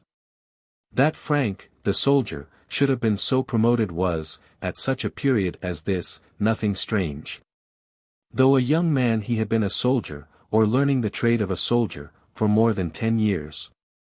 And such service as that might well be counted for much in the sudden construction of an army intended to number 700,000 troops, and which at one time did contain all those soldiers. Frank, too, was a clever fellow, who knew his business, and there were many generals made in those days who understood less of their work than he did. As much could not be said for Tom's quick military advancement. But this could be said for them in the South, that unless they did make their generals in this way, they would hardly have any generals at all, and General Reckenthorpe, as he so quickly became, General Tom as they used to call him in Kentucky, recommended himself specially to the Confederate leaders by the warmth and eagerness with which he had come among them. The name of the old man so well known throughout the Union, who had ever loved the South without hating the North, would have been a tower of strength to them. Having him they would have thought that they might have carried the state of Kentucky into open secession. He was now worn out and old, and could not be expected to take upon his shoulders the crushing burden of a new contest. But his eldest son had come among them eagerly, with his whole heart. And so they made him a general. The poor old man was in part proud of this and in part grieved. "I have a son a general in each army," he said to a stranger who came to his house in those days. "But what strength is there in a faggot when it is separated? Of what use is a house that is divided against itself? The boys would kill each other if they met." "It is very sad," said the stranger. "Sad," said the old man. "It is as though the devil were let loose upon the earth, and so he is, so he is." The family came to understand that General Tom was with the Confederate army which was confronting the Federal Army of the Potomac and defending Richmond. Whereas it was well known that Frank was in Kentucky with the army on the Green River, which was hoping to make its way into Tennessee, and which did so early in the following year. It must be understood that Kentucky, though a slave state, had never seceded, and that therefore it was divided off from the southern states, such as Tennessee and that part of Virginia which had seceded, by a cordon of pickets. So that there was no coming up from the Confederate army to Frankfort, in Kentucky. There could, at any rate, be no easy or safe coming up for such a one as General Tom, seeing that being a soldier he would be regarded as a spy, and certainly treated as a prisoner if found within the northern lines. Nevertheless, general as he was, he kept his engagement with Ada, and made his way into the gardens of his father's house on the night of Christmas Eve. And Ada was the first who knew that he was there. Her ear first caught the sound of his footsteps, and her hand raised for him the latch of the garden door. "Oh, Tom, it is not you." "But it is though, Ada, my darling." Then there was a little pause in his speech. "Did I not tell you that I should see you today?" "Hush. Do you know who is here? Your brother came across to us from the Green River yesterday. The mischief he did. Then I shall never find my way back again. If you knew what I have gone through for this." Ada immediately stepped out through the door and onto the snow, standing close up against him as she whispered to him, "I don't think Frank would betray you," she said. "I don't think he would. I doubt him hugely. But I suppose I must trust him." I got through the pickets close to Cumberland Gap, and I left my horse at Stoneleys halfway between this and Lexington. I cannot go back tonight now that I have come so far. Wait, Tom, wait a minute, and I will go in and tell your mother. But you must be hungry. Shall I bring you food? Hungry enough, but I will not eat my father's victuals out here in the snow. Wait a moment, dearest, till I speak to my aunt. Then Ada slipped back into the house and soon managed to get Mrs. Reckenthorpe away from the room in which the Major and his second son were sitting. Tom is here, she said, in the garden. He had encountered all this danger to pay us a visit because it is Christmas. Oh, Aunt, what are we to do? He says that Frank would certainly give him up. Mrs. Reckenthorpe was nearly 20 years younger than her husband, but even with this advantage on her side Ada's tidings were almost too much for her. She, however, at last managed to consult the Major, and he resolved upon appealing to the generosity of his younger son. By this time the Confederate general was warming himself in the kitchen, having declared that his brother might do as he pleased, he would not skulk away from his father's house in the night. Frank, said the father, as his younger son sat silently thinking of what had been told him, it cannot be your duty to be false to your father in his own house. It is not always easy, sir, for a man to see what is his duty. I wish that either he or I had not come here. But he is here. And you, his brother, would not take advantage of his coming to his father's house, said the old man. Do you remember, sir, how he told me last year that if ever he met me on the field he would shoot me like a dog? But, Frank, you know that he is the last man in the world to carry out such a threat. Now he has come here with great danger. And I have come with none. But I do not see that that makes any difference. He has put up with it all that he may see the girl he loves. Pshaw, said Frank, rising up from his chair. When a man has work to do, he is a fool to give way to play. The girl he loves. Does he not know that it is impossible that she should ever marry him? Father, I ought to insist that he should leave this house as a prisoner. I know that that would be my duty. You would have, sir, to bear my curse. I should not the less have done my duty. But, father, independently of your threat, I will neglect that duty. I cannot bring myself to break your heart and my mother's. But I will not see him. Goodbye, sir. I will go up to the hotel, and will leave the place before daybreak tomorrow. After some few further words Frank Reckenthorpe left the house without encountering his brother. He also had not seen Ada Forster since that former Christmas when they had all been together. And he had now left his camp and come across from the army much more with the view of inducing her to acknowledge the hopelessness of her engagement with his brother, than from any domestic idea of passing his Christmas at home. He was a man who would not have interfered with his brother's prospects, as regarded either love or money, if he had thought that in doing so he would in truth have injured his brother. He was a hard man, but one not wilfully unjust. He had satisfied himself that a marriage between Ada and his brother must, if it were practicable, be ruinous to both of them. If this were so, would not it be better for all parties that there should be another arrangement made? North and South were as far divided now as the two poles. All Ada's hopes and feelings were with the North. Could he allow her to be taken as a bride among perishing slaves and ruined whites? But when the moment for his sudden departure came he knew that it would be better that he should go without seeing her. His brother Tom had made his way to her through cold, and wet, and hunger, and through infinite perils of a kind sterner even than these. Her heart now would be full of softness towards him. So Frank Reckenthorpe left the house without seeing anyone but his mother. Ada, as the front door closed behind him, was still standing close by her lover over the kitchen fire, while the slaves of the family, with whom Master Tom had always been the favorite, were administering to his little comforts. Of course General Tom was a hero in the house for the few days that he remained there. And of course the step he had taken was the very one to strengthen for him the affection of the girl whom he had come to see. North and South were even more bitterly divided now than they had been when the former parting had taken place. There were fewer hopes of reconciliation, more positive certainty of war to the knife. And they who adhered strongly to either side, and those who did not adhere strongly to either side were very few, held their opinions now with more acrimony than they had then done. The peculiar bitterness of civil war, which adds personal hatred to national enmity, had come upon the minds of the people.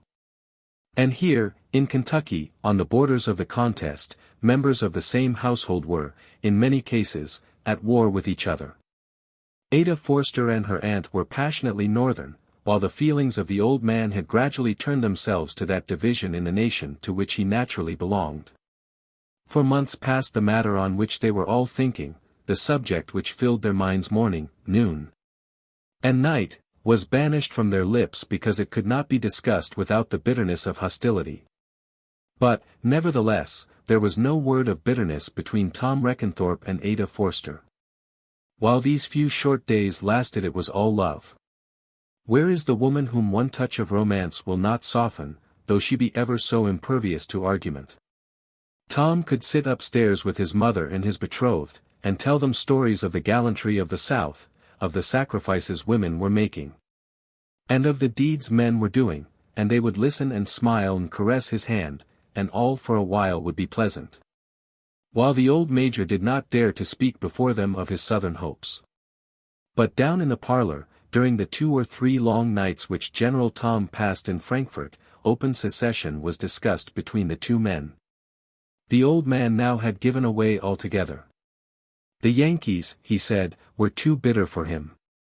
I wish I had died first, that is all, he said. I wish I had died first. Life is wretched now to a man who can do nothing. His son tried to comfort him, saying that secession would certainly be accomplished in 12 months, and that every slave state would certainly be included in the Southern Confederacy. But the major shook his head. Though he hated the political bitterness of the men whom he called Puritans and Yankees, he knew their strength and acknowledged their power. Nothing good can come in my time, he said, not in my time, not in my time. In the middle of the 4th night General Tom took his departure.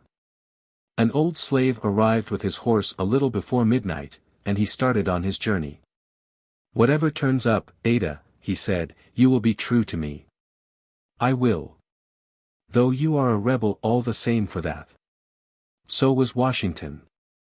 Washington made a nation, you are destroying one. We are making another, dear, that's all. But I won't talk secesh to you out here in the cold. Go in, and be good to my father, and remember this, Ada, I'll be here again next Christmas Eve, if I'm alive. So he went, and made his journey back to his own camp in safety.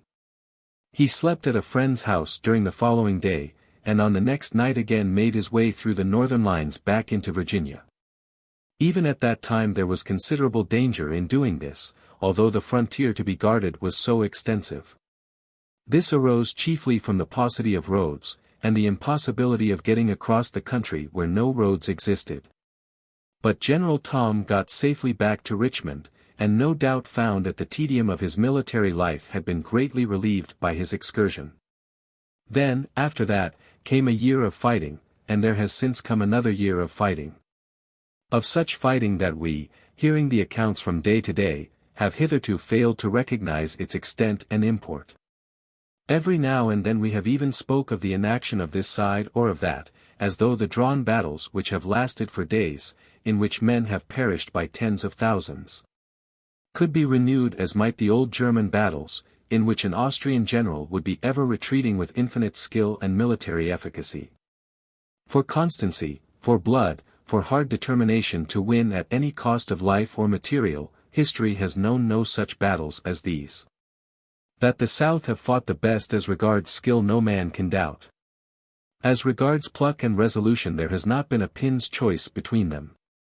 They have both fought as Englishmen fight when they are equally in earnest. As regards result, it has been almost altogether in favor of the North, because they have so vast a superiority in numbers and material.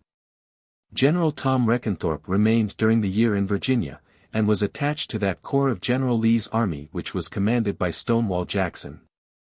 It was not probable, therefore, that he would be left without active employment. During the whole year he was fighting, assisting in the wonderful raids that were made by that man whose loss was worse to the Confederates than the loss of Vicksburg or of New Orleans. And General Tom gained for himself mark, name, and glory, but it was the glory of a soldier rather than of a general. No one looked upon him as the future commander of an army. But men said that if there was a rapid stroke to be stricken, under orders from some more thoughtful head, General Tom was the hand to strike it. Thus he went on making wonderful rides by night, appearing like a warrior ghost leading warrior ghosts in some quiet valley of the Federals, seizing supplies and cutting off cattle. Till his name came to be great in the state of Kentucky, and Ada Forster, Yankee though she was proud of her rebel lover. And Frank Reckenthorpe, the other general, made progress also, though it was progress of a different kind. Men did not talk of him so much as they did of Tom. But the War Office at Washington knew that he was useful, and used him. He remained for a long time attached to the Western Army, having been removed from Kentucky to St. Louis, in Missouri, and was there when his brother last heard of him. "I am fighting day and night," he once said to one who was with him from his own state, "and, as far as I can learn, Frank is riding day and night. Upon my word, I think that I have the best of it."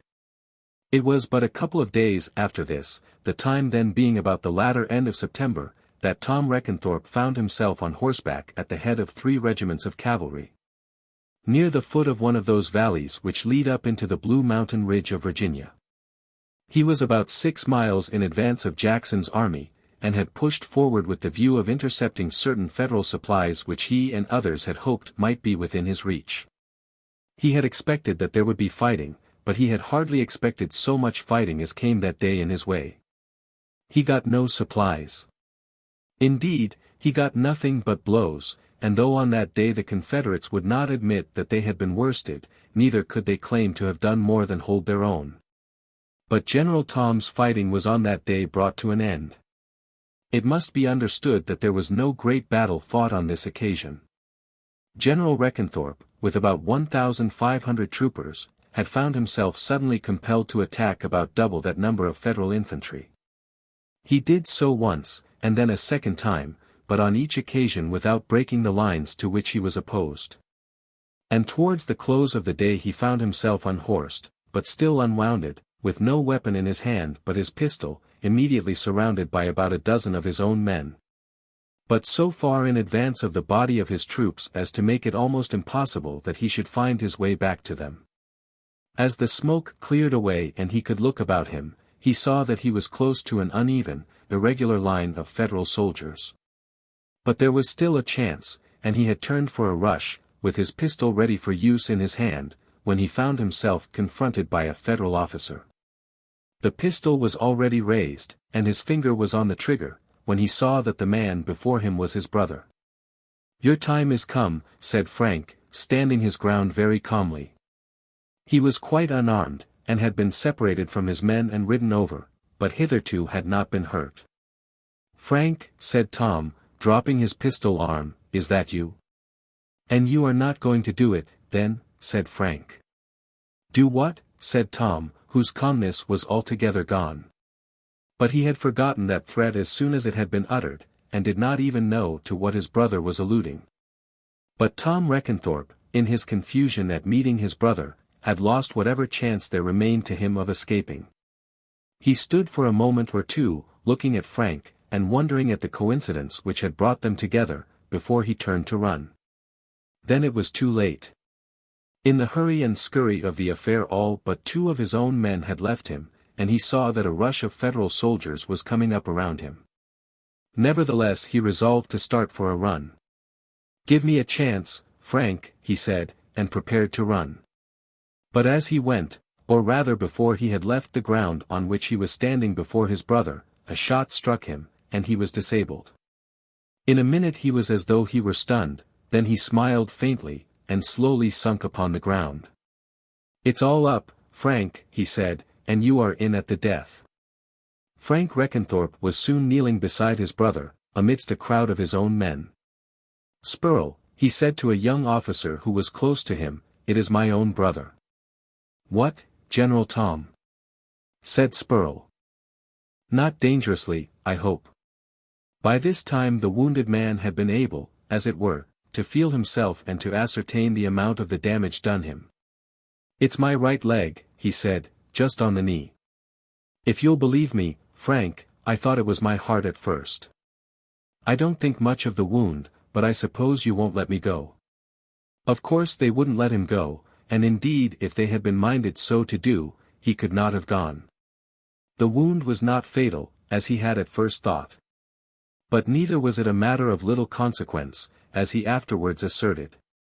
His fighting was over, unless he could fight with a leg amputated between the knee and the hip. Before nightfall General Tom found himself in his brother's quarters, a prisoner on parole, with his leg all but condemned by the surgeon. The third day after that saw the leg amputated. For 3 weeks the two brothers remained together, and after that the elder was taken to Washington, or rather to Alexandria, on the other side of the Potomac, as a prisoner. There to await his chance of exchange. At first the intercourse between the two brothers was cold, guarded, and uncomfortable, but after a while it became more kindly than it had been for many a day. Whether it were cold or kindly, its nature, we may be sure, was such as the younger brother made it. Tom was ready enough to forget all personal animosity as soon as his brother would himself be willing to do so. Though he was willing enough also to quarrel bitterly as ever, if Frank should give him occasion. As to that threat of the pistol, it had passed away from Tom Reckenthorpe, as all his angry words passed from him. It was clean forgotten. It was not simply that he had not wished to kill his brother, but that such a deed was impossible to him. The threat had been like a curse that means nothing, which is used by passion as its readiest weapon when passion is impotent. But with Frank Reckenthorpe words meant what they were intended to mean. The threat had rankled in his bosom from the time of its utterance, to that moment when a strange coincidence had given the threatener the power of executing it. The remembrance of it was then strong upon him, and he had expected that his brother would have been as bad as his word. But his brother had spared him.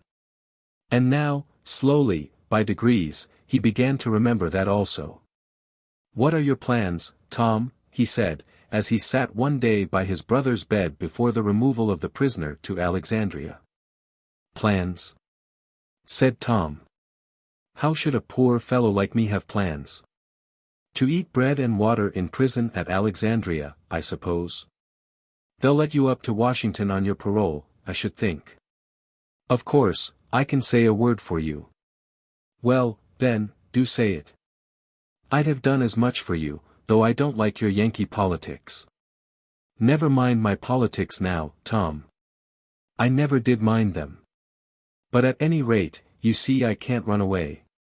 It should have been mentioned a little way back in this story that the poor old major had been gathered to his fathers during the past year. As he had said himself, it would be better for him that he should die.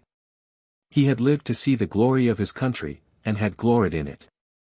If further glory, or even further gain, were to come out of this terrible war, as great gains to men and nations do come from contests which are very terrible while they last, he at least would not live to see it. So when he was left by his sons, he turned his face to the wall and died. There had of course been much said on this subject between the two brothers when they were together, and Frank had declared how special orders had been given to protect the house of the widow. If the waves of the war in Kentucky should surge up around Frankfort. Land very near to Frankfort had become debatable between the two armies, and the question of flying from their house had more than once been mooted between the aunt and her niece.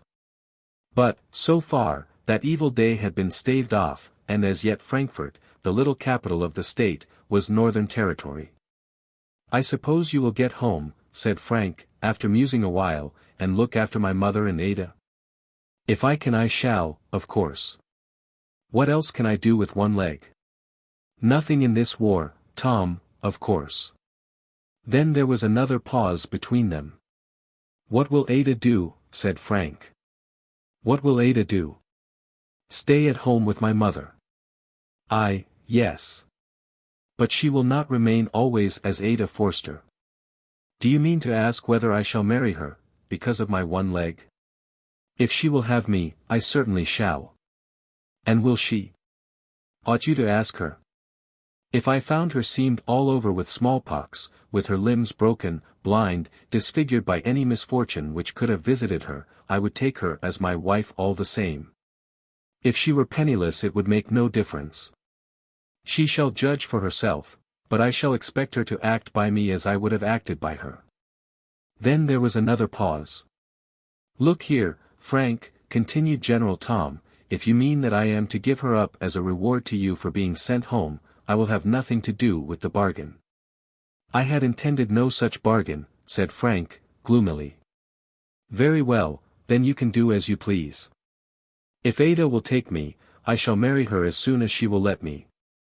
If my being sent home depends upon that, you will know how to act now." Nevertheless he was sent home. There was not another word spoken between the two brothers about Ada Forster.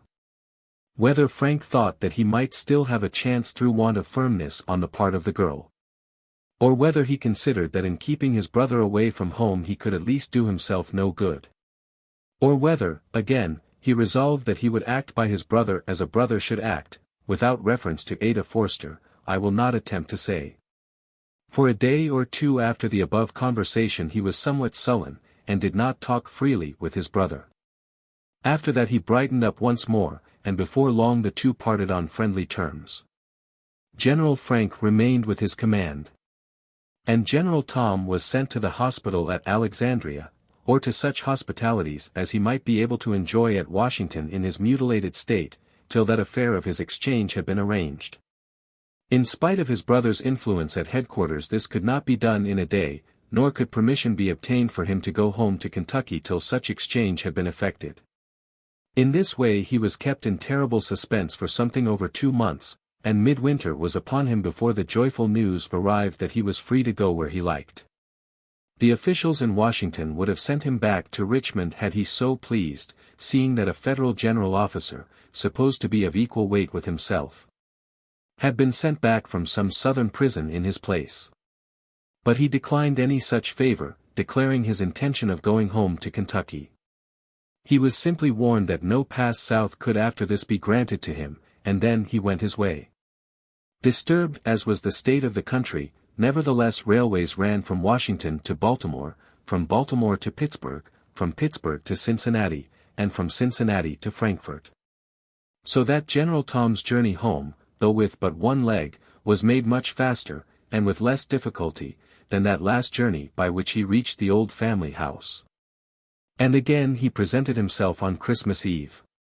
Ada declared that he remained purposely at Washington, so that he might make good his last promise to the letter. But I am inclined to think that he allowed no such romantic idea as that to detain him among the amenities of Washington. He arrived again after dark, but on this occasion did not come knocking at the back door. He had fought his fight, had done his share of the battle, and now had reason to be afraid of no one. But again it was Ada who opened the door for him. "Oh, Tom, oh, my own one." There never was a word of question between them as to whether that unseemly crutch and still unhealed wound was to make any difference between them. General Tom found before 3 hours were over that he lacked the courage to suggest that he might not be acceptable to her as a lover with one leg.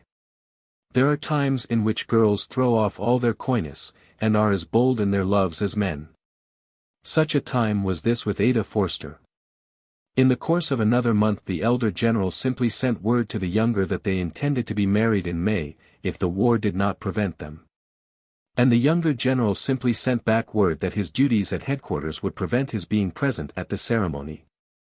And they were married in May, though the din of war was going on around them on every side. And from that time to this the din of war is still going on, and they are in the thick of it. The carnage of their battles, and the hatreds of their civil contests, are terrible to us when we think of them, but may it not be that the beneficent power of heaven, which they acknowledge as we do, is thus cleansing their land from that stain of slavery, to abolish which no human power seemed to be sufficient. Miss Ophelia Gledd. Who can say what is a lady? My intelligent and well-bred reader of either sex will at once declare that he and she knows very well who is a lady. So, I hope, do I. But the present question goes further than that. What is it, and whence does it come? Education does not give it, nor intelligence, nor birth, not even the highest. The thing, which in its presence or absence is so well known and understood, may be wanting to the most polished manners, to the sweetest disposition, to the truest heart. There are thousands among us who know it at a glance, and recognize its presence from the sound of a dozen words, but there is not one among us who can tell us what it is.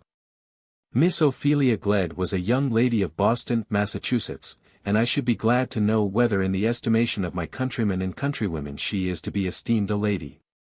An Englishman, even of the best class, is often at a loss to judge of the ladyship of a foreigner, unless he has really lived in foreign cities and foreign society.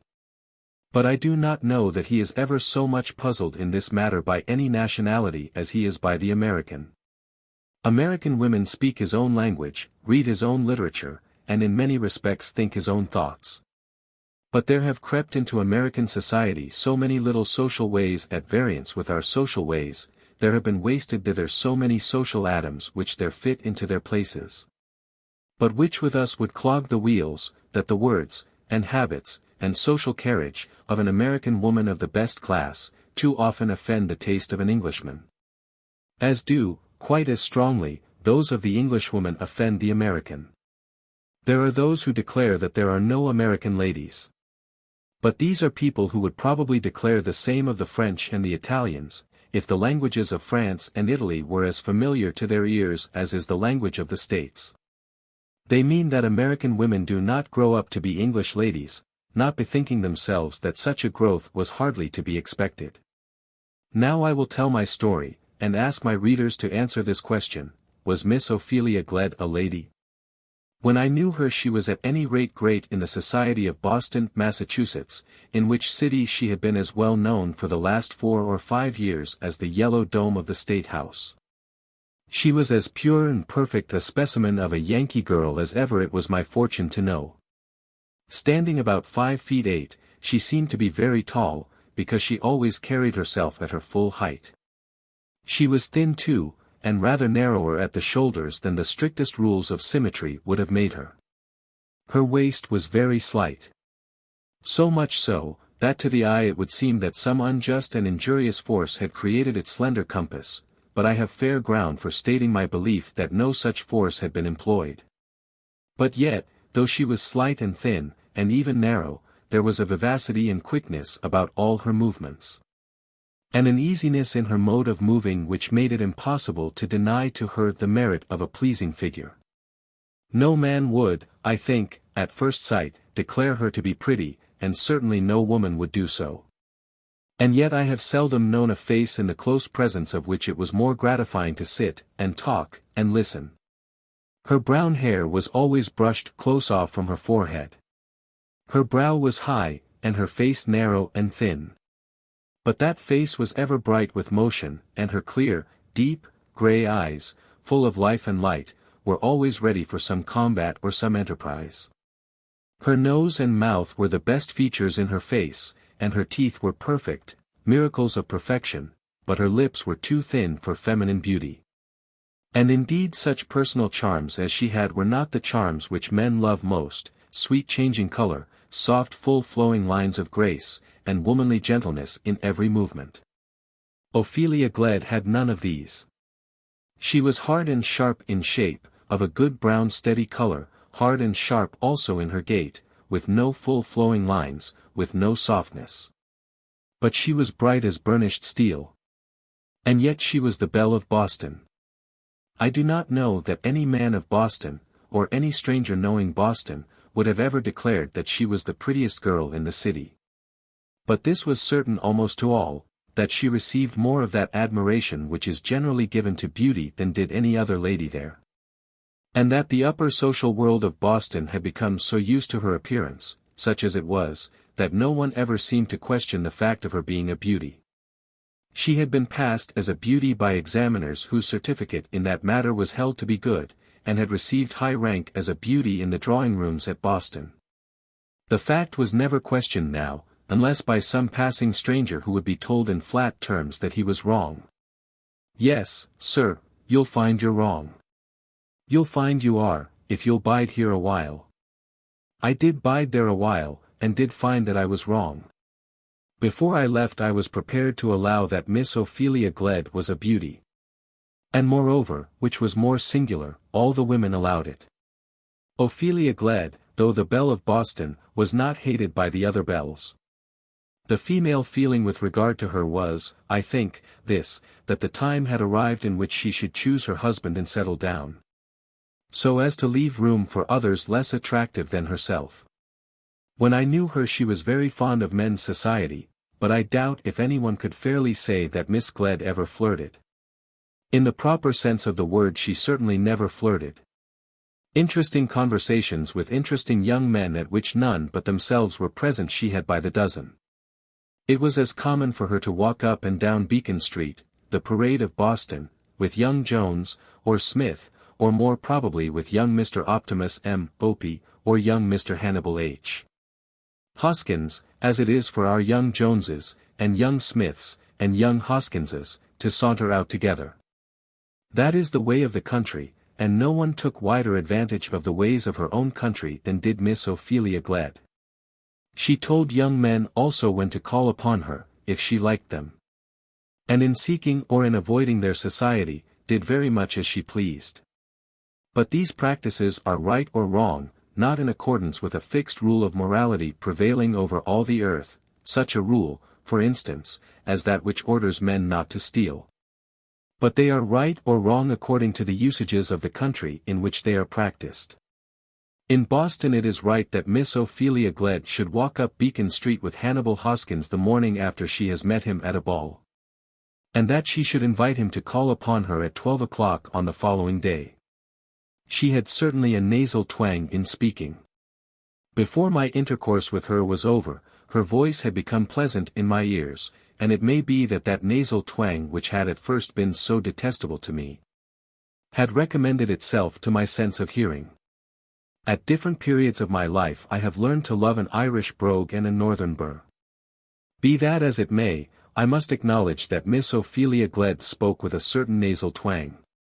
But then such is the manner of speech at Boston, and she only did that which the Joneses and Smiths, the Opies and Hoskinses, were doing around her.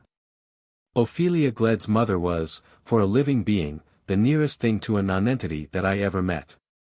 Whether within her own house in Chestnut Street she exerted herself in her domestic duties and held authority over her maidens I cannot say.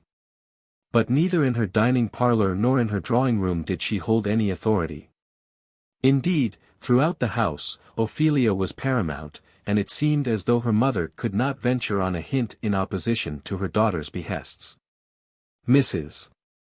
Gledd never went out, but her daughter frequented all balls, dinners, and assemblies, which she chose to honor. To all these she went alone, and had done since she was 18 years of age.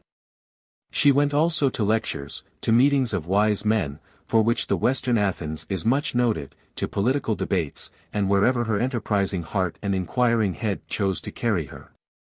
But her mother never went anywhere, and it always seemed to me that Mrs. Gledd's intercourse with her domestics must have been nearer, closer, and almost dearer to her, than any that she could have with her daughter. Mr. Gledd had been a merchant all his life. When Ophelia Gledd first came before the Boston world he had been a rich merchant, and as she was an only child she had opened her campaign with all the advantages which attach to an heiress. But now, in these days, Mr. Gledd was known to be a merchant without riches.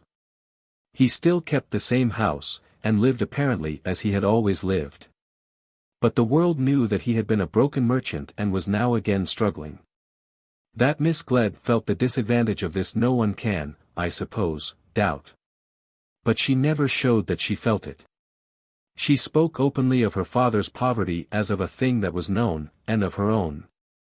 Where she had been exigent before, she was exigent now. Those she disliked when rich she disliked now that she was poor. Where she had been patronizing before, she patronized now. Where she had loved, she still loved. In former days she had a carriage, and now she had none. Where she had worn silk, she now wore cotton.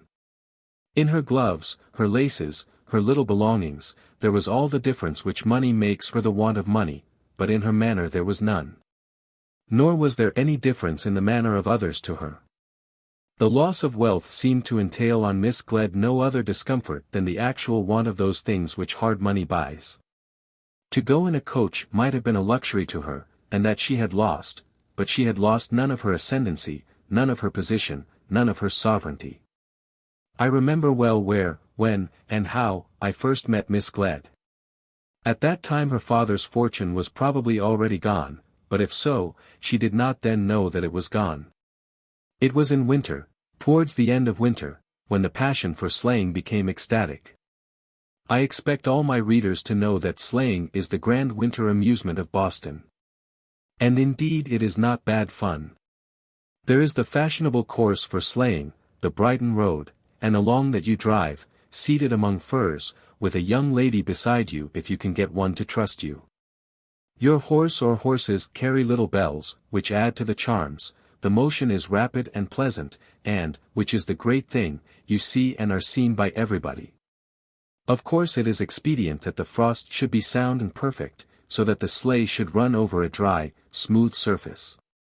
But as the season draws to an end, and when sleighing intimacies have become close and warm, the horses are made to travel through slush and wet, and the scene becomes one of peril and discomfort. Though one also of excitement, and not unfrequently of love. Sleighing was fairly over at the time of which I now speak, so that the Brighton Road was deserted in its slush and sloppiness. Nevertheless, there was a possibility of sleighing. And as I was a stranger newly arrived, a young friend of mine took me, or rather allowed me to take him out, so that the glory of the charioteer might be mine. "I guess we're not alone," said he, after we had passed the bridge out of the town. "There's young Hoskins with Feely Gledd just ahead of us." That was the first I had ever heard of Ophelia, and then as I pushed along after her, instigated by a foolish Briton's ambition to pass the Yankee whip, I did hear a good deal about her. And in addition to what has already been told, I then heard that this Mr. Hannibal Hoskins, to pass whom on the road was now my only earthly desire, was Miss Gledd's professed admirer. In point of fact, that it was known to all Boston that he had offered his hand to her more than once already. "She has accepted him now, at any rate," said I, looking at their close contiguity on the sleigh before me. But my friend explained to me that such was by no means probable. That Miss Gledd had 20 hangers-on of the same description, with any one of whom she might be seen sleighing, walking, or dancing. But that no argument as to any further purpose on her part was to be deduced from any such practice. "Our girls," said my friend, "don't go about tied to their mothers' aprons, as girls do in the old country. Our free institutions, etc., etc." I confessed my blunder, and acknowledged that a wide and perhaps salutary latitude was allowed to the feminine creation on his side of the Atlantic. But, do what I would, I couldn't pass Hannibal Hoskins. Whether he guessed that I was an ambitious Englishman, or whether he had a general dislike to be passed on the road, I don't know. But he raised his whip to his horses and went away from us suddenly and very quickly through the slush. The snow was half gone, and hard ridges of it remained across the road, so that his sleigh was bumped about most uncomfortably. I soon saw that his horses were running away, and that Hannibal Hoskins was in a fix.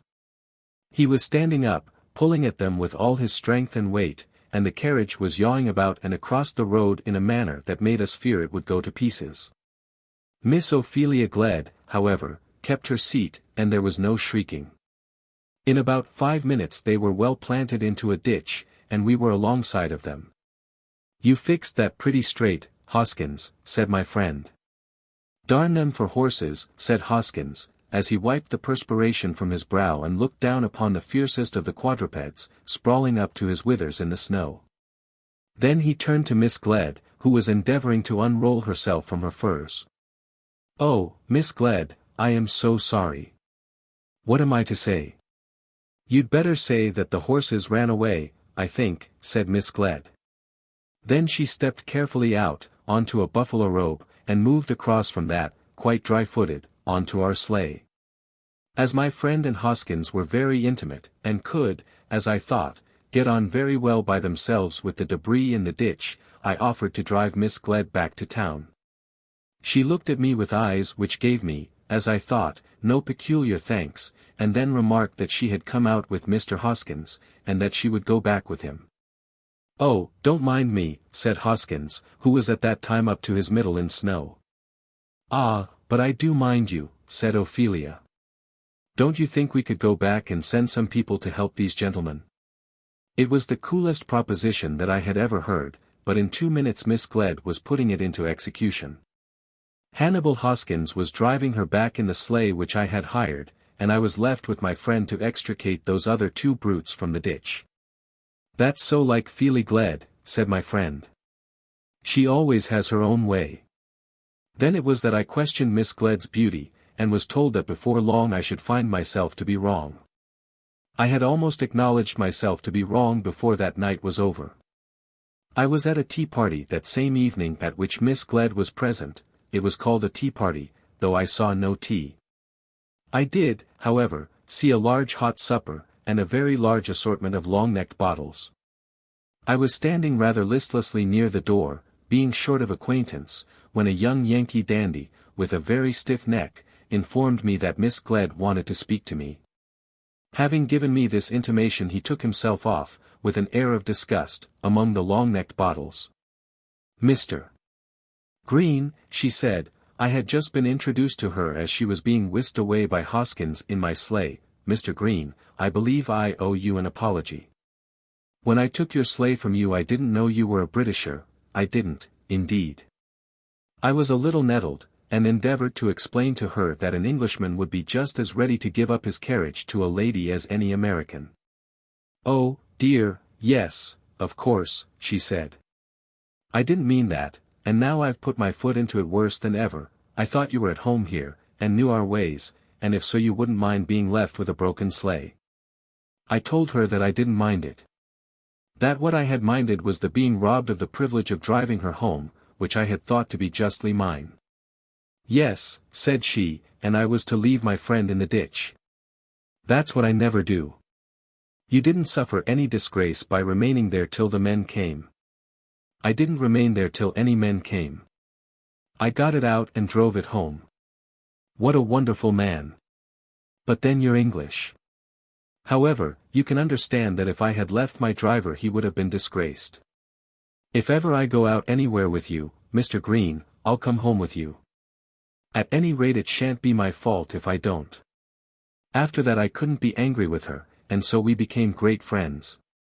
Shortly afterwards the crash came, but Miss Gledd seemed to disregard the crash altogether, and held her own in Boston. As far as I could see there were just as many men desirous of marrying her as ever, and among the number Hannibal H. Hoskins was certainly no defaulter.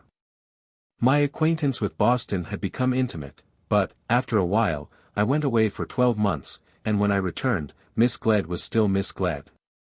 "And what of Hoskins?" I said to my friend, the same friend who had been with me in the sleighing expedition. "He's just on the old tack. I believe he proposes once a year regularly. But they say now that she's going to marry an Englishman." It was not long before I had an opportunity of renewing my friendship with Miss Gledd, for our acquaintance had latterly amounted to a friendship, and of seeing the Englishman with her. As it happened, he also was a friend of my own, an old friend, and the last man in the world whom I should have picked out as a husband for Ophelia. He was a literary man of some mark, 15 years her senior, very sedate in his habits, not much given to love-making, and possessed of a small fortune sufficient for his own wants, but not sufficient to enable him to marry with what he would consider comfort. Such was Mr. Prior, and I was given to understand that Mr. Prior was a suppliant at the feet of Ophelia. He was a suppliant, too, with so much hope, that Hannibal Hoskins and the other suitors were up in arms against him. I saw them together at some evening assembly, and on the next morning I chanced to be in Miss Gledd's drawing-room. On my entrance there were others there, but the first moment that we were alone, she turned round sharp upon me with a question. "You know your countryman, Mr. Prior, what sort of a man is he?" "But you know him also," I answered. "If the rumors in Boston are true, he is already a favorite in Chestnut Street." "Well, then, for once in a way the rumors in Boston are true, for he is a favorite." But that is no reason you shouldn't tell me what sort of a man he is. You've known him these 10 years. Pretty nearly 20, I said. I had known him 10 or 12. Ah, said she, you want to make him out to be older than he is. I knew his age today. And does he know yours? He may if he wishes it. Everybody in Boston knows it, including yourself. Now tell me, what sort of man is Mr. Pryor? He is a man highly esteemed in his own country. So much I knew before. And he is highly esteemed here also. But I hardly understand what high estimation means in your country. It is much the same thing in all countries, as I take it, said I. There you are absolutely wrong. Here in the States, if a man be highly esteemed it amounts almost to everything. Such estimation will carry him everywhere, and will carry his wife everywhere too, so as to give her a chance of making standing ground for herself. But Mr. Pryor has not got a wife. Don't be stupid. Of course he hasn't got a wife, and of course you know what I mean. But I did not know what she meant. I knew that she was meditating whether or no it would be good for her to become Mrs. Pryor, and that she was endeavoring to get from me some information which might assist her in coming to a decision on that matter, but I did not understand the exact gist and point of her inquiry. You have so many prejudices of which we know nothing, she continued. Now don't put your back up and fight for that blessed old country of yours, as though I were attacking it. It is a blessed old country, said I, patriotically. Quite so, very blessed, and very old, and very nice too, I'm sure. But you must admit that you have prejudices. You are very much the better, perhaps, for having them. I often wish that we had a few. Then she stopped her tongue, and asked no further question about Mr. Pryor. But it seemed to me that she wanted me to go on with the conversation. I hate discussing the relative merits of the two countries, said I, and I especially hate to discuss them with you. You always begin as though you meant to be fair, and end by an amount of unfairness, that. Which would be insolent if I were not a woman, and which is pert as I am one.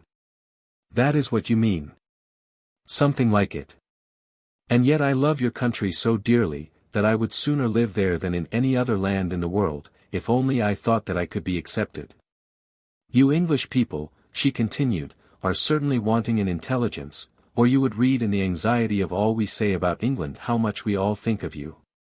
What will England say of us? What will England think of us? What will England do in this or that matter as it concerns us? That is our first thought as to every matter that is of importance to us. We abuse you, and admire you. You abuse us, and despise us. That is the difference. So you won't tell me anything about Mr. Pryor? Well, I shan't ask you again.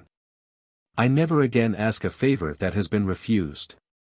Then she turned away to some old gentleman that was talking to her mother, and the conversation was at an end. I must confess, that as I walked away from Chestnut Street into Beacon Street, and across the Common, my anxiety was more keen with regard to Mr. Pryor than as concerned Miss Gledd. He was an Englishman and an old friend, and being also a man not much younger than myself, he was one regarding whom I might, perhaps, form some correct judgment as to what would and what would not suit him. Would he do well in taking Ophelia Gledd home to England with him as his wife? Would she be accepted there, as she herself had phrased it, accepted in such fashion as to make him contented? She was intelligent, so intelligent that few women whom she would meet in her proposed new country could beat her there. She was pleasant, good-humored, true, as I believed. But would she be accepted in London? There was a freedom and easiness about her, a readiness to say anything that came into her mind, an absence of all reticence, which would go very hard with her in London. But I never had heard her say anything that she should not have said. Perhaps, after all, we have got our prejudices in England. When next I met Pryor, I spoke to him about Miss Gledd. The long and the short of it is, I said, that people say that you are going to marry her. What sort of people? They were backing you against Hannibal Hoskins the other night at the club, and it seemed clear that you were the favorite. The vulgarity of these people surpasses anything that I ever dreamed of, said Prior. That is, of some of them. It's all very well for you to talk, but could such a bet as that be proposed in the open room of any club in London? The clubs in London are too big, but I dare say it might down in the country. It would be just the thing for Little Pedlington. But Boston is not Little Pedlington. Boston assumes to be the Athens of the States. I shall go home by the first boat next month. He had said nothing to me about Miss Gledd, but it was clear that if he went home by the first boat next month, he would go home without a wife. And as I certainly thought that the suggested marriage was undesirable, I said nothing to persuade him to remain at Boston. It was again sleighing time, and some few days after my meeting with Prior I was out upon the Brighton road in the thick of the crowd. Presently I saw the hat and back of Hannibal Hoskins, and by his side was Ophelia Gledd. Now, it must be understood that Hannibal Hoskins, though he was in many respects most unlike an English gentleman, was neither a fool nor a bad fellow. A fool he certainly was not. He had read much. He could speak glibly, as is the case with all Americans. He was scientific, classical, and poetical, probably not to any great depth. And he knew how to earn a large income with the full approbation of his fellow citizens. I had always hated him since the day on which he had driven Miss Gledd home. But I had generally attributed my hatred to the manner in which he wore his hat on one side. I confess I had often felt amazed that Miss Gledd should have so far encouraged him. I think I may at any rate declare that he would not have been accepted in London, not accepted for much. And yet Hannibal Hoskins was not a bad fellow. His true devotion to Ophelia Gledd proved that. Miss Gledd, said I, speaking to her from my sleigh, do you remember your calamity? There is the very ditch not 100 yards ahead of you. And here is the very night that took me home in your sleigh, said she, laughing. Hoskins sat bolt upright and took off his hat. Why he took off his hat I don't know, unless that thereby he got an opportunity of putting it on again a little more on one side. Mr. Hoskins would not have the goodness to upset you again, I suppose, said I. No, sir, said Hoskins, and he raised the reins and squared up his elbows, meaning to lock like a knowing charioteer. I guess we'll go back, Miss Gledd. I guess we will, said she. But, Mr. Green, don't you remember that I once told you if you take me out, I'd be sure to come home with you? You never tried me, and I take it bad of you. So encouraged I made an engagement with her, and in 2 or 3 days' time from that I had her beside me in my sleigh on the same road. By this time I had quite become a convert to the general opinion, and was ready to confess in any presence, that Miss Gledd was a beauty.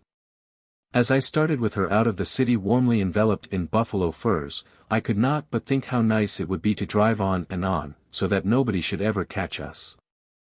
There was a sense of companionship about her in which no woman that I have ever known excelled her. She had a way of adapting herself to the friend of the moment which was beyond anything winning. Her voice was decidedly very pleasant, and as to that nasal twang I am not sure that I was ever right about it. I wasn't in love with her myself, and didn't want to fall in love with her. But I felt that I should have liked to cross the Rocky Mountains with her, over to the Pacific, and to have come home round by California, Peru, and the Pampas. And for such a journey I should not at all have desired to hamper the party with the society either of Hannibal Hoskins or of Mr. Prior. I hope you feel that you're having your revenge, said she. But I don't mean to upset you. I almost wish you would, so as to make it even. And my poor friend Mr. Hoskins would feel himself so satisfied. He says you Englishmen are conceited about your driving. No doubt, he thinks we are conceited about everything. So you are, and so you should be. Poor Hannibal. He is wild with despair because... Because what? Oh, never mind. He is an excellent fellow, but I know you hate him. Indeed, I don't. Yes, you do, and so does Mr. Prior. But he is so good. You can't either understand or appreciate the kind of goodness which our young men have. Because he pulls his hat about, and can't wear his gloves without looking stiff, you won't remember that out of his hard earnings he gives his mother and sisters everything that they want. I didn't know anything of his mother and sisters. No, of course you didn't. But you know a great deal about his hat and gloves. You are too hard, and polished, and well-mannered in England to know anything about anybody's mother or sisters, or indeed to know anything about anybody's anything. It is nothing to you whether a man be moral, or affectionate, or industrious, or good-tempered. As long as he can wear his hat properly, and speak as though nothing on the earth, or over the earth, or under the earth, could ever move him, that is sufficient. And yet I thought you were so fond of England. So I am. I too like, nay, love that ease of manner which you all possess and which I cannot reach. Then there was silence between us for perhaps half a mile, and yet I was driving slow, as I did not wish to bring our journey to an end. I had fully made up my mind that it would be in every way better for my friend Prior that he should give up all thoughts of this western Aspasia. And yet I was anxious to talk to her about him as though such a marriage were still on the cards. It had seemed that lately she had thrown herself much into an intimacy with myself, and that she was anxious to speak openly to me if I would only allow it. But she had already declared, on a former occasion, that she would ask me no further question about Mr. Prior. At last I plucked up courage, and put to her a direct proposition about the future tenor of her life. After all that you have said about Mr. Hoskins, I suppose I may expect to hear that you have at last accepted him. I could not have asked such a question of any English girl that I ever knew, not even of my own sister in these plain terms. And yet she took it not only without anger, but even without surprise.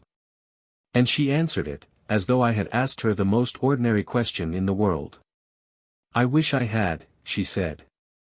That is, I think I wish I had. It is certainly what I ought to do. Then why do you not do it? Ah! Why do I not? Why do we not all do just what we ought to do? But why am I to be cross-questioned by you?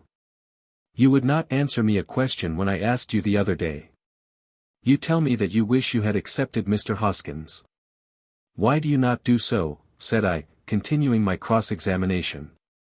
Because I have a vain ambition, a foolish ambition, a silly, moth-like ambition, by which, if I indulge it, I shall only burn my wings. Because I am such an utter ass that I would fain make myself an Englishwoman. I don't see that you need burn your wings. Yes. Should I go there I shall find myself to be nobody, whereas here I am in good repute. Here I could make my husband a man of mark by dint of my own power. There I doubt whether even his esteem would so shield and cover me as to make me endurable. Do you think that I do not know the difference, that I am not aware of what makes social excellence there? And yet, though I know it all, and covet it, I despise it. Social distinction with us is given on sounder terms than it is with you, and is more frequently the deserved reward of merit. Tell me. If I go to London they will ask who was my grandfather. Indeed, no, they will not ask even of your father unless you speak of him. No, their manners are too good. But they will speak of their fathers, and how shall I talk with them? Not but what my grandfather was a good man. And you are not to suppose that I am ashamed of him because he stood in a store and sold leather with his own hands. Or rather, I am ashamed of it. I should tell my husband's old friends and my new acquaintances that it was so because I am not a coward, and yet, as I told them, I should be ashamed. His brother is what you call a baronet. Just so. And what would the baronet's wife say to me with all my sharp Boston notions? Can't you see her looking at me over the length of the drawing-room? And can't you fancy how pert I should be, and what snappish words I should say to the she-baronet? Upon the whole, don't you think I should do better with Mr. Hoskins? Again I sat silent for some time. She had now asked me a question to which I was bound to give her a true answer, an answer that should be true as to herself without reference to Prior. She was sitting back in the sleigh, tamed as it were by her own thoughts, and she had looked at me as though she had really wanted counsel. If I am to answer you in truth, I said. You are to answer me in truth. Then, said I can only bid you take him of the two whom you love, that is, if it be the case that you love either. Love, she said. And if it be the case, I continued, that you love neither, then leave them both as they are. I am not then to think of the man's happiness. Certainly not by marrying him without affection. But I may regret him, with affection. And for which of them do you feel affection? I asked. And as I asked, we were already within the streets of Boston. She again remained silent, almost till I had placed her at her own door, then she looked at me with eyes full, not only of meaning, but of love also. With that in her eyes for which I had not hitherto given her credit. You know the two men, she said, and do you ask me that? When these words were spoken, she jumped from the sleigh, and hurried up the steps to her father's door. In very truth, the hat and gloves of Hannibal Hoskins had influenced her as they had influenced me, and they had done so although she knew how devoted he was as a son and a brother. For a full month after that I had no further conversation with Miss Gledd or with Mr. Pryor on the subject. At this time I was living in habits of daily intimacy with Pryor, but as he did not speak to me about Ophelia, I did not often mention her name to him. I was aware that he was often with her, or at any rate often in her company. But I did not believe that he had any daily habit of going to the house, as he would have done had he been her accepted suitor. And indeed I believed him to be a man who would be very persevering in offering his love, but who, if persistently refused, would not probably tender it again. He still talked of returning to England, though he had fixed no day. I myself purposed doing so early in May, and used such influence as I had in endeavoring to keep him at Boston till that time. Miss Gledd, also, I constantly saw. Indeed, one could not live in the society of Boston without seeing her almost daily, and I was aware that Mr. Hoskins was frequently with her. But, as regarded her, this betokened nothing, as I have before endeavored to explain. She never deserted a friend, and had no idea of being reserved in her manners with a man because it was reported that such man was her lover. She would be very gracious to Hannibal in Mr. Pryor's presence, and yet it was evident, at any rate to me, that in doing so, she had no thought of grieving her English admirer. I was one day seated in my room at the hotel when a servant brought me up a card. Mr. Hoskins, he's a-waiting below, and wants to see your honour very particular, said the raw Irishman. Mr. Hoskins had never done me the honour of calling on me before, nor had I ever become intimate with him even at the club. But, nevertheless, as he had come to me, of course I was willing to see him, and so he was shown up into my room. When he entered, his hat was, I suppose, in his hand. But it looked as though it had been on one side of his head the moment before, and as though it would be on one side again the moment he left me. I beg your pardon, Mr. Green, said he. Perhaps I ought not to intrude upon you here. No intrusion at all. Won't you take a chair, and put your hat down? He did take a chair, but he wouldn't put his hat down. I confess that I had been actuated by a foolish desire to see it placed for a few minutes in a properly perpendicular position. I've just come, I'll tell you why I've come.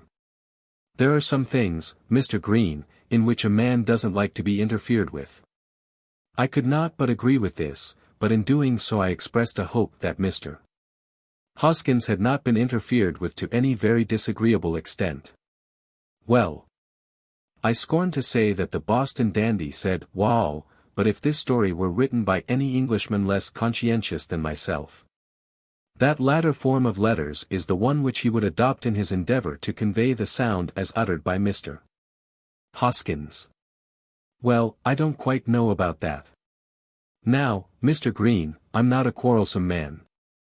I don't go about with 6 shooters in my pocket, and I don't want to fight, nohow, if I can help it. In answer to this I was obliged to tell him that I sincerely hoped that he would not have to fight. But that if fighting became necessary to him, I trusted that his fighting propensities would not be directed against any friend of mine.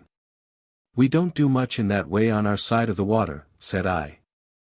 I am well aware of that, said he. I don't want anyone to teach me what are usages of genteel life in England. I was there the whole fall, 2 years ago. As regards myself, said I don't think much good was ever done by dueling. That depends, sir, on how things eventuate. But, Mr. Green, satisfaction of that description is not what I desiderate on the present occasion. I wish to know whether Mr. Prior is, or is not, engaged to marry Miss Ophelia Gledd. If he is, Mr. Hoskins, I don't know it. But, sir, you are his friend. This I admitted, but again assured Mr. Hoskins that I knew nothing of any such engagement. He pleaded also that I was her friend as well as his. This, too, I admitted, but again declared that from neither side had I been made aware of the fact of any such engagement. Then, Mr. Green, said he, may I ask you for your own private opinion? Upon the whole I was inclined to think that he might not, and so I told him in what most courteous words I could find for the occasion. His bust at first grew very long and stiff, and his hat became more and still more sloped as he held it. I began to fear, that though he might not have a 6-shooter in his pocket, he had nevertheless some kind of pistol in his thoughts. At last he started up on his feet and confronted me, as I thought, with a look of great anger. But his words when they came were no longer angry. Mr. Green, said he, if you knew all that I've done to get that girl. My heart was instantly softened to him. For aught that I know, said I, you may have her this moment for asking. No, said he, no, his voice was very melancholy, and as he spoke he looked into his sloping hat. No. I've just come from Chestnut Street, and I think she's rather more turned against me than ever. He was a tall man, good-looking after a fashion, dark, with thick black shiny hair, and huge bold mustachios. I myself do not like his style of appearance, but he certainly had a manly bearing. And in the society of Boston generally he was regarded as a stout fellow, well able to hold his own, as a man, by no means soft, or green, or feminine. And yet now, in the presence of me, a stranger to him, he was almost crying about his lady love. In England no man tells another that he has been rejected. But then in England so few men tell to others anything of their real feeling. As Ophelia had said to me, we are hard and polished, and nobody knows anything about anybody's anything. What could I say to him? I did say something. I went so far as to assure him that I had heard Miss Gledd speak of him in the highest language. And at last perhaps I hinted, though I don't think I did quite hint it, that if Prior were out of the way, Hoskins might find the lady more kind. He soon became quite confidential, as though I were his bosom friend.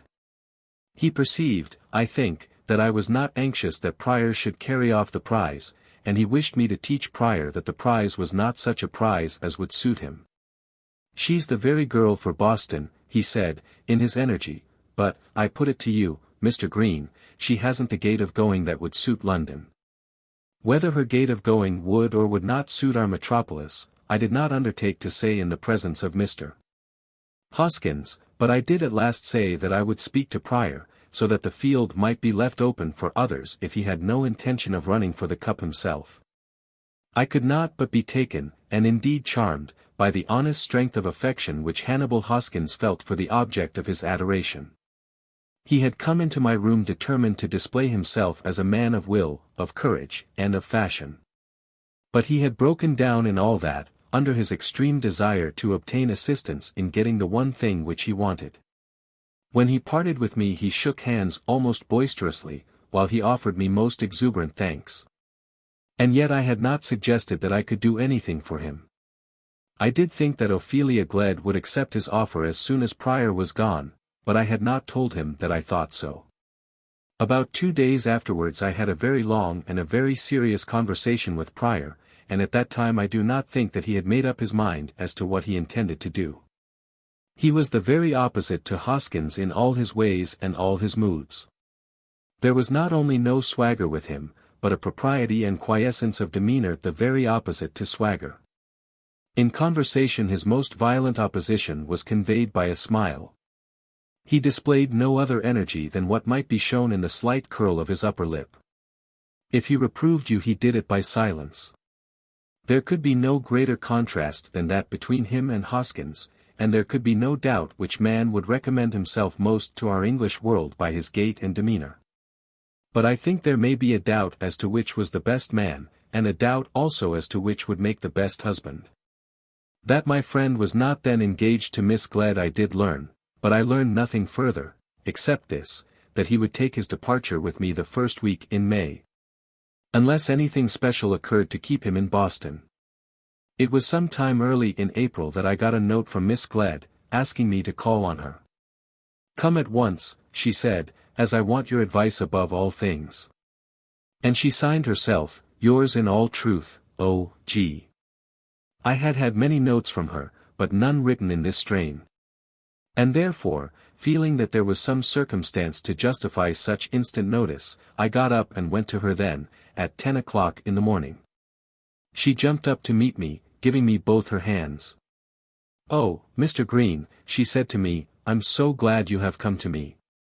It is all over." "What is over?" said I. "My chance of escape from the she-baronet. I gave in last night. Pray tell me that I was right. Yet I want you to tell me the truth. And yet, above all things, you must not tell me that I have been wrong." "Then you have accepted Mr. Pryor?" "I could not help it," she said. "The temptation was too much for me. I love the very cut of his coat, the turn of his lip, the tone of his voice. The very sound which he makes as he closes the door behind him is too much for me. I believe that I ought to have let him go, but I could not do it." "And what will Mr. Hoskins do?" I wrote to him immediately and told him everything. Of course I had John's leave for doing so. This calling of my sedate friend by the name of John was, to my feeling, a most wonderful breaking down of all proprieties. I told him the exact truth. This morning I got an answer from him saying that he should visit Russia. I am so sorry because of his mother and sisters. "And when is it to be?" "Oh, at once, immediately. So John says. When we resolve on doing these things here, on taking the plunge, we never stand shilly-shallying on the brink as your girls do in England. And that is one reason why I have sent for you. You must promise to go over with us. Do you know I am half afraid of him, much more afraid of him than I am of you."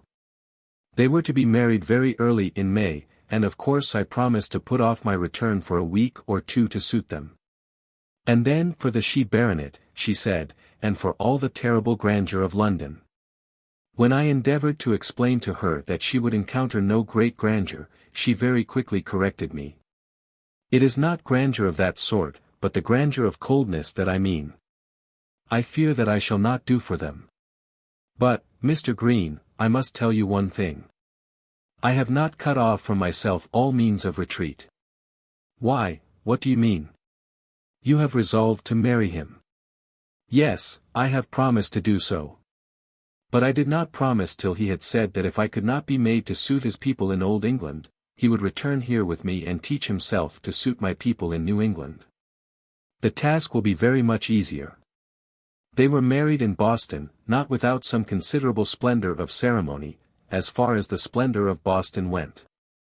She was so unusual a favorite that everyone wished to be at her wedding, and she had no idea of giving herself airs and denying her friends a favor.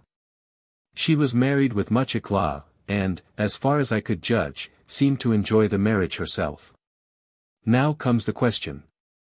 Will she or will she not be received in London as a lady, as such a lady as my friend Pryor might have been expected to take for his wife? Malachi's Cove. On the northern coast of Cornwall, between Tintagel and Bossiny, down to the very margin of the sea. There lived not long since an old man who got his living by saving seaweed from the waves, and selling it for manure. The cliffs there are bold and fine, and the sea beats in upon them from the north with a grand violence. I doubt whether it be not the finest morsel of cliff scenery in England, though it is beaten by many portions of the west coast of Ireland, and perhaps also by spots in Wales and Scotland. Cliffs should be nearly precipitous, they should be broken in their outlines, and should barely admit here and there of an insecure passage from the summit of the sand at their feet. The sea should come, if not up to them, at least very near to them, and then, above all things, the water below them should be blue. And not of that dead leaden colour which is so familiar to us in England. At Tintagel all these requisites are there, except that bright blue colour which is so lovely. But the cliffs themselves are bold and well broken, and the margin of sand at high water is very narrow, so narrow that at spring tides there is barely a footing there. Close upon this margin was the cottage or hovel of Malachi Trenglos, the old man of whom I have spoken. But Malachi, or Old Gloss, as he was commonly called by the people around him, had not built his house absolutely upon the sand. There was a fissure in the rock so great that at the top it formed a narrow ravine. And so complete from the summit to the base that it afforded an opening for a steep and rugged track from the top of the rock to the bottom. This fissure was so wide at the bottom that it had afforded space for Trenglos to fix his habitation on a foundation of rock, and here he had lived for many years. It was told of him that in the early days of his trade he had always carried the weed in a basket on his back to the top, but latterly he had been possessed of a donkey, which had been trained to go up and down the steep track with a single pannier over his loins, for the rocks would not admit of panniers hanging by his side. And for this assistant he had built a shed adjoining his own, and almost as large as that in which he himself resided. But as years went on, Old Gloss procured other assistance than that of the donkey, or, as I should rather say, Providence supplied him with other help. And, indeed, had it not been so, the old man must have given up his cabin and his independence and gone into the workhouse at Camelford. For rheumatism had afflicted him, old age had bowed him till he was nearly double, and by degrees he became unable to attend the donkey on its upward passage to the world above, or even to assist in rescuing the coveted weed from the waves. At the time to which our story refers Trenglos had not been up the cliff for 12 months, and for the last 6 months he had done nothing towards the furtherance of his trade, except to take the money and keep it, if any of it was kept, and occasionally to shake down a bundle of fodder for the donkey. The real work of the business was done altogether by Mahala Trenglos, his granddaughter. Mally Trenglos was known to all the farmers round the coast, and to all the small tradespeople in Camelford. She was a wild-looking, almost unearthly creature, with wild flowing, black, uncombed hair, small in stature, with small hands and bright black eyes. But people said that she was very strong, and the children around declared that she worked day and night and knew nothing of fatigue.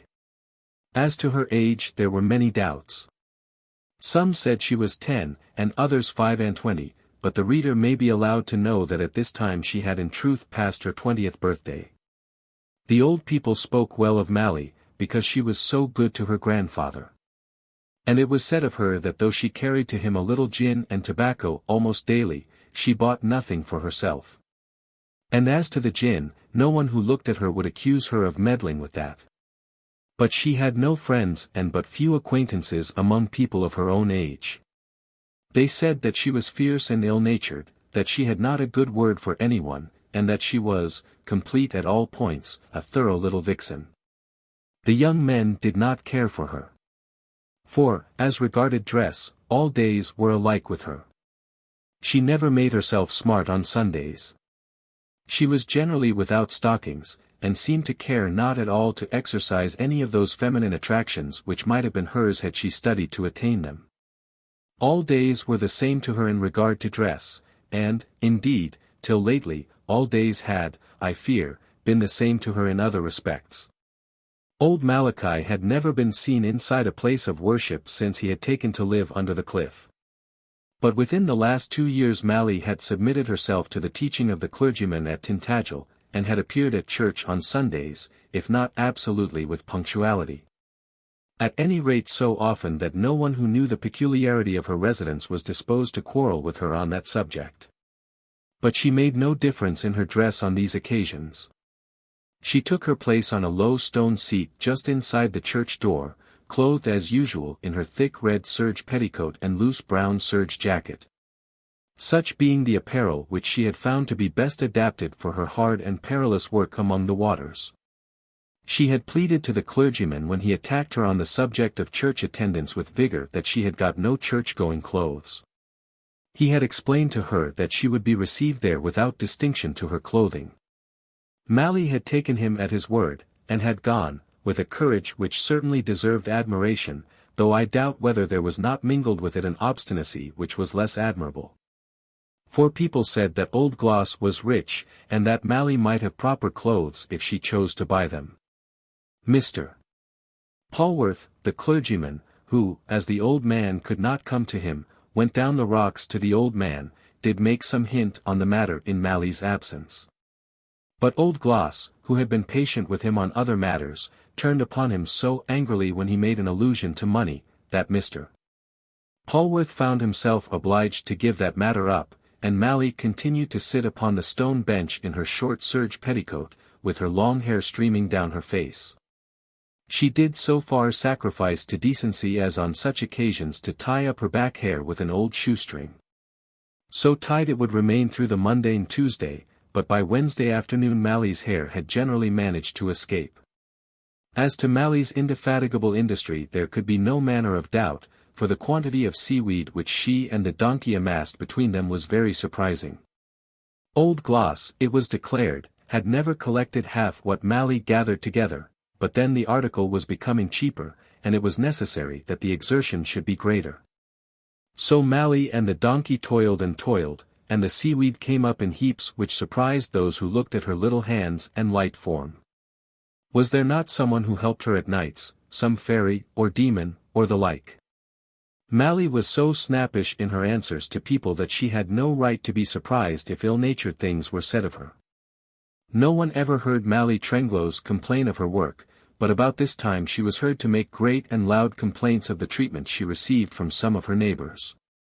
It was known that she went with her plaints to Mr. Polwarth, and when he could not help her, or did not give her such instant help as she needed, she went, so foolishly, to the office of a certain attorney at Camelford, who was not likely to prove himself a better friend than Mr. Polwarth. Now the nature of her injury was as follows. The place in which she collected her seaweed was a little cove, the people had come to call it Malachi's Cove from the name of the old man who lived there, which was so formed, that the margin of the sea therein could only be reached by the passage from the top down to Trenglows's hut. The breadth of the cove when the sea was out might perhaps be 200 yards. And on each side the rocks ran out in such a way that both from north and south the domain of Trenglows was guarded from intruders. And this locality had been well chosen for its intended purpose. There was a rush of the sea into the cove, which carried their large, drifting masses of seaweed, leaving them among the rocks when the tide was out. During the equinoctial winds of the spring and autumn the supply would never fail. And even when the sea was calm, the long, soft, salt-bedewed, trailing masses of the weed, could be gathered there when they could not be found elsewhere for miles along the coast. The task of getting the weed from the breakers was often difficult and dangerous, so difficult that much of it was left to be carried away by the next incoming tide. Mally doubtless did not gather half the crop that was there at her feet. What was taken by the returning waves she did not regret. But when interlopers came upon her cove, and gathered her wealth, her grandfather's wealth, beneath her eyes, then her heart was broken. It was this interloping, this intrusion, that drove poor Mally to the Camelford attorney. But, alas, though the Camelford attorney took Mally's money, he could do nothing for her, and her heart was broken. She had an idea, in which no doubt her grandfather shared, that the path to the cove was, at any rate, their property. When she was told that the cove, and sea running into the cove, were not the freeholds of her grandfather, she understood that the statement might be true. But what then as to the use of the path? Who had made the path what it was? Had she not painfully, wearily, with exceeding toil, carried up bits of rock with her own little hands, that her grandfather's donkey might have footing for his feet? Had she not scraped together crumbs of earth along the face of the cliff that she might make easier to the animal the track of that rugged way? And now, when she saw big farmers' lads coming down with other donkeys, and, indeed, there was one who came with a pony. No boy, but a young man, old enough to know better than rob a poor old man and a young girl, she reviled the whole human race, and swore that the Camelford attorney was a fool. Any attempt to explain to her that there was still wheat enough for her was worse than useless. Was it not all hers and his, or, at any rate, was not the sole way to it his and hers? And was not her trade stopped and impeded? Had she not been forced to back her laden donkey down, 20 yards she said, but it had, in truth, been 5, because Farmer Gunliffe's son had been in the way with his thieving pony? Farmer Gunliffe had wanted to buy her wheat at his own price, and because she had refused he had set on his thieving son to destroy her in this wicked way. "I'll hamstring the beast the next time as he's down here," said Mally to old Gloss, while the angry fire literally streamed from her eyes. Farmer Gunliffe's small homestead, he held about 50 acres of land, was close by the village of Tintagel, and not a mile from the cliff. The Sirac, as they call it, was pretty well the only manure within his reach, and no doubt he thought it hard that he should be kept from using it by Mally Trenglows and her obstinacy. "There's heaps of other coves, Barty," said Mally to Barty Gunliffe, the farmer's son. "But none so nigh, Mally, nor yet none that fills themselves as this place." Then he explained to her that he would not take the weed that came up close to hand. He was bigger than she was, and stronger, and would get it from the outer rocks, with which she never meddled. Then, with scorn in her eye, she swore that she could get it where he durst not venture, and repeated her threat of hamstringing the pony. Barty laughed at her wrath, jeered her because of her wild hair, and called her a mermaid. "I'll mermaid you," she cried. "Mermaid, indeed. I wouldn't be a man to come and rob a poor girl and an old cripple. But you're no man, Barty Gunliffe. You're not half a man." Nevertheless, Bartholomew Gunliffe was a very fine young fellow as far as the eye went. He was about 5 feet 8 inches high, with strong arms and legs, with light curly brown hair and blue eyes. His father was but in a small way as a farmer, but, nevertheless, Barty Gunliffe was well thought of among the girls around. Everybody liked Barty, excepting only Mally Trenglows, and she hated him like poison. Barty, when he was asked why so good-natured a lad as he persecuted a poor girl and an old man, threw himself upon the justice of the thing. It wouldn't do at all, according to his view, that any single person should take upon himself to own that which God Almighty sent as the common property of all. He would do Mally no harm, and so he had told her. But Mally was a vixen, a wicked little vixen, and she must be taught to have a civil tongue in her head. When once Mally would speak him civil as he went for weed, he would get his father to pay the old man some sort of toll for the use of the path. "Speak him civil," said Mally. "Never. Not while I have a tongue in my mouth." And I fear old Gloss encouraged her rather than otherwise in her view of the matter. But her grandfather did not encourage her to hamstring the pony. Hamstringing a pony would be a serious thing, and old Gloss thought it might be very awkward for both of them if Mally were put into prison. He suggested, therefore, that all manner of impediments should be put in the way of the pony's feet, surmising that the well-trained donkey might be able to work in spite of them. And Barty Gunliffe, on his next descent, did find the passage very awkward when he came near to Malachi's hut, but he made his way down. And poor Mally saw the lumps of rock at which she had labored so hard pushed on one side or rolled out of the way with a steady persistency of injury towards herself that almost drove her frantic. "Well, Barty, you're a nice boy," said old Gloss, sitting in the doorway of the hut, as he watched the intruder. "I ain't a-doing no harm to none as doesn't harm me," said Barty. "The sea's free to all, Malachi. And the sky's free to all, but I mustn't get up on the top of your big barn to look at it," said Mally, who was standing among the rocks with a long hook in her hand.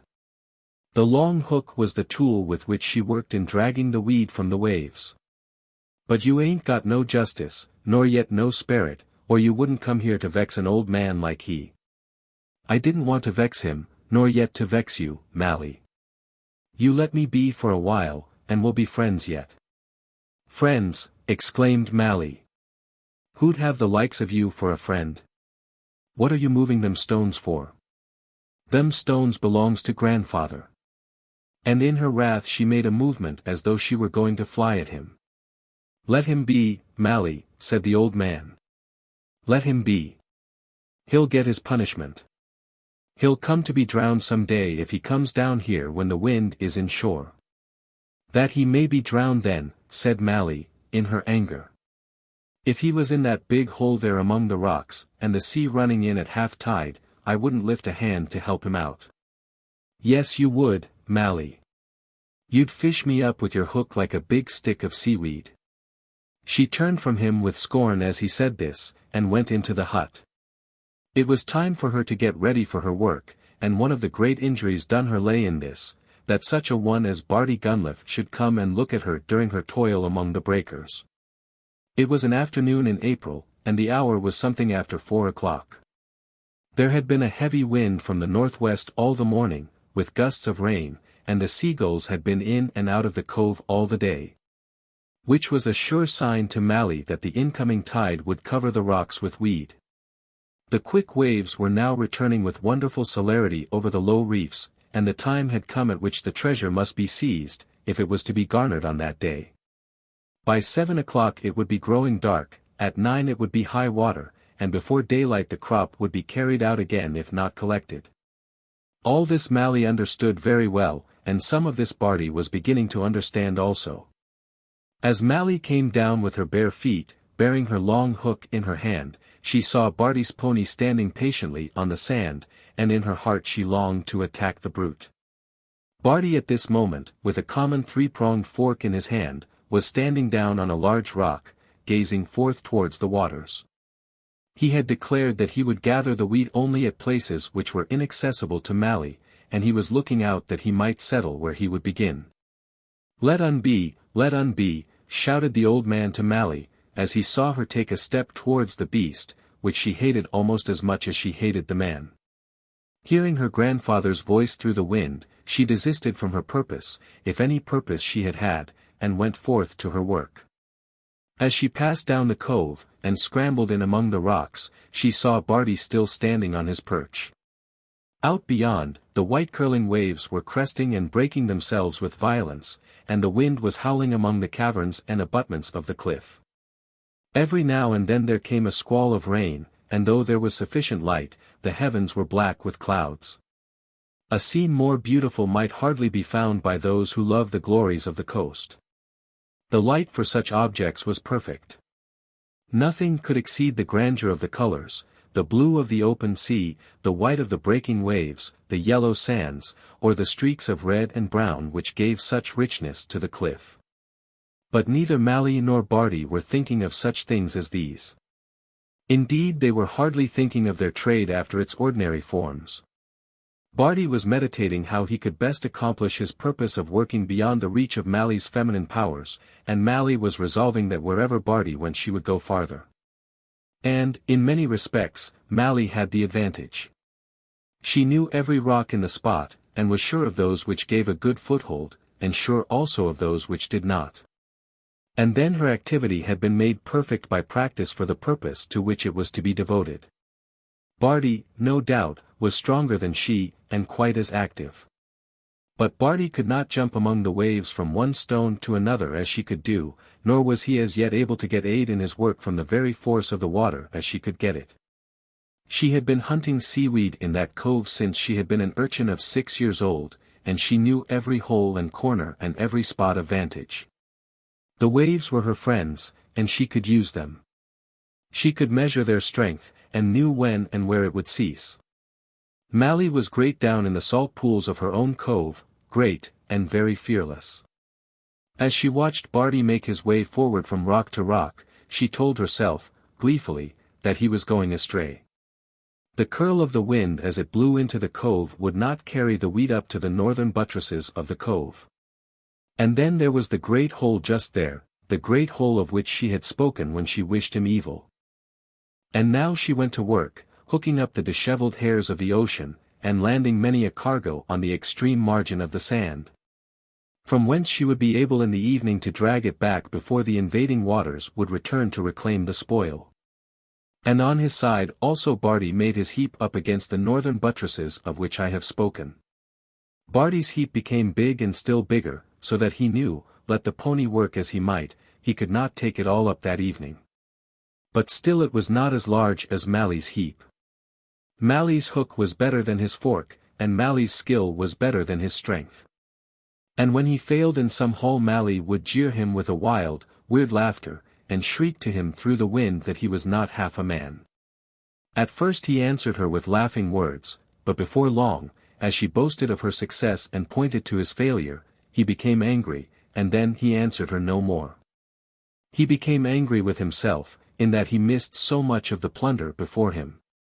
The broken sea was full of the long straggling growth which the waves had torn up from the bottom of the ocean, but the masses were carried past him, away from him, nay, once or twice over him. And then Mally's weird voice would sound in his ear, jeering him. The gloom among the rocks was now becoming thicker and thicker, the tide was beating in with increased strength, and the gusts of wind came with quicker and greater violence. But still he worked on. While Mally worked he would work, and he would work for some time after she was driven in. He would not be beaten by a girl. The great hole was now full of water, but of water which seemed to be boiling as though in a pot. And the pot was full of floating masses, large treasures of seaweed which were thrown to and fro upon its surface. But lying there so thick that one would seem almost able to rest upon it without sinking. Mally knew well how useless it was to attempt to rescue aught from the fury of that boiling cauldron. The hole went in under the rocks, and the side of it towards the shore lay high, slippery, and steep. The hole, even at low water, was never empty, and Mally believed that there was no bottom to it. Fish thrown in there could escape out to the ocean, miles away, so Mally in her softer moods would tell the visitors to the cove. She knew the hole well. Pulnadial she was accustomed to call it. Which was supposed, when translated, to mean that this was the hole of the evil one. Never did Mally attempt to make her own of weed which had found its way into that pot. But Barty Gunliffe knew no better, and she watched him as he endeavored to steady himself on the treacherously slippery edge of the pool. He fixed himself there and made a haul, with some small success. How he managed it she hardly knew, but she stood still for a while watching him anxiously, and then she saw him slip. He slipped, and recovered himself, slipped again, and again recovered himself. "Barty, you fool," she screamed, "if you get yourself pitched in there, you'll never come out no more." Whether she simply wished to frighten him, or whether her heart relented and she had thought of his danger with dismay, who shall say? She could not have told herself. She hated him as much as ever, but she could hardly have wished to see him drown before her eyes. "You go on, and don't mind me," said he, speaking in a hoarse angry tone. "Mind you?" "Who minds you?" retorted the girl. And then she again prepared herself for her work. But as she went down over the rocks with her long hook balanced in her hands, she suddenly heard a splash, and, turning quickly round, saw the body of her enemy tumbling amidst the eddying waves in the pool. The tide had now come up so far that every succeeding wave washed into it and over it from the side nearest to the sea, and then ran down again back from the rocks, as the rolling wave receded, with a noise like the fall of a cataract. And then, when the surplus water had retreated for a moment, the surface of the pool would be partly calm, though the fretting bubbles would still boil up and down. And there was ever a simmer on the surface, as though, in truth, the cauldron were heated. But this time of comparative rest was but a moment, for the succeeding breaker would come up almost as soon as the foam of the preceding one had gone. And then again the waters would be dashed upon the rocks, and the sides would echo with the roar of the angry wave. Instantly Mally hurried across to the edge of the pool, crouching down upon her hands and knees for security as she did so. As a wave receded, Barty's head and face was carried round near to her, and she could see that his forehead was covered with blood. Whether he were alive or dead she did not know. She had seen nothing but his blood, and the light-colored hair of his head lying amidst the foam. Then his body was drawn along by the suction of the retreating wave. But the mass of water that escaped was not on this occasion large enough to carry the man out with it. Instantly Mally was at work with her hook, and getting it fixed into his coat, dragged him towards the spot on which she was kneeling. During the half-minute of repose she got him so close that she could touch his shoulder. Straining herself down, laying herself over the long bending handle of the hook, she strove to grasp him with her right hand. But she could not do it, she could only touch him. Then came the next breaker, forcing itself on with a roar, looking to Mally as though it must certainly knock her from her resting place, and destroy them both. But she had nothing for it but to kneel, and hold by her hook. What prayer passed through her mind at that moment for herself or for him, or for that old man who was sitting unconsciously up at the cabin, who can say? The great wave came and rushed over her as she lay almost prostrate, and when the water was gone from her eyes, and the tumult of the foam, and the violence of the roaring breaker had passed by her, she found herself at her length upon the rock, while his body had been lifted up, free from her hook, and was lying upon the slippery ledge, half in the water and half out of it. As she looked at him, in that instant, she could see that his eyes were open and that he was struggling with his hands.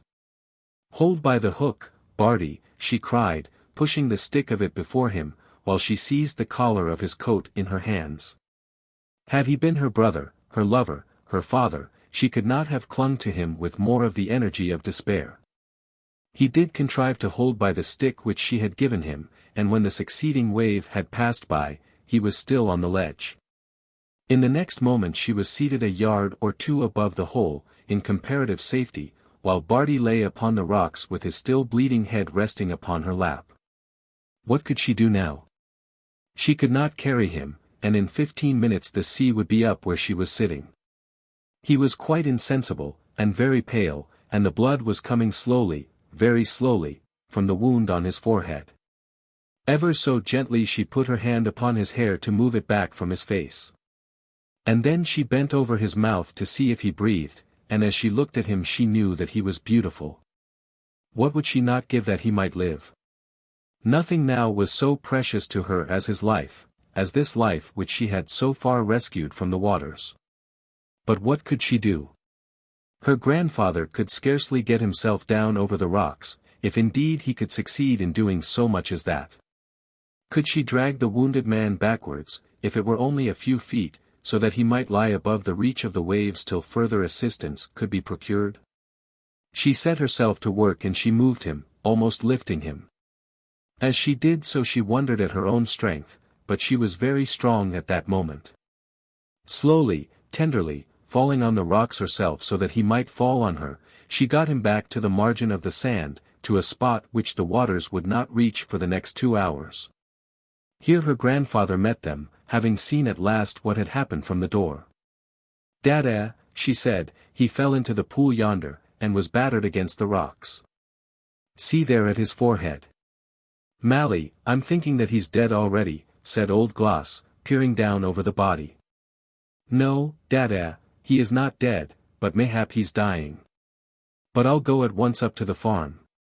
"Mally," said the old man, "look at his head. They'll say we murdered him." "Who'll say so? Who'll lie like that? Didn't I pull him out of the hole? What matters that? His father'll say we killed him." It was manifest to Mally that whatever anyone might say hereafter, her present course was plain before her. She must run up the path to Gunliffe's farm and get necessary assistance. If the world were as bad as her grandfather said, it would be so bad that she would not care to live longer in it. But be that as it might, there was no doubt as to what she must do now. So away she went as fast as her naked feet could carry her up the cliff. When at the top she looked round to see if any person might be within ken, but she saw no one. So she ran with all her speed along the headland of the cornfield which led in the direction of old Gunliffe's house. And as she drew near to the homestead she saw that Barty's mother was leaning on the gate. As she approached she attempted to call, but her breath failed her for any purpose of loud speech, so she ran on till she was able to grasp Mrs. Gunliffe by the arm. "Where's himself?" she said, holding her hand upon her beating heart that she might husband her breath. "Who is it you mean?" said Mrs. Gunliffe, who participated in the family feud against Trenglows and his granddaughter. "What does the girl clutch me for in that way?" "He's dying then, that's all." "Who is dying? Is it old Malachi?" "If the old man's bad, we'll send someone down." It ain't Dada, it's Barty. Where's himself? Where's the master? But by this time Mrs. Gunliff was in an agony of despair, and was calling out for assistance lustily. Happily Gunliff, the father, was at hand, and with him a man from the neighbouring village. "Will you not send for the doctor?" said Mally. "Oh, man, you should send for the doctor." Whether any orders were given for the doctor she did not know, but in a very few minutes she was hurrying across the field again towards the path to the cove. And Gunliff with the other man and his wife were following her. As Mally went along she recovered her voice, for their step was not so quick as hers, and that which to them was a hurried movement, allowed her to get her breath again. And as she went she tried to explain to the father what had happened, saying but little, however, of her own doings in the matter. The wife hung behind listening, exclaiming every now and again that her boy was killed, and then asking wild questions as to his being yet alive. The father, as he went, said little. He was known as a silent, sober man, well spoken of for diligence and general conduct, but supposed to be stern and very hard when angered. As they drew near to the top of the path the other man whispered something to him, and then he turned round upon Mally and stopped her. "If he has come by his death between you, your blood shall be taken for his," said he. Then the wife shrieked out that her child had been murdered, and Mally, looking round into the faces of the three, saw that her grandfather's words had come true. They suspected her of having taken the life, in saving which she had nearly lost her own. She looked round at them with awe in her face, and then, without saying a word, preceded them down the path. What had she to answer when such a charge as that was made against her? If they chose to say that she pushed him into the pool and hit him with her hook as he lay amidst the waters, how could she show that it was not so? Poor Mally knew little of the law of evidence, and it seemed to her that she was in their hands. But as she went down the steep track with a hurried step, a step so quick that they could not keep up with her heart was very full and very high. She had striven for the man's life as though he had been her brother. The blood was yet not dry on her own legs and arms, where she had torn them in his service. At one moment she had felt sure that she would die with him in that pool. And now they said that she had murdered him. It may be that he was not dead, and what would he say if ever he should speak again? Then she thought of that moment when his eyes had opened, and he had seemed to see her. She had no fear for herself, for her heart was very high. But it was full also, full of scorn, disdain, and wrath. When she had reached the bottom, she stood close to the door of the hut waiting for them, so that they might precede her to the other group, which was there in front of them. At a little distance on the sand. "He is there, and Dada is with him." "Go and look at him," said Mally. The father and mother ran on stumbling over the stones, but Mally remained behind by the door of the hut. Barty Gunliff was lying on the sand where Mally had left him, and old Malachi Trenglows was standing over him, resting himself with difficulty upon a stick. "Not a move he's moved since she left him," said he, "not a move. I put his head on the old rug as you see, and I tried on with a drop of gin, but he wouldn't take it, he wouldn't take it." "Oh, my boy! My boy," said the mother, throwing herself beside her son upon the sand. "Haud your tongue, woman," said the father, kneeling down slowly by the lad's head, whimpering that way will do no good. Then having gazed for a minute or two upon the pale face beneath him, he looked up sternly into that of Malachi Trenglows. The old man hardly knew how to bear this terrible inquisition. "He would come," said Malachi, "he brought it all upon hisself." "Who was it struck him?" said the father. "Sure he struck hisself, as he fell among the breakers." "Liar!" said the father, looking up at the old man. "They have murdered him, they have murdered him," shrieked the mother. "Haud your peace, woman," said the husband again. "They shall give us blood for blood."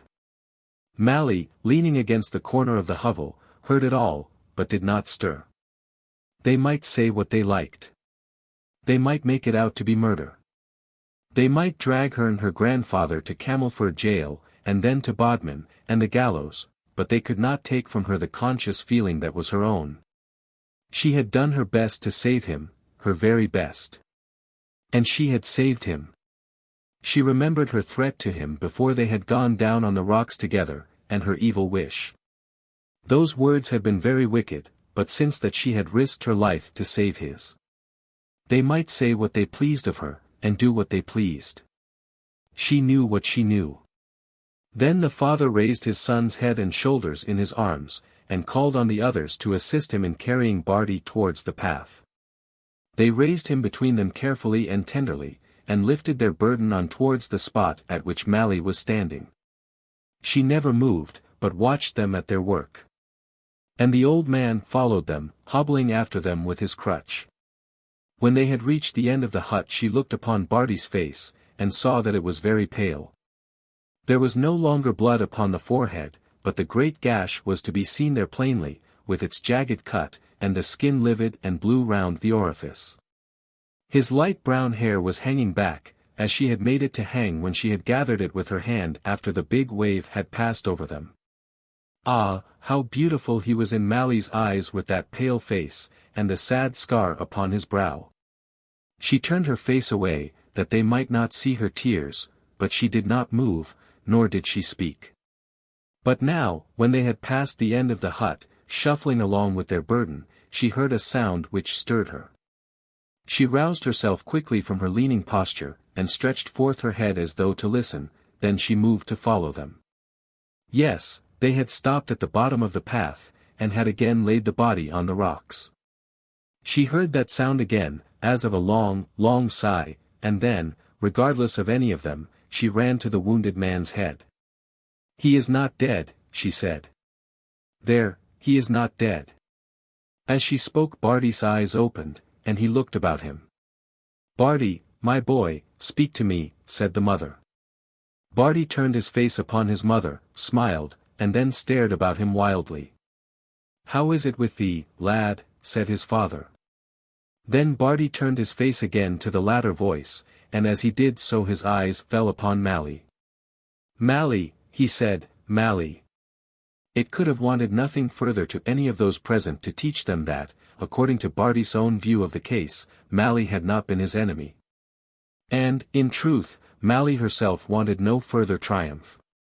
That word had vindicated her, and she withdrew back to the hut. "Dada," she said, "Barty is not dead, and I'm thinking they won't say anything more about our hurting him." Old Gloss shook his head.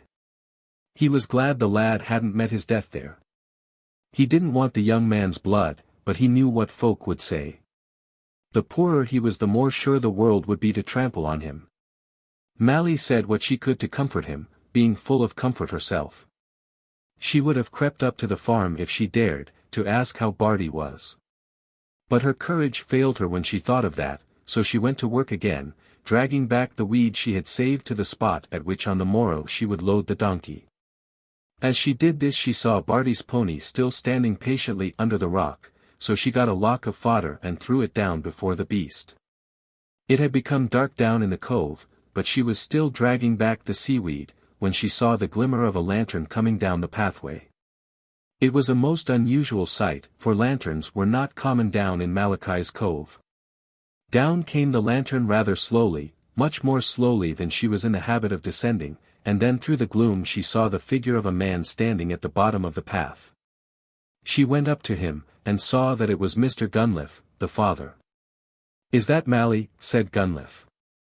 "Yes, it is Mally, and how is Barty, Mr. Gunliff?" "You must come to one yourself, now at once," said the farmer. "He won't sleep a wink till he's seed you. You must not say but you'll come." "Sure I'll come if I'm wanted," said Mally. Gunliff waited a moment, thinking that Mally might have to prepare herself, but Mally needed no preparation. She was dripping with salt water from the weed which she had been dragging, and her elfin locks were streaming wildly from her head, but, such as she was ready. "Dada's in bed," she said, "and I can go now if you please." Then Gunliff turned round and followed her up the path, wondering at the life which this girl led so far away from all her sex. It was now dark night, and he had found her working at the very edge of the rolling waves by herself, in the darkness. while the only human being who might seem to be her protector had already gone to his bed. When they were at the top of the cliff, Gunliff took her by her hand, and led her along. She did not comprehend this, but she made no attempt to take her hand from his. Something he said about falling on the cliffs, but it was muttered so lowly that Mally hardly understood him. But in truth the man knew that she had saved his boy's life, and that he had injured her instead of thanking her. He was now taking her to his heart, and as words were wanting to him, he was showing his love after this silent fashion. He held her by the hand as though she were a child, and Mally tripped along at his side asking him no questions. When they were at the farmyard gate he stopped there for a moment. "Mally, my girl," he said, "he'll not be content till he sees thee, but thou must not stay long wi' him, lass. Doctor says he's weak like, and wants sleep badly." Mally merely nodded her head, and then they entered the house.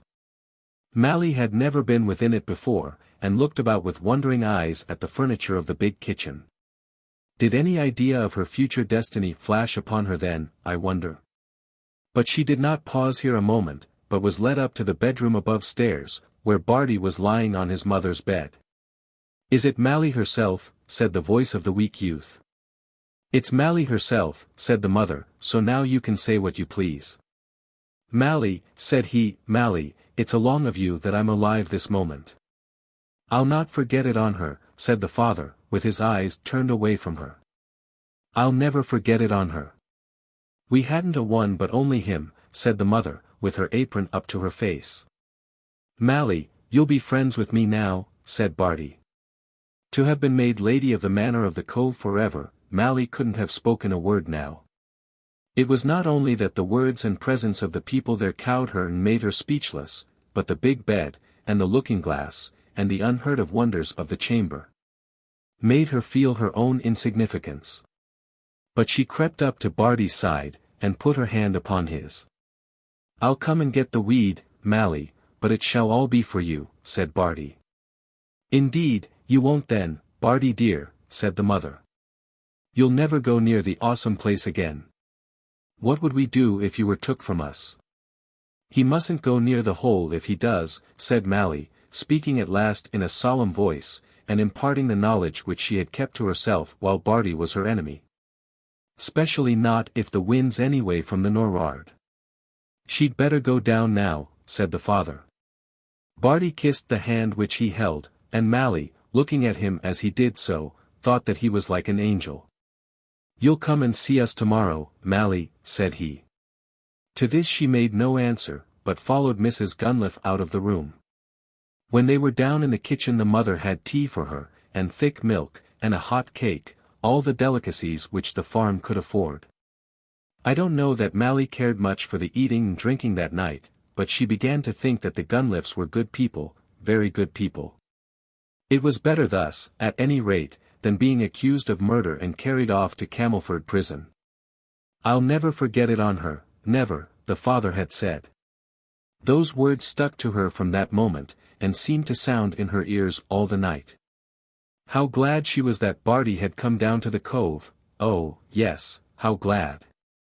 There was no question of his dying now, and as for the blow on his forehead, what harm was that to a lad like him? "But father shall go with you," said Mrs. Gunliff, when Mally prepared to start for the Cove by herself. Mally, however, would not hear of this. She could find her way to the Cove whether it was light or dark. "Mally, thou art my child now, and I shall think of thee so," said the mother, as the girl went off by herself. Mally thought of this, too, as she walked home. How could she become Mrs. Gunliff's child? Ah, how? I need not, I think, tell the tale any further. That Mally did become Mrs. Gunliff's child, and how she became so the reader will understand. And in process of time the big kitchen and all the wonders of the farmhouse were her own. The people said that Barty Gunliff had married a mermaid out of the sea. But when it was said in Mally's hearing I doubt whether she liked it. And when Barty himself would call her a mermaid she would frown at him, and throw about her black hair, and pretend to cuff him with her little hand. Old Gloss was brought up to the top of the cliff, and lived his few remaining days under the roof of Mr. Gunliffe's house. And as for the Cove and the right of seaweed, from that time forth all that has been supposed to attach itself to Gunliffe's farm. And I do not know that any of the neighbors are prepared to dispute the right. The Gentle Euphemia. Or, Love shall still be lord of all. Lo, I must tell a tale of chivalry. For large white plumes are dancing in mine eye. Keats. Chapter 1. Knowledge, so my daughter held, was all in all. Tennyson. The gentle Euphemia lived in a castle, and her father was the Count Grand Nostril.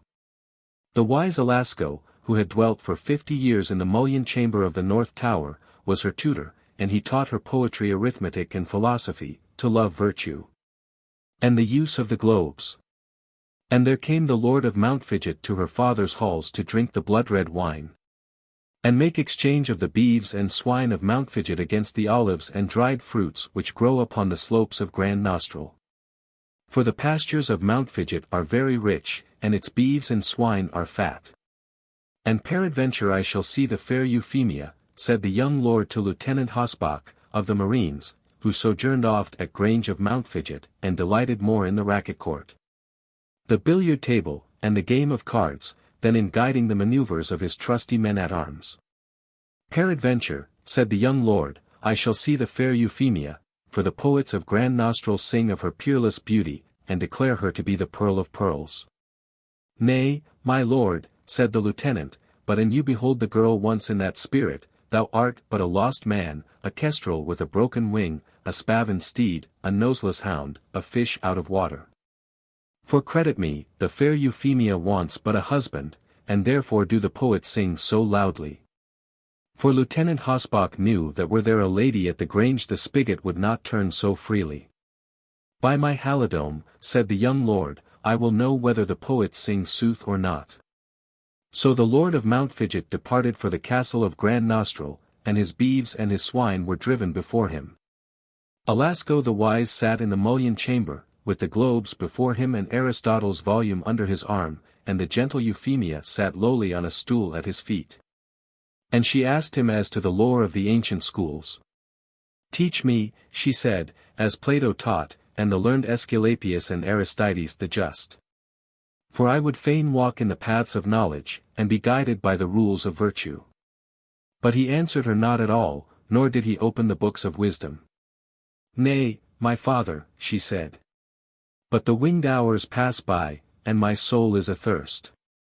Then he answered her and said, My daughter, there cometh hither this day the young lord of Mountfidget, whose beeves and swine are as the stars of heaven in number, and whose ready money in many banks brings in rich harvest of interest.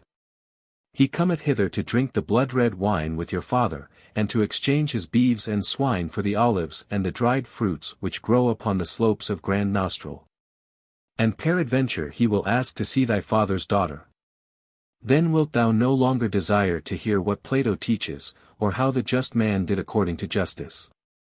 But Euphemia replied, Nay, my father. Am I no better than other girls that I should care for the glance of the young man's eye? Have I not sat at your feet since I was but as high as your knee? Teach me still as Plato taught. But Alasco said, Love will still be lord of all. He shall never be lord of me, said Euphemia. Chapter 2. And from the platform spare ye not to fire a noble salvo shot. Lord Marmion waits below. Scott. And in those days there was the rinderpest in the land among the cattle, and the swine were plagued with a sore disease. And there had gone forth an edict and a command from the queen's counsellors that no beeves or swine should be driven on the queen's highways. So there came upon the Lord of Mountfidget men armed with authority from the queen, and they slew his beeves and his swine, and buried their carcasses 20 fathom deep beneath the ground. And the young lord was angered much, for he loved his beeves and his swine, and he said to himself, What will my lord, the Count Grand Nostril, say unto me, if I visit him with empty hands? Will the blood-red wine be poured, or shall I see the gentle Euphemia? For the Count Grand Nostril was a hard man, and loved a bargain well. But I have much money in many banks, said the Lord of Mountfidget, in council with himself. And though my beeves and my swine are slain and buried, yet will he receive me.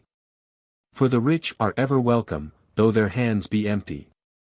So he went up the slopes which led to the castle of Grand Nostril. And at the portal, within the safeguard of the drawbridge, there were huge heaps of dried fruits, and mountains of olives. And there came out to him the Count Grand Nostril, and demanded of him where were his beeves and his swine. And the Lord told the Count how men in authority from the Queen had come upon him on the road, and had slain the beasts. And buried them 20 fathom beneath the earth, because of the rinderpest which raged in the land, and because of the disease among the swine. Then said the Count Grand Nostril, and art thou come empty-handed to drink the blood-red wine, and hast thou never a horn or a tusk?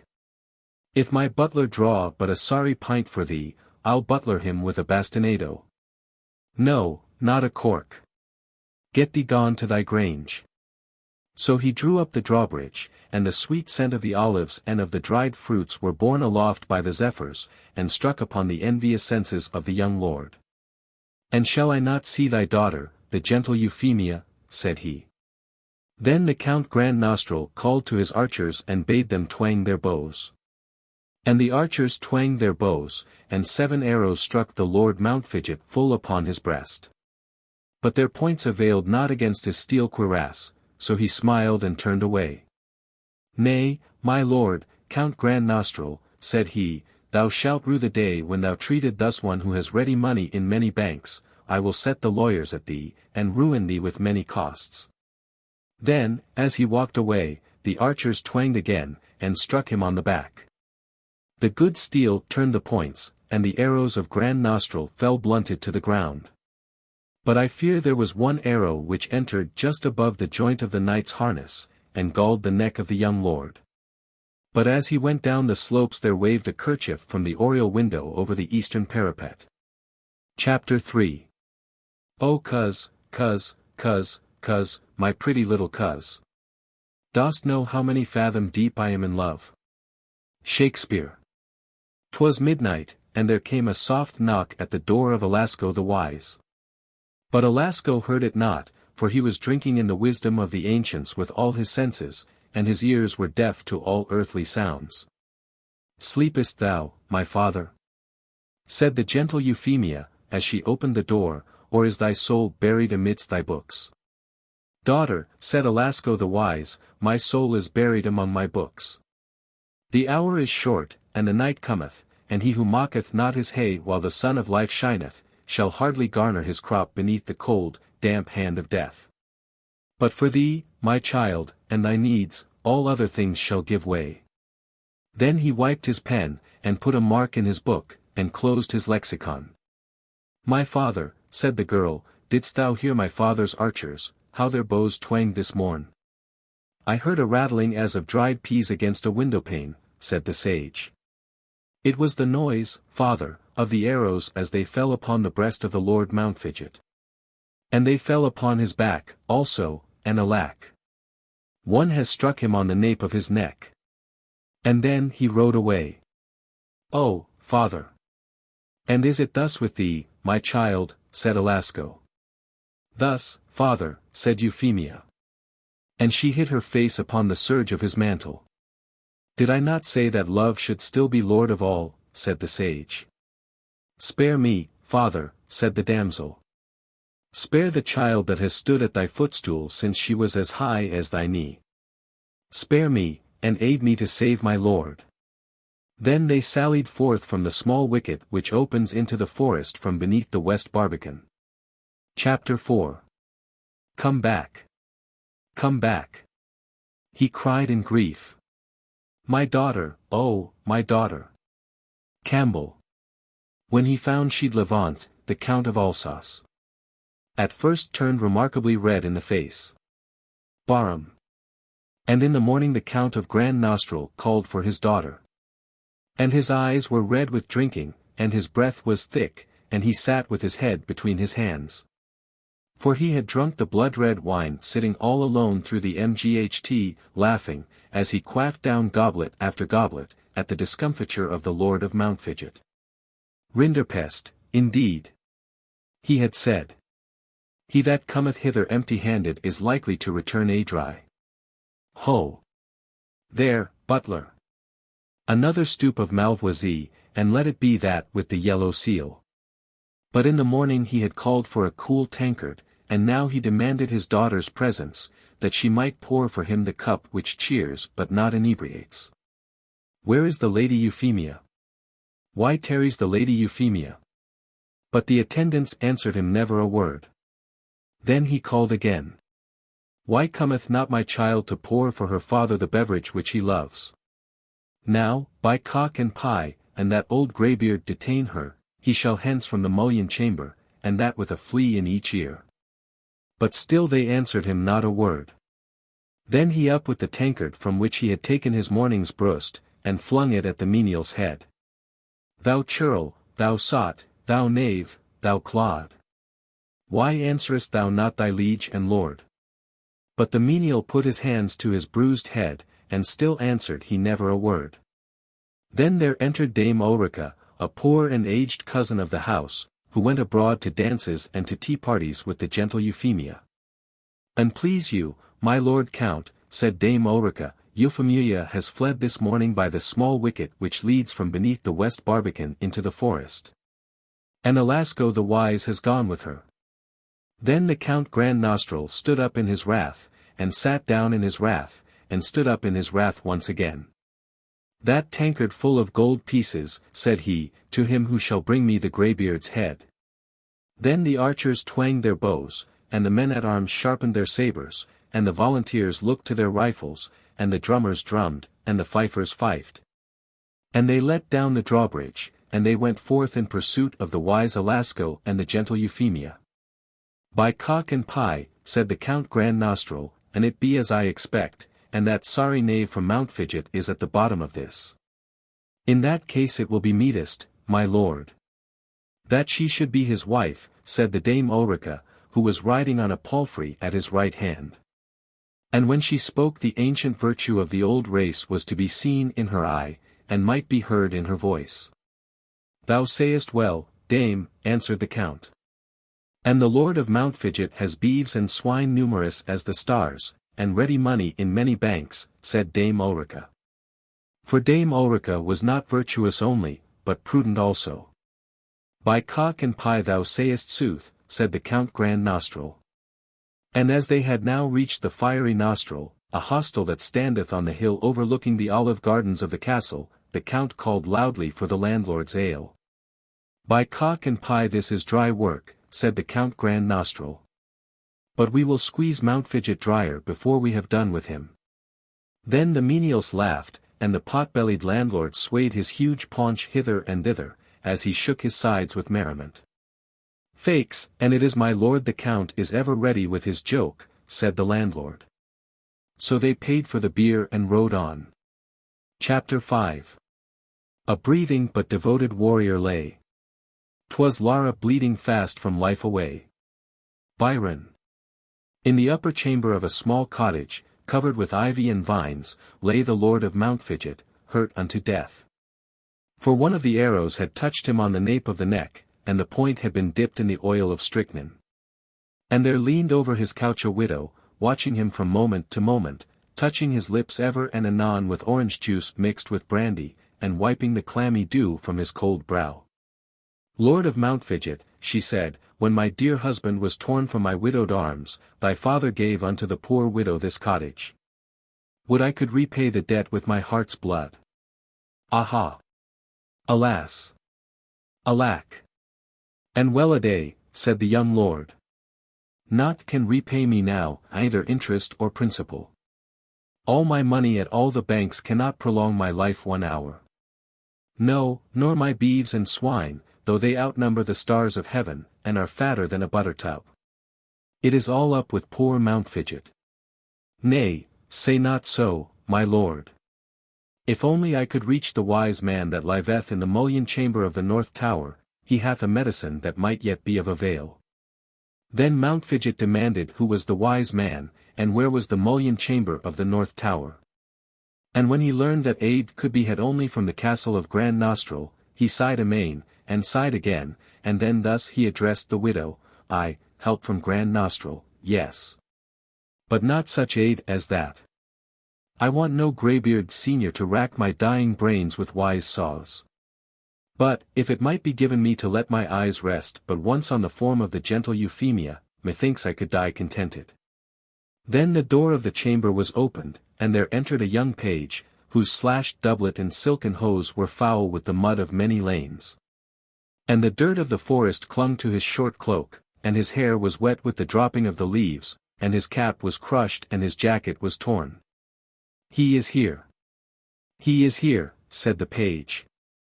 I have followed him by his blood through the forest. Then the page fell at the bed foot, and there he fainted. Chapter 6.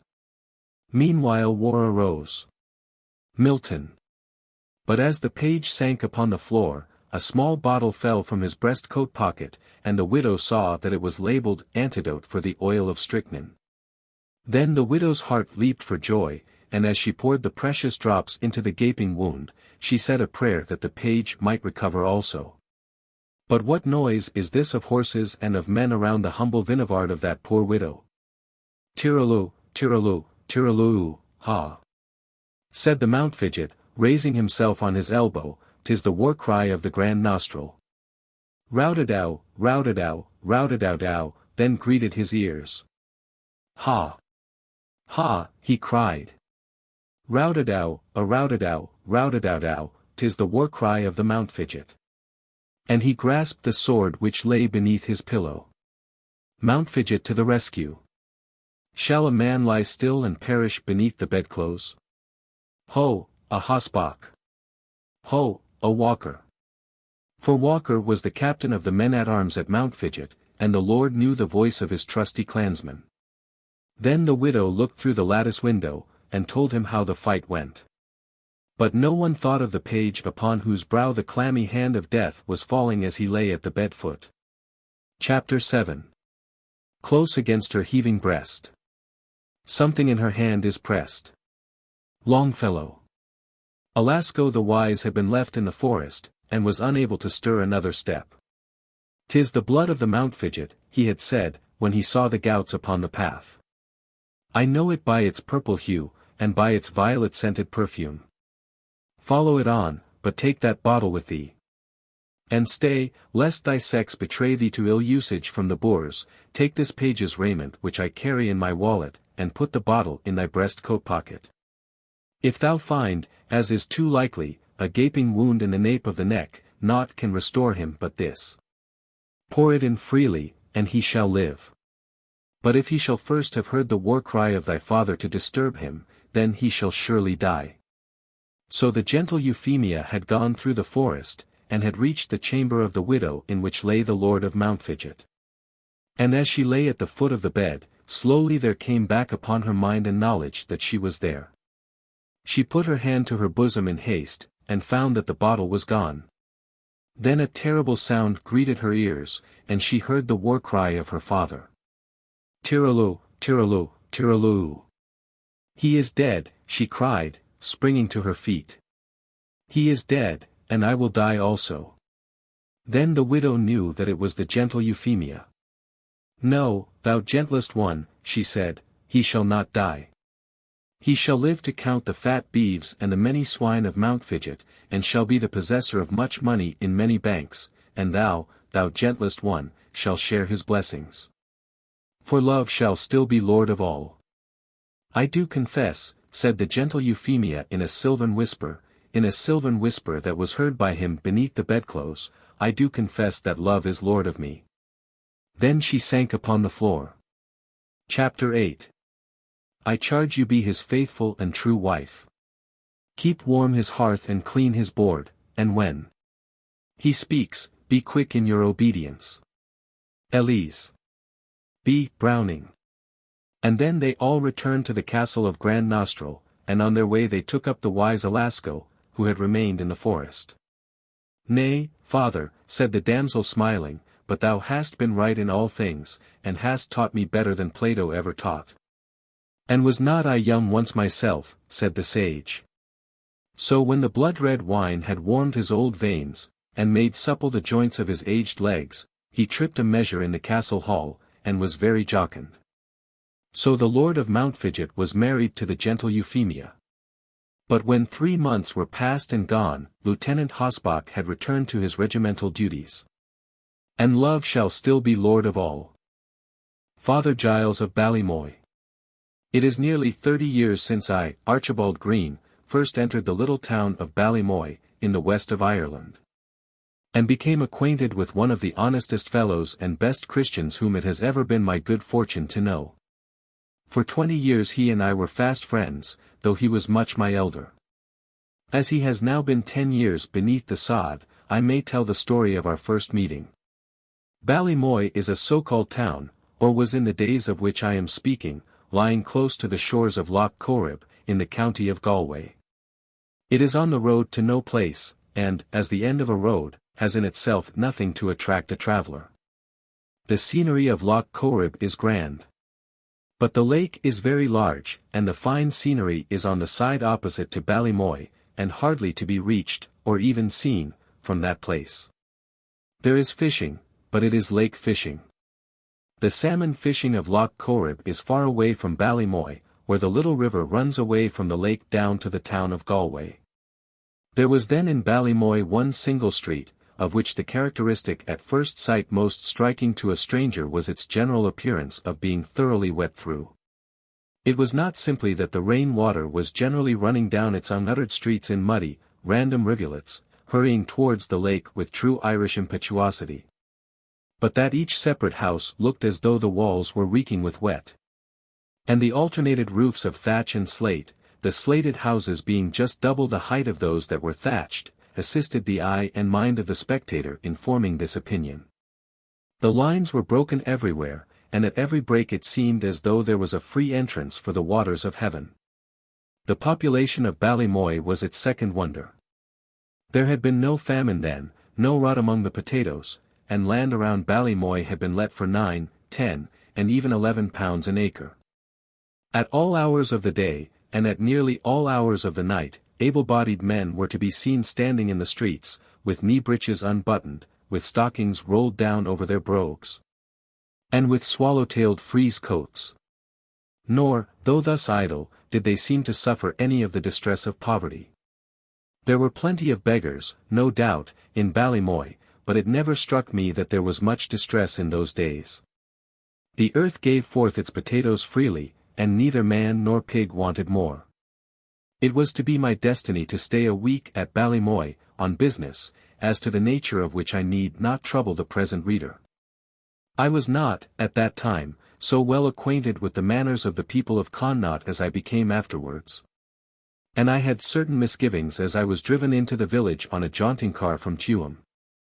I had just come down from Dublin, and had been informed there that there were 2 hotels in Ballymoy, but that one of the hotels might, perhaps, be found deficient in some of those comforts which I, as an Englishman, might require. I was therefore to ask for the hotel kept by Pat Kerwin. The other hotel was kept by Larry Kerwin, so that it behoved me to be particular. I had made the journey down from Dublin in a night and a day, travelling, as we then did travel in Ireland, by canal boats and by Bianconi's long cars. And I had dined at Tuam, and been driven over, after dinner on an April evening, and when I reached Ballymoy I was tired to death and very cold.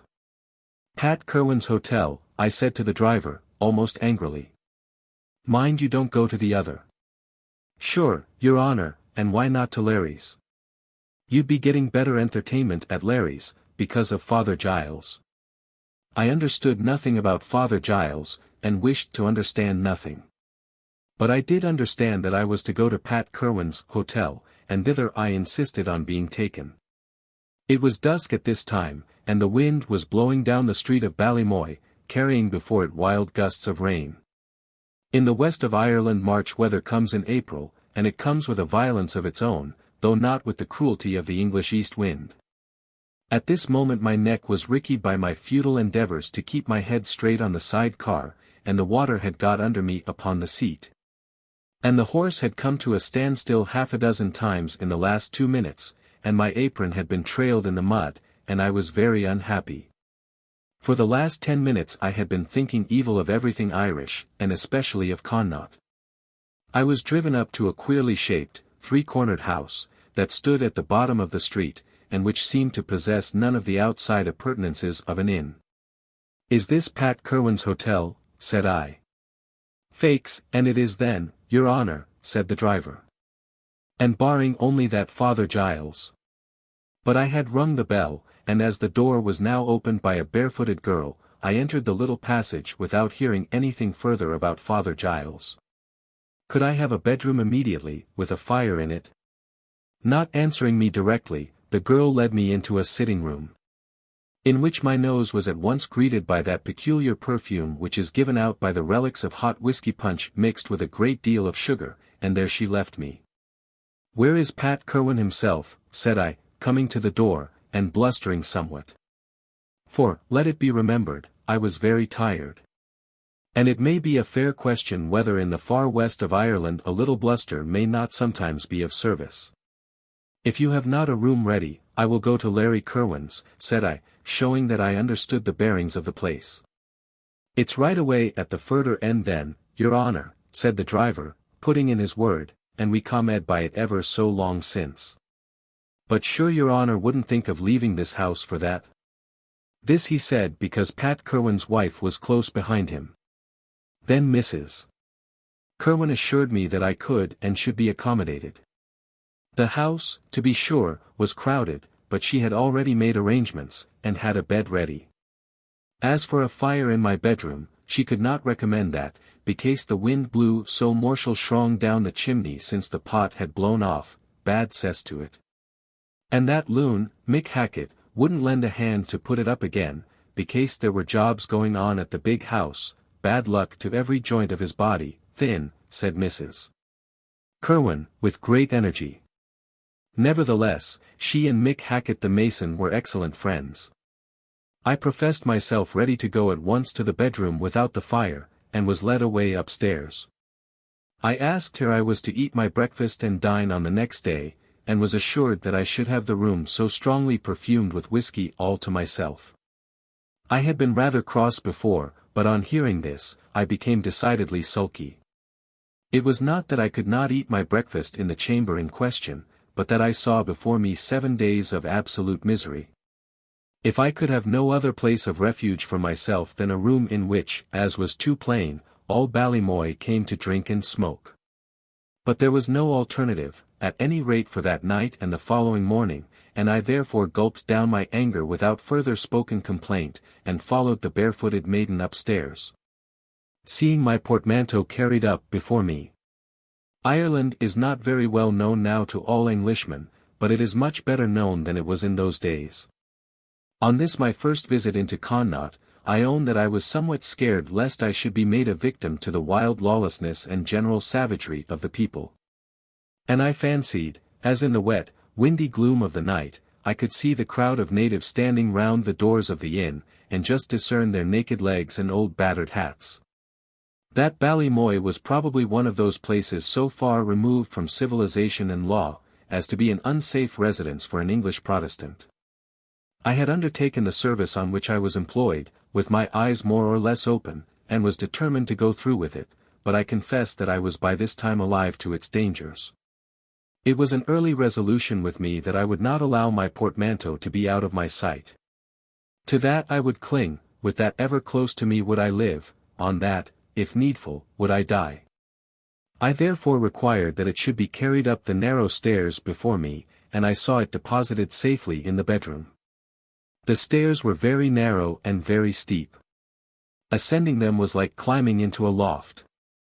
The whole house was built in a barbarous, uncivilized manner, and as fit to be an hotel as it was to be a church. It was triangular and all corners, the most uncomfortably arranged building I had ever seen.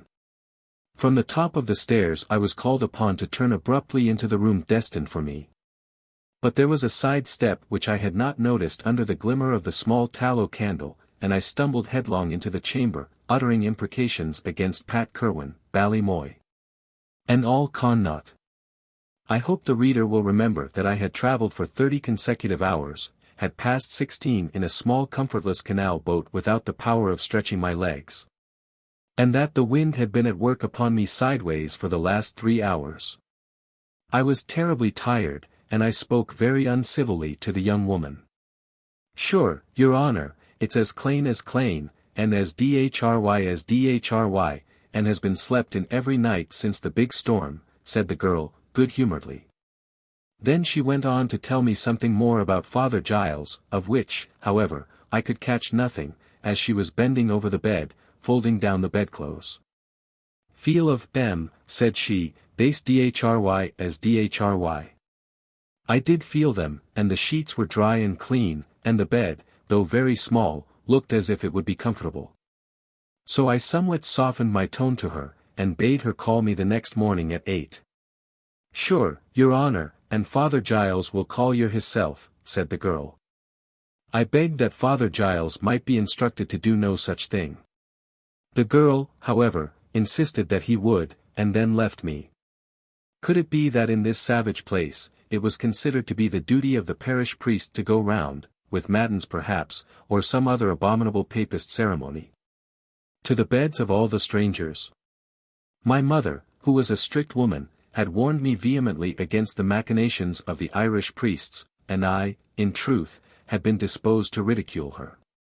Could it be that there were such machinations? Was it possible that my trousers might be refused me till I had taken Mass? Or that force would be put upon me in some other shape, perhaps equally disagreeable? Regardless of that and other horrors, or rather, should perhaps say, determined to face manfully whatever horrors the night or morning might bring upon me, I began to prepare for bed. There was something pleasant in the romance of sleeping at Pat Kirwan's house in Ballymoy, instead of in my own room in Keppel Street, Russell Square. So I chuckled inwardly at Pat Kirwan's idea of an hotel, and unpacked my things. There was a little table covered with a clean cloth, on which I espied a small comb. I moved the comb carefully without touching it, and brought the table up to my bedside. I put out my brushes and clean linen for the morning, said my prayers, defying Father Giles and his machinations, and jumped into bed. The bed certainly was good, and the sheets were very pleasant. In 5 minutes I was fast asleep. How long I had slept when I was awakened, I never knew. But it was at some hour in the dead of night, when I was disturbed by footsteps in my room, and on jumping up, I saw a tall, stout, elderly man standing with his back towards me, in the middle of the room, brushing his clothes with the utmost care. His coat was still on his back, and his pantaloons on his legs, but he was most assiduous in his attention to every part of his body which he could reach. I sat upright, gazing at him, as I thought then, for 10 minutes, we will say that I did so perhaps for 40 seconds, and of one thing I became perfectly certain, namely, that the clothes brush was my own. Whether, according to Irish hotel law, a gentleman would be justified in entering a stranger's room at midnight for the sake of brushing his clothes, I could not say. But I felt quite sure that in such a case, he would be bound at least to use the hotel brush or his own. There was a manifest trespass in regard to my property. "Sir," said I, speaking very sharply, with the idea of startling him, "what are you doing here in this chamber?" "'Deed, then, and I'm sorry I've waked ye, my boy," said the stout gentleman. "Will you have the goodness, sir, to tell me what you are doing here?" "Bedad, then, just at this moment it's brushing my clothes, I am." "It was badly they wanted it." "I dare say they did." "And you were doing it with my clothes brush." "And that's through too. And if a man hasn't a clothes brush of his own, what else can he do but use somebody else's?" "I think it's a great liberty, sir," said I. "And I think it's a little one. It's only in the size of it we differ. But I beg your pardon. There is your brush. I hope it will be none the worse." Then he put down the brush, seated himself on one of the 2 chairs which the room contained, and slowly proceeded to pull off his shoes, looking me full in the face all the while. "What are you going to do, sir?" said I, getting a little further out from under the clothes, and leaning over the table. "I am going to bed," said the gentleman. "Going to bed? Where?" "Here," said the gentleman, and he still went on untying the knot of his shoestring. It had always been a theory with me, in regard not only to my own country, but to all others, that civilization displays itself never more clearly than when it ordains that every man shall have a bed for himself. In older days Englishmen of good position, men supposed to be gentlemen, would sleep together and think nothing of it, as ladies, I am told, will still do. And in outlandish regions, up to this time, the same practice prevails. In parts of Spain you will be told that one bed offers sufficient accommodation for 2 men. And in Spanish America the traveler is considered to be fastidious who thinks that one on each side of him is oppressive.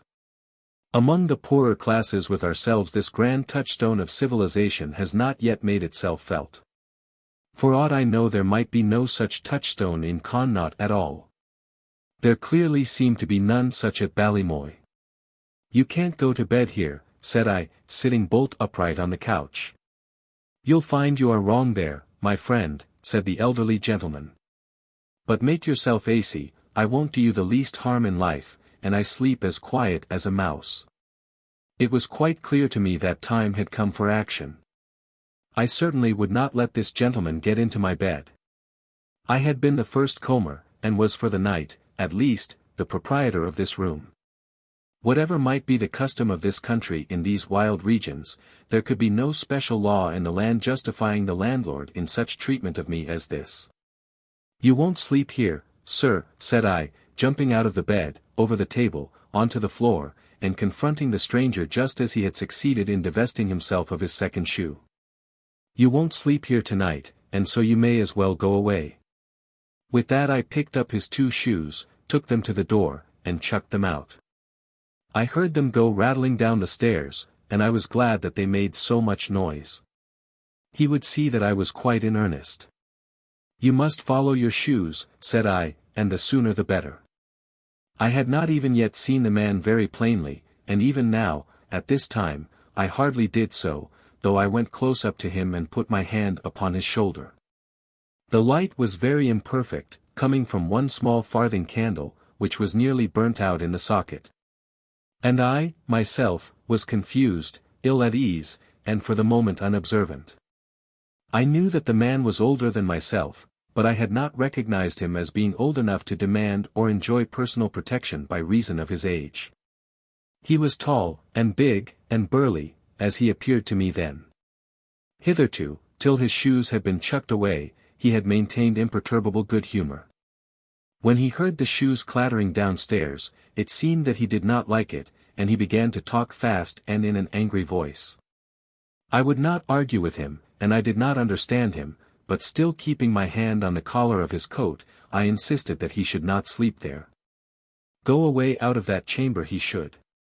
But it's my own, he said, shouting the words a dozen times. It's my own room. It's my own room. So this was Pat Kerwin himself, drunk probably, or mad. It may be your own, said I.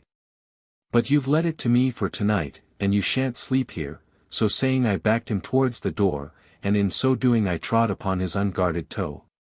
Bother you, Finn, for a pig-headed Englishman, said he. You've killed me entirely now.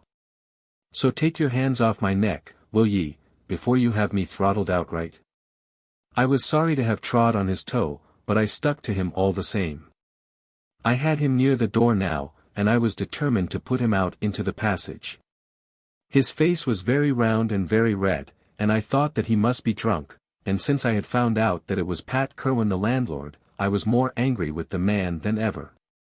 You shan't sleep here, so you might as well go, I said, as I backed him away towards the door. This had not been closed since the shoes had been thrown out, and with something of a struggle between the doorposts, I got him out. I remembered nothing whatever as to the suddenness of the stairs. I had been fast asleep since I came up them, and hardly even as yet knew exactly where I was. So, when I got him through the aperture of the door, I gave him a push, as was most natural, I think, for me to do. Down he went backwards, down the stairs, all in a heap, and I could hear that in his fall he had stumbled against Mrs. Kerwin, who was coming up, doubtless to ascertain the cause of all the trouble above her head. A hope crossed my mind that the wife might be of assistance to her husband in this time of his trouble. The man had fallen very heavily, I knew, and had fallen backwards. And I remembered then how steep the stairs were. Heaven and earth. Suppose that he were killed, or even seriously injured in his own house. What, in such case as that, would my life be worth in that wild country? Then I began to regret that I had been so hot. It might be that I had murdered a man on my first entrance into Connaught.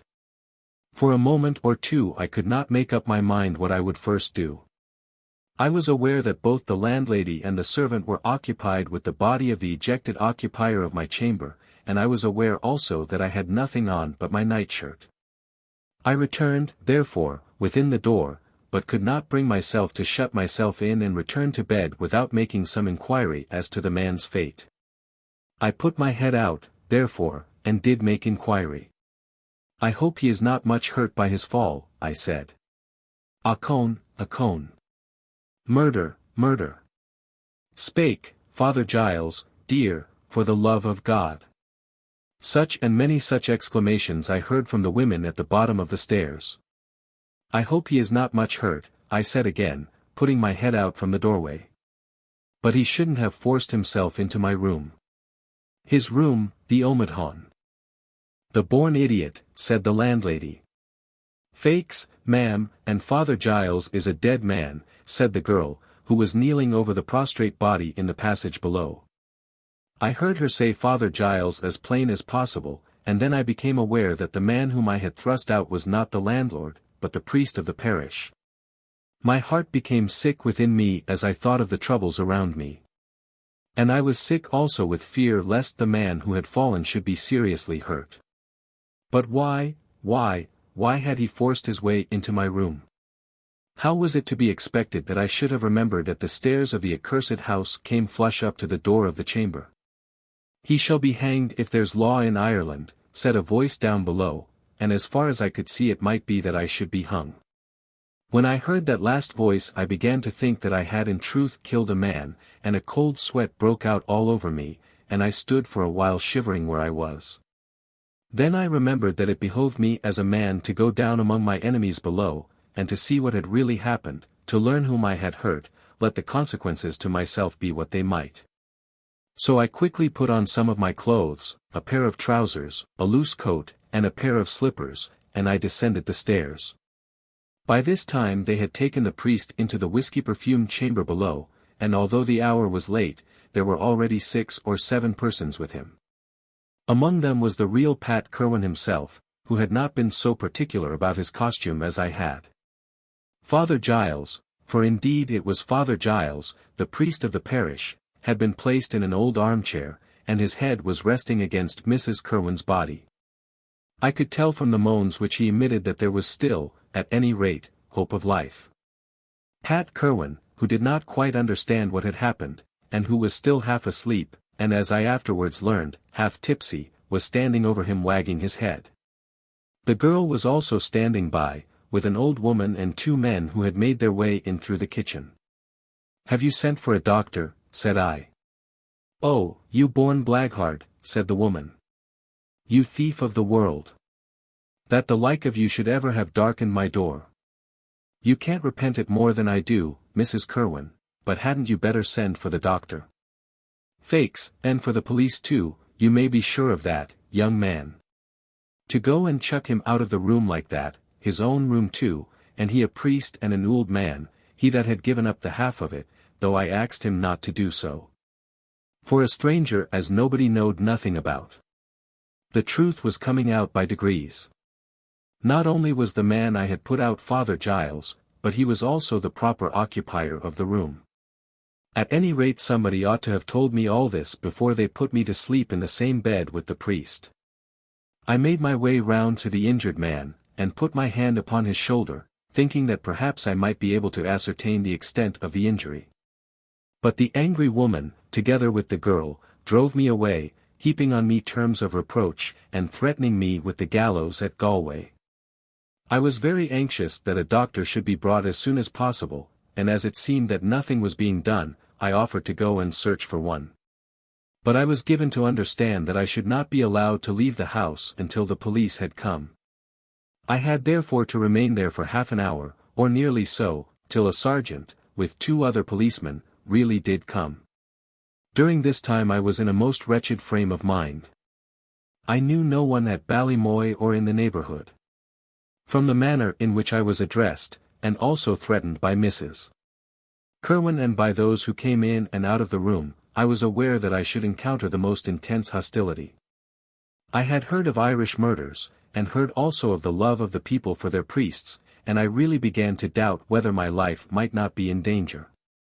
During this time, while I was thus waiting, Father Giles himself recovered his consciousness. He had been stunned by the fall, but his mind came back to him, though by no means all at once. And while I was left in the room with him he hardly seemed to remember all the events of the past hour. I was able to discover from what was said that he had been for some days past, or, as it afterwards turned out, for the last month, the tenant of the room. And that when I arrived he had been drinking tea with Mrs. Kerwin. The only other public bedroom in the hotel was occupied, and he had with great kindness given the landlady permission to put the Saxon stranger into his chamber. All this came out by degrees, and I could see how the idea of my base and cruel ingratitude rankled in the heart of Mrs. Kerwin. It was in vain that I expostulated and explained, and submitted myself humbly to everything that was said around me. But, ma'am, I said, if I had only been told that it was the reverend gentleman's bed. Bed, indeed. To hear the blackguard talk you'd think it was axing Father Giles to sleep along with the likes of him we were. And there's 2 beds in the room as decent as any Christian eve e'er stretched in. It was a new light to me. And yet I had known overnight, before I undressed, that there were 2 bedsteads in the room. I had seen them, and had quite forgotten the fact in my confusion when I was woken. I had been very stupid, certainly. I felt that now. But I had truly believed that that big man was going to get into my little bed. It was terrible as I thought of it now. The good-natured priest, for the sake of accommodating a stranger, had consented to give up half of his room, and had been repaid for his kindness by being, perhaps murdered. And yet, though just then I hated myself cordially, I could not quite bring myself to look at the matter as they looked at it. There were excuses to be made, if only I could get anyone to listen to them. He was using my brush, my clothes brush, indeed he was, I said. Not but what he'd be welcome. But it made me think he was an intruder. And wasn't it too much honor for the likes of ye, said one of the women, with infinite scorn in the tone of her voice. I did use the gentleman's clothes brush, certainly, said the priest. They were the first collected words he had spoken, and I felt very grateful to him for them. It seemed to me that a man who could condescend to remember that he had used a clothes brush could not really be hurt to death. Even though he had been pushed down such very steep stairs as those belonging to Pat Kerwin's hotel. And I'm sure you were very welcome, sir, said I. It wasn't that I minded the clothes brush. It wasn't, indeed, only I thought, indeed, I did think that there was only 1 bed. And they had put me into the room, and had not said anything about anybody else.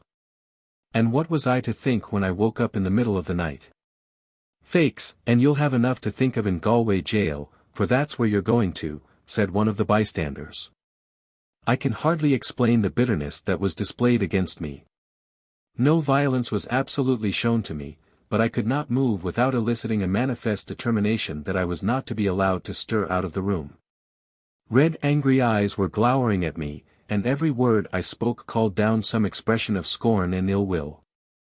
I was beginning to feel glad that the police were coming, thinking that I needed protection. I was thoroughly ashamed of what I had done, and yet I could not discover that I had been very wrong at any particular moment. Let any man ask himself the question, what he would do, if he supposed that a stout old gentleman had entered his room at an inn and insisted on getting into his bed. It was not my fault that there had been no proper landing place at the top of the stairs. 2 sub-constables had been in the room for some time before the sergeant came, and with the sergeant arrived also the doctor, and another priest, Father Colum he was called, who, as I afterwards learned, was curate or coadjutor to Father Giles. By this time there was quite a crowd in the house, although it was past 1 o'clock, and it seemed that all Ballymoy knew that its priest had been foully misused. It was manifest to me that there was something in the Roman Catholic religion which made the priests very dear to the people. For I doubt whether in any village in England, had such an accident happened to the rector, all the people would have roused themselves at midnight to wreak their vengeance on the assailant. For vengeance they were now beginning to clamour, and even before the sergeant of police had come, the 2 sub-constables were standing over me. And I felt that they were protecting me from the people in order that they might give me up to the gallows. I did not like the Ballymoy doctor at all, then, or even at a later period of my visit to that town. On his arrival he made his way up to the priest through the crowd, and would not satisfy their affection or my anxiety by declaring at once that there was no danger. Instead of doing so he insisted on the terrible nature of the outrage and the brutality shown by the assailant. And at every hard word he said, Mrs. Kerwin would urge him on. "That's thrill for you, doctor. 'Deed, and you may say that, doctor, 2 as good beds as ever Christian stretched in. 'Deed, and it was just Father Giles's own room, as you may say, since the big storm fetched the roof off his reverence house below there.'" Thus gradually I was learning the whole history. The roof had been blown off Father Giles's own house, and therefore he had gone to lodge at the inn. He had been willing to share his lodging with a stranger, and this had been his reward. "I hope, doctor, that the gentleman is not much hurt," said I, very meekly. "Do you suppose a gentleman like that, sir, can be thrown down a long flight of stairs without being hurt?" said the doctor, in an angry voice. "It is no thanks to you, sir, that his neck has not been sacrificed." Then there arose a hum of indignation, and the 2 policemen standing over me bustled about a little, coming very close to me. As though they thought they should have something to do to protect me from being torn to pieces. I bethought me that it was my special duty in such a crisis to show a spirit, if it were only for the honour of my Saxon blood among the Celts. So I spoke up again, as loud as I could well speak. "No one in this room is more distressed at what has occurred than I am. I am most anxious to know, for the gentleman's sake, whether he has been seriously hurt." "Very seriously hurt indeed," said the doctor, "very seriously hurt. The vertebrae may have been injured for aught I know at present." "Arrah, blazes, man," said a voice, which I learned afterwards had belonged to an officer of the Revenue Corps of Men which was then stationed at Ballymoy. A gentleman with whom I became afterwards familiarly acquainted. Tom MacDermott was his name, Captain Tom MacDermott, and he came from the county of Leitrim. "Arrah, blazes, man. Do ye think a gentleman's to fall straight headlong backwards down such a ladder as that, and not find it inconvenient? Only that he's the priest, and has had his own luck, sorrow and neck belonging to him there would be this minute." "Bac, Tom," said Father Giles himself, and I was delighted to hear him speak. Then there was a pause for a moment. "Tell the gentleman I ain't so bad at all," said the priest, and from that moment I felt an affection to him which never afterwards waned. They got him upstairs back into the room from which he had been evicted, and I was carried off to the police station, where I positively spent the night. What a night it was! I had come direct from London, sleeping on my road but once in Dublin, and now I found myself accommodated with a stretcher in the police barracks at Ballymoy. And the worst of it was that I had business to do at Ballymoy which required that I should hold up my head and make much of myself. The few words which had been spoken by the priest had comforted me and had enabled me to think again of my own position. Why was I locked up? No magistrate had committed me. It was really a question whether I had done anything illegal. As that man whom Father Giles called Tom had very properly explained, if people will have ladders instead of staircases in their houses, how is anybody to put an intruder out of the room without risk of breaking the intruder's neck? And as to the fact, now an undoubted fact, that Father Giles was no intruder, the fault in that lay with the Kerwins, who had told me nothing of the truth. The boards of the stretcher in the police station were very hard, in spite of the blankets with which I had been furnished. And as I lay there I began to remind myself that there certainly must be law in County Galway. So I called to the attendant policeman and asked him by whose authority I was locked up. "Ah, Finn, don't bother," said the policeman, "sure, and you've given trouble enough this night." The dawn was at that moment breaking, so I turned myself on the stretcher, and resolved that I would put a bold face on it all when the day should come. The first person I saw in the morning was Captain Tom, who came into the room where I was lying, followed by a little boy with my portmanteau. The sub-inspector of police who ruled over the men at Ballymoy lived, as I afterwards learned, at Oranmore, so that I had not, at this conjuncture, the honour of seeing him. Captain Tom assured me that he was an excellent fellow, and rode to hounds like a bird. As in those days I rode to hounds myself, as nearly like a bird as I was able, I was glad to have such an account of my head jailer. The sub-constables seemed to do just what Captain Tom told them, and there was, no doubt, a very good understanding between the police force and the revenue officer. "Well, now, I'll tell you what you must do, Mr. Green," said the captain. "In the first place," said I must protest that I'm now locked up here illegally." "Oh, bother. Now don't make yourself uneasy." "That's all very well, Captain.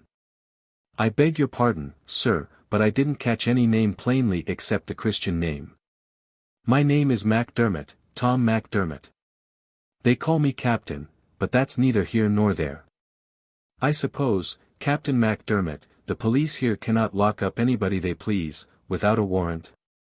And where would you have been if they hadn't locked you up? I'm blessed if they wouldn't have had you into the lock before this time." There might be something in that, and I therefore resolved to forgive the personal indignity which I had suffered, if I could secure something like just treatment for the future. Captain Tom had already told me that Father Giles was doing pretty well. "He's as strong as a horse, you see, or, sorrow a doubt, he'd be a dead man this minute. The back of his neck is as black as your hat with the bruises, and it's the same way with him all down his loins. A man like that, you know, not just as young as he was once, falls mortal heavy.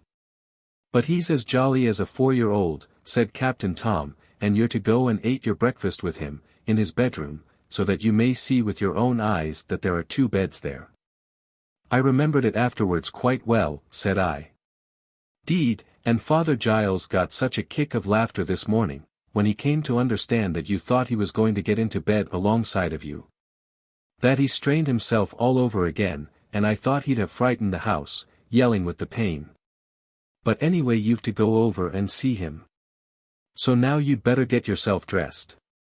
This announcement was certainly very pleasant. Against Father Giles, of course, I had no feeling of bitterness. He had behaved well throughout, and I was quite alive to the fact that the light of his countenance would afford me a better aegis against the ill will of the people of Ballymoy than anything the law would do for me. So I dressed myself in the barrack room, while Captain Tom waited without, and then I sallied out under his guidance to make a second visit to Pat Kerwin's hotel. I was amused to see that the police, though by no means subject to Captain Tom's orders, let me go without the least difficulty, and that the boy was allowed to carry my portmanteau away with him. "Oh, it's all right," said Captain Tom when I alluded to this. "You're not down in the sheet. You were only there for protection, you know." Nevertheless, I had been taken there by force, and had been locked up by force. If, however, they were disposed to forget all that, so was I. I did not return to the barracks again. And when, after that, the policemen whom I had known met me in the street, they always accosted me as though I were an old friend, hoping my honor had found a better bed than when they last saw me. They had not looked at me with any friendship in their eyes when they had stood over me in Pat Kerwin's parlor. This was my first view of Ballymoy, and of the hotel, by daylight. I now saw that Mrs. Pat Kerwin kept a grocery establishment, and that the 3-cornered house which had so astonished me was very small. Had I seen it before I entered it, I should hardly have dared to look there for a night's lodging. As it was, I stayed there for a fortnight, and was by no means uncomfortable. Knots of men and women were now standing in groups round the door, and, indeed, the lower end of the street was almost crowded. "They're all here," whispered Captain Tom, "because they've heard how Father Giles has been murdered during the night by a terrible Saxon. And there isn't a man or woman among them who doesn't know that you are the man who did it. But they know also, I suppose, said I, that Father Giles is alive. Bedad, yes, they know that, or I wouldn't be in your skin, my boy. But come along. We mustn't keep the priest waiting for his breakfast.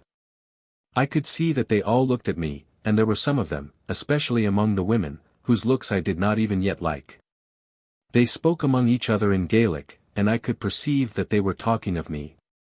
Can't you understand, then, said Captain Tom, speaking to them aloud, just as he entered the house, that Father Giles, the Lord be praised, is as well as ever he was in his life. Sure it was only an accident. An accident done on purpose, Captain Tom, said one person. What is it to you how it was done, Mick Healy? If Father Giles is satisfied, isn't that enough for the likes of you? Get out of that, and let the gentleman pass. Then Captain Tom pushed Mick away roughly, and the others let us enter the house. Only they wouldn't do it unless somebody gave them the wink, they'd pull you in pieces this moment for a dandy of punch, they would, indeed. Perhaps Captain Tom exaggerated the prevailing feeling, thinking thereby to raise the value of his own service in protecting me. But I was quite alive to the fact that I had done a most dangerous deed, and had a most narrow escape. I found Father Giles sitting up in his bed, while Mrs. Kerwin was rubbing his shoulder diligently with an embrocation of arnica. The girl was standing by with a basin half full of the same, and I could see that the priest's neck and shoulders were as red as a raw beefsteak. He winced grievously under the rubbing, but he bore it like a man. And here comes the hero, said Father Giles. Now stop a minute or two, Mrs. Kerwin, while we have a mouthful of breakfast, for I'll go bail that Mr. Green is hungry after his night's rest. I hope you got a better bed, Mr. Green, than the one I found you in when I was unfortunate enough to waken you last night. There it is, all ready for you still, said he. And if you accept of it tonight, take my advice and don't let a trifle stand in the way of your dreams. I hope, Finn, the gentleman will contrive to suit hisself elsewhere, said Mrs. Kerwin. He'll be very welcome to take up his quarters here if he likes, said the priest. And why not? But, bedad, sir, you'd better be a little more careful the next time you see a stranger using your clothes brush. They are not so strict here in their ideas of meum and tuum as they are perhaps in England. And if you had broken my neck for so small an offence, I don't know but what they'd have stretched your own. We then had breakfast together, Father Giles, Captain Tom, and I. And a very good breakfast we had. By degrees even Mrs. Kerwin was induced to look favourably at me, and before the day was over I found myself to be regarded as a friend in the establishment. And as a friend I certainly was regarded by Father Giles, then, and for many a long day afterwards. And many times when he has, in years since that, but years nevertheless which are now long back, come over and visited me in my English home. He has told the story of the manner in which we first became acquainted. When you find a gentleman asleep, he would say, always ask his leave before you take a liberty with his clothes brush. Lotta Schmidt. As all the world knows, the old fortifications of Vienna have been pulled down, the fortifications which used to surround the center or kernel of the city. And the vast spaces thus thrown open and forming a broad ring in the middle of the town have not as yet been completely filled up with those new buildings and gardens which are to be there. And which, when there, will join the outside city in the inside city together, so as to make them into one homogeneous whole. The work, however, is going on, and if the war which has come and passed has not swallowed everything appertaining to Austria into its maw, the ugly remnants of destruction will be soon carted away. And the old glacis will be made bright with broad pavements, and gilded railings, and well-built lofty mansions, and gardens beautiful with shrubs, and beautiful with turf also. If Austrian patience can make turf to grow beneath an Austrian sky. On an evening of September, when there was still something left of daylight, at 8 o'clock, two girls were walking together in the Bergplatz, or large open space which lies between the city palace of the emperor and the gate which passes thence from the old town out to the new town. Here at present stand 2 bronze equestrian statues, one of the Archduke Charles, and the other of Prince Eugene. And they were standing there also, both of them, when these 2 girls were walking round them, but that of the prince had not as yet been uncovered for the public. There was coming a great gala day in the city, emperors and empresses, archdukes and grand dukes, with their archduchesses and grand duchesses, and princes and ministers, were to be there. And the new statue of Prince Eugene was to be submitted to the art critics of the world. There was very much thought at Vienna of the statue in those days. Well, since that, the statue has been submitted to the art critics, and henceforward it will be thought of as little as any other huge bronze figure of a prince on horseback.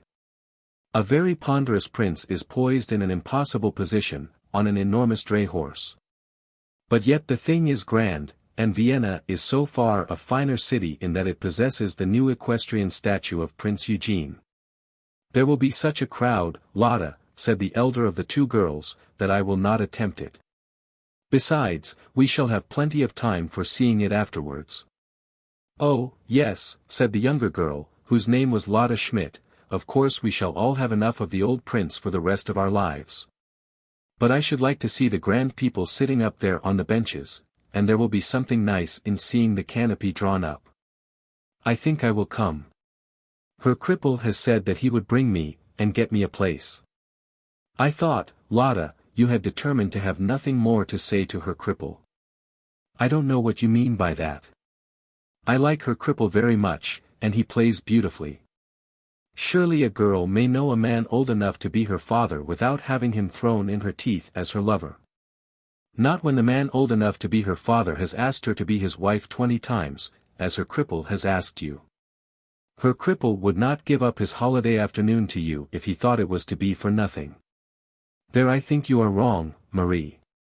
I believe her cripple likes to have me with him simply because every gentleman likes to have a lady on such a day as that. Of course it is better than being alone. I don't suppose he will say a word to me except to tell me who the people are, and to give me a glass of beer when it is over. It may be as well to explain at once, before we go any further, that her cripple was a player on the violin. And that he led the musicians in the orchestra of the great beer hall in the Volksgarten. Let it not be thought that because her cripple exercised his art in a beer hall therefore he was a musician of no account. No one will think so who has once gone to a Vienna beer hall, and listened to such music as is there provided for the visitors. The 2 girls, Marie Weber and Lotta Schmidt, belonged to an establishment in which gloves were sold in the Graben, and now, having completed their work for the day, and indeed their work for the week, for it was Saturday evening, had come out for such recreation as the evening might afford them. And on behalf of these 2 girls, as to one of whom at least I am much interested, I must beg my English readers to remember that manners and customs differ much in Vienna from those which prevail in London. Were I to tell of 2 London shop girls going out into the streets after their day's work, to see what friends and what amusement the fortune of the evening might send to them, I should be supposed to be speaking of young women as to whom it would be better that I should be silent. But these girls in Vienna were doing simply that which all their friends would expect and wish them to do. That they should have some amusement to soften the rigors of long days of work was recognized to be necessary. And music, beer, dancing, with the conversation of young men, are thought in Vienna to be the natural amusements of young women, and in Vienna are believed to be innocent. The Viennese girls are almost always attractive in their appearance, without often coming up to our English ideas of prettiness. Sometimes they do fully come up to our English idea of beauty. They are generally dark, tall, light in figure, with bright eyes, which are however very unlike the bright eyes of Italy, and which constantly remind the traveler that his feet are carrying him eastward in Europe. But perhaps the peculiar characteristic in their faces which most strikes a stranger is a certain look of almost fierce independence, as though they had recognized the necessity, and also acquired the power, of standing alone, and of protecting themselves.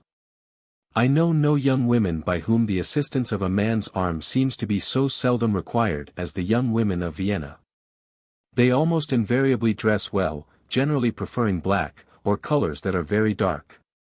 And they wear hats that are, I believe, of Hungarian origin, very graceful in form, but which are peculiarly calculated to add something to that assumed savageness of independence of which I have spoken. Both the girls who were walking in the Bergplatz were of the kind that I have attempted to describe. Marie Weber was older, and not so tall, and less attractive than her friend.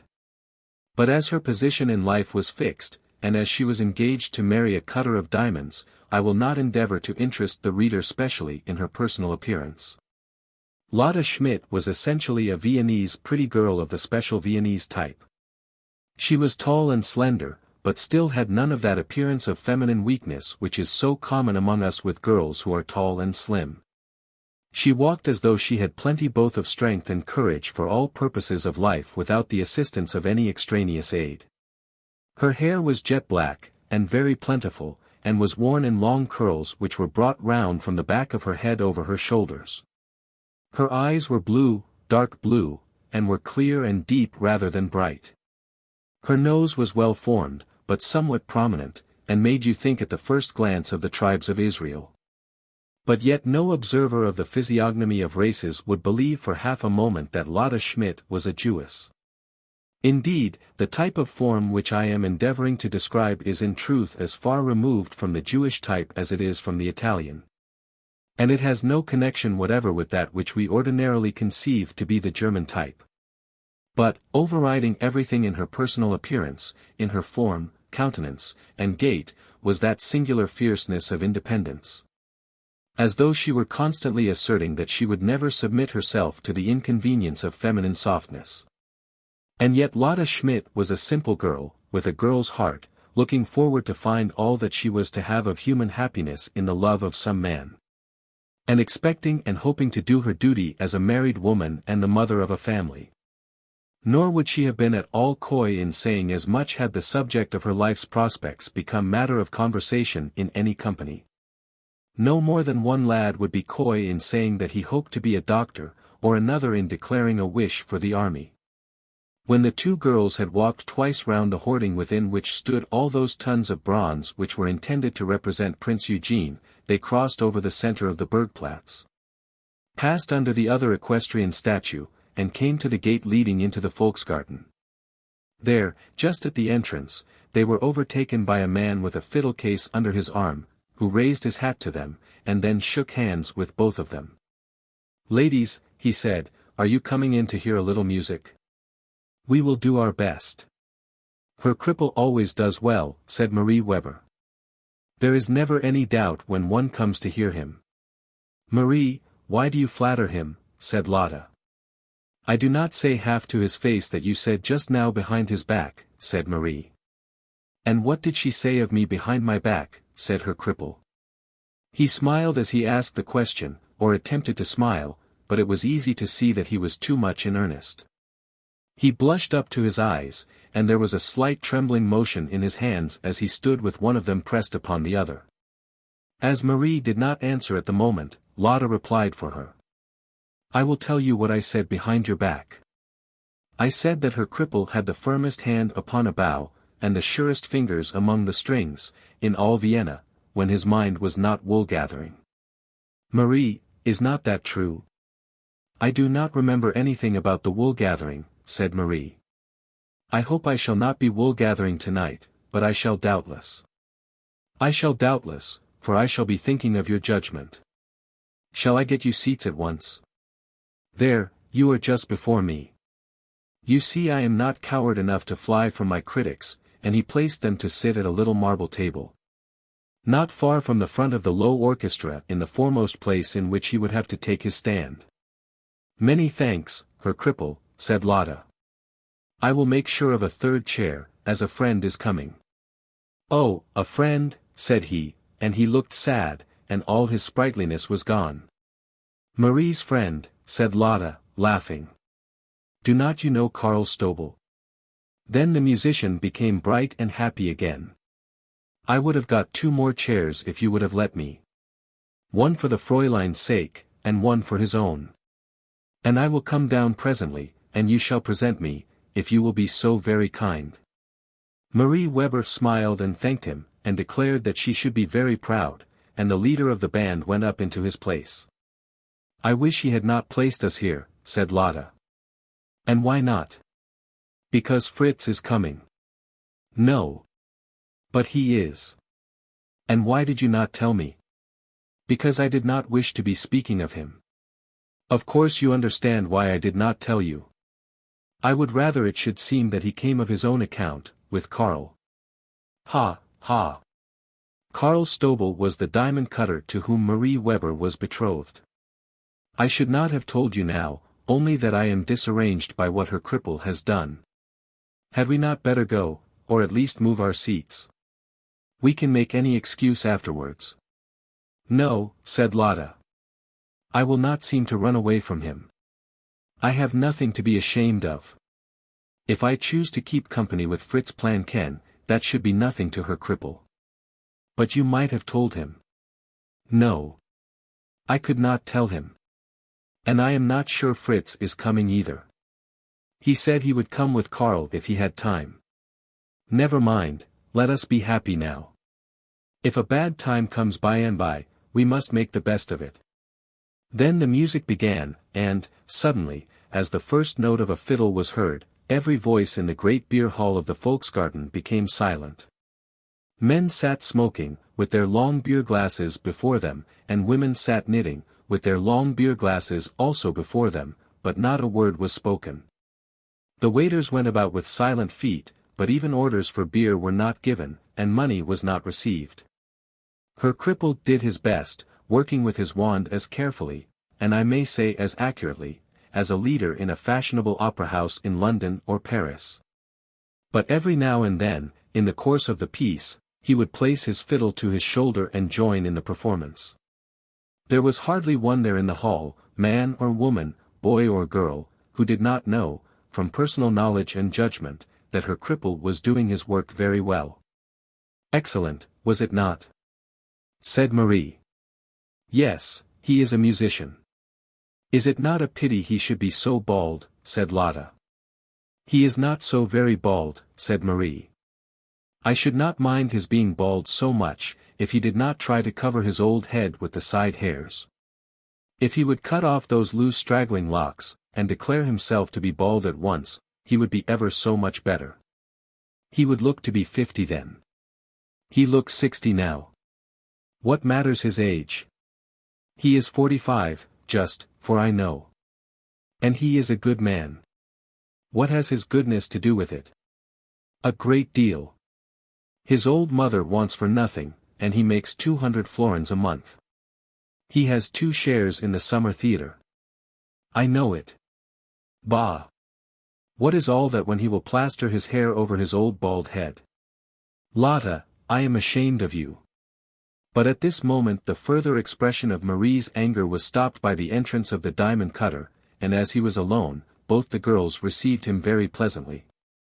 We must give Lotta her due, and declare that, as things had gone, she would much prefer now that Fritz should stay away, though Fritz Planken was as handsome a young fellow as there was in Vienna.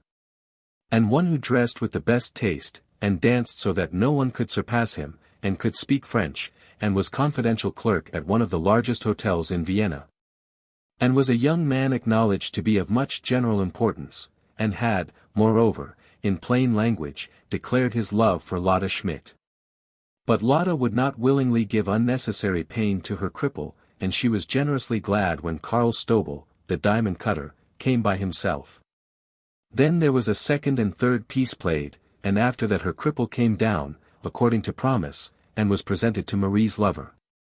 Ladies, said he, I hope I have not gathered wool.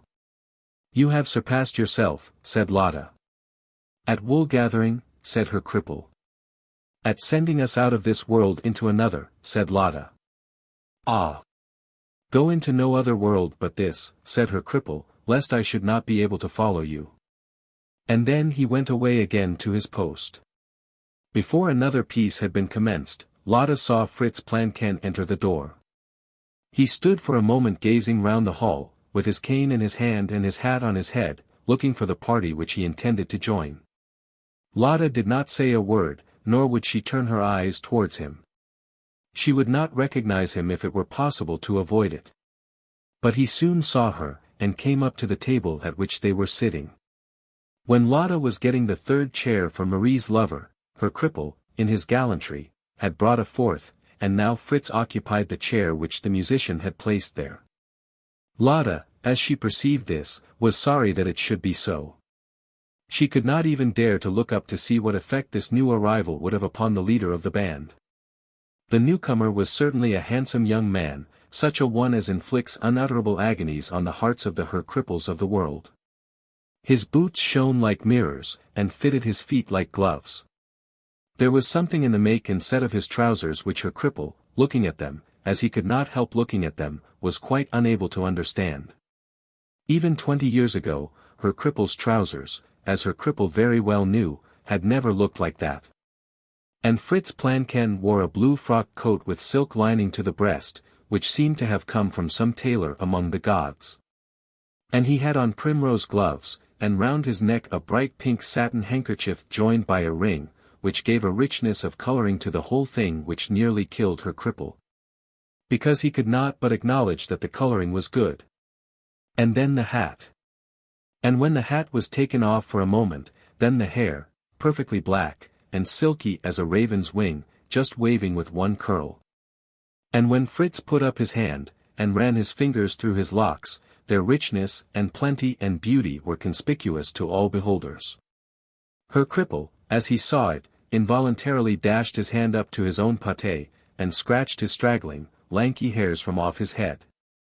"You are coming to Spurl's tomorrow, of course?" said Fritz to Lotta.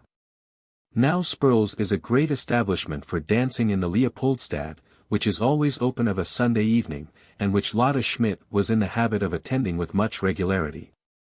It was here she had become acquainted with Fritz. And certainly to dance with Fritz was to dance indeed. Lotta, too, was a beautiful dancer. To a Viennese such as Lotta Schmidt, dancing is a thing of serious importance.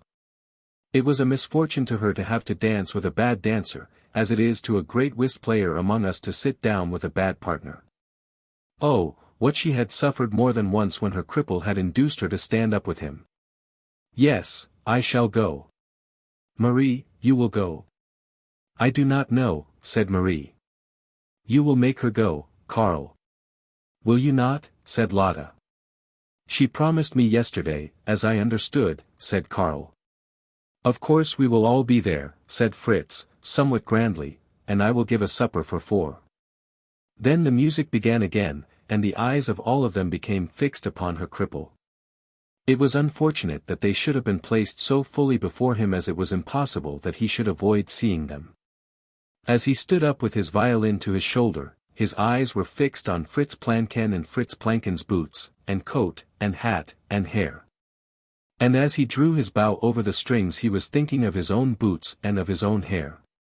Fritz was sitting, leaning forward in his chair, so that he could look up into Lotta's face, and he was playing with a little amber-headed cane, and every now and then he whispered a word. Her cripple could hardly play a note. In very truth he was wool-gathering. His hand became unsteady, and every instrument was more or less astray. "Your old friend is making a mess of it tonight," said Fritz to Lotta. "I hope he has not taken a glass too much of schnapps." "He never does anything of the kind," said Lotta, angrily. "He never did such a thing in his life." "He is playing awfully bad," said Fritz. "I never heard him play better in my life than he has played tonight," said Lotta. "His hand is tired." "He is getting old," said Fritz. Then Lotta moved her chair and drew herself back, and was determined that Marie and Karl should see that she was angry with her young lover. In the meantime the piece of music had been finished.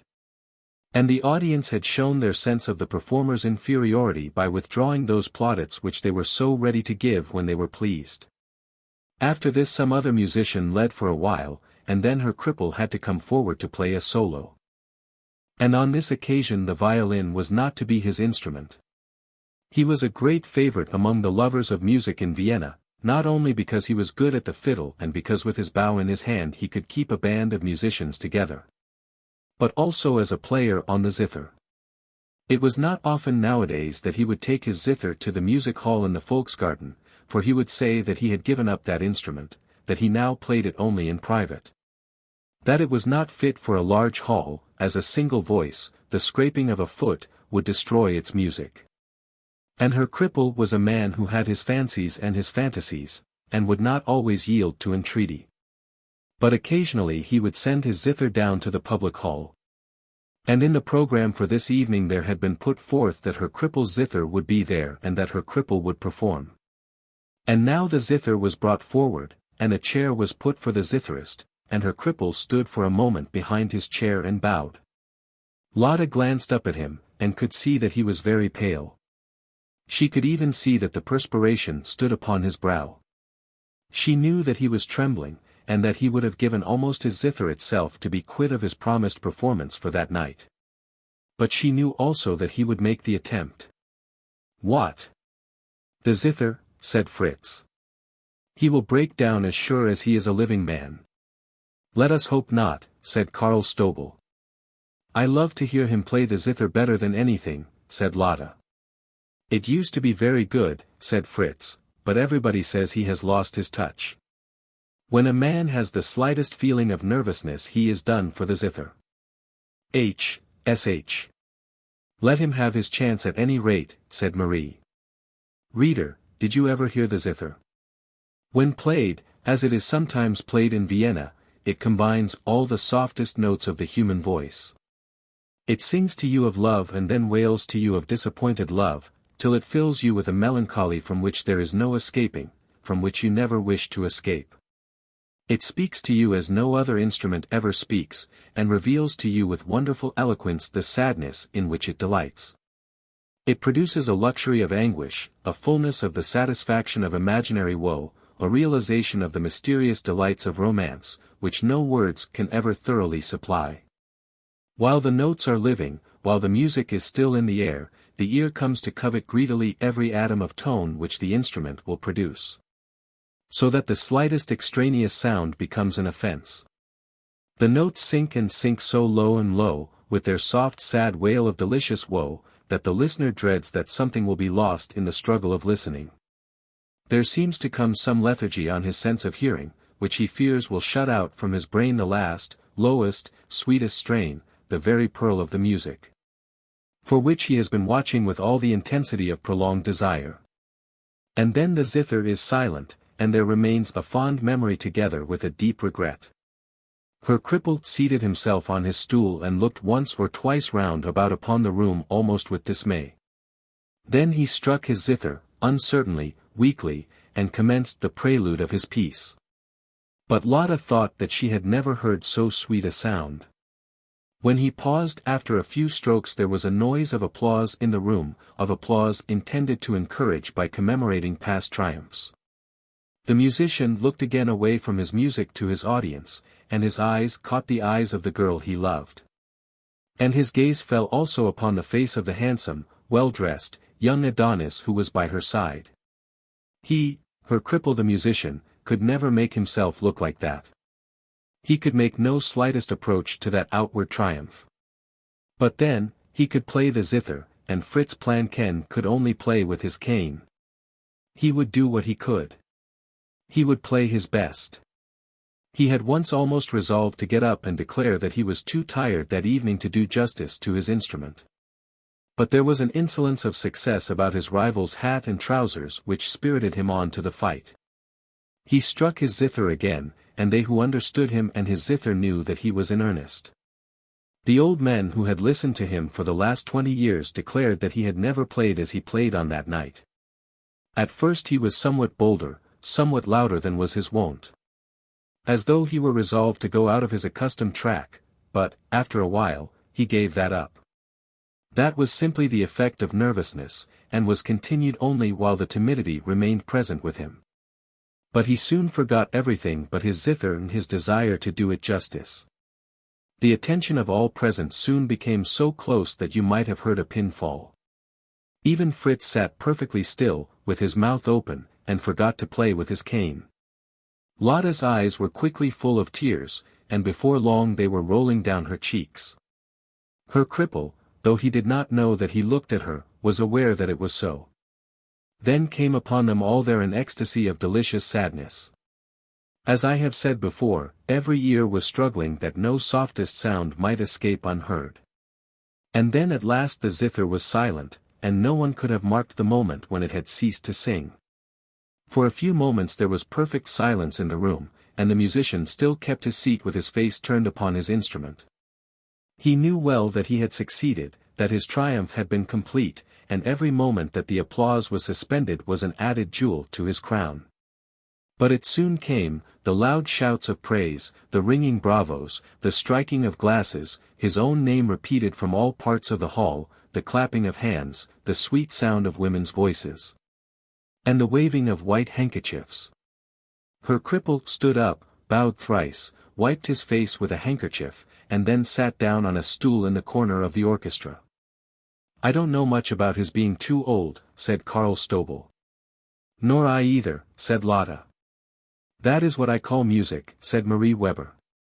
"He can play the zither, certainly," said Fritz, "but as to the violin, it is more doubtful." "He is excellent with both," said Lotta, angrily. Soon after that the party got up to leave the hall, and as they went out they encountered her cripple. "You have gone beyond yourself tonight," said Marie, "and we wish you joy." "Oh, no. It was pretty good, was it? With the zither it depends mostly on the atmosphere. Whether it is hot, or cold, or wet, or dry, or on I knew not what. It is an accident if one plays well. Good night to you." "Good night, Lotta." "Good night, sir." And he took off his hat, and bowed, as it were, expressly to Fritz Planken. "Her cripple," said Lotta, "one word with you." And she dropped behind from Fritz, and returned to the musician. "Her cripple, will you meet me at Sproul's tomorrow night?" "At Sproul's? No. I do not go to Sproul's any longer, Lotta. You told me that Marie's friend was coming tonight, but you did not tell me of your own." "Never mind what I told you, or did not tell you. Her cripple, will you come to Sproul's tomorrow?" "No. You would not dance with me, and I should not care to see you dance with anyone else. But I will dance with you. And Planken will be there?" "Yes, Fritz will be there. He is always there. I cannot help that." "No, Lotta, I will not go to Sproul's. I will tell you a little secret. At 45 one is too old for Sproul's. There are men there every Sunday over 50, over 60, I am sure. They are men different in their ways of life from me, my dear. No, I will not go to Sproul's. When will you come and see my mother?" Lotta promised that she would go and see the Frau Cripple before long, and then tripped off and joined her party. Stobel and Marie had walked on, while Fritz remained a little behind for Lotta. "Did you ask him to come to Sproul's tomorrow?" he said. "To be sure I did." "Was that nice of you, Lotta?" "Why not nice? Nice or not, I did it. Why should not I ask him, if I please? Because I thought I was to have the pleasure of entertaining you, that it was a little party of my own." "Very well, Herr Planken," said Lotta, drawing herself a little away from him, "if a friend of mine is not welcome at your little party, I certainly shall not join it myself." "But, Lotta, does not everyone know what it is that cripple wishes of you? There is no harm in his wishing. My friends tell me that I am very foolish not to give him what he wishes. But I still have the chance." "Oh yes, no doubt you still have the chance. Herr Cripple is a very good man. He is the best son in the world, and he makes 200 florins a month. Oh, if that is to count. Of course it is to count. Why should it not count? Would the Princess Teresa have married the other day if the young prince had had no income to support her? You can do as you please, Lotta." "Yes, I can do as I please, certainly. I suppose Adela Brohl will be at Sproul's tomorrow?" "I should say so, certainly. I hardly ever knew her to miss her Sunday evening." "Nor I. I, too, am fond of dancing, very. I delight in dancing. But I am not a slave to Sproul's, and then I do not care to dance with everyone. Adela Brol dances very well, said Fritz. That is as one may think. She ought to, for she begins at 10, and goes on till 2, always.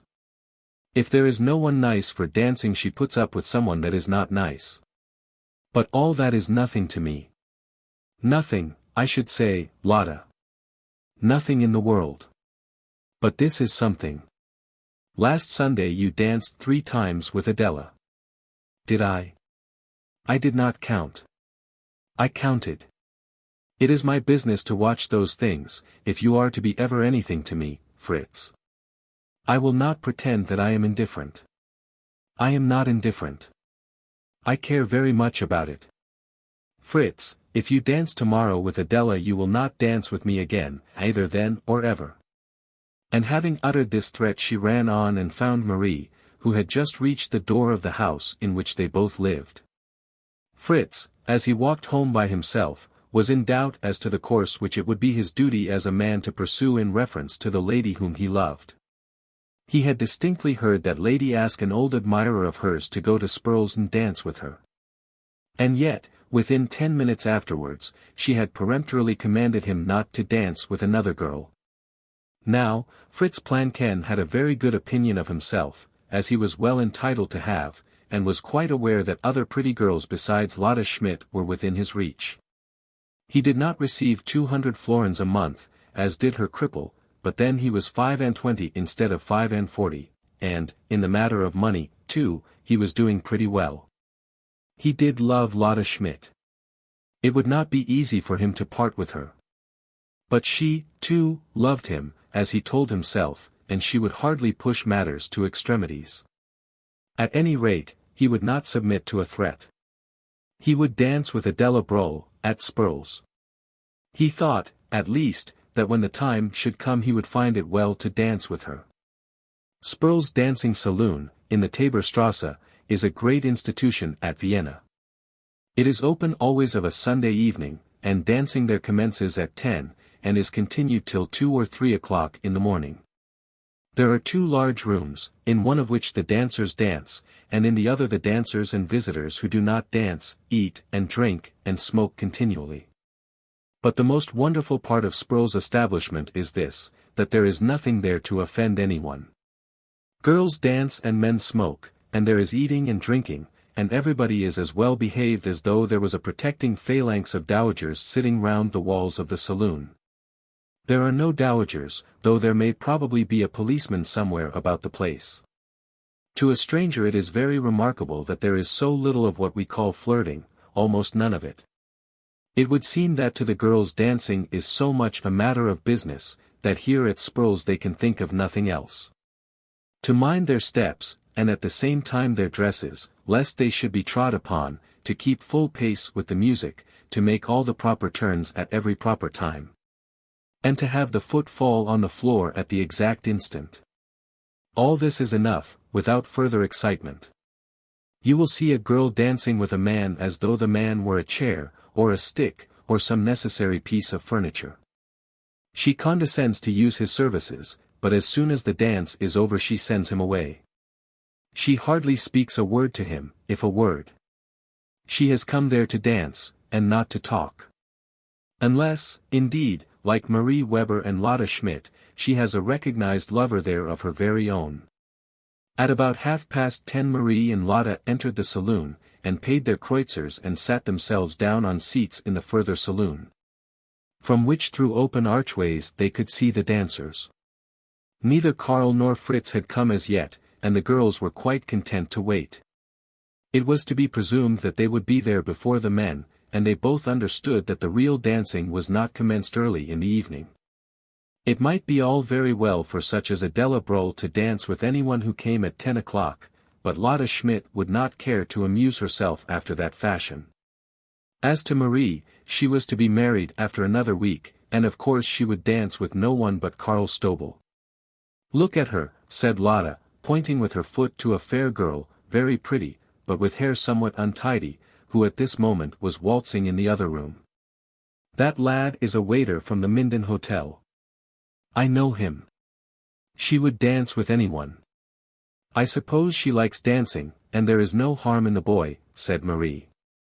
No, there is no harm, and if she likes it I do not begrudge it her. See what red hands she has.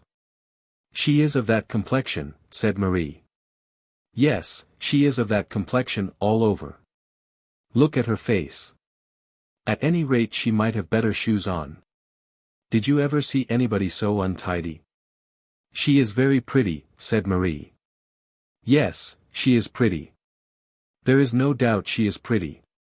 She is not a native here. Her people are from Munich. Do you know, Marie, I think girls are always thought more of in other countries than in their own. Soon after this Karl and Fritz came in together, and Fritz, as he passed across the end of the first saloon, spoke a word or two to Adela. Lotta saw this, but determined that she would take no offense at so small a matter. Fritz need not have stopped to speak, but his doing so might be all very well. At any rate, if she did quarrel with him she would quarrel on a plain, intelligible ground. Within 2 minutes Karl and Marie were dancing, and Fritz had asked Lotta to stand up. I will wait a little, said she, I never like to begin much before 11. As you please, said Fritz, and he sat down in the chair which Marie had occupied. Then he played with his cane, and as he did so his eyes followed the steps of Adela Brole. She dances very well, said Lotta. Yes. Fritz did not choose to bestow any strong praise on Adela's dancing. Yes, Fritz, she does dance well, very well, indeed. And she is never tired. If you ask me whether I like her style, I cannot quite say that I do. It is not what we do here, not exactly. She has lived in Vienna since she was a child. It is in the blood then, I suppose. Look at her fair hair, all blowing about. She is not like one of us. Oh no, she is not. That she is very pretty, I quite admit, said Lotta. Those soft grey eyes are delicious. Is it not a pity she has no eyebrows? But she has eyebrows. Ah! You have been closer than I, and you have seen them. I have never danced with her, and I cannot see them. Of course they are there, more or less. After a while the dancing ceased, and Adela Brole came up into the supper room, passing the seats on which Fritz and Lotta were sitting. Are you not going to dance, Fritz? She said, with a smile, as she passed them. Go, said Lotta, why do you not go? She has invited you. No, she has not invited me. She spoke to us both. She did not speak to me, for my name is not Fritz. I do not see how you can help going, when she asked you so prettily. I shall be in plenty of time presently. Will you dance now, Lotta? They are going to begin a waltz, and we will have a quadrille afterwards. No, her plan can, I will not dance just now. Her plan can, is it? You want to quarrel with me then, Lotta? I do not want to be one of two. I will not be one of two. Adela Brole is very pretty, and I advise you to go to her. I was told only yesterday her father can give her 1,500 florins a fortune. For me, I have no father. But you may have a husband tomorrow. Yes, that is true, and a good one. Oh, such a good one. What do you mean by that?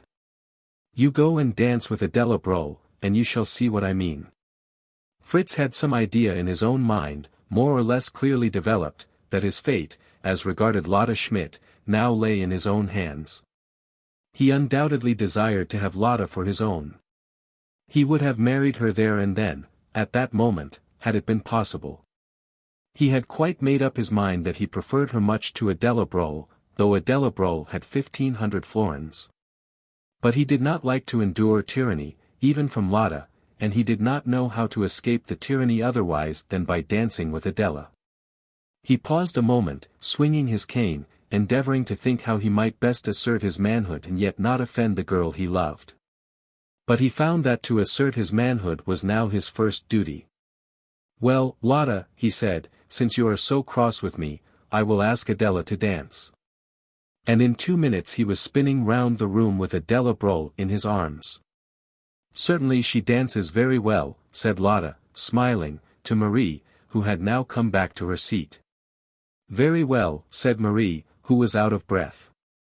And so does he. Beautifully, said Marie. Is it not a pity that I should have lost such a partner forever? Lotta. It is true. Look here, Marie, there is my hand upon it. I will never dance with him again, never, never, never. Why was he so hard upon her cripple last night? Was he hard upon her cripple? He said that her cripple was too old to play the zither, too old. Some people are too young to understand. I shall go home, I shall not stay to sup with you tonight. Lotta, you must stay for supper. I will not sup at his table. I have quarrelled with him. It is all over. Fritz Planken is as free as the air for me. Lotta, do not say anything in a hurry. At any rate do not do anything in a hurry. I do not mean to do anything at all. It is simply this, I do not care very much for Fritz, after all. I don't think I ever did. It is all very well to wear your clothes nicely, but if that is all, what does it come to? If he could play the zither, now. There are other things except playing the zither. They say he is a good bookkeeper. I don't like bookkeeping. He has to be at his hotel from 8 in the morning till 11 at night. You know best. I am not so sure of that. I wish I did know best. But I never saw such a girl as you are. How you change. It was only yesterday you scolded me because I did not wish to be the wife of your dear friend Cripple. Her cripple is a very good man. You go away with your good man. You have got a good man of your own. He is standing there waiting for you, like a gander on one leg. He wants you to dance, go away. Then Marie did go away, and Lotta was left alone by herself. She certainly had behaved badly to Fritz, and she was aware of it. She excused herself to herself by remembering that she had never yet given Fritz a promise. She was her own mistress, and had, as yet, a right to do what she pleased with herself. He had asked her for her love, and she had not told him that he should not have it. That was all. Her cripple had asked her a dozen times, and she had at last told him definitely, positively, that there was no hope for him. Her cripple, of course, would not ask her again, so she told herself. But if there was no such person as her cripple in all the world, she would have nothing more to do with Fritz Planken, nothing more to do with him as a lover. He had given her fair ground for a quarrel, and she would take advantage of it.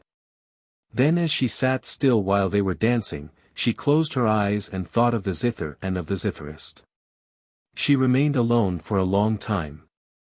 The musicians in Vienna will play a waltz for 20 minutes, and the same dancers will continue to dance almost without a pause. And then, almost immediately afterwards, there was a quadrille. Fritz, who was resolved to put down tyranny, stood up with Adela for the quadrille also.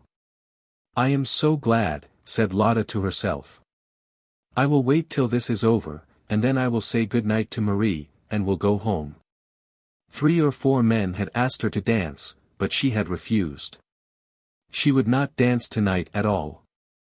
She was inclined, she thought, to be a little serious, and would go home. At last Fritz returned to her, and bade her come to supper. He was resolved to see how far his mode of casting off tyranny might be successful, so he approached her with a smile, and offered to take her to his table as though nothing had happened. My friend, she said, your table is laid for 4, and the places will all be filled. The table is laid for 5, said Fritz. It is one too many. I shall sup with my friend, her cripple. Her cripple is not here. Is he not? Ah me. Then I shall be alone, and I must go to bed supperless. Thank you, no, her Planken. And what will Marie say? I hope she will enjoy the nice dainties you will give her. Marie is all right. Marie's fortune is made. Woe is me. My fortune is to seek. There is one thing certain, it is not to be found here in this room. Then Fritz turned on his heel and went away. And as he went, Lotta saw the figure of a man, as he made his way slowly and hesitatingly into the saloon from the outer passage. He was dressed in a close frock coat, and had on a hat of which she knew the shape as well as she did the make of her own gloves. "If he has not come after all," she said to herself. Then she turned herself a little round, and drew her chair somewhat into an archway, so that her cripple should not see her readily. The other four had settled themselves at their table, Marie having said a word of reproach to Lotta as she passed. Now, on a sudden, she got up from her seat and crossed to her friend. "Her cripple is here," she said. "Of course he is here," said Lotta. "But you did not expect him. Ask Fritz if I did not say I would sup with her cripple. You ask him. But I shall not, all the same. Do not say a word. I shall steal away when nobody is looking." The musician came wandering up the room, and had looked into every corner before he had even found the supper table at which the four were sitting. And then he did not see Lotta. He took off his hat as he addressed Marie, and asked some questions as to the absent one. "She is waiting for you somewhere, her cripple," said Fritz, as he filled Adela's glass with wine. "For me?" said her cripple as he looked round. "No, she does not expect me." And in the meantime Lotta had left her seat, and was hurrying away to the door. "There. There," said Marie. "You will be too late if you do not run." Then her cripple did run, and caught Lotta as she was taking her hat from the old woman, who had the girls' hats and shawls in charge near the door. "What? Her cripple, you at Spurls? When you told me expressly, in so many words, that you would not come. That is not behaving well to me, certainly." "What, my coming? Is that behaving bad?" "No, but why did you say you would not come when I asked you? You have come to meet someone. Who is it?" "You, Lotta, you. And yet you refused me when I asked you. Well, and now you are here, what are you going to do? You will not dance." "I will dance with you, if you will put up with me." "No, I will not dance. I am too old. I have given it up. I shall come to Spurls no more after this. Dancing is a folly." "Lotta, you are laughing at me now. Very well, if you like, you may have it so." By this time he had brought her back into the room, and was walking up and down the length of the saloon with her. "But it is no use our walking about here," she said. "I was just going home, and now, if you please, I will go." "Not yet, Lotta." "Yes, now, if you please." "But why are you not supping with them?" "Because it did not suit me. You see there are 4. 5 is a foolish number for a supper party. Will you sup with me, Lotta?" She did not answer him at once. "Lotta," he said, "if you sup with me now you must sup with me always." "How shall it be?" "Always?" "No. I am very hungry now, but I do not want supper always. I cannot sup with you always, her cripple." "But you will tonight?" "Yes, tonight." "Then it shall be always." And the musician marched up to a table, and threw his hat down, and ordered such a supper that Lotta Schmidt was frightened. And when presently Karl Stobel and Marie Weber came up to their table, for Fritz Planken did not come near them again that evening, her cripple bowed courteously to the diamond cutter, and asked him when he was to be married. "Marie says it shall be next Sunday," said Karl. "And I will be married the Sunday afterwards," said her cripple. "Yes, and there is my wife." And he pointed across the table with both his hands to Lotta Schmidt. "Her cripple, how can you say that?" said Lotta. "Is it not true, my dear? In 14 days. No, certainly not. It is out of the question." But, nevertheless, what her cripple said came true, and on the next Sunday but one he took Lotta Schmidt home to his house as his wife. It was all because of the zither, Lotta said to her old mother-in-law. "If he had not played the zither that night I should not have been here now."